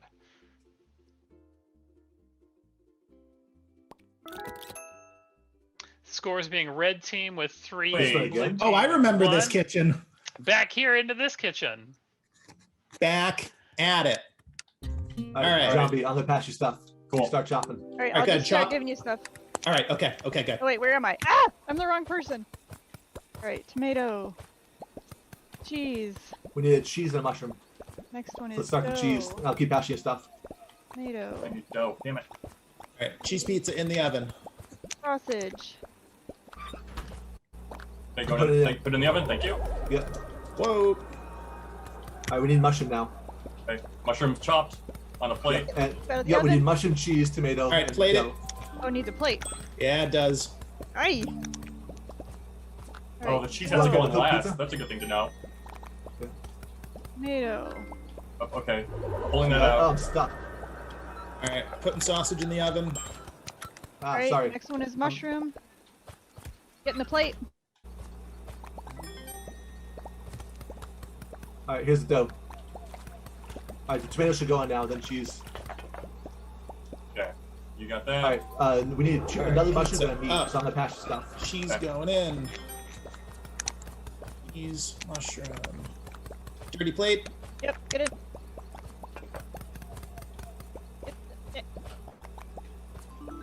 Go. You're on the oven? Yeah, I All got right. it. I need cheese next. Okay. I need dough. Yeah, it's coming right here. Oh, right here. And oh, mushroom. Come on, drop the stupid thing. There we go. There's a mushroom in the oven. Next one's a cheese. Oh, it's gotta come out of the oven. Oh, all right. I need sausage. we I need- guess. we need- I need a tomato. Okay. Yep, next one's just so you just need that, yes, that plate's junk. Trash it. We can't use it. We can't use it. tomato. All Dough. right, sausage going in the oven. We need to make a plane. Oops. Good. The pizza's in our oven. We have to trash. It's not. No one wants it.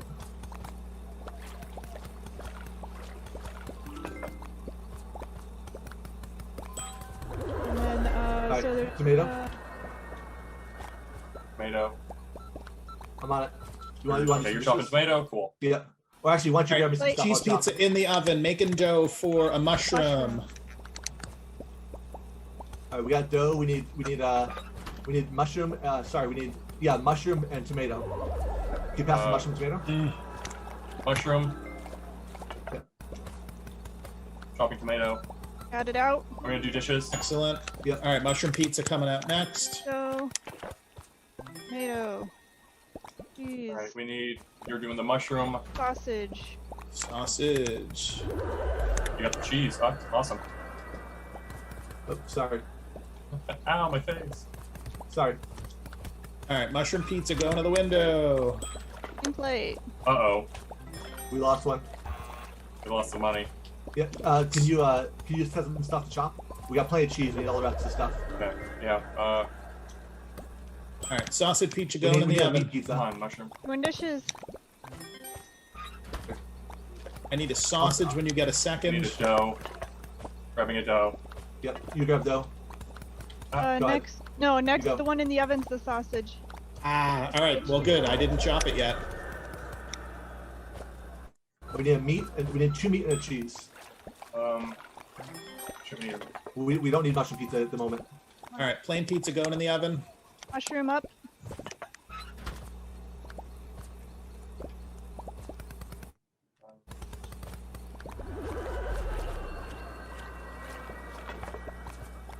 Hi. All right, plain pizza going to the window. Mushroom done. Okay. I need cheese. You need tomato. You got the tomato in the oven. Meat pizza. Come on, cook faster. All right, mushroom in the oven. Next one's just plain. Assemble I need cheese. A cheese pizza. I need a plate. Cheese. Getting the pizza. Go ahead. All right, put that one in. Yep. In. All right, getting dough. I need a tomato and I need cheese. Cheese. And sausage. This will never finish cooking.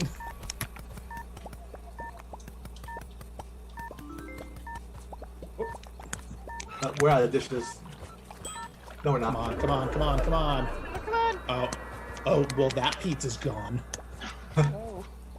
Whatever.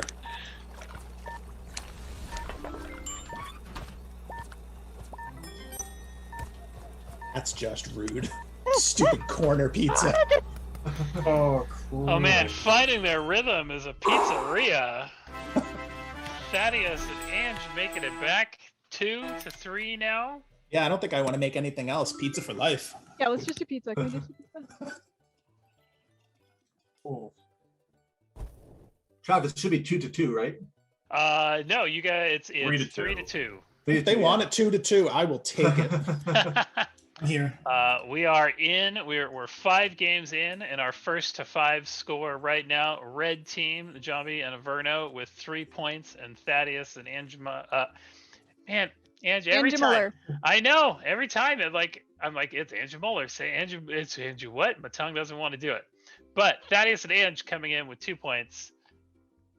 So we are ready here with this random vote map.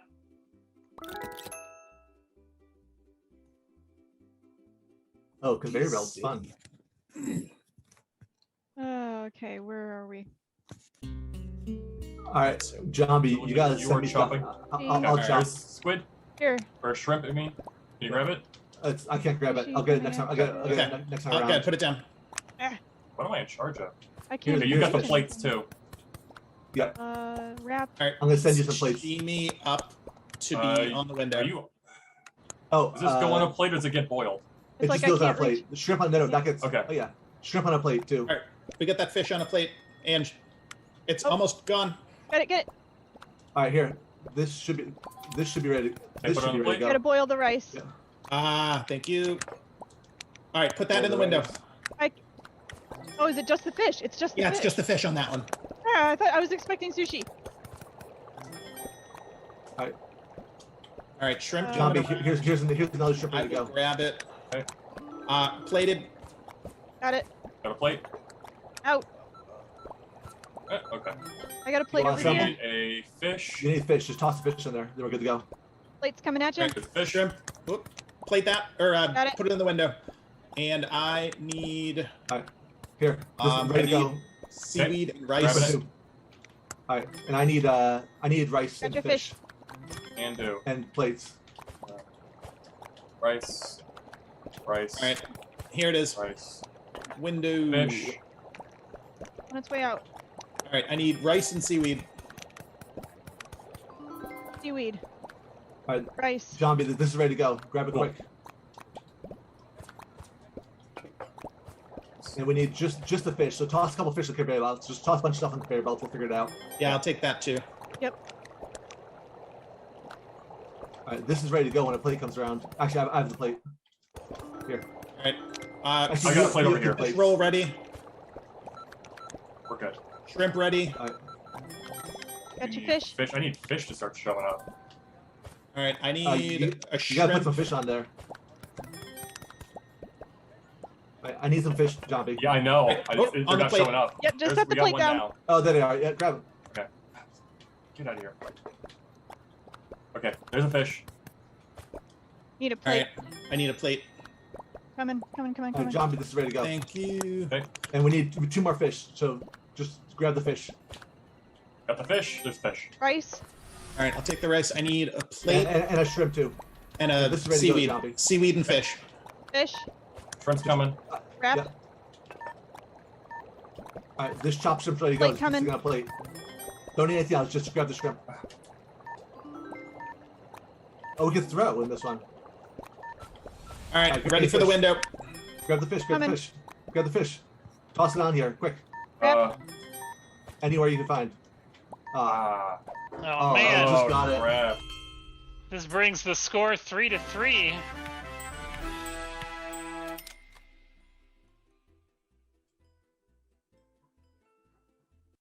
Ugh, come on. Oh, back to the Pizza! pizzas. Zombie, do you want to try fetching? I'll try cooking. Wait, I'll our try oven's in a chopping. different spot. Oh wait, this is different. Yeah. No. Oh, this No, is that's the a first- bun. Oh, these are. Oh God. Oh, it's burgers and Um, pizzas. All Okay, right. pizza's on that side.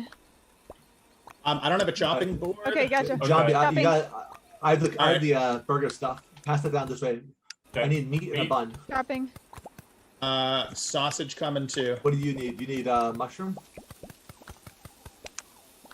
Hey, there's bun. God, Yep, I won't move got your it. stuff on you. Oh, no. It is moving. Ah! Oh no. Oh no. Oh no. All right, put it on there. I can't reach the oven. The bun's ready to go. The burger's ready to go. Put it to the That side. was We'll not- just oh, hopefully make one. I sent out a thing that shouldn't have been sent out. Oh no. Yep. All right, let's keep moving. It's okay. All right, what am I making? I'm You gonna get make a a cheese pizza. tomato I'll make a ready. burger once I get to the meat. Sorry, Avina, what did you say? Cheese. You make a cheese pizza, or I'll make a cheese pizza. I guess. I'm in the plate at the Pat- moment, but Pass me dough. Okay, going in the Pass me oven, the, and then we need. okay. There's no Oh, at room least on this we got counter for cheese dough. here. And a mushroom. good. All right, well, we can make that mushroom pizza at least. Here, We got a you need this. burger. Need chopped lettuce. Where'd the dough go? Not getting that. Ah, shit. Okay, dough's here. Oh no, Tomato. we don't have any plates. We need All right. cheese. And steak. All right. Here, that's got to We get need, cooked. we, I need, think. we need a cheese. We need a bun. This pizza. We are on the same side. We've got nothing to do here. We've got. Oh shoot, we got trapped. All right, this pizza is ready to be cooked when we can do it. All right. We need All a right, bun. so let's. Yeah, we need a All right, bun. let's get another Okay, pizza ready. hopefully. Ah. Guess I'll cook this meat just to. Oh, it's already cooked. Shoot. Yeah, no, not that. This one, this one needs a bun. All right, I'm gonna try and get on the other side. So I'll we're get on both that side. Oh. Okay. This is ready not to go. happening. All right, chop that. Oh, I got you. Right. It's not chopped. It's got to Alright. be pan fried. All right, and we need a mushroom pizza. Or does that have to be start chopped something first? stuffed mushroom pizza. This burger can go out, but I can't take Get a it. pizza being made at least. That burger's going nowhere. Oh boy. Yeah, we're gonna Right. get that mushroom pizza. Stop shaking. All right, we need a. All right, mushroom pizza's toast. Let's get the meat. All right, get the meat all pizza right. going. We are back in business. All right, we need a burger. Hey, What are we making here? cook All the right, I've meat. got a plain burger over here. Wash that We plate. need a zombie burger with Plate. lettuce and tomato. All right, burger with lettuce and tomato. Okay. We can't get to the Give me steak. that on the rightmost plate. All right, now bring it in. Oh, yep. I'll chop your lettuce and tomato. You worry about the burger. Oh, wait, I got it here. Okay, never mind. I'll worry about. Oh my god, what did I just send out? That's fine. It needs to go out. All right, meat to cook. What do you need? You need. All right, cook that meat. Pass me meat. Cook the meat. And cook the meat. Yeah, middle. Oh, yep. It needs to be chopped up. All right, and that's going to be a plain one right there. Right, sorry. Cheese. Clean that. Dough. And you need this dough. Dough. And I need a tomato. spot for the. Can you I'm pick working something on up? Thank you. You need to go away. It's Fire's finisher. All right. Javi. Put that. All right. That burger's ready to go. All right, Javi, chop this. Get Yeah, pizza just ready. plain. Okay. And grab that mushroom too. It's ready to go. Lettuce. As soon as we bun. Tomato on. Get ready to cook that. You got. Okay. Are we do? Wait, do we need This the dough? This burger needs lettuce and I mean, tomato. we do, but that one's shaking.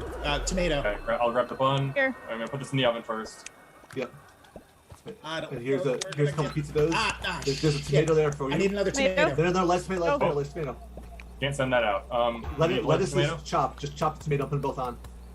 All right, cheese pizza going in the oven. All right, you got. This is not a. Hey, doesn't want that meal. What's that? I can't reach anything. I know. I'm sorry. Zombie, send that burger out. Steak. Gotta get chopped first, right? Yeah. Plain pizza ready to go. Oh, why could it? All right. All right, here's a bun for lettuce that. for the burger? Yep, right there. Go ahead, put it on. Take it with you. All right, take the meat. Take the meat. Take the meat. Yep. Meat. You need to serve it. I can't get over there. Yep. That's it. That's it. Yep. Oh no. Did you try to serve a fire extinguisher? They didn't want to eat it. Good. Oh man. Thaddeus and Ange coming up at 4 points. They found their rhythm. Jambi and Verno need a soup level. They were soup kings. Check your teams. Make sure you're on the proper teams. I found a weird bug too. When someone changes their team, it sticks your choice thing back to the first box. That might be why some people get Oh, not that's random. what's happening. No. Oh, come on. Pizza. This randomizer is Pizza. terrible. All right. Let's. All right, come on let's go down. playing with Let's everyone. mess with Get anything. that ready. All right. We You got feed dough, that chop. Dough. tomato, cheese. All right, Jambi, tomato, cheese, and All right, meat. get me dough. Okay. Here, meat's you. there, tomatoes there, Go. cheese is there. Thank That's you. your first pizza. Awesome. You're doing Second great. pizza I is- need is the tomato. assembled right there. Tomato, Okay. This is going in the oven. cheese, All right, I'll chop And second sausage. pizza. You're sausage. chopping now. Yep, you take the next thing. Getting the pizza out. All right. Need. Got that. Dough, All right. tomato, Sausage pizza going in the oven. cheese. Next one's Dough. mushroom. All right. Okay. All right, cheese pizza's in the oven. I'll get it. Nope. All right. We need I'm trying two to help, mushroom but I'm pizzas, not Jambi. helping. No, it's okay. Got a It's mushroom? okay. It's good. Yep, Get in the dough. yep. Good. All right, go ahead and chop that. Sorry, we're getting in the wrong rhythms here. All right, I Back to will rhythm. go for it. That one. Yep. All right. Dough. Cheese. All It's cheese. right, we need cheese. All right, Cheese and that mushroom pizza that we gotta do in all the over oven. again. So here's the stuff to chop and put on the next one. Dough. All right, so Okay, plain our four- cheese next. Okay. Dough, cheese. Just a plain one next. Yep. Ready plate. Coming up.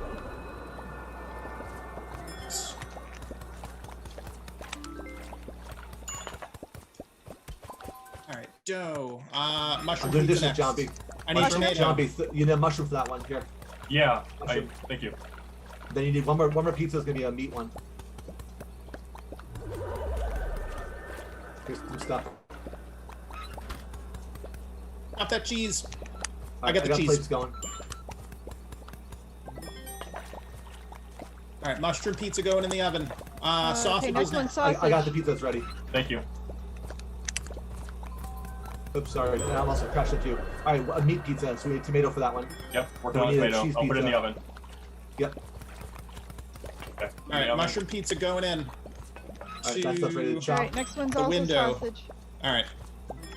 Sausage pizza go in the oven. Whoa, going near the oven. All right. I need a Yeah, plate. Play here. Play here. I got it. Thank you. Yep. All right, ready. Hang up the oven. This pizza's ready to go in. Okay.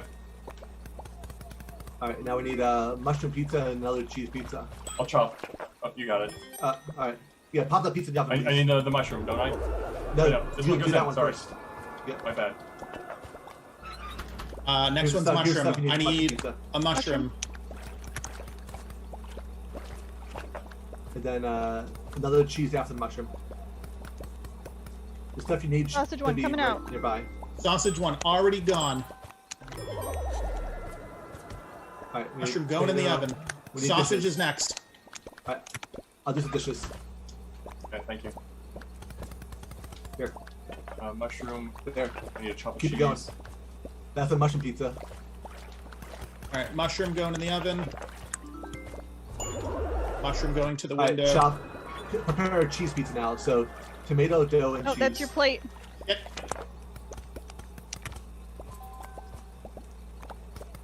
All right, I got the mushroom pizza. You just worry about the next one. Okay. All right, sausage going in the oven. All right, so we need a meat sauce, a meat pizza.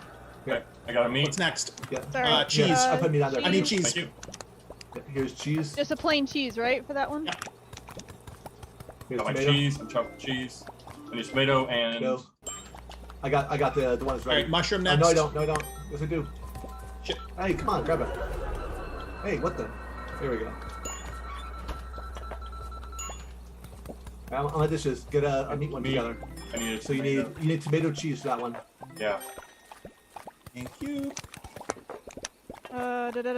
Mushroom. You need There's cheese? a No, chopped you cheese don't need ready. cheese. So I'll put Next it in one the is oven. just plain Oh, cheese. thank you. Plain cheese.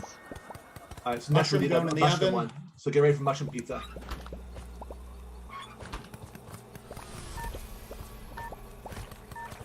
Yeah, put it on plate. Don't plate. Grabbing a tomato. All right, tomato on there.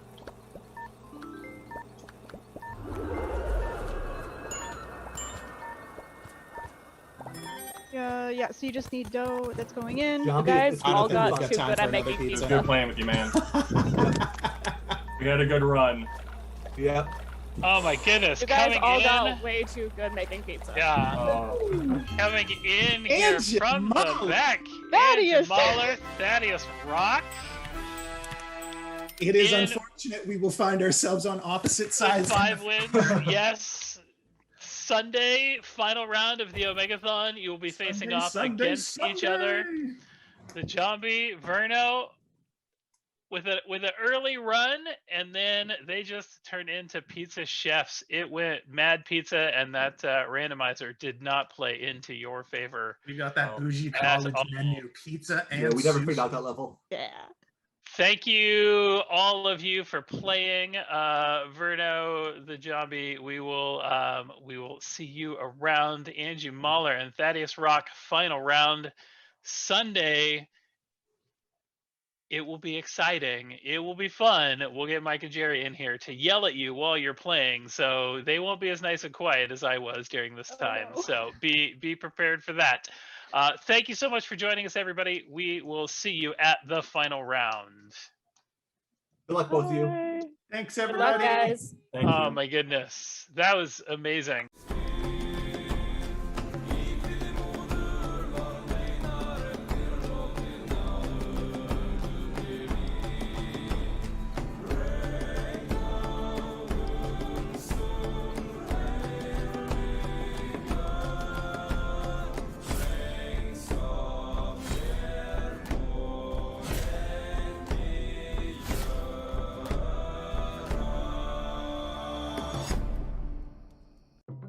Did you know? The term war driving, the practice of searching for Wi-Fi wireless networks from a moving vehicle, has apparently been in use since the 1980s, when it was adapted from war dialing, the practice of calling sequential phone numbers to see which one would hit a server. nobody told me that stealing internet from my local laundromat had a cool name, and I consider you all responsible. And that's a fact about the internet.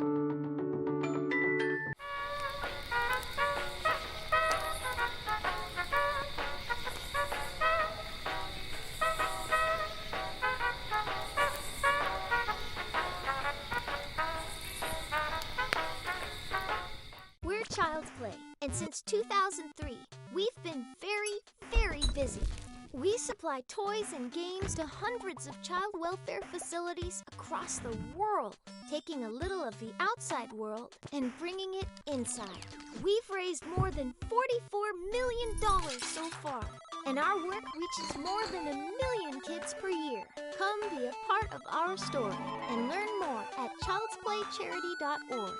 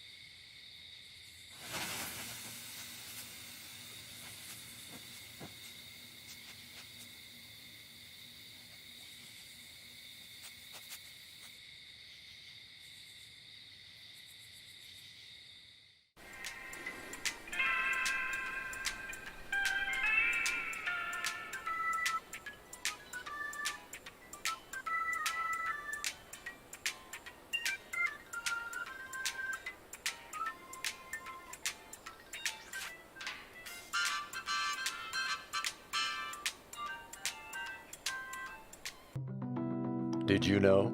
The first local area network, or LAN party, took place when a bunch of popular and/or cool kids in an Oxnard, California neighborhood decided it'd be fun to pretend to be sysadmins for a few hours before finally playing one round of Doom at 7 a.m. And that's a fact about the internet.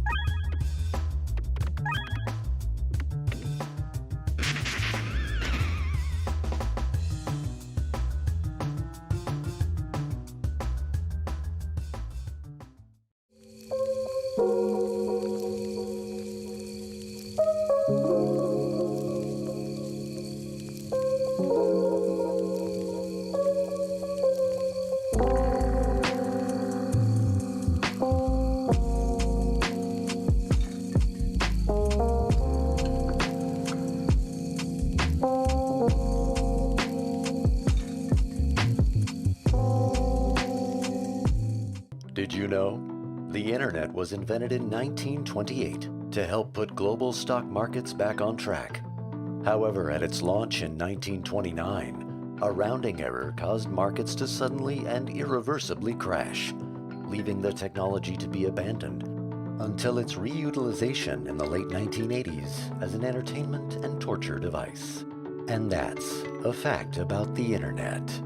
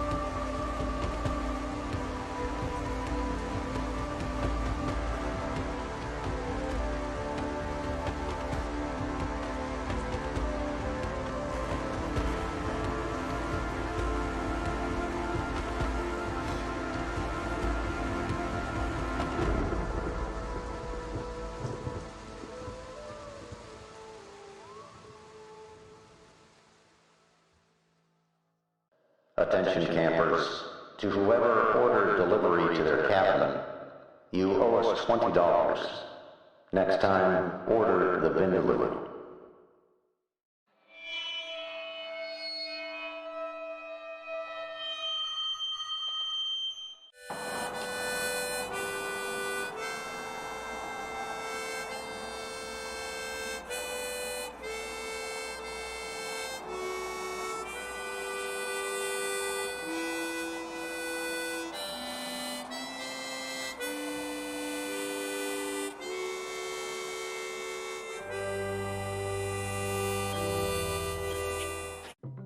Did you know?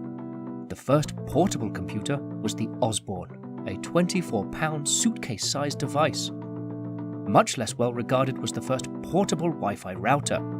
It was called the Godmother and had to be mounted onto the dorsal plate of a Japanese spider crab. And that's a fact about the internet.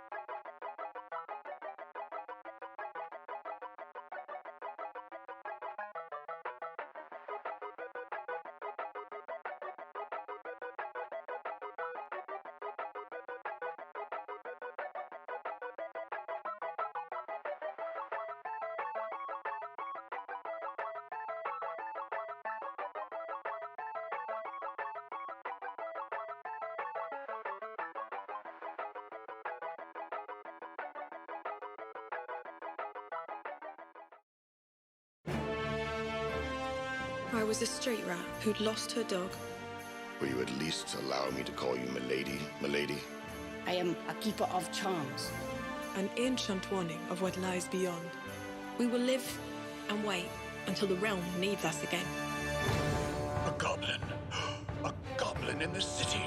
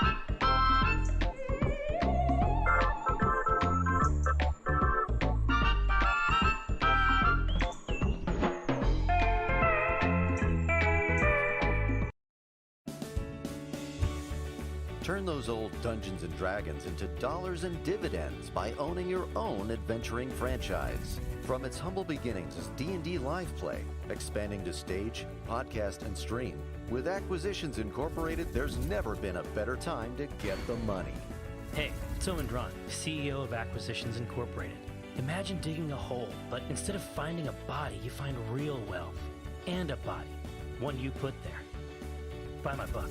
We partnered with Wizards of the Coast to bring the official Acquisitions Incorporated experience to your home campaign.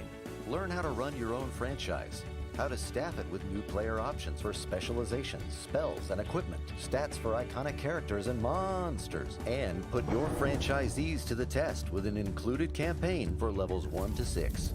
Aviators are standing by. With the official D&D Acquisitions Incorporated book, you can do what you wanna do. Ow!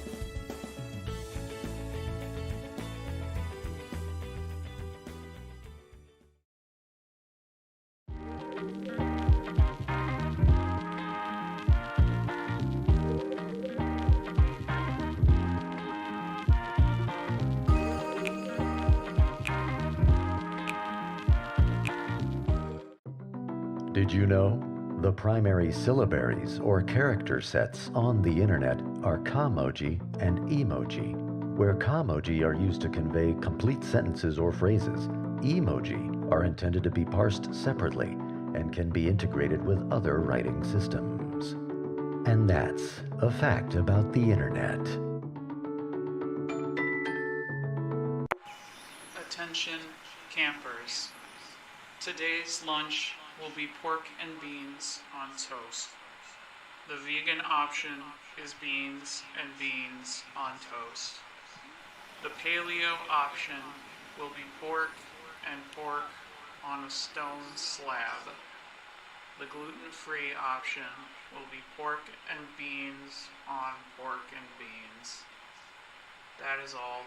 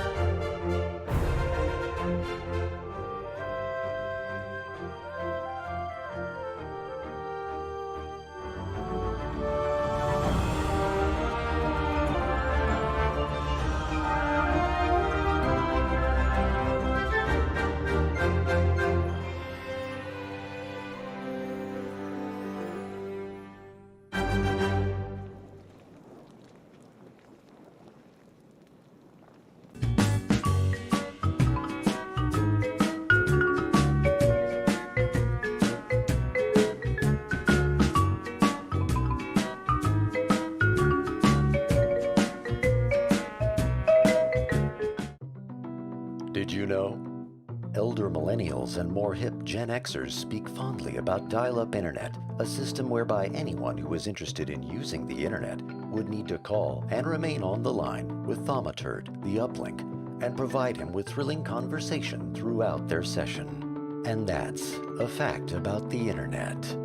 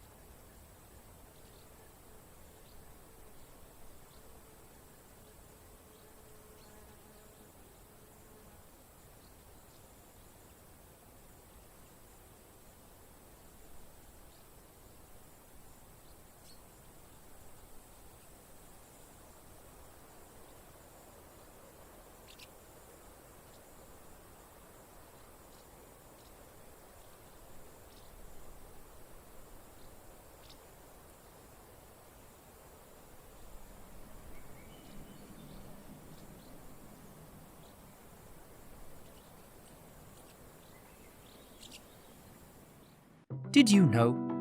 An SQL slammer is both the name of a computer worm that almost turned off the whole internet back in 2003, and an extremely potent tequila drink. Sadly, the drink's recipe was lost forever when the floppy disk containing it fell out of a child's hands into the San Francisco Bay. And that's a fact about the internet.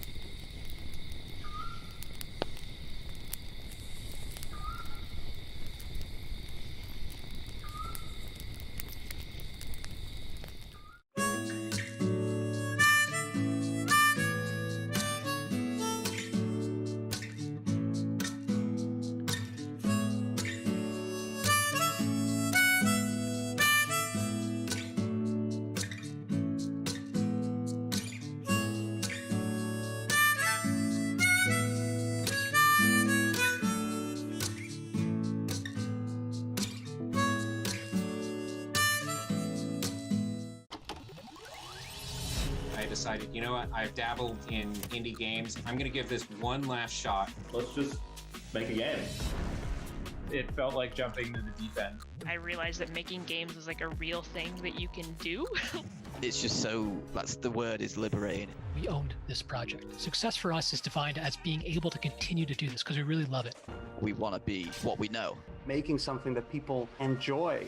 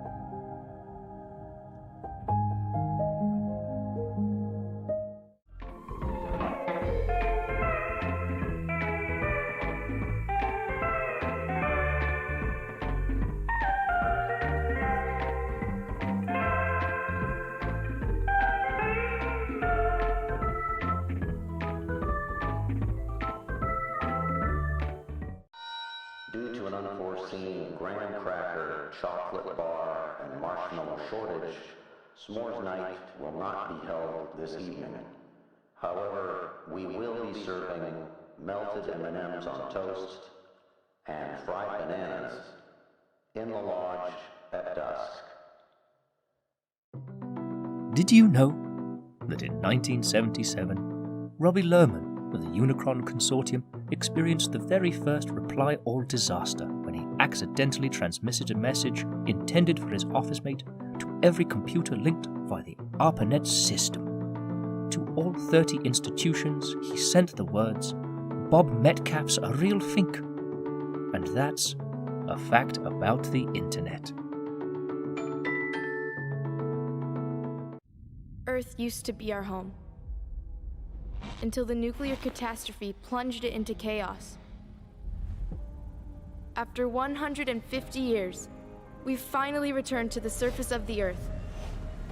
But the planet has changed. Radiation has become an invisible, deadly companion. Droughts and sandstorms plague us time and again. We forge ahead to make this world bearable again. We have created a new home for ourselves in order to lead a happy life. And yet, no peace lasts forever. Some survivors envy our hard-won prosperity. We won't allow our success to be simply taken away from us. We have to act. It's up to you to build our future.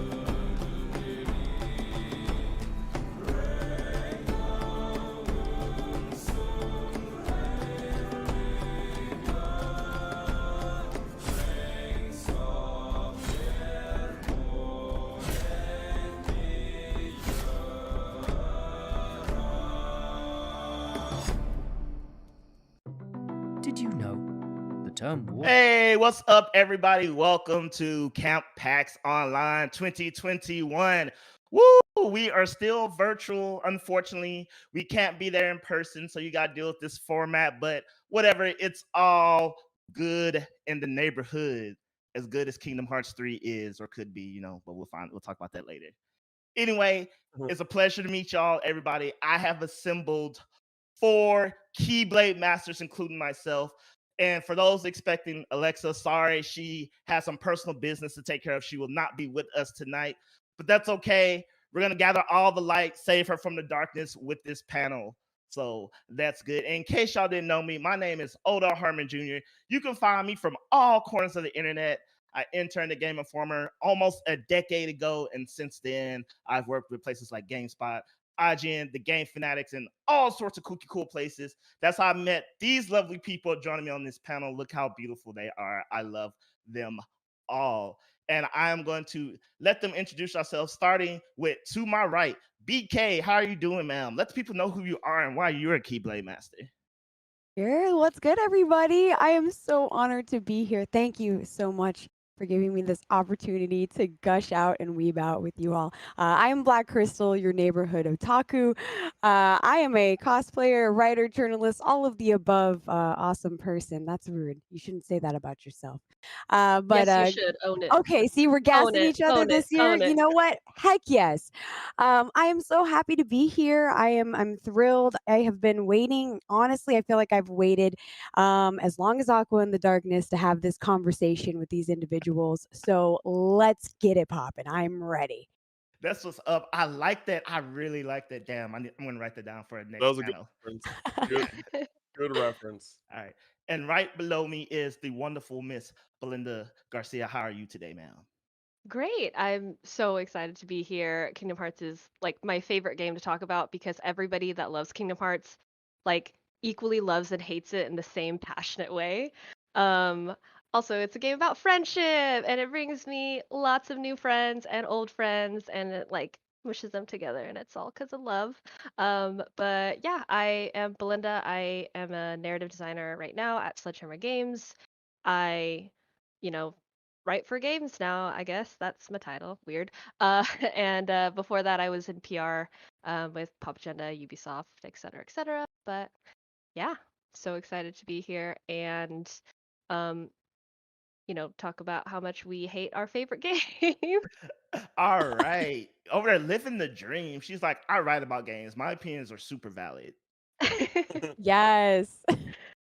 And last but not least, we have the man himself, who I believe won Man an himself. Intersight video game championship cosplay this soar. The man, Cameron Hawkins. How are you today, sir? I'm doing great. I'm looking forward to there's no need for You beat me in that uh tournament. I was in that tournament and you definitely beat me. So. I also did lost. So. Yeah. I did directly beat Belinda. Mhm. Odell I did not directly beat. But yeah, no. Yeah, I'm here. I love Kingdom Hearts. It's my favorite franchise of any medium. Kingdom Hearts 2 is my favorite game of all time. I hope Tetsuya Nomura signs my arm one day so I can get it tattooed. That's not a joke. And yeah, you might have seen me on IGN this past E3 doing coverage over there.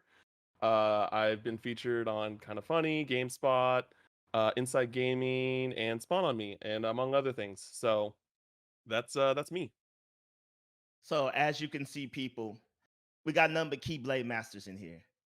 Certified. I'm talking about, we passed the mark of mastery and everything. We're not like Sora, who's like saved the world 1,000 times and ain't mastered. Now we titled, officialed. So, and I want to get this out of the way before we start this. We all love Kingdom Hearts 3, and I know the gaming community can be very harsh when people bash things, but we truly love this, and we're going to criticize the game in a loving fashion. Everything we say with love. It's like your child.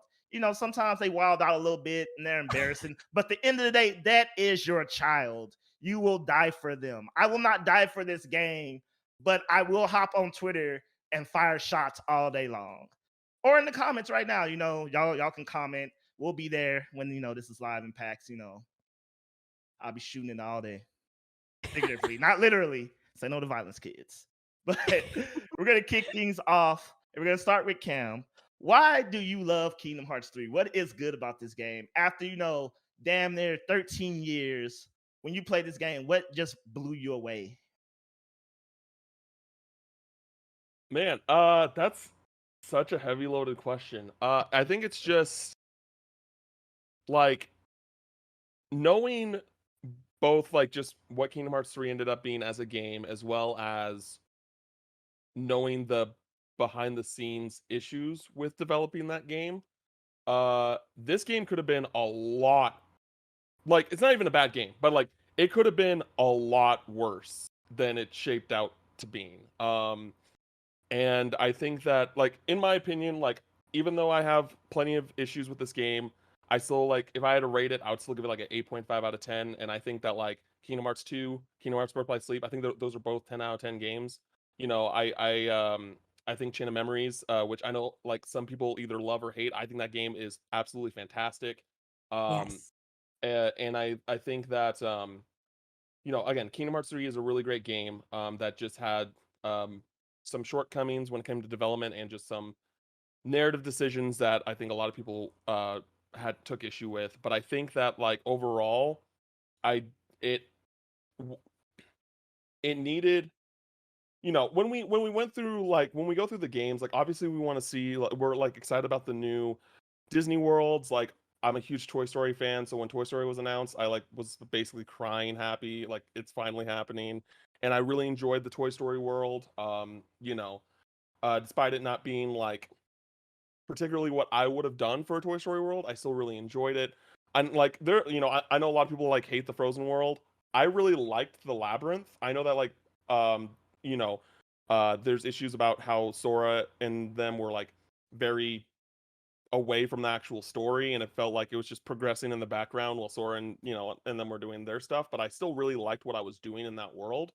Um, I really really love the game. I think that at the end, with the Keyblade graveyard stuff, and is it? It's not the actual Keyblade graveyard though. It is the Keyblade graveyard. Yeah. I think that a lot of that stuff was really really great. Among a few like I would say two major things that just generally got improved with the Remind DLC.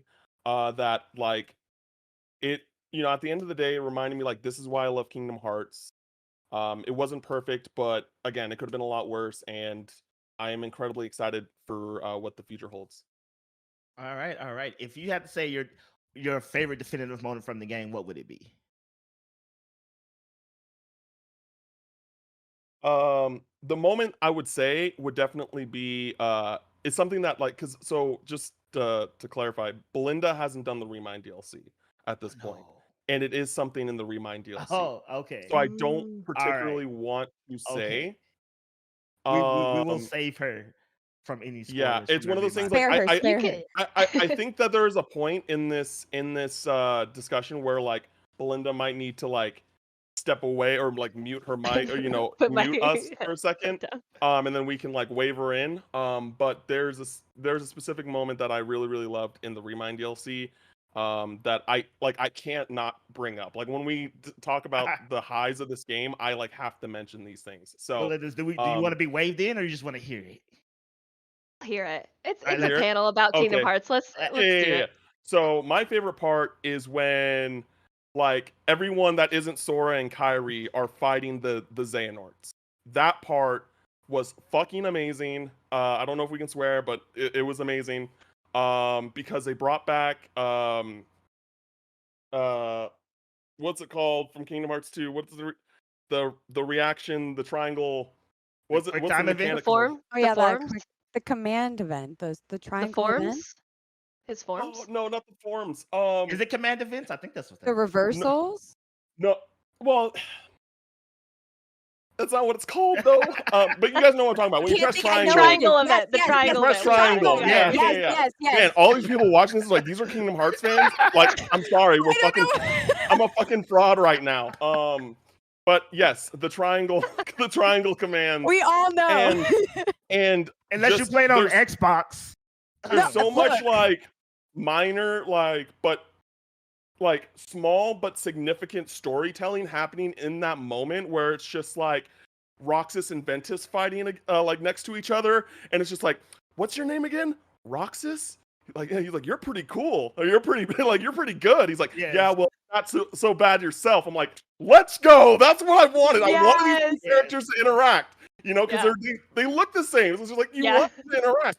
And then when Terra and Riku team up, and the actual name of the command is Successor, I'm like, yes, that's what Whoa, I that's want. That's awesome. what I want to see because he is the successor to Terra. Yeah. Yes. It's so good. We got all the Oh Dream my Team God. combos.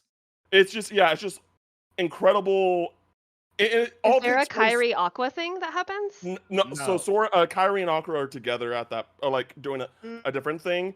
So unfortunately, that doesn't happen. But like those were like the two things that I wanted the most, just because I love Riku. Like Riku is my favorite character in the series.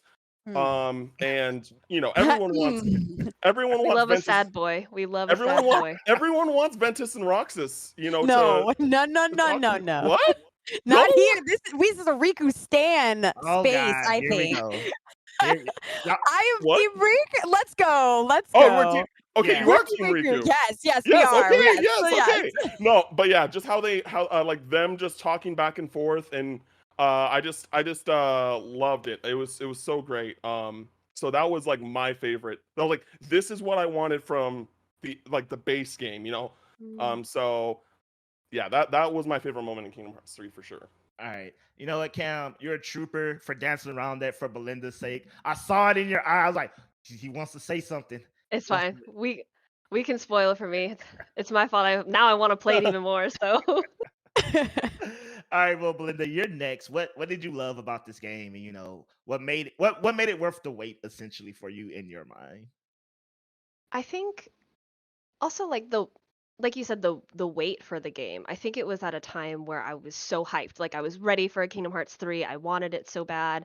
I believe I was at E3 2018 with Geeks of Color, and we got to play a demo, and it was of Toy Box, and I was like, oh my god, like this is everything I ever wanted. I'm playing Kingdom Hearts at E3. Like my life has like culminated to this point. But same as Cam, like it's the first time Pixar worlds were in Kingdom Hearts, which like I love Pixar. Like this is Luxo on my arm. And like I love Pixar so much, and I was so happy to see, Toy Story and like Monsters Inc. in the game. What I loved about it was I thought the worlds were really beautiful. Like I think the Kingdom of Corona, like Rapunzel's world, was just so pretty. Um, I really loved the fact that Sora was kind of like had a therapy session with everyone. Like he straight up like, you know, sat with us, was like, "Are you okay? Like let's talk about. You want to talk about it? You want to talk about it? Like you want to have some therapy session?" And like the interactions with the characters I really like. I love that you got to run around with them, and I felt like Sora wanted to have these connections with all of the characters. And that was kind of my favorite part of Kingdom Hearts 3. What else? His jumping's better in this game. I just want to say that's actually a really I think important part of Sora's character in this game is that Yeah. like because this is something that me and my local friend he's like he's like he's also a big fan of Kingdom Hearts as well as other IPs, but he is not afraid to like be like, this is an issue, like I had an issue with this, that type of thing. And the big thing that he always brings up to me is that why couldn't anyone tell Sora that he was doing a good job? No one like Oh. that's all like he wanted was that just that Oh my sense god. of just you're doing as like the best you can. You know what I mean? But like he tells everyone that, right? He Like tells he's everyone, like, but no one yeah, tells he's it like, back you're to fine. him. Yeah, like you're doing everything right. And like he, this is basically like Sora's therapy world tour. Like he just goes to each world and like compared to like the first one where like he had to go to each world to, lock it, and he had to, he had a goal outside of it. But in this one he kind of just goes to each world. Like there's Yeah. less of a reason. So that's kind of something that I have an issue with narrative wise. I'm like, why am I doing this? Like, why do I have to? But then when he got to each place and like had these interactions with the characters, I was like, because I like love the Disney characters, and then I love Sora, and like because I know who he is like as a person, and like it's similar to like I really love Steven Universe, and like Steven and Sora have like very similar like Yes. personalities, or they're like, can we just have a conversation, like we can get through this together, and I'm We like, could be friends. like that's a healthy like male figure, right? Like that's a healthy like, tune into your emotions, like it's okay to cry. Like I appreciate that level of masculinity that's, in Kingdom Hearts. And so that's something that I thought they did a good job with in this game. There you have it, people. The Heartless, every Disney character in Kingdom Hearts 3. The true I'm already enemy. like starting to tear up, and I'm just like, I fucking love this series so much. Yeah. Oh man. That All just right. made me so emotional. I I'm know, like, right? Because you're like, yeah, he rules. But yeah, I guess so that leads into my favorite part of Kingdom Hearts 3, or my favorite memory, is when, oh my god, I'm like gonna cry because I really, really love this part. And our boy still isn't a Keyblade master. What? Like the disrespect. talk about it. Oh Talk my about God. it. It's like Ash in Pokemon. It's like, Yeah. Oh shouldn't God. you be Pokemon master yet? Oh my like, God. why are you not the best in the whole entire universe by now?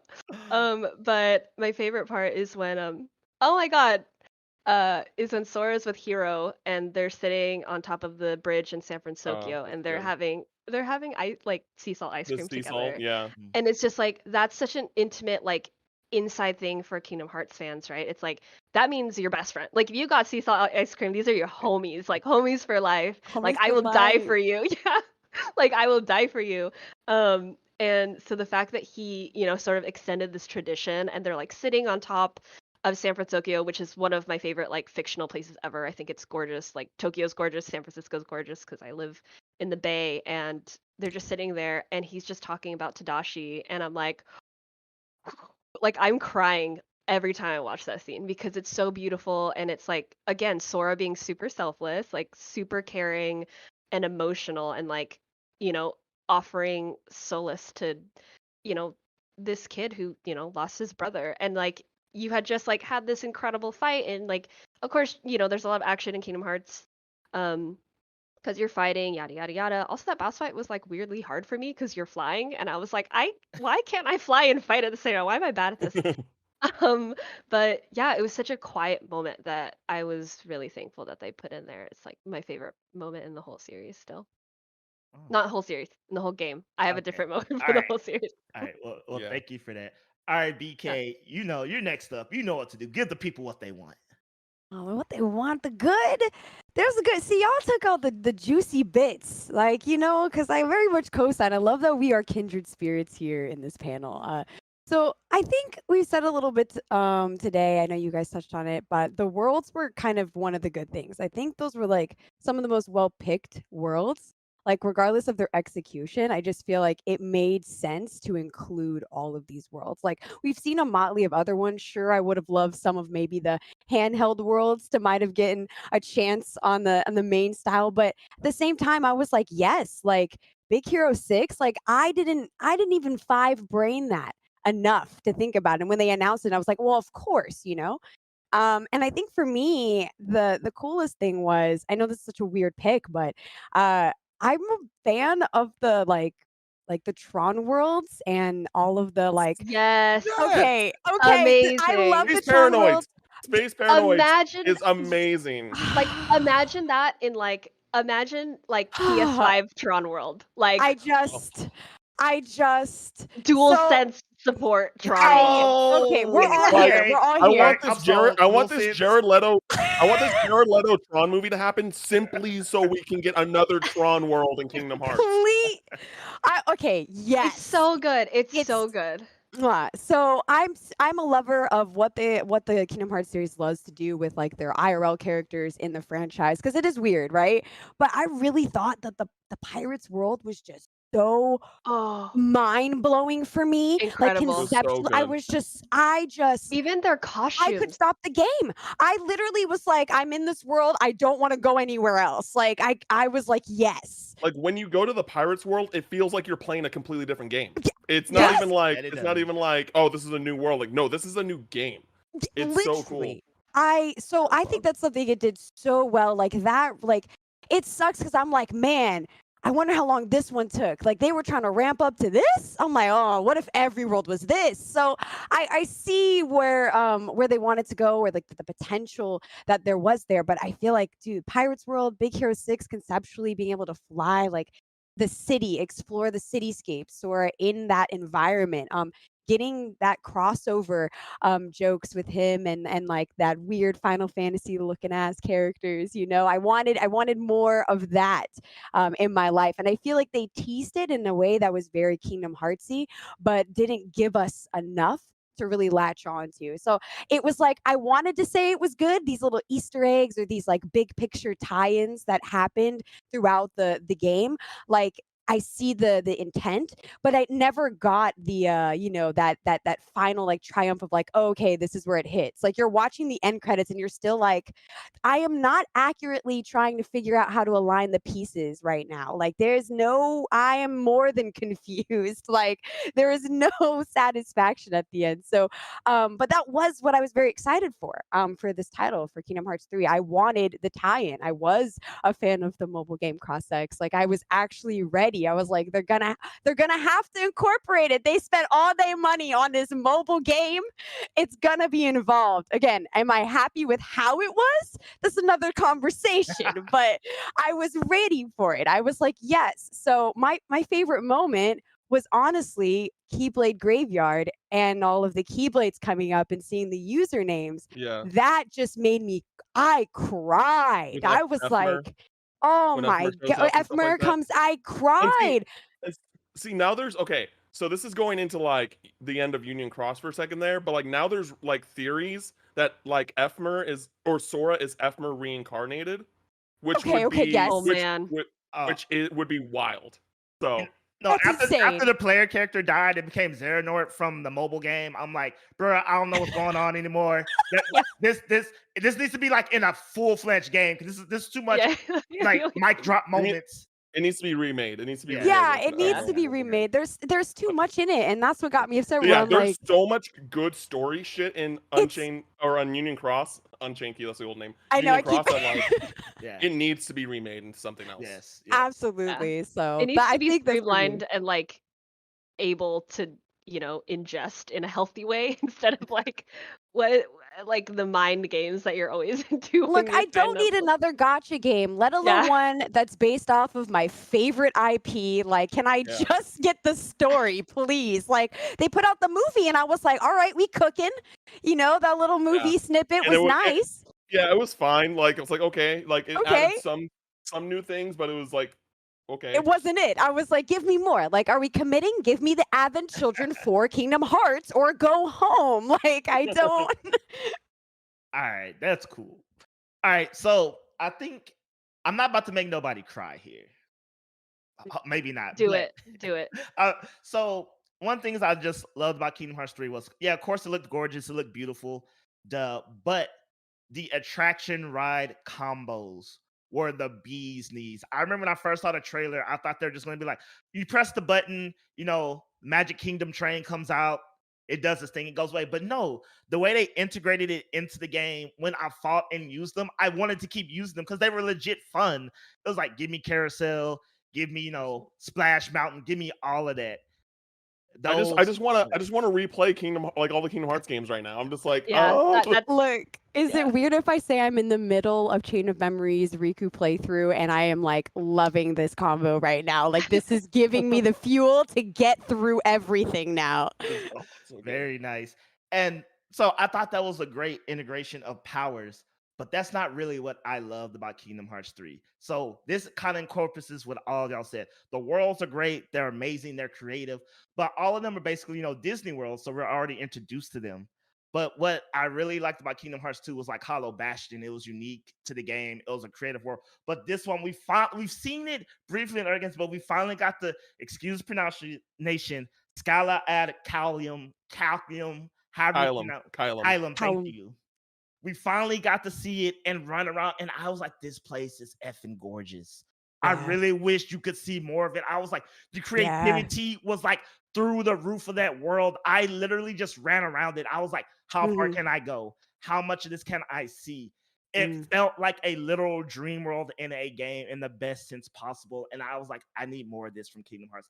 I need more unique concept worlds like this. All these places we always see some of the greatest characters interact in. And now we're finally here. It was like that weird, I made it to the top of the mountain. This is where it all happened. This is where it mostly went down. We're here. It's just as magical and as crazy as I thought it would be. And I don't know about y'all, but I got there and I literally like stood on the shore where you can see like the different islands and stuff and just kind of like enjoyed Stood it. there. Yeah. I'm glad I'm not the only one. I literally just sat there, basked in it. Like seriously. Oh my gosh. Oh, it was just breathtaking. I agree with you, Odell. Totally. Yeah, so that was my favorite moment, just standing there, being in awe of, the creation of, I don't know, the master, whoever made that place. I don't know what's going on in Kingdom Hearts no more. But this is a panel, and we do gotta keep it moving. We've cried a little bit, but now it's time to talk about some things that wasn't so great. And Weren't it? let's be real, people. Kingdom Hearts 3, Kingdom Hearts in general, isn't the most tight knit story or tight knit games. They're still great and wonderful. I would argue that Kingdom Hearts 1 and 2 make absolutely 100% sense. Like there's no plot holes or anything. I'll stand by that. I'll die by that. I don't care. Kingdom Hearts 3, however, like I don't know if I just couldn't stop defending the game, but a lot of things happened in Kingdom Hearts 3 that Odell took some issue with. And one, I'm just gonna say one word. Y'all can elaborate on this if y'all want to, but Kyrie. Whoever wrote her, whoever wrote her wasted everything. It's not even just It's not on even site. just Kyrie though. It's not even just Kyrie. It's Riku too. Like Lee? Riku got And Lee, yeah. shafted.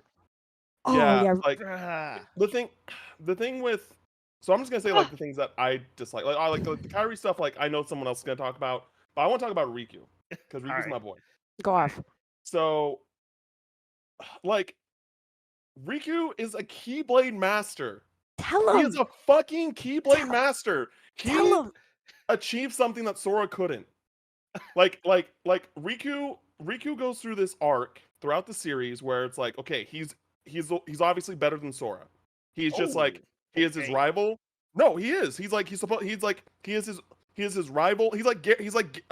Star Ash's Wars. Gary. It's like Ash's like Gary. Star Wars. He's Oh, like Ash's yeah. Gary. Like he's like one of those things. Like he knows that he's kind of hot shit. Like not as much as Gary. Like not in an asshole way, but like he knows that he's talented. That's an important distinction. No, that's a very important distinction because Riku is not an asshole, right? Yeah, and he's just like, but and he like wants to like he'd still see Sora as his rival, even though like, he doesn't make it like obvious that he's better than Sora, but he knows that they're rivals. You know what I mean? But like, I think that the game, in my opinion, in the first game, displays it in a way that Riku is better than him. Like you might disagree with that, but that's how I saw it. And you see him like you see him fall. He turns evil. He's manipulated by darkness. He's manipulated by Ansem, and then he goes through his redemption arc and Dream Drop Distance, which I will still argue to this day should have been a Riku only game. Yes. It should have been a Riku only game. I can agree with that. Absolutely. Yes. Like the back and forth is just like, why? Like you're doing the same shit with. Sorry. Yeah, that story was 100% about Riku. Oh no, Cam's already killed that meter. And I think that him becoming the master was him like that was like completely fulfilling his redemption arc. Like, and I think that him being in that position in Kingdom Hearts 3, and like I'm not even gonna get over I'm not even gonna talk about how they fucking gave him that car key. Like that's a whole other thing.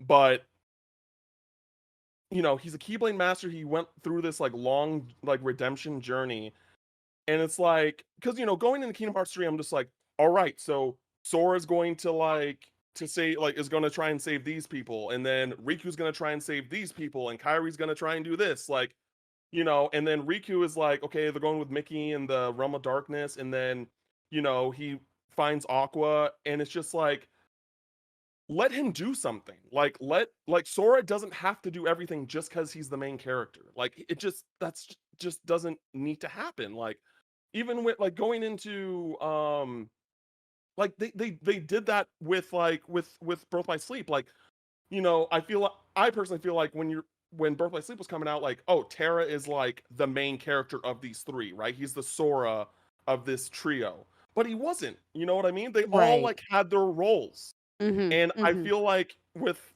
Kingdom Hearts 3, they didn't do that. Like it was just all Sora. And I just like I love Sora, but you know, like give Riku something to do. Like it was great that we got to play as him, but like it was just so obvious that he just was just there to be saved by Sora. And I just like and I think that he does get his moment, which was something I was considering as like my favorite moment of the series because I think it is a perfect moment that defines his character, which is when the moment like where Sora breaks down when everyone's gone and there's like just the giant heartless tornado and he's just like Mhm.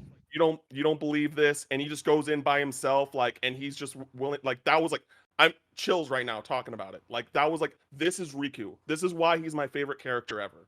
Like and so it just was so frustrating. So that was the main thing for me personally as someone who loves Riku. Other things, you know, Disney worlds were like most of the world's designs were meh. Like they were pretty to look at, fun to explore, but the level design was just meh. Sure. It was like Kingdom Hearts 2 but bigger, you know. Right. Agreed. I'm trying to think about what else but yeah, like my two main issues, which I think y'all will go in more in depth on, is with the Keyblade graveyard is you know Xehanort just making Kyrie his bitch, and and Cam, there are like kids in the audience.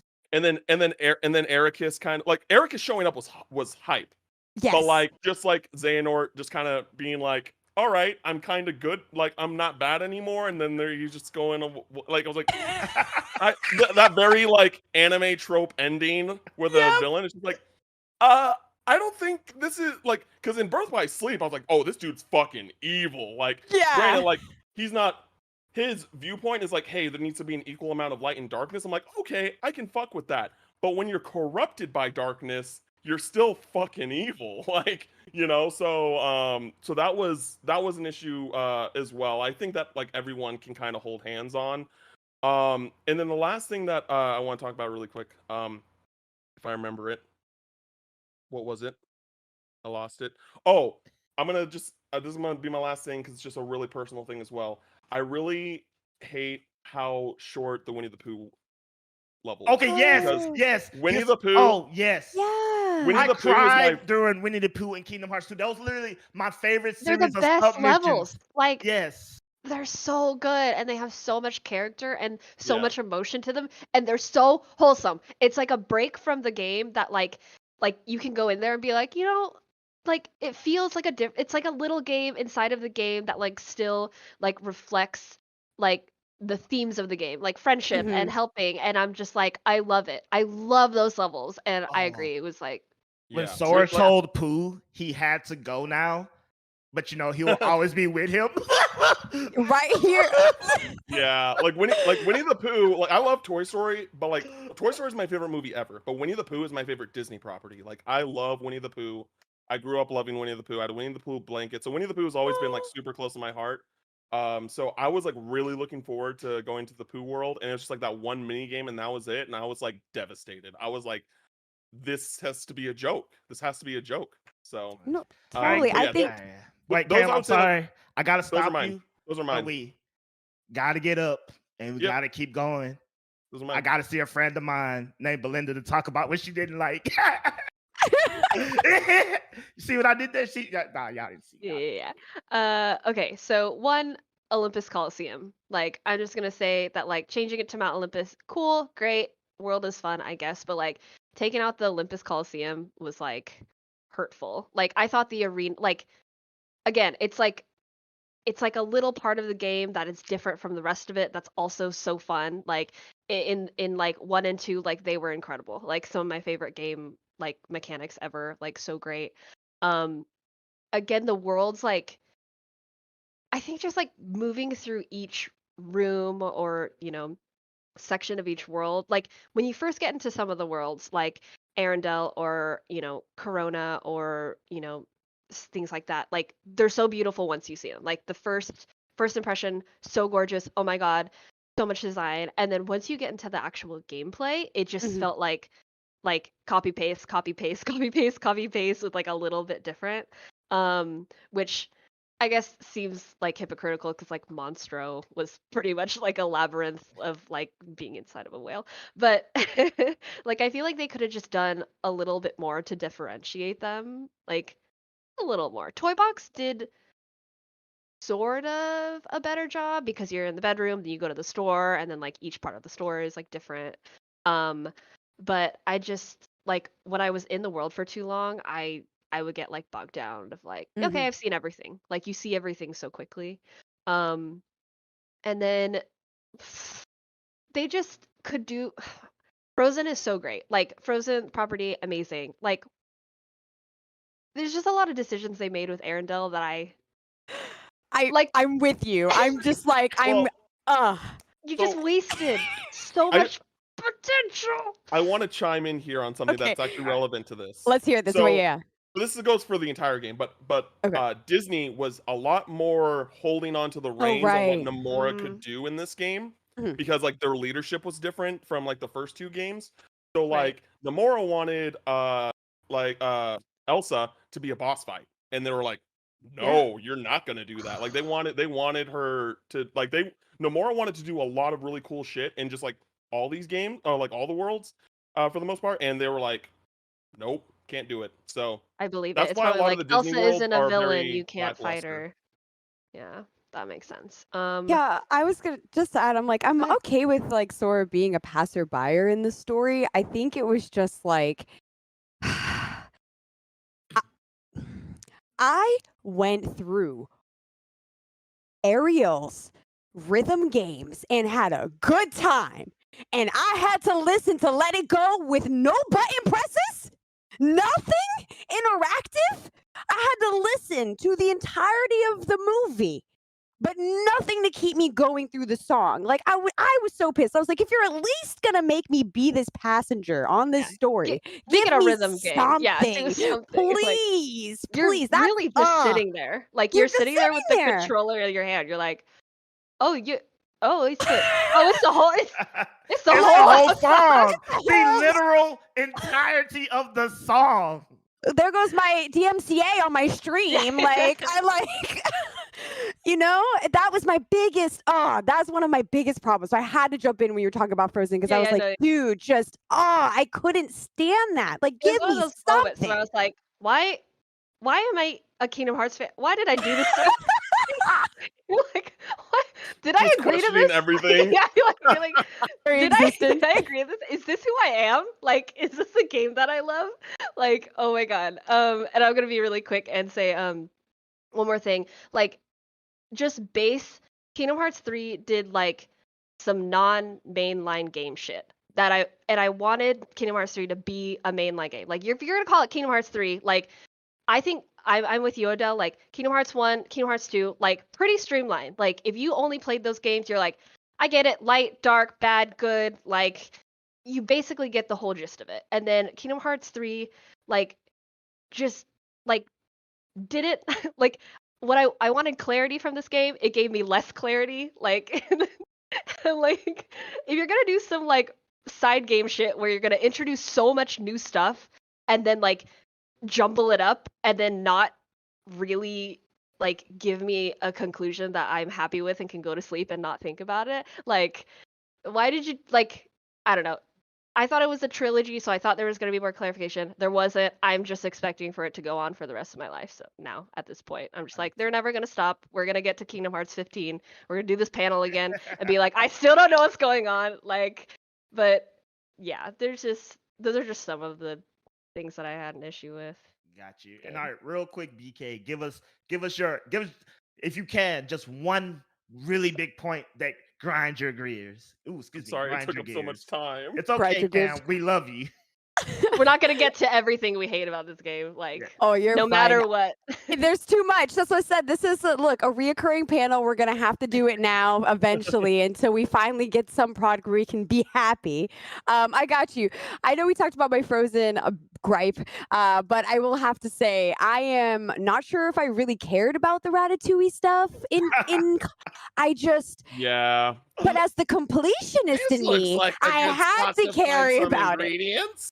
I was also bad at it. I was like bad at it at first. I was like, why am I freaking bad at this? Like, I was like, I don't know if I actually like this, but I'm still I have trying to to do do it. this. I have to do this. I would have took more Winnie the Pooh. And my second thing is, you talked about the attractions earlier, and I think they are amazing with what it is for the Disney crossover. But my God, I feel like they were so much, it made me not want to do the other combat. I feel like it almost took away from how I used to play it. So I would be getting annoyed. I'm like, I have to turn these off. We're cinematics off, but then I don't see my Keyblade transform. So now I'm upset. It was like I needed a little bit more accessibility here with how I choose to play. If you're going to give me all these features that are just a bit much, where I'm like, I would have been fine with the challenge of just turn it off, give me that from the jump. But then it sucks because I see the effort behind it. So that was my little love, hate. I love this, but also not so much. That's fair. That's fair. Well, like I said at the beginning of this, I'm gonna keep it real quick because Kyrie wasn't even my real point, but I just hated Kyrie's character. I don't hate Kyrie. I hated what they did to Kyrie for clarification. Yes. Because all right, Kyrie was very much, you're the damsel in distress, princess in the castle, yada yada. And I get that, whatever, we evolved. So we got to see the evolution of Kyrie go from like save me, Sora. I'm useless, Sora. Look at Nominate. She's cool. Can I get more of her? Personal gripe. Anyway, sorry. So to see her be like, yeah, she got trained off screen. She's been a bad bee. We got Aqua in the mix. I'm like, okay, we gotta get some Kyrie. Don't like that Keyblade design, but that's okay. All right, big war coming. Why isn't Axel using his Keyblade? Whatever. Not gonna question that. That's kind of random, but we're gonna keep it moving. Kyrie's like, one-shotted. She got one-shotted. After all that, Sora's like, you know what? I'm gonna give up my soul. I'm like, why is she here? Go home. Go home. Go home, Kyrie. Clear. This is real Keyblade master shit over here, and you ain't it. So I think Destiny Islands, we come get you in a little bit. I think Sora, Riku, and Kairi are very much in a Naruto, Sasuke, Sakura situation where Yes. Absolutely. the creator Yes. doesn't know what to do with Kairi. Like Nomura, I genuinely believe that Nomura doesn't really know what to do with Kairi anymore. And because even at the end of in Melody and Memory, that the little story that we got, she's like, oh, I'm gonna train with Master Aqua, and then it's like that is literally just like, get away out of the story until I can think of something for you to do. That literally what it is. Like, yeah, she's not a master yet. She can do that, but they had and she couldn't go to Quadratum with Riku because she didn't have the ability to. And it's just like, that was Nomura basically. I don't know what to do with you right now, so let me figure that out, and then you can come back in when I figure that out. Yeah. If we get a side game that's like Aqua training Kyrie, like Dream Drop Distance-esque, God bless. I would die for that game. Yeah, I would die for that game. I'm with you. there. We don't need a lot to keep us happy as Kingdom Hearts Honestly, fans. please feed us. Please. All right, and so for my main thing, y'all probably gonna have a lot to say about this, and this thing hurts me. So Kingdom Hearts 2, kind of like him, is like my favorite game, one of my favorite games ever, 10 out of 10. And the thing that makes Kingdom Hearts 2 so beautiful, and by association, Birth by Sleep, are the sacrifices, the deaths, and the emotional journey and tolls you take. And Kingdom Hearts 3 destroyed all that with replicas. That was like, yo, you dead? Replica. Yo, you shouldn't exist? Replica. Yo, Shion, you up in here? I mean, you and Roxas can exist at the same time, but we got replicas, bud. So what's like up? a CW show up in here. Yeah. Oh my God, they giving out replicas like Oprah. And you get a replica, and you get a replica. Oh. Everybody's getting a replica. So here's my thing. So apparently, no member of Organization 13 is dead.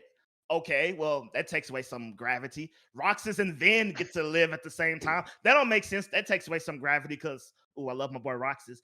And it was like, Ansem the Wise, he ain't dead either. Nominee, psh, I don't think she ever existed, even in the magical realm. She ain't dead. But you know what? Cam talked about this. Ericus, he been dead. I'm like, why couldn't Ericus get a replica? Why didn't he? They were like, yo, here's a replica. Go fight Xehanort. You know, and then be lovers until the end of time. I don't know. So now I'm at the point where I'm like, nothing matters in Kingdom Hearts. Nothing matters. Everybody, hell, my imaginary friend got a replica. He here too. So I think that they're going to, because a lot of that stuff was based off of like time travel and things like that. And I know that Sora can technically do that, but like, you know, they made it in a way that like, hey, there are major repercussions if you do this, like to yourself. So I think that like moving forward, we're not going to see any sort of implementation of time travel anymore, which is great because time travel fucks up everything. Like yes. you can like, there's no way that you're going to do a time travel thing in a like a thing that doesn't start with like, hey, time travel exists and make it make sense, like, and follow all the rules, because it doesn't. Like, so yeah. And I'm not saying that I'm upset that everyone got a happy ending. I have no problem with happy endings, but it just made like, everything that came prior to it just lost its value. Like, imagine never playing Kingdom Hearts 2, playing it and being like, oh, why was this sad? Everybody that died is alive now somehow, because I'm done. I somewhat disagree with that. I think that like a big part of Kingdom Hearts is like, it's one of the things, like, it's about the journey, not the destination. So like that, at least that's how I feel about Kingdom Hearts. Like, obviously I want to like know what these questions are, but like, and that's like that's a part of the journey. Like, that's like how, like, you know, what's coming next. Like, and you know, we knew that this ending was going to, regardless of its quality, was going to leave some things open for the future. And like, I mean, like, I would be lying if I didn't expect like Roxas and like Shion and like things like them to come back like in some way. Like, it was just, how were they gonna come back? And I do agree, like the replicas is just like, and was a somewhat weird way of doing that. But like, I don't know, like it'll be interesting in seeing. I don't want to say something that concrete right now, because I'm interested in seeing like what Nomura is going to do with those characters later, because now there's like a huge cast of characters, and so it's like, okay, now how are you going to implement them in a way in the story moving forward that makes them important still? Because like, you know, all these characters more or less had important parts throughout the story, but not like consistently. So that's what I'm more curious about. Yeah, I mean, I feel ultimately, since everybody is here, no one's died technically. You're now going to the problem that half these characters are going to have to become background noise. Like, Yeah. You Yeah. basically, and that's, You and can't handle all of them in a game. It's not Yeah. possible. yeah, but Yeah. but guys, we're gearing towards, you know, the end of our pedal time. So real quick, what I want us to do is say what you want from the series going forward, and then tell me what is your definitive moment that defines the entire series for you, that you know is your greatest, you know, Kingdom Hearts / gaming moment of all time. And we'll start with Cam, because I know Cam got a lot to say. So go ahead and get him out the way first. So this is something that was actually a con of Kingdom Hearts 3 for me, like a major con that I didn't bring up, that no one brought up, that I hope is a thing in like every Kingdom Hearts game moving forward. Reaction commands. They need to be in every game. Like, that is what makes Kingdom Hearts combat so like great for me. That's what I think like really made Kingdom Hearts 2's combat really great. I hope they bring back forms as well, like the way that they did it in the past. I get that. I get like, you know, each Kingdom Hearts is kind of like, oh, there's or at least in the main line, there's got to be something new to make it fresh. But I think at the very least, reaction commands, I think that is like one of my favorite parts of Kingdom Hearts when it comes to a gameplay. I hope that, man, like I don't know. I'm just kind of curious of what's gonna happen. Like, what's up with the foretellers, the Master of Masters, what's in the box? Like, you know, I'm interested in seeing what the story is going moving forward. Zigbar is the GOAT. I hope that we actually get we don't like. I know that it'll be a while till we get like a Kingdom Hearts 4, but like, I hope that now that there's not really any handheld systems anymore, in that real kind of way, that all of the Kingdom Hearts games like feel necessary for like people that are new to the series that like, you know, may not have like decided to play the side games and realize how important those games were. Um, yeah, I just, you know, I'm just ready for more. I'm excited for next year. It's the 20th anniversary. We're surely gonna get at the very least an announcement on a new game. Don't know if we'll actually get it in 2022, but fingers crossed. All right. And so was the reaction commands your favorite part Oh, of the series? oh no, my favorite Oh, part of the okay. series, my favorite part of the series, and my favorite part of any video game, is when Sora and Riku deflect all the lasers from Xemnas at the end of Kingdom Hearts 2. That All like right. that moment changed, like literally changed gaming for me. I was just Oh. like I was just like, this is amazing. Because the thing is, like, the thing that I think is so great about Kingdom Hearts like combat, especially in Kingdom Hearts 2, is that it feels anime without it being handholdy.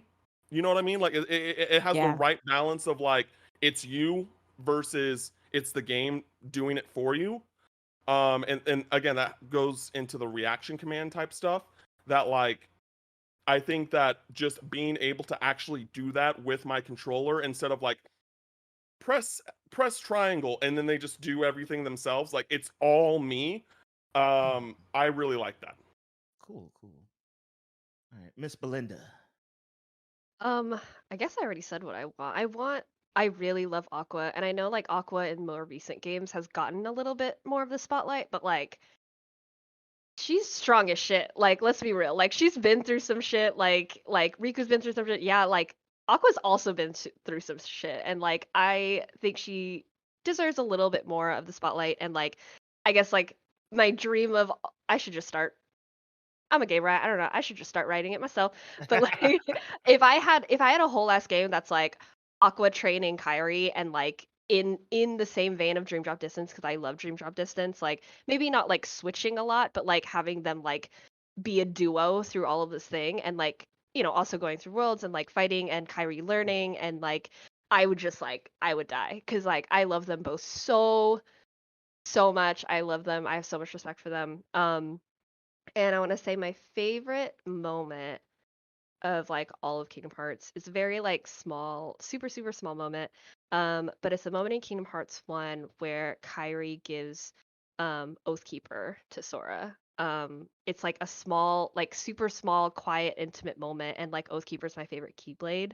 And so like the conversation that they have, and then her giving it to him, and like him like, you know, having to keep this promise to her, I think is so intimate and small, and like it just encapsulated the whole game for me, and I loved it so much because it was so kind.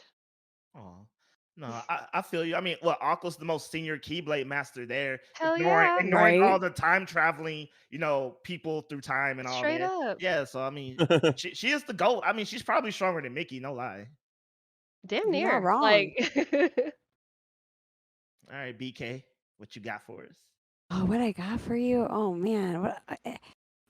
Okay. What I wanted, this is what I wanted. I feel so debated. I wanted like the crisis core of this, but better. I don't even know how to explain it. Like I wanted, like you were talking about how we have our trio, our Naruto trio, or uh, our main characters, Riku, Sora, and Kairi. I wanted to be able to have them playable, be able to switch as them. I was ready for us to be in the future. I was like, you guys are Square Enix. I know you have this power.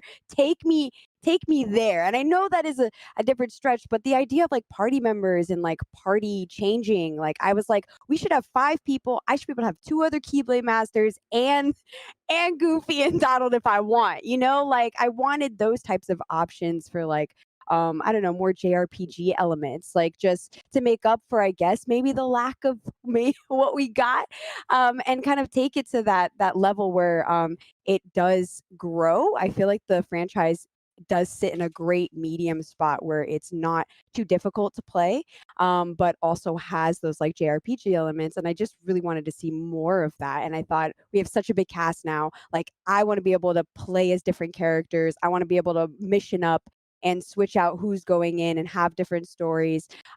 It still be true to Kingdom Hearts, but that type of thing I wanted. I was like, I can't believe. Not only did I not get to play as Kyrie, but like I felt like I was promised at some point in some weird footage I saw that probably was a lie that we could play as multiple characters. So that's what we need. I think we need more of it. No more switching. Like I literally want like party members, or I can switch on some Dynasty Warriors where I just swap places with myself. And then I guess the favorite moment from the series for me is kind of a debate. I don't know if you guys are going to understand why it's my favorite, but I've never. This was my first kind of JRPG, and I never really got into games that are an experience before. And sure, you play one. I was a youngin, so I might have not gotten the full experience of it, but I got to two and I was ready. And I think my favorite moment is after playing maybe 3 hours, 4 or 5 hours of the game, seeing the title sequence of the game and being like, what did I just play? This guy is not the main character. I thought I knew the main character. Who the hell is Roxas? Like this is immersion. This is story building. Like I saw Kingdom Hearts 2 and I went, "Oh my god, this is my new favorite game." So for me, that title sequence, just that call, it just hits so hard for me every time I get those goosebumps inside and I'm like strapped in. So that's my favorite moment, I'm not gonna lie.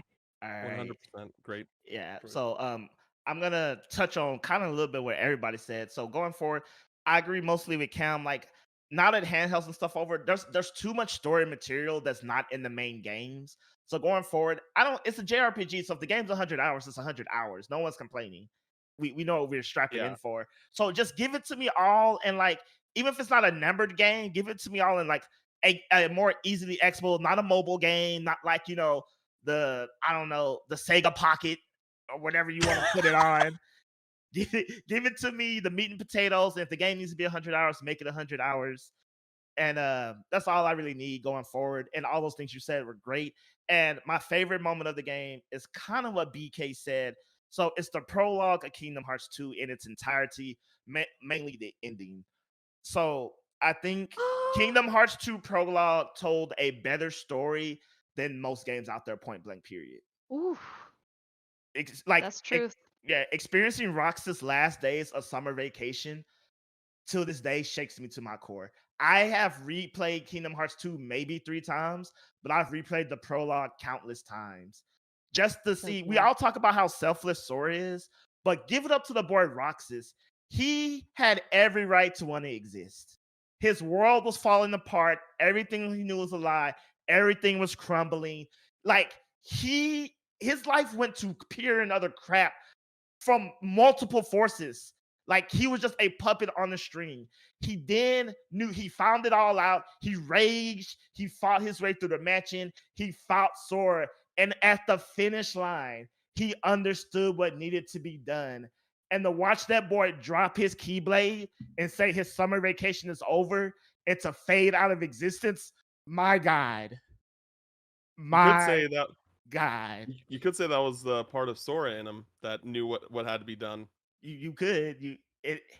And Ben. It Yeah. And Ben. hurts. It's Like So good. and So good. then I will still argue to this day that Kingdom Hearts 2 is 100% about Roxas. Like yeah, it's Roxas' story in Sora's shoes. That's what it is. completely.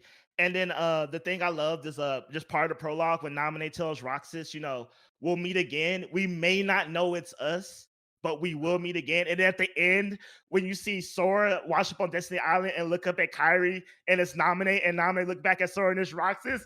Oh,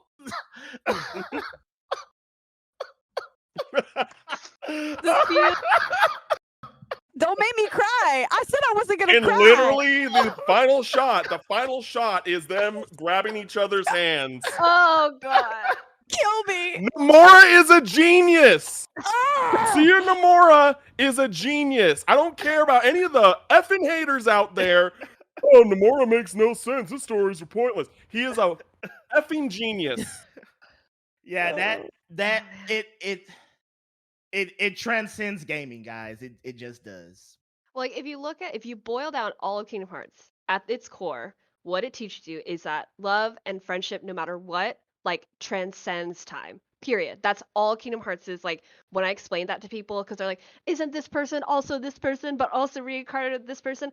And I was like, "Yes, but like at their core, like they still know what to fight for. They still know what's right. They still know who their friends are, who they love. Like they always come back to that. And that's why the series is so great, because anytime any person, any version of each person, like they still have the pieces in them that are pure and true to who they are. And I'm like, this is why I love this shit. I fucking love this shit. I'm gonna say now, like. And really quick, if we have time for it, I just All want right, to guys, say, we got like 2 minutes, so let's wrap. I just do want to something. say that, like, I think that Kingdom Hearts, like, playing through Kingdom Hearts as a series, I think legitimately makes you a better person, because that's what it did for me. Like, when I like growing up, like I I had temper tantrums, like I got angry all the time, and that's another reason why like Riku speaks so highly of me, is because I saw myself in Riku, and so like seeing him transform, I was like, it taught me to rebuild myself as a person, to look at the good in life, don't look at the negatives, and like just believe in people. So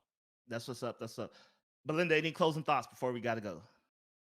I guess I just made my closing thought. Like, Kingdom Hearts is about love and friendship, and that's why it's the fucking best. Got you. BK, real quick, closing thoughts. Yo, you said there are no more handhelds. Get me those mobile games and side games on the Switch. Why are we playing around? Where are the Switch ports? All right, look, give them to me. I don't care what has to be done. I want to play them. I will They buy all deserve of their them time. over Put them again. on Sora in Switch. Smash. Sora for Smash. Sora for Smash. Yes. All right, guys. I hope you're having a great PAX. I want to thank Cameron, Belinda, Black Crystal. Thank y'all for joining me. I hope y'all have a great time. Next year, hopefully this panel will be in person so we can have a line of people and y'all can be like yelling in the audience. I want us to get crazy. But as always, y'all, I'm Oda Harmon Jr. Follow us all on Twitter. Information's in the bio below. Have a great weekend, everybody. We'll see y'all next year in person. Woo! May your heart be your guiding key. Oh, there it is. May your There heart it be your is. guiding key. There it is. Bye, y'all. All responsible. And that's a fact about the internet.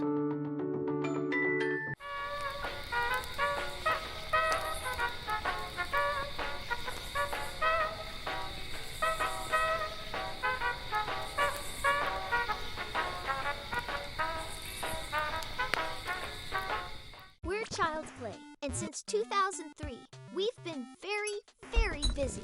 We supply toys and games to hundreds of child welfare facilities across the world, taking a little of the outside world and bringing it inside. We've raised more than $44 million so far, and our work reaches more than 1 million kids per year. Come be a part of our story and learn more at childsplaycharity.org.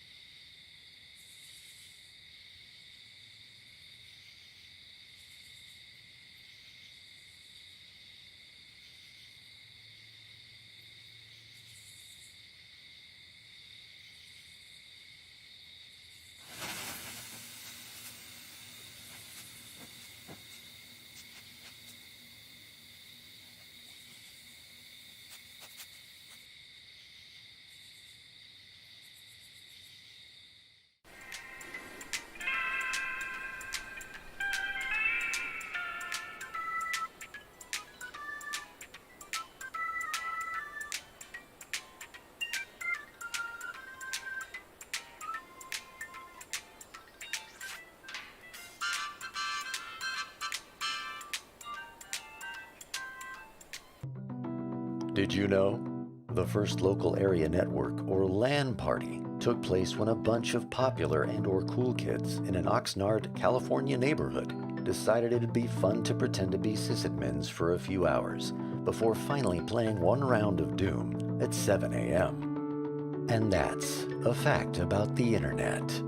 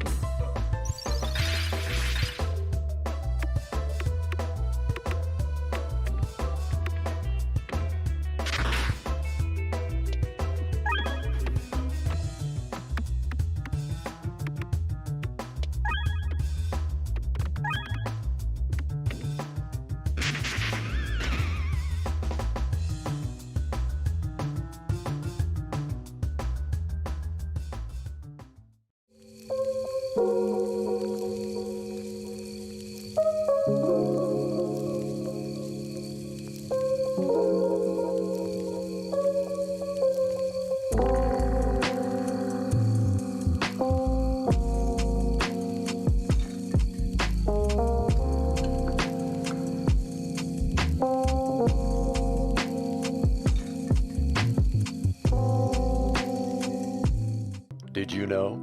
The internet was invented in 1928 to help put global stock markets back on track.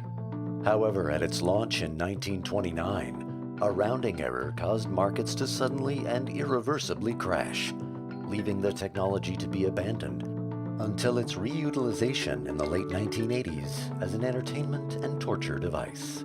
And that's a fact about the internet.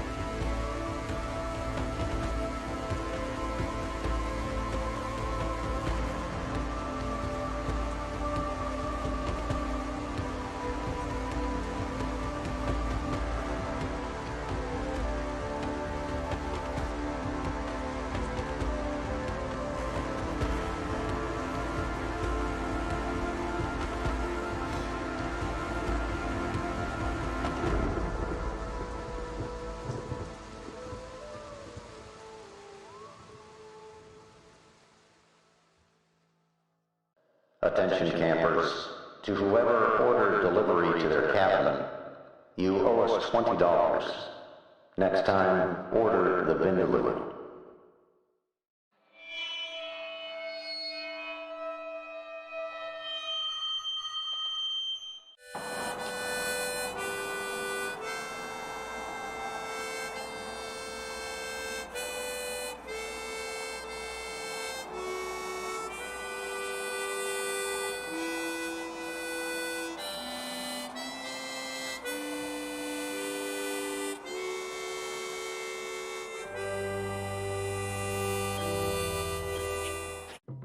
Did you know? The first portable computer was the Osborne, a 24-pound suitcase-sized device. Much less well regarded was the first portable Wi-Fi router. It was called the Godmother and had to be mounted onto the dorsal plate of a Japanese spider crab. And that's a fact about the internet.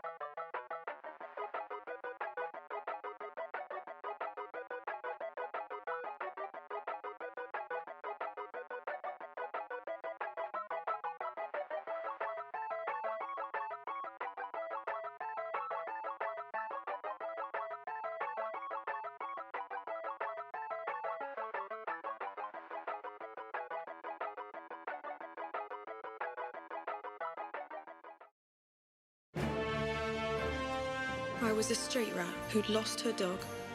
Will you at least allow me to call you Milady, Milady? I am a keeper of charms. An ancient warning of what lies beyond. We will live and wait until the realm needs us again. A goblin. A goblin in the city.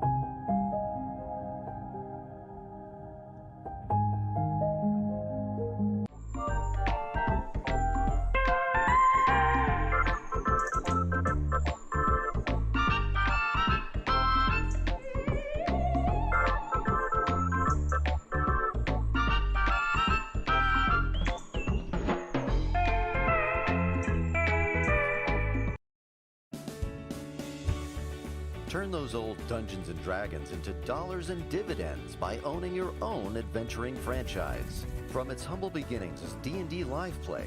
Warning! This panel contains M-rated scenes and discussions of nudity, explicit sexual situations, adult language, and rampant untamed panelist thirst. Viewer discretion is advised. You have been warned. Hello, PAX in the future. Welcome to our panel, Steamy or Silly, the great video game sex scene debate for I think this is like our 5th year or something doing this. And I am so excited to be here with some fantastic panelists today. So first, to introduce myself, my name is Michelle Clough, pronouns she, her. I am a writer, a narrative designer, and partner with a game writing co-op called Tailspinners.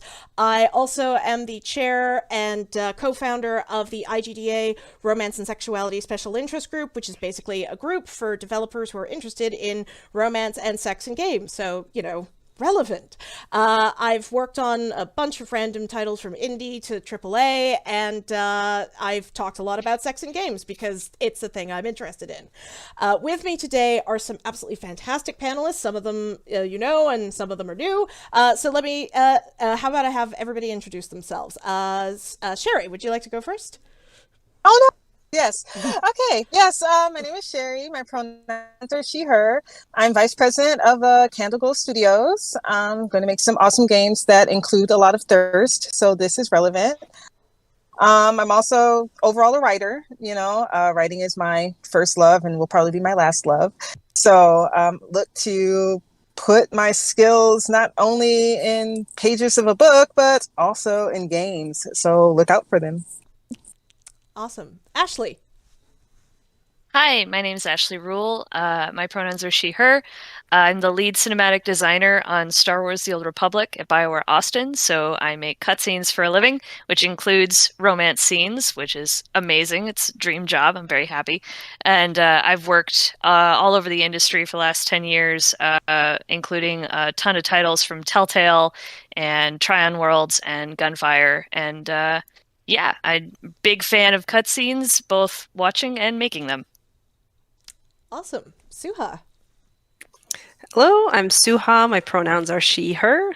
I am vice president at Truant Pixel and also co-founder at First Bite. And I am Michelle's co-vice chair for the IGDA Romance and Sexuality Special Interest Group. I am a writer and voiceover director, both for Truant Pixel, but also for Lunaris. I do their voiceover direction. And yeah, so romance is something that's really important to me. I put it in literally everything that I do. And I even also help others do that as well. So. Fantastic. And last, Anna. Yeah, my name is Peachy Anna. My pronouns are they, she. I am the narrative designer and a writer for Fiction Factory Games. You might notice from Arcade Spirits. And then I'm also one of the writers for First Bite Games. And both of those include some steamy romances. And I've been writing erotic fan fiction probably since I was a teenager. So I feel like I'm ready to talk about some sexy sex scenes in video games. Hooray! And that is exactly what we're here to do today. So for those of you that don't know how this panel works, here's the format. I'm going to pick one of the panelists. They're going to talk about, we're going to show a sex scene that they have picked that they want to talk about. We'll show it basically in its entirety. And then afterwards, I will start a timer for 10 minutes. And in that 10 minutes, first, the panelists will get to talk about that scene, why they like it, why they don't like it, what works, what doesn't, deep dive into it. Then with any leftover time, we'll throw it open to our panel and we'll all weigh in on it. And then once we kind of run out of time-ish, then in future Discord, future me will probably be posting something in the Discord that's like, do you think that this is steamy or silly? And then you can react to it with an emoticon. And based on that, you, the future PAX, will decide whether this scene was steamy or silly. So, with that, let us begin with Suha. Suha, would you like to tell us about the sex scenes that you have picked? And don't worry, that picture is different than the video. Okay, I was like, wait. So I am doing a montage of all these sex scenes from Saints Row 4. All right, I will start it up. Look, I'm really busy here. Hey, Kinsey, you wanna fuck? Let's go. So we have a good punch there and a dive on. Love it.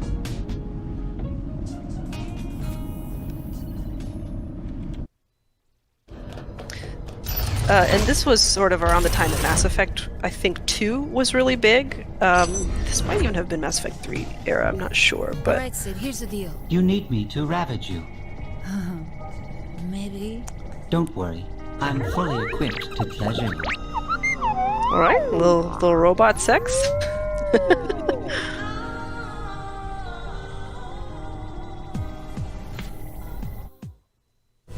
So we're really just... We could all be dead soon, so... Shit, I can't believe I'm saying this. You don't have to die a virgin. Can you call me Nightblade? Are you fucking serious? You still want to have a go? What the hell? So you're basically going around the ship one by one talking to all your crew members, and you can do this within the same playthrough. Like, there's zero consequences or impact or anything like that. So we've now gotten with Matt Miller as well. It's been a hell of a ride, hasn't it? That is an understatement. You've changed so much. We both have. Yeah, I guess so. Hey, whatever happened with that guy who won your dating show? Puerto Rican Thunder God? He was sweet and all, but performance didn't live up to the name. Look, I gotta tell you something. It always drove me crazy that you had exes in every city and were willing to go on a dating show, but not once did you ever give me a shot. You never asked for one. I'm asking now. Then let's make up for lost time. Okay, and Shaundi is taking us away by the hand. Fade to the black.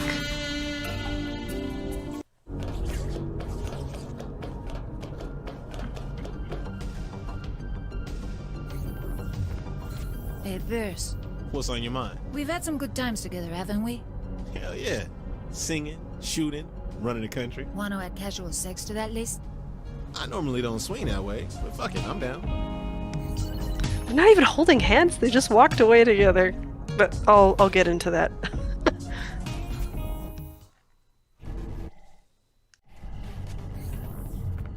Can I help you?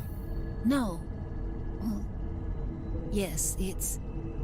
Sorry, this is a little awkward. It's okay. Say what's on your mind. I don't know if I can. You never know if you can have something unless you ask for it. I don't want things to change between us. Things won't change. We're professionals. You'll see me differently. Just shut up and say it. Can you sign my copy of your book? Sure. He has signed the book, and that is it. That is the romance.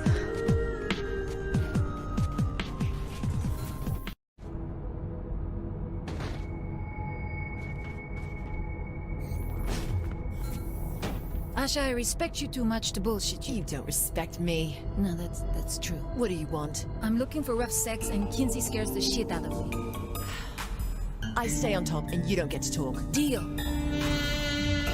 You're walking away together, fade to black.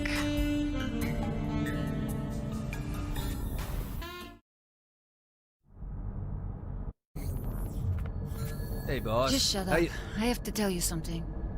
For years, I thought you were dead, and I blamed myself for it. When you were gone, there was a hole in my life that I tried to fill with anything I could.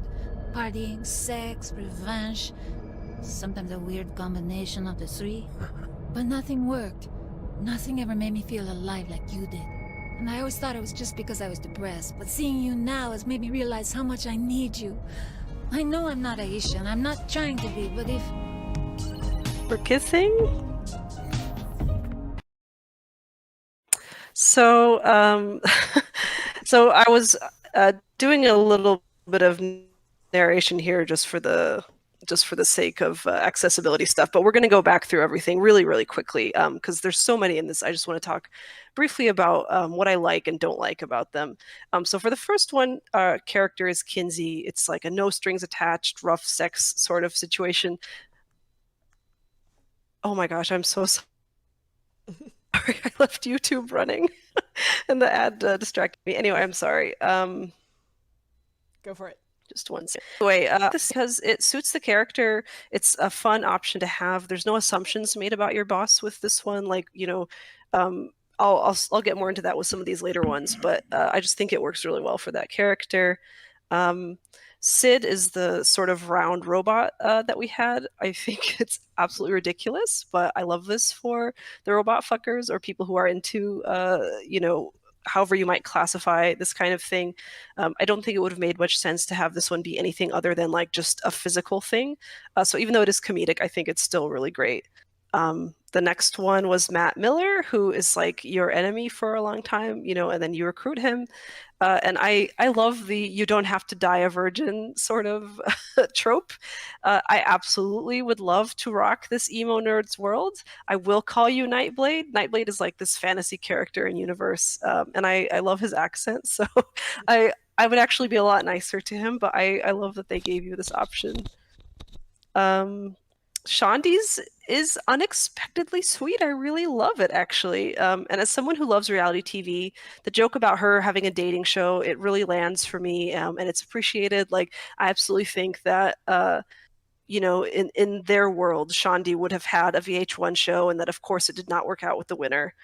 This one also does not make any assumptions about who your character is and that kind of thing, and that is also appreciated, because for Pierce, like, oh, this is the one I was most looking forward to. Pierce was the character that I shipped my boss with in my head the whole time before I even, back in 3 when we didn't know they were going to do anything like this.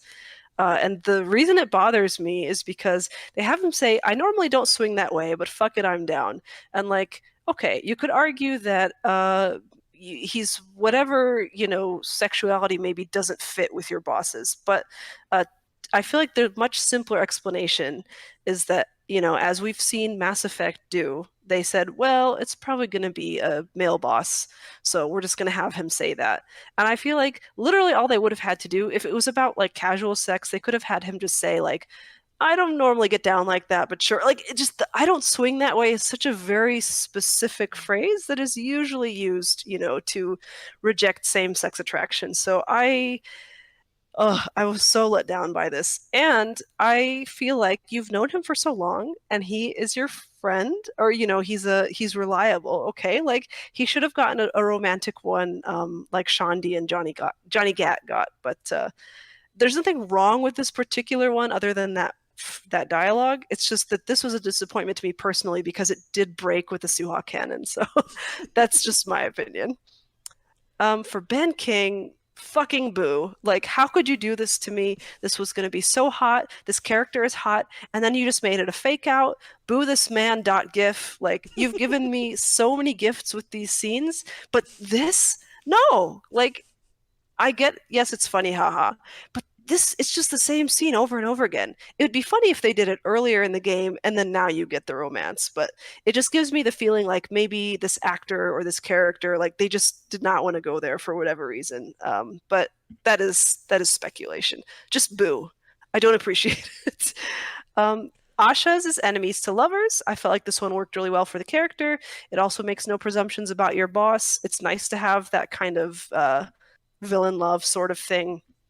And last but not least, Johnny Gat, I love.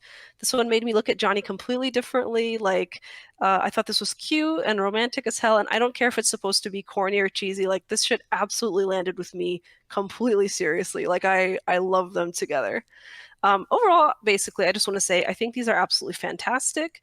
Yes, they were included basically as like a Mass Effect joke, but in my opinion, this is like a very loving homage. This is not like, none of it makes me feel disrespected, basically, or like they think it's stupid, especially with how weirdly tender some of them are. Like, yeah, they're presenting it in a joking way, but I really feel like there was sort of love and care here. And I love this because there's zero punishment for romancing everyone. Air quotes, it's about as shallow as a kiddie pool, but it's like literally just one scene. But they're giving you enough crumbs to let you continue the story in your head if you're into that part of it. Like, to be honest, this is actually more fulfilling to me than what we got out of Fallout 4's romance system. I'm so sorry. Like, for me, the story arc I composed in my head with Paladin Dance was way more compelling than what they gave us. So I feel like if you're not going to go there, if you give even just a little bit of material for me to work with, I can be satisfied.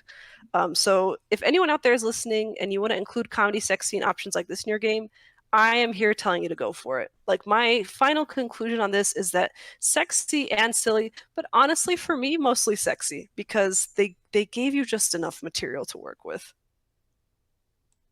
Fantastic. That's my thoughts there. Thank you. What does everyone else think? Suha, I agree with you on the whole aspect of like being silly or fun. Because I mean, if you look at real life, like sometimes sex can be silly and it can be funny, and just to bring that brings so much like truth to it. And I love that they're willing to play around with that kind of stuff too. Awesome. Thoughts from Ashley or Sherry? I think you both are muted, by the way. No, well, okay. Oh. You know the obviously funny like sex scenes, but I was mad. I was so mad at what was the name of the guy with the book? Like, what Ben was his King, name? yes. Ben King, yeah. I was like, yes, this is like I mean, it was I want just to romance him. I was just, it's like, why would you do that? Like, why? And all of a sudden, it's like book up in between. It's something like And it was good. That's the thing. It was good. Like it had good tension. They were building up. Absolutely, Like, and they had like the bananas in the background. How funly, you know, phallic. What, you can't do that to us. You can't have bananas in there and then not fulfill us. I think it is interesting that that scene is the most intimate physically of all the scenes that they get. That they have the most touching. She's touching his chest. He grabs her face. Like it's very close and very tender, and the camera's just pushing in, and it really is setting up that joke of we're not going to pay this off. We're gonna make this like not a romantic thing, which I think is interesting because it can be like if you're building too much romance or like really intensity into it, it's like sometimes it's hard to pay that off, and so it's easier to sort of fall back on a joke. But I think they wanted to make it extra intimate because it was going to pull back right at the end.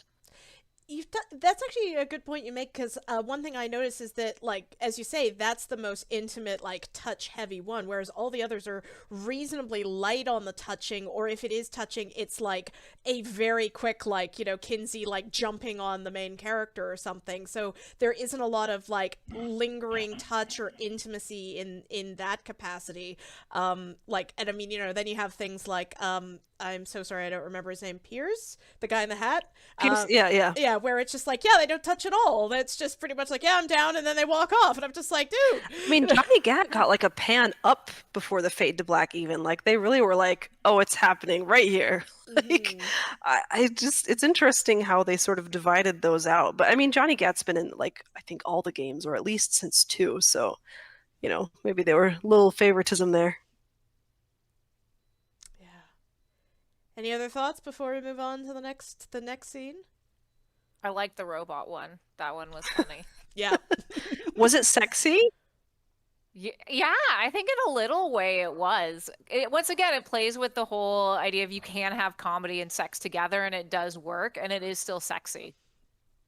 Yeah. Also, the amount of detail they went into the facial expression was interesting. I feel like at this point I have to be like, Ashley, what is the cinematic, like, you know, difficulties of O-face? Tell us more. It really depends on your facial rigs, right? Like how does it actually move? I thought that scene was actually the most graphic, honestly, because it jumps right to that pleasure moment, and the camera just barely gets high enough above the waistline to hide what's going on with the robot and let you imagine whatever is happening. But yeah, that's the most visual of all of them. I thought it was a really interesting point you made about Pierce, because I never thought about it that way, that it was built from a male perspective first, because one of the things I always thought was interesting about that, coming from a Mass Effect perspective, is that Pierce, no matter what gender you are, always says, I don't normally swing that way, but I'm down. And I thought, what are you, Pierce? Like, where are your preferences? You're just beyond our comprehension. And I always thought of it like as a joke with that, but that makes you make a really good point, that the assuming that the player is male definitely colors that differently. It just feels more likely. Like I constructed this whole elaborate theory, like, oh, maybe, you know, he's just very fluid, or you know, hard to pin down, or maybe he's referring to the casual sex aspect of it and not the, you know, the, I guess, gender attraction. But I feel like it's way more likely that somebody just said, it's fine. This is funny. All right, I'm afraid as much as I want to continue talking about this all hour, I do have to cut it off here. But so future PAX. By this point, my future self will be posting something in chat. Please let us know, do you think the scene is steamy or silly? And with that, we're going to move on to Sherry's scene. If everybody wants to, if the panelists want to cue that up on YouTube, for technical reasons, too difficult to go into, we're sort of having stuff on YouTube and here. Oops, sorry. Okay, Sherry, would you like to tell us about the scene that you're doing today? Okay, so gonna be focused on the scene that I did not expect when I was playing Hades, which is awesome roguelike game that almost everyone knows about or should know about by now. So let's just get into it. Sounds good. Hey, Zach. Hi, you two. Zagreus, you don't have any doors. Why are you always so surprised? Meg, Than, what are you two? What's going on? Whatever it is, I can explain. Oh, wait, you're both smiling. Oh, let me just take this in a moment here. You give Thanatos and me too little credit, Zach. We've known each other longer than you've been alive. I'd say we know quite a bit by now, all things considered. Isn't that right, Megara? Can't you see we're off duty right now, Zagreus? Options, that's the only right one. If this turns out to be some sort of dream, I will be very, very mad. Though, I guess there's one good way to find out.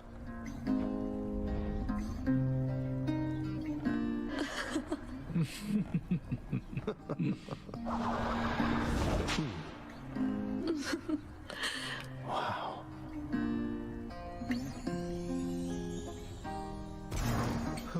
Well now, where was I? Well, I think we've reached an understanding here. I should be off. Until the next one, Zach. And Thanatos. Hi, Zach. Phew, well, that was...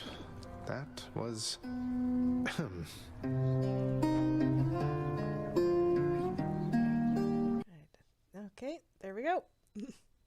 So, where do I begin with this? Okay, so first of all, Supergiant Games has been a favorite of mine since their game Transistor. You know, it was on PlayStation Plus and bought it on a whim, and I loved it and everything. And then years later, they come out with Hades and totally blows my mind even more. But pretty much, it's like, yes, it's a roguelike game, and it's set in Greek history. So you are, this adorable himbo Zagreus, and you basically have to fight your way out of hell, and to the absolute dismay of your father Hades. So pretty much all you do is run through a whole bunch of randomly generated levels, killing a whole bunch of dead people and demons just to break free. But what makes it interesting is that you can also form, relationships with a number of different people in the game. Like either it's their people or their other gods or whatnot, and each has its own interesting dynamic. And it breaks up the otherwise what I would consider to be like monotony of just running through the same levels over and over again, because then you have something to look forward to, because every single time you go back and try it again, conversations are different. Your relationship with different people are different. So it opens up, different kind of branching narrative and exploring the backgrounds of all these characters and so on and so forth. So you can imagine my surprise when I saw, oh my God, like you can actually romance a couple of these characters. So you have two options to do so. Two main options. And one is Megara, which is one of the Furies, and she has a whip and she's awesome and badass. And then the other one is Death itself, which is Thanatos. And he was my fave almost immediately because he's Death and he has white hair. And part of his chest is showing. So there we go. Like there we go. I was already sold. So one, what I did like about this is that you don't have to choose who the romance. Like I had saved up all of my nectars, which are things that you can give to different people in the game to like build up your affinity with them. So I was hoarding almost all of them for Thanatos because it's like, if I got to choose like one person to romance, I really want death, you know. But this game also gives you the option to pretty much also romance Megara. And I said like, oh great, I don't have to choose. And you have your own individual, you know, intimate scenes with them along the line of the one we just showed. But this one came at a complete surprise to me because I was just running through to go to another run, and this cutscene happened. I said, like, "Are you serious? Are you serious? We're gonna do this?" And I was. It may have been 3 a.m, but I was inwardly screaming anyway because it gave me my whole life. Because one, I'm a polyamorous person. Okay, I'm a polyamorous queer person, so this representation, you know, that wasn't cringy, you know, because a lot of people when they try to do it, they usually coin polyamorous relationships as just like, oh, they're just swinging, oh, they're just fooling around or whatnot. And this wasn't like that. I know the video didn't show it because there's too much to show, but when you go back and talk to each of these characters individually, building up to this scene, Zagreus makes sure to drop like his concerns. Like I think one of the times he was talking to Thanatos, he was like, so what do you think, you know, what do you think about loving more than one person? Like, do you think that's weird? Do you think, you know, I know the mortals have different things, and both Thanatos and Megara on separate occasions make sure to reassure Zagreus, like, hey, like we're gods, like we're damn near immortal, like so it doesn't really matter, like you just love who you love. And even though I'm mortal and, you know, everybody else, of course, playing the game is mortal, it really called to me because I was like, oh, finally somebody gets it, you know. Love is love, you know. Love isn't ownership of another person, you know. It's not really about jealousy, it's about sharing something precious with another person, you know. And the freer it is and the more you're free to love who you love, it just makes it deeper. And so when I got to this scene, it kind of tied it all together because everyone's on the same level, you know. You can get that, like it's just Megara and Thanatos have their little thing from the past before they met Zagreus, and now Zagreus is getting his mind and his back blown out, which I totally love. And the way that Zagreus reacted when he walked into the room was literally how I was reacting, and literally how I would react. Like, hey, what's going on? Well, okay, we're about this. Well, then I'll just go to the bed and starfish. Like, that is exactly what I'm going to do. And that's exactly what Zachary did. He got his back blown out, and then he didn't know who he was when he got out of that. And that's amazing. You know, that was amazing to me. Also, I love how with each scene, you know, with any sexual encounter, they give you an option. They give you an option to ease off, or they give you an option to go for it. And to me, that represents agency. You know, it's like you don't have to feel bad if you refuse because, you know, they still cool with you. But I'm me, so I'm never gonna refuse sex. Like, you just give it to me, whatever. You want to go again? I'll go back outside and come back, and we'll just do it again. Let's have like multiple trials. Like, let's just do that.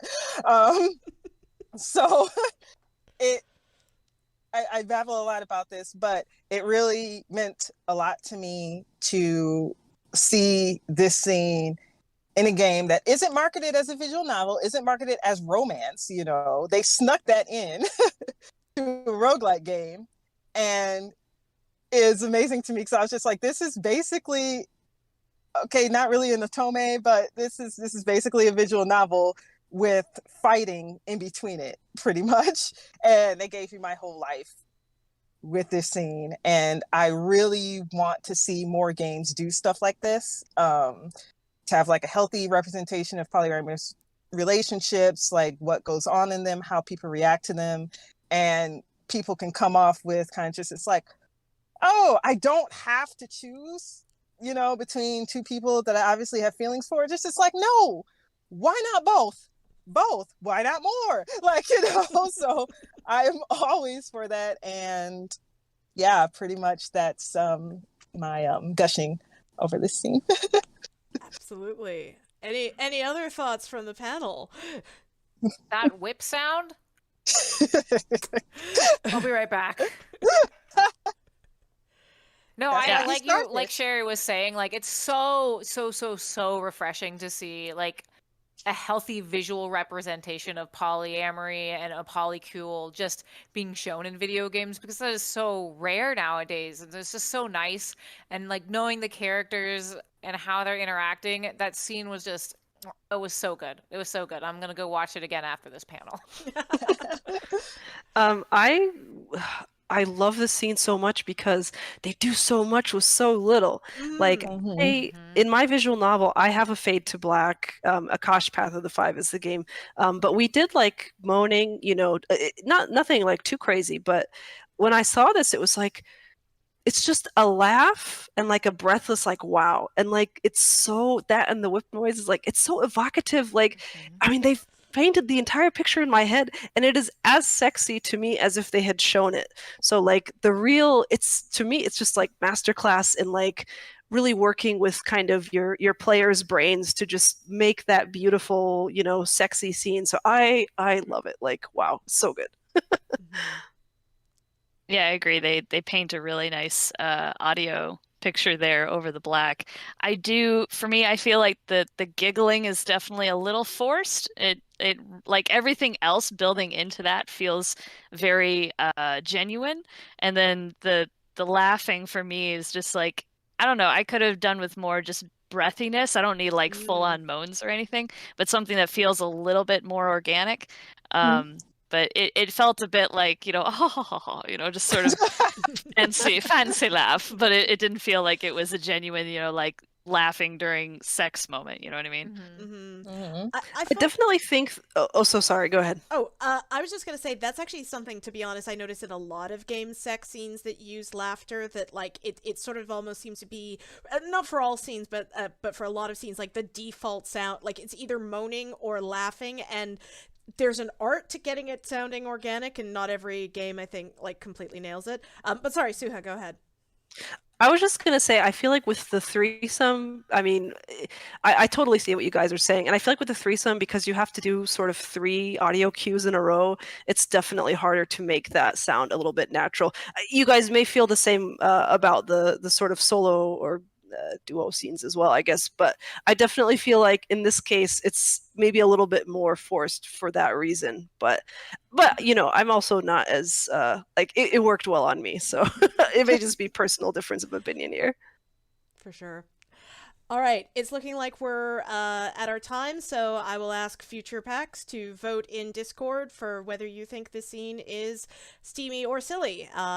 Put in those reactions or whatever the heck my future self has come up with. And in the meantime, I would call upon Ashley to do your scene. Ashley, why don't you walk us through this little familiar ditty?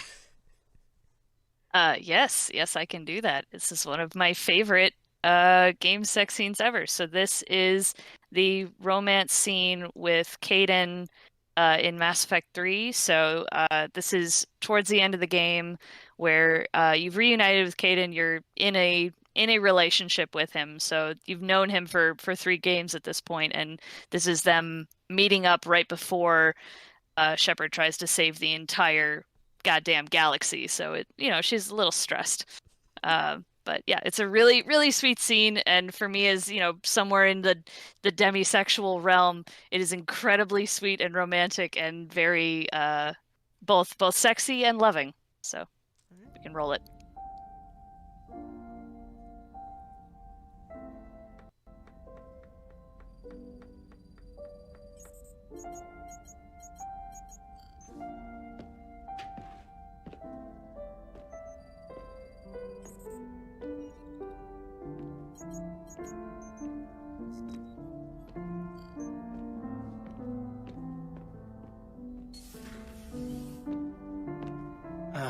Can't sleep either?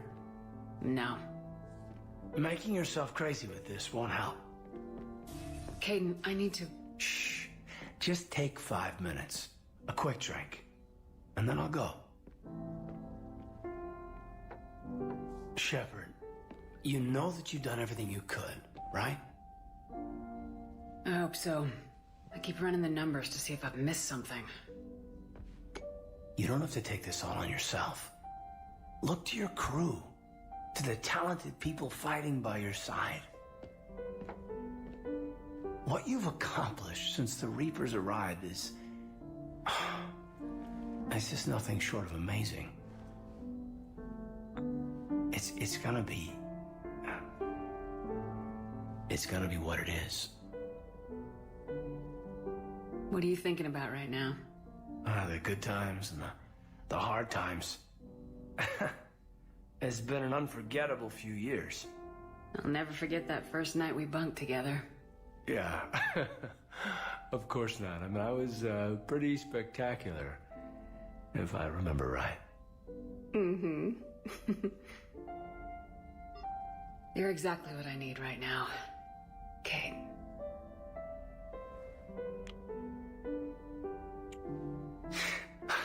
I lied. I didn't come here for a quick drink.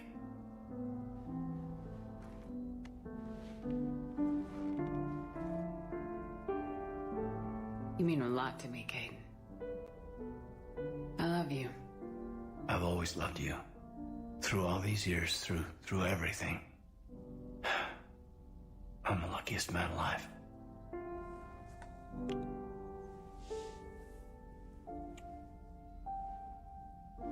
Hey. Where are you going? All right, Caden.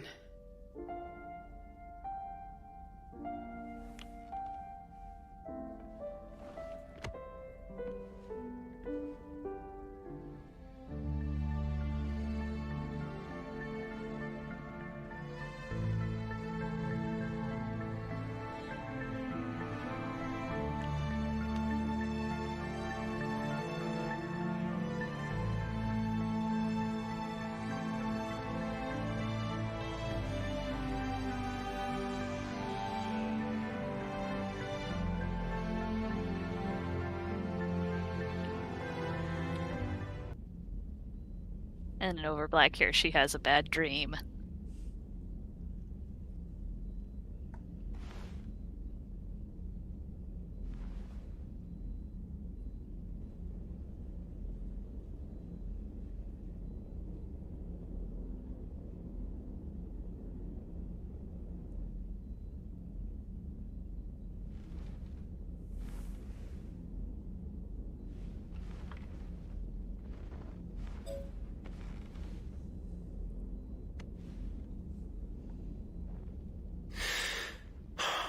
What's up? Are we gonna make it, Caden? We're ready. You've put the people together, the vision. And what you've done, Shepard, is build hope. I'm glad I inspired that in you, but sometimes... You're right. Give us hope and a fighting chance. Hell, the Reapers better watch themselves.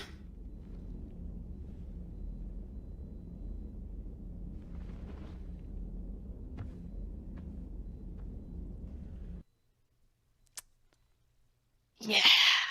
I just love this scene so much. There's just so much care and love, not only in the story, but in the animation, in the writing. It all feels incredibly organic. What I love about Caden's character is that he's one of the, I feel like he's one of the few Mass Effect characters that just has his shit together from the beginning. And he's very even keel, but he supports Shepard, but he also challenges her when he disagrees with her. And he's really her best friend in a lot of ways. And the way this scene opens up, where he's coming to check on her and make sure she's doing okay with all this pressure on her. And he says just a quick 5 minutes, and the look on Shepard's face, the fact that we get to focus on her, be like, yeah, sure, whatever. But he never he lets her take the lead the whole way, which is really, really cool. And it definitely good for player agency, but he never really announces his desires until she confirms that that's what she wants to, which I think is really sweet. He basically lets her take the lead, even in the physical parts too, that she's the one who pushes him down. She guides the interactions. One of the coolest things about this scene, though, to me, is that they separate the I love you from the sex. And the fact that she can say I love you first, and if you don't say, like, yeah, let's do it, if you say not right now or not tonight, they just cuddle. And so it's not like you're rejecting him and you're saying, no, I don't love you anymore. It's just, hey, I love you, but I don't want to initiate this physical interaction, which I think is just such a cool thing for a romance scene to have. But yeah, I feel like they just did so much care with the way he looks at her, and the fact that he really cares about her and he's really attracted to her, all wrapped up into one. It's just incredibly sweet and romantic. Awesome. Caden lovers unite! There are dozens of us! There are dozens of us! I was one of you. It's okay.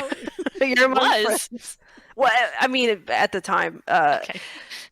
Caden is great, but I just feel like when I think about long-term romantic impact, like, he doesn't jump to mind. Like, I really liked it. I'm sorry, this is not really what the panel is about. But yeah, anyway, I do think it's a very sexy scene. I do like Ashley, what you were saying, like they took such care with like how Shepard puts her hands on Caden, like on his cheek or on his chest. Like that felt very, very sensual and very loving. And you could definitely tell the way that they animated it that they are in love, right? Like this is what couples do. Like you are touching your partner all the time. The only big thing that really sort of was not my favorite is when Caden was like, I was pretty spectacular. I was like, no, you should tell Shepard how amazing she was, right? Like that was my only like small thing. I was like, no, you gotta tell Shepard how amazing. I think he said that was pretty spectacular. I don't think he. Okay. Yeah, okay. he would never. He would never brag about himself ever. Caden would never.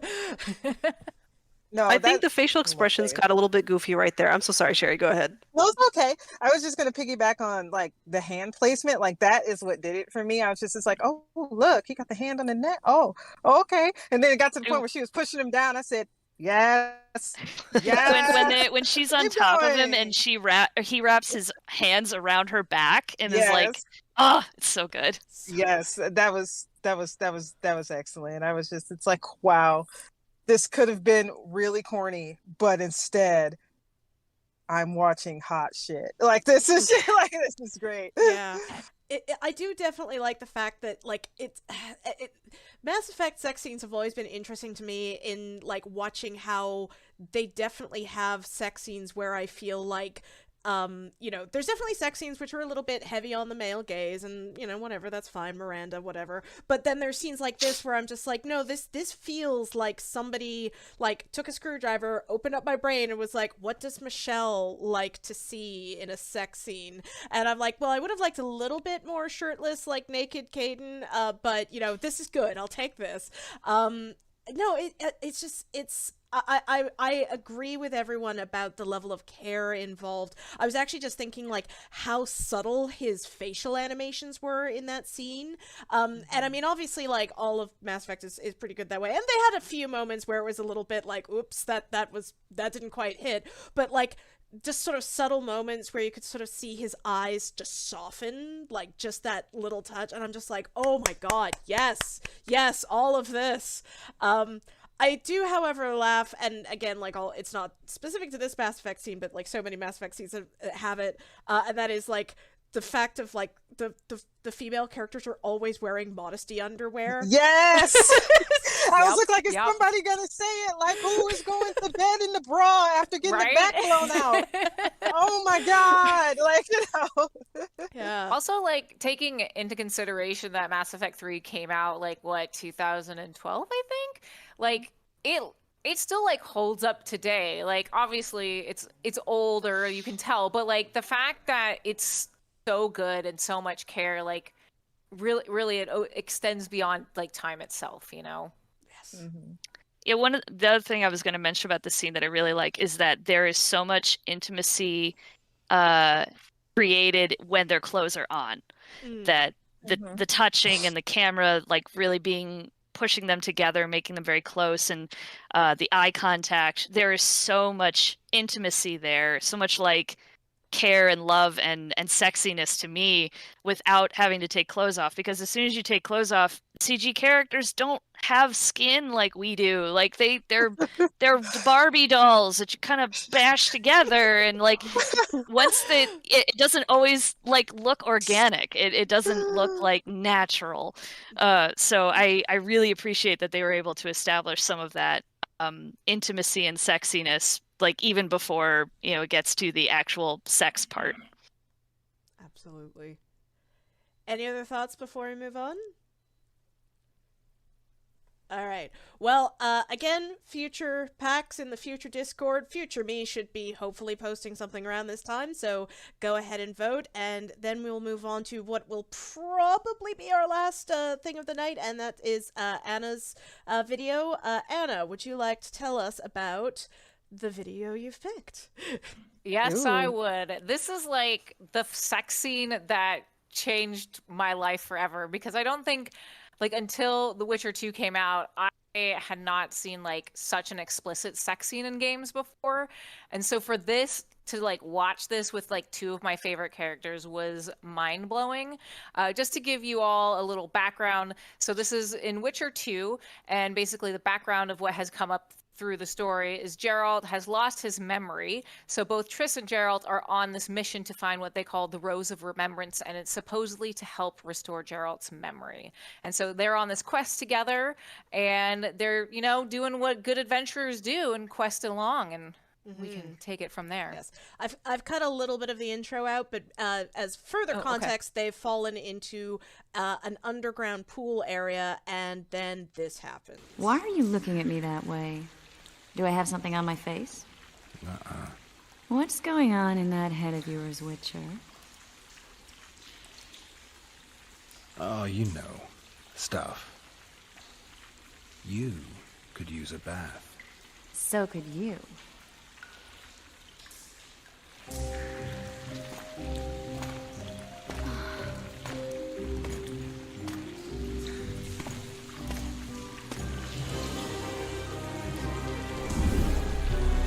gotta love it when clothes magically disappear, right?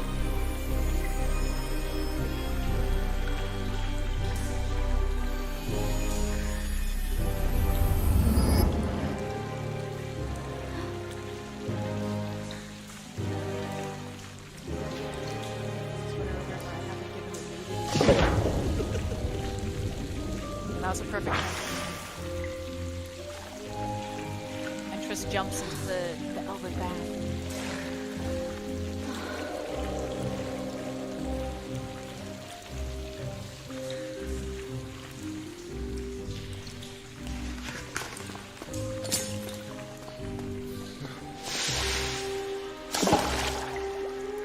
I love how Triss pulls him into the bath as well.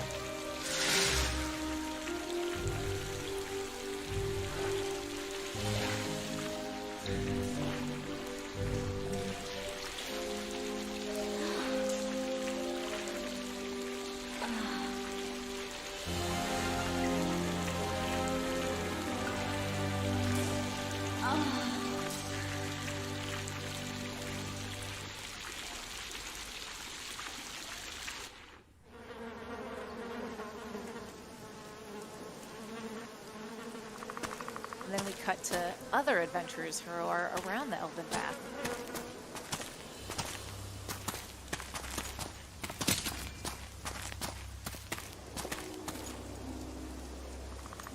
A witcher's blade.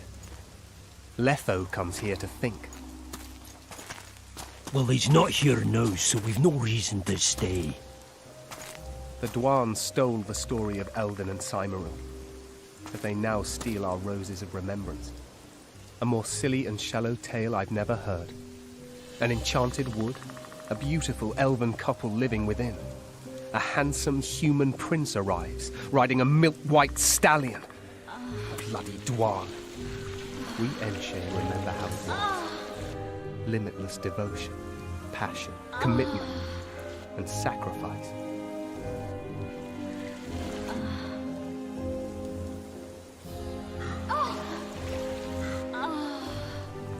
Legend has it the lovers' sighs are enchanted in these very stones. though only those in love can hear them.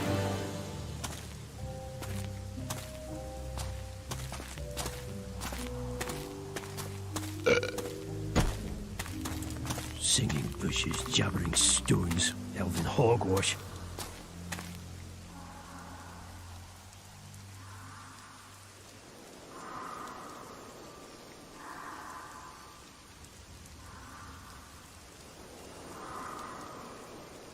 Well, I'm buggered. And then he runs away. We should take walks more often. For a while there, I forgot all about Flotsam, the Scoia'tael, the King's Lair, the whole world, really. Nice to know I still have that power. All right.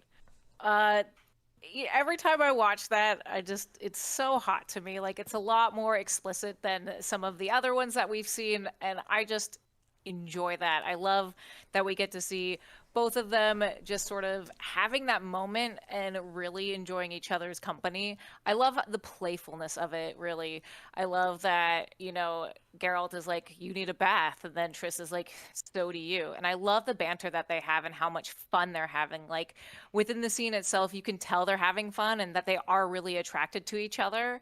And I love the juxtaposition of the other adventurers, like, coming in and telling you the lore behind the elven baths, as Triss and Geralt are having sex, and then you can hear their moans of pleasure, and it spooks the one guy. Like, it's just so funny and so brilliant and so good at like storytelling and combining all those aspects.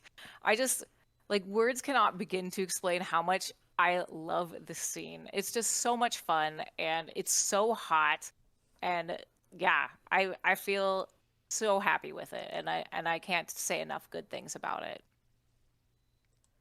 Well, don't worry. I think we'll all have chances to say good things about it.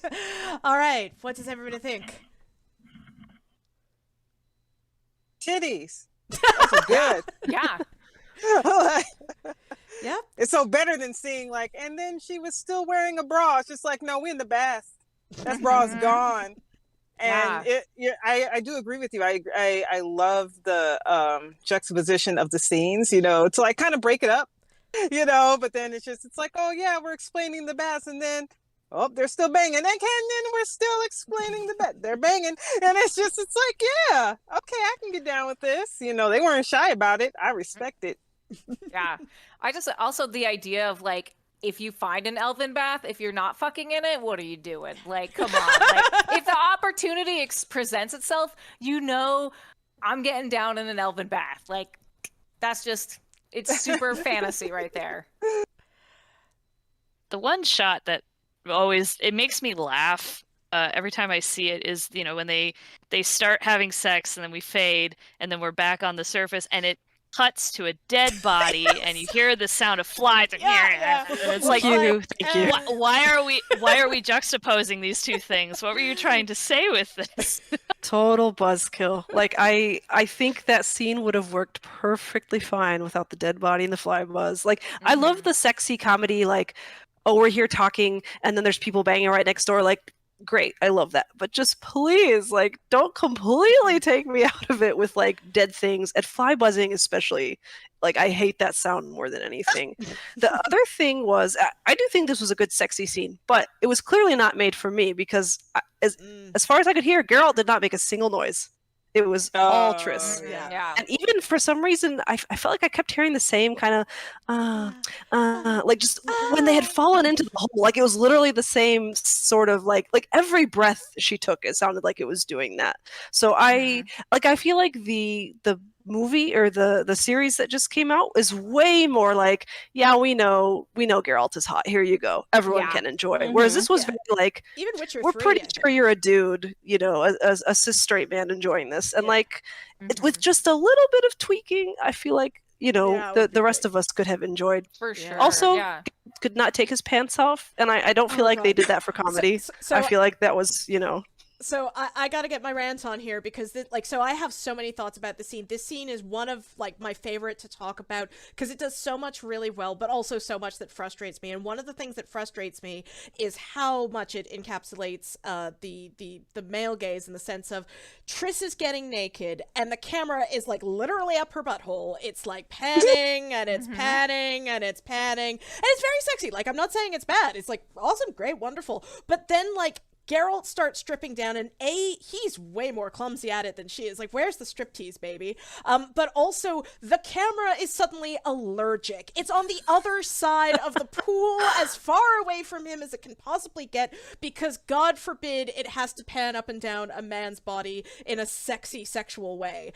And it's frustrating. I mean, I do feel this scene works well for, like, I think many different audiences, but it's little things like that where I'm like, yeah, I know who this is made for.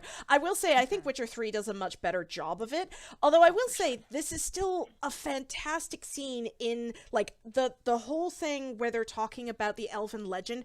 I think that's one of the most brilliant things I've ever seen in a sex scene because it's such a romantic legend. The words they're using, passion, limitless devotion, and the fact that it sort of contextualizes the sex that Geralt and Triss are having. Because, like, without it, it's just like, oh, okay, they're having a roll in the hay. But with this, like, legend going on in the background, it sort of takes on almost like a mythic romantic quality. And I absolutely love it. I have so much I could say about this, but I'm, like, looking at the time, so I want to be sure everybody else like gets their final thoughts in before we have to cut it. Any other thoughts before we call it a night? I'll keep it really brief. Oh, so sorry, Anna. Please go ahead. I'll go after you.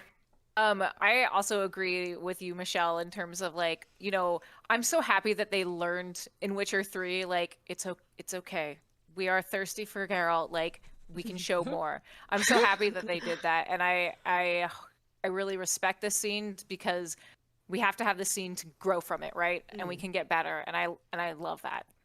I like the Sailor Moon transformation to naked, like that. Yes, that did it for me. I said, like, man, look at that. Yep. She did Moon Prism Power naked makeup, and then it was just naked. Props to that. Like, I want more magic sex scenes, like in fantasy games, you know, sci-fi, whatever. Just I love seeing that. I want to see the men do it too. Like, I love it. Another day. Sorry, go ahead. I was just going to mention a little, like you were saying with the gaze, the camera, there's so many shots there where it's his hand and her body. It's like a close-up of his hand moving across her body and appreciating her body, and her body is great, but I want to see his body in the same light, you know, same way. And to your point, like the fact that he doesn't get undressed from the bottom before she's like, no, get in here. It's kind of like this cop-out of, like, one, you know, they don't want to let men be naked and be vulnerable, but also, like, men can also do really sexy striptease, and it sucks that we don't get to see that very often, or people aren't brave enough to put sexy men striptease in games. I want to see sexy men striptease. Yes, you heard it here. You heard it here. All right. Yeah, no, that's pretty much it. Cause like I'm looking at it and I'm like, okay, I realize on some level they might be like, how do we animate a guy taking his pants off? And I'm like, well, you managed to perfectly well animate a lady like magical girl transformationing herself to a sex They didn't scene. want to. They No, didn't want to. Yeah. If they wanted to, they'd have figured it out. Yeah.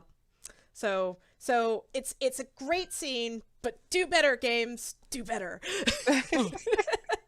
All right.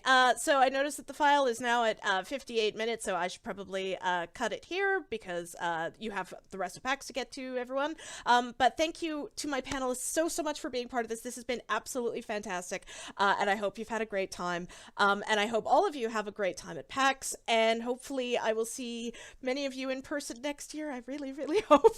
And maybe even online. And I can't wait to do this again. Hello, we have a new panelist. And Ratchet closes us out. Awesome. Thanks, everybody. All right. Thanks, everyone. Bye. Bye.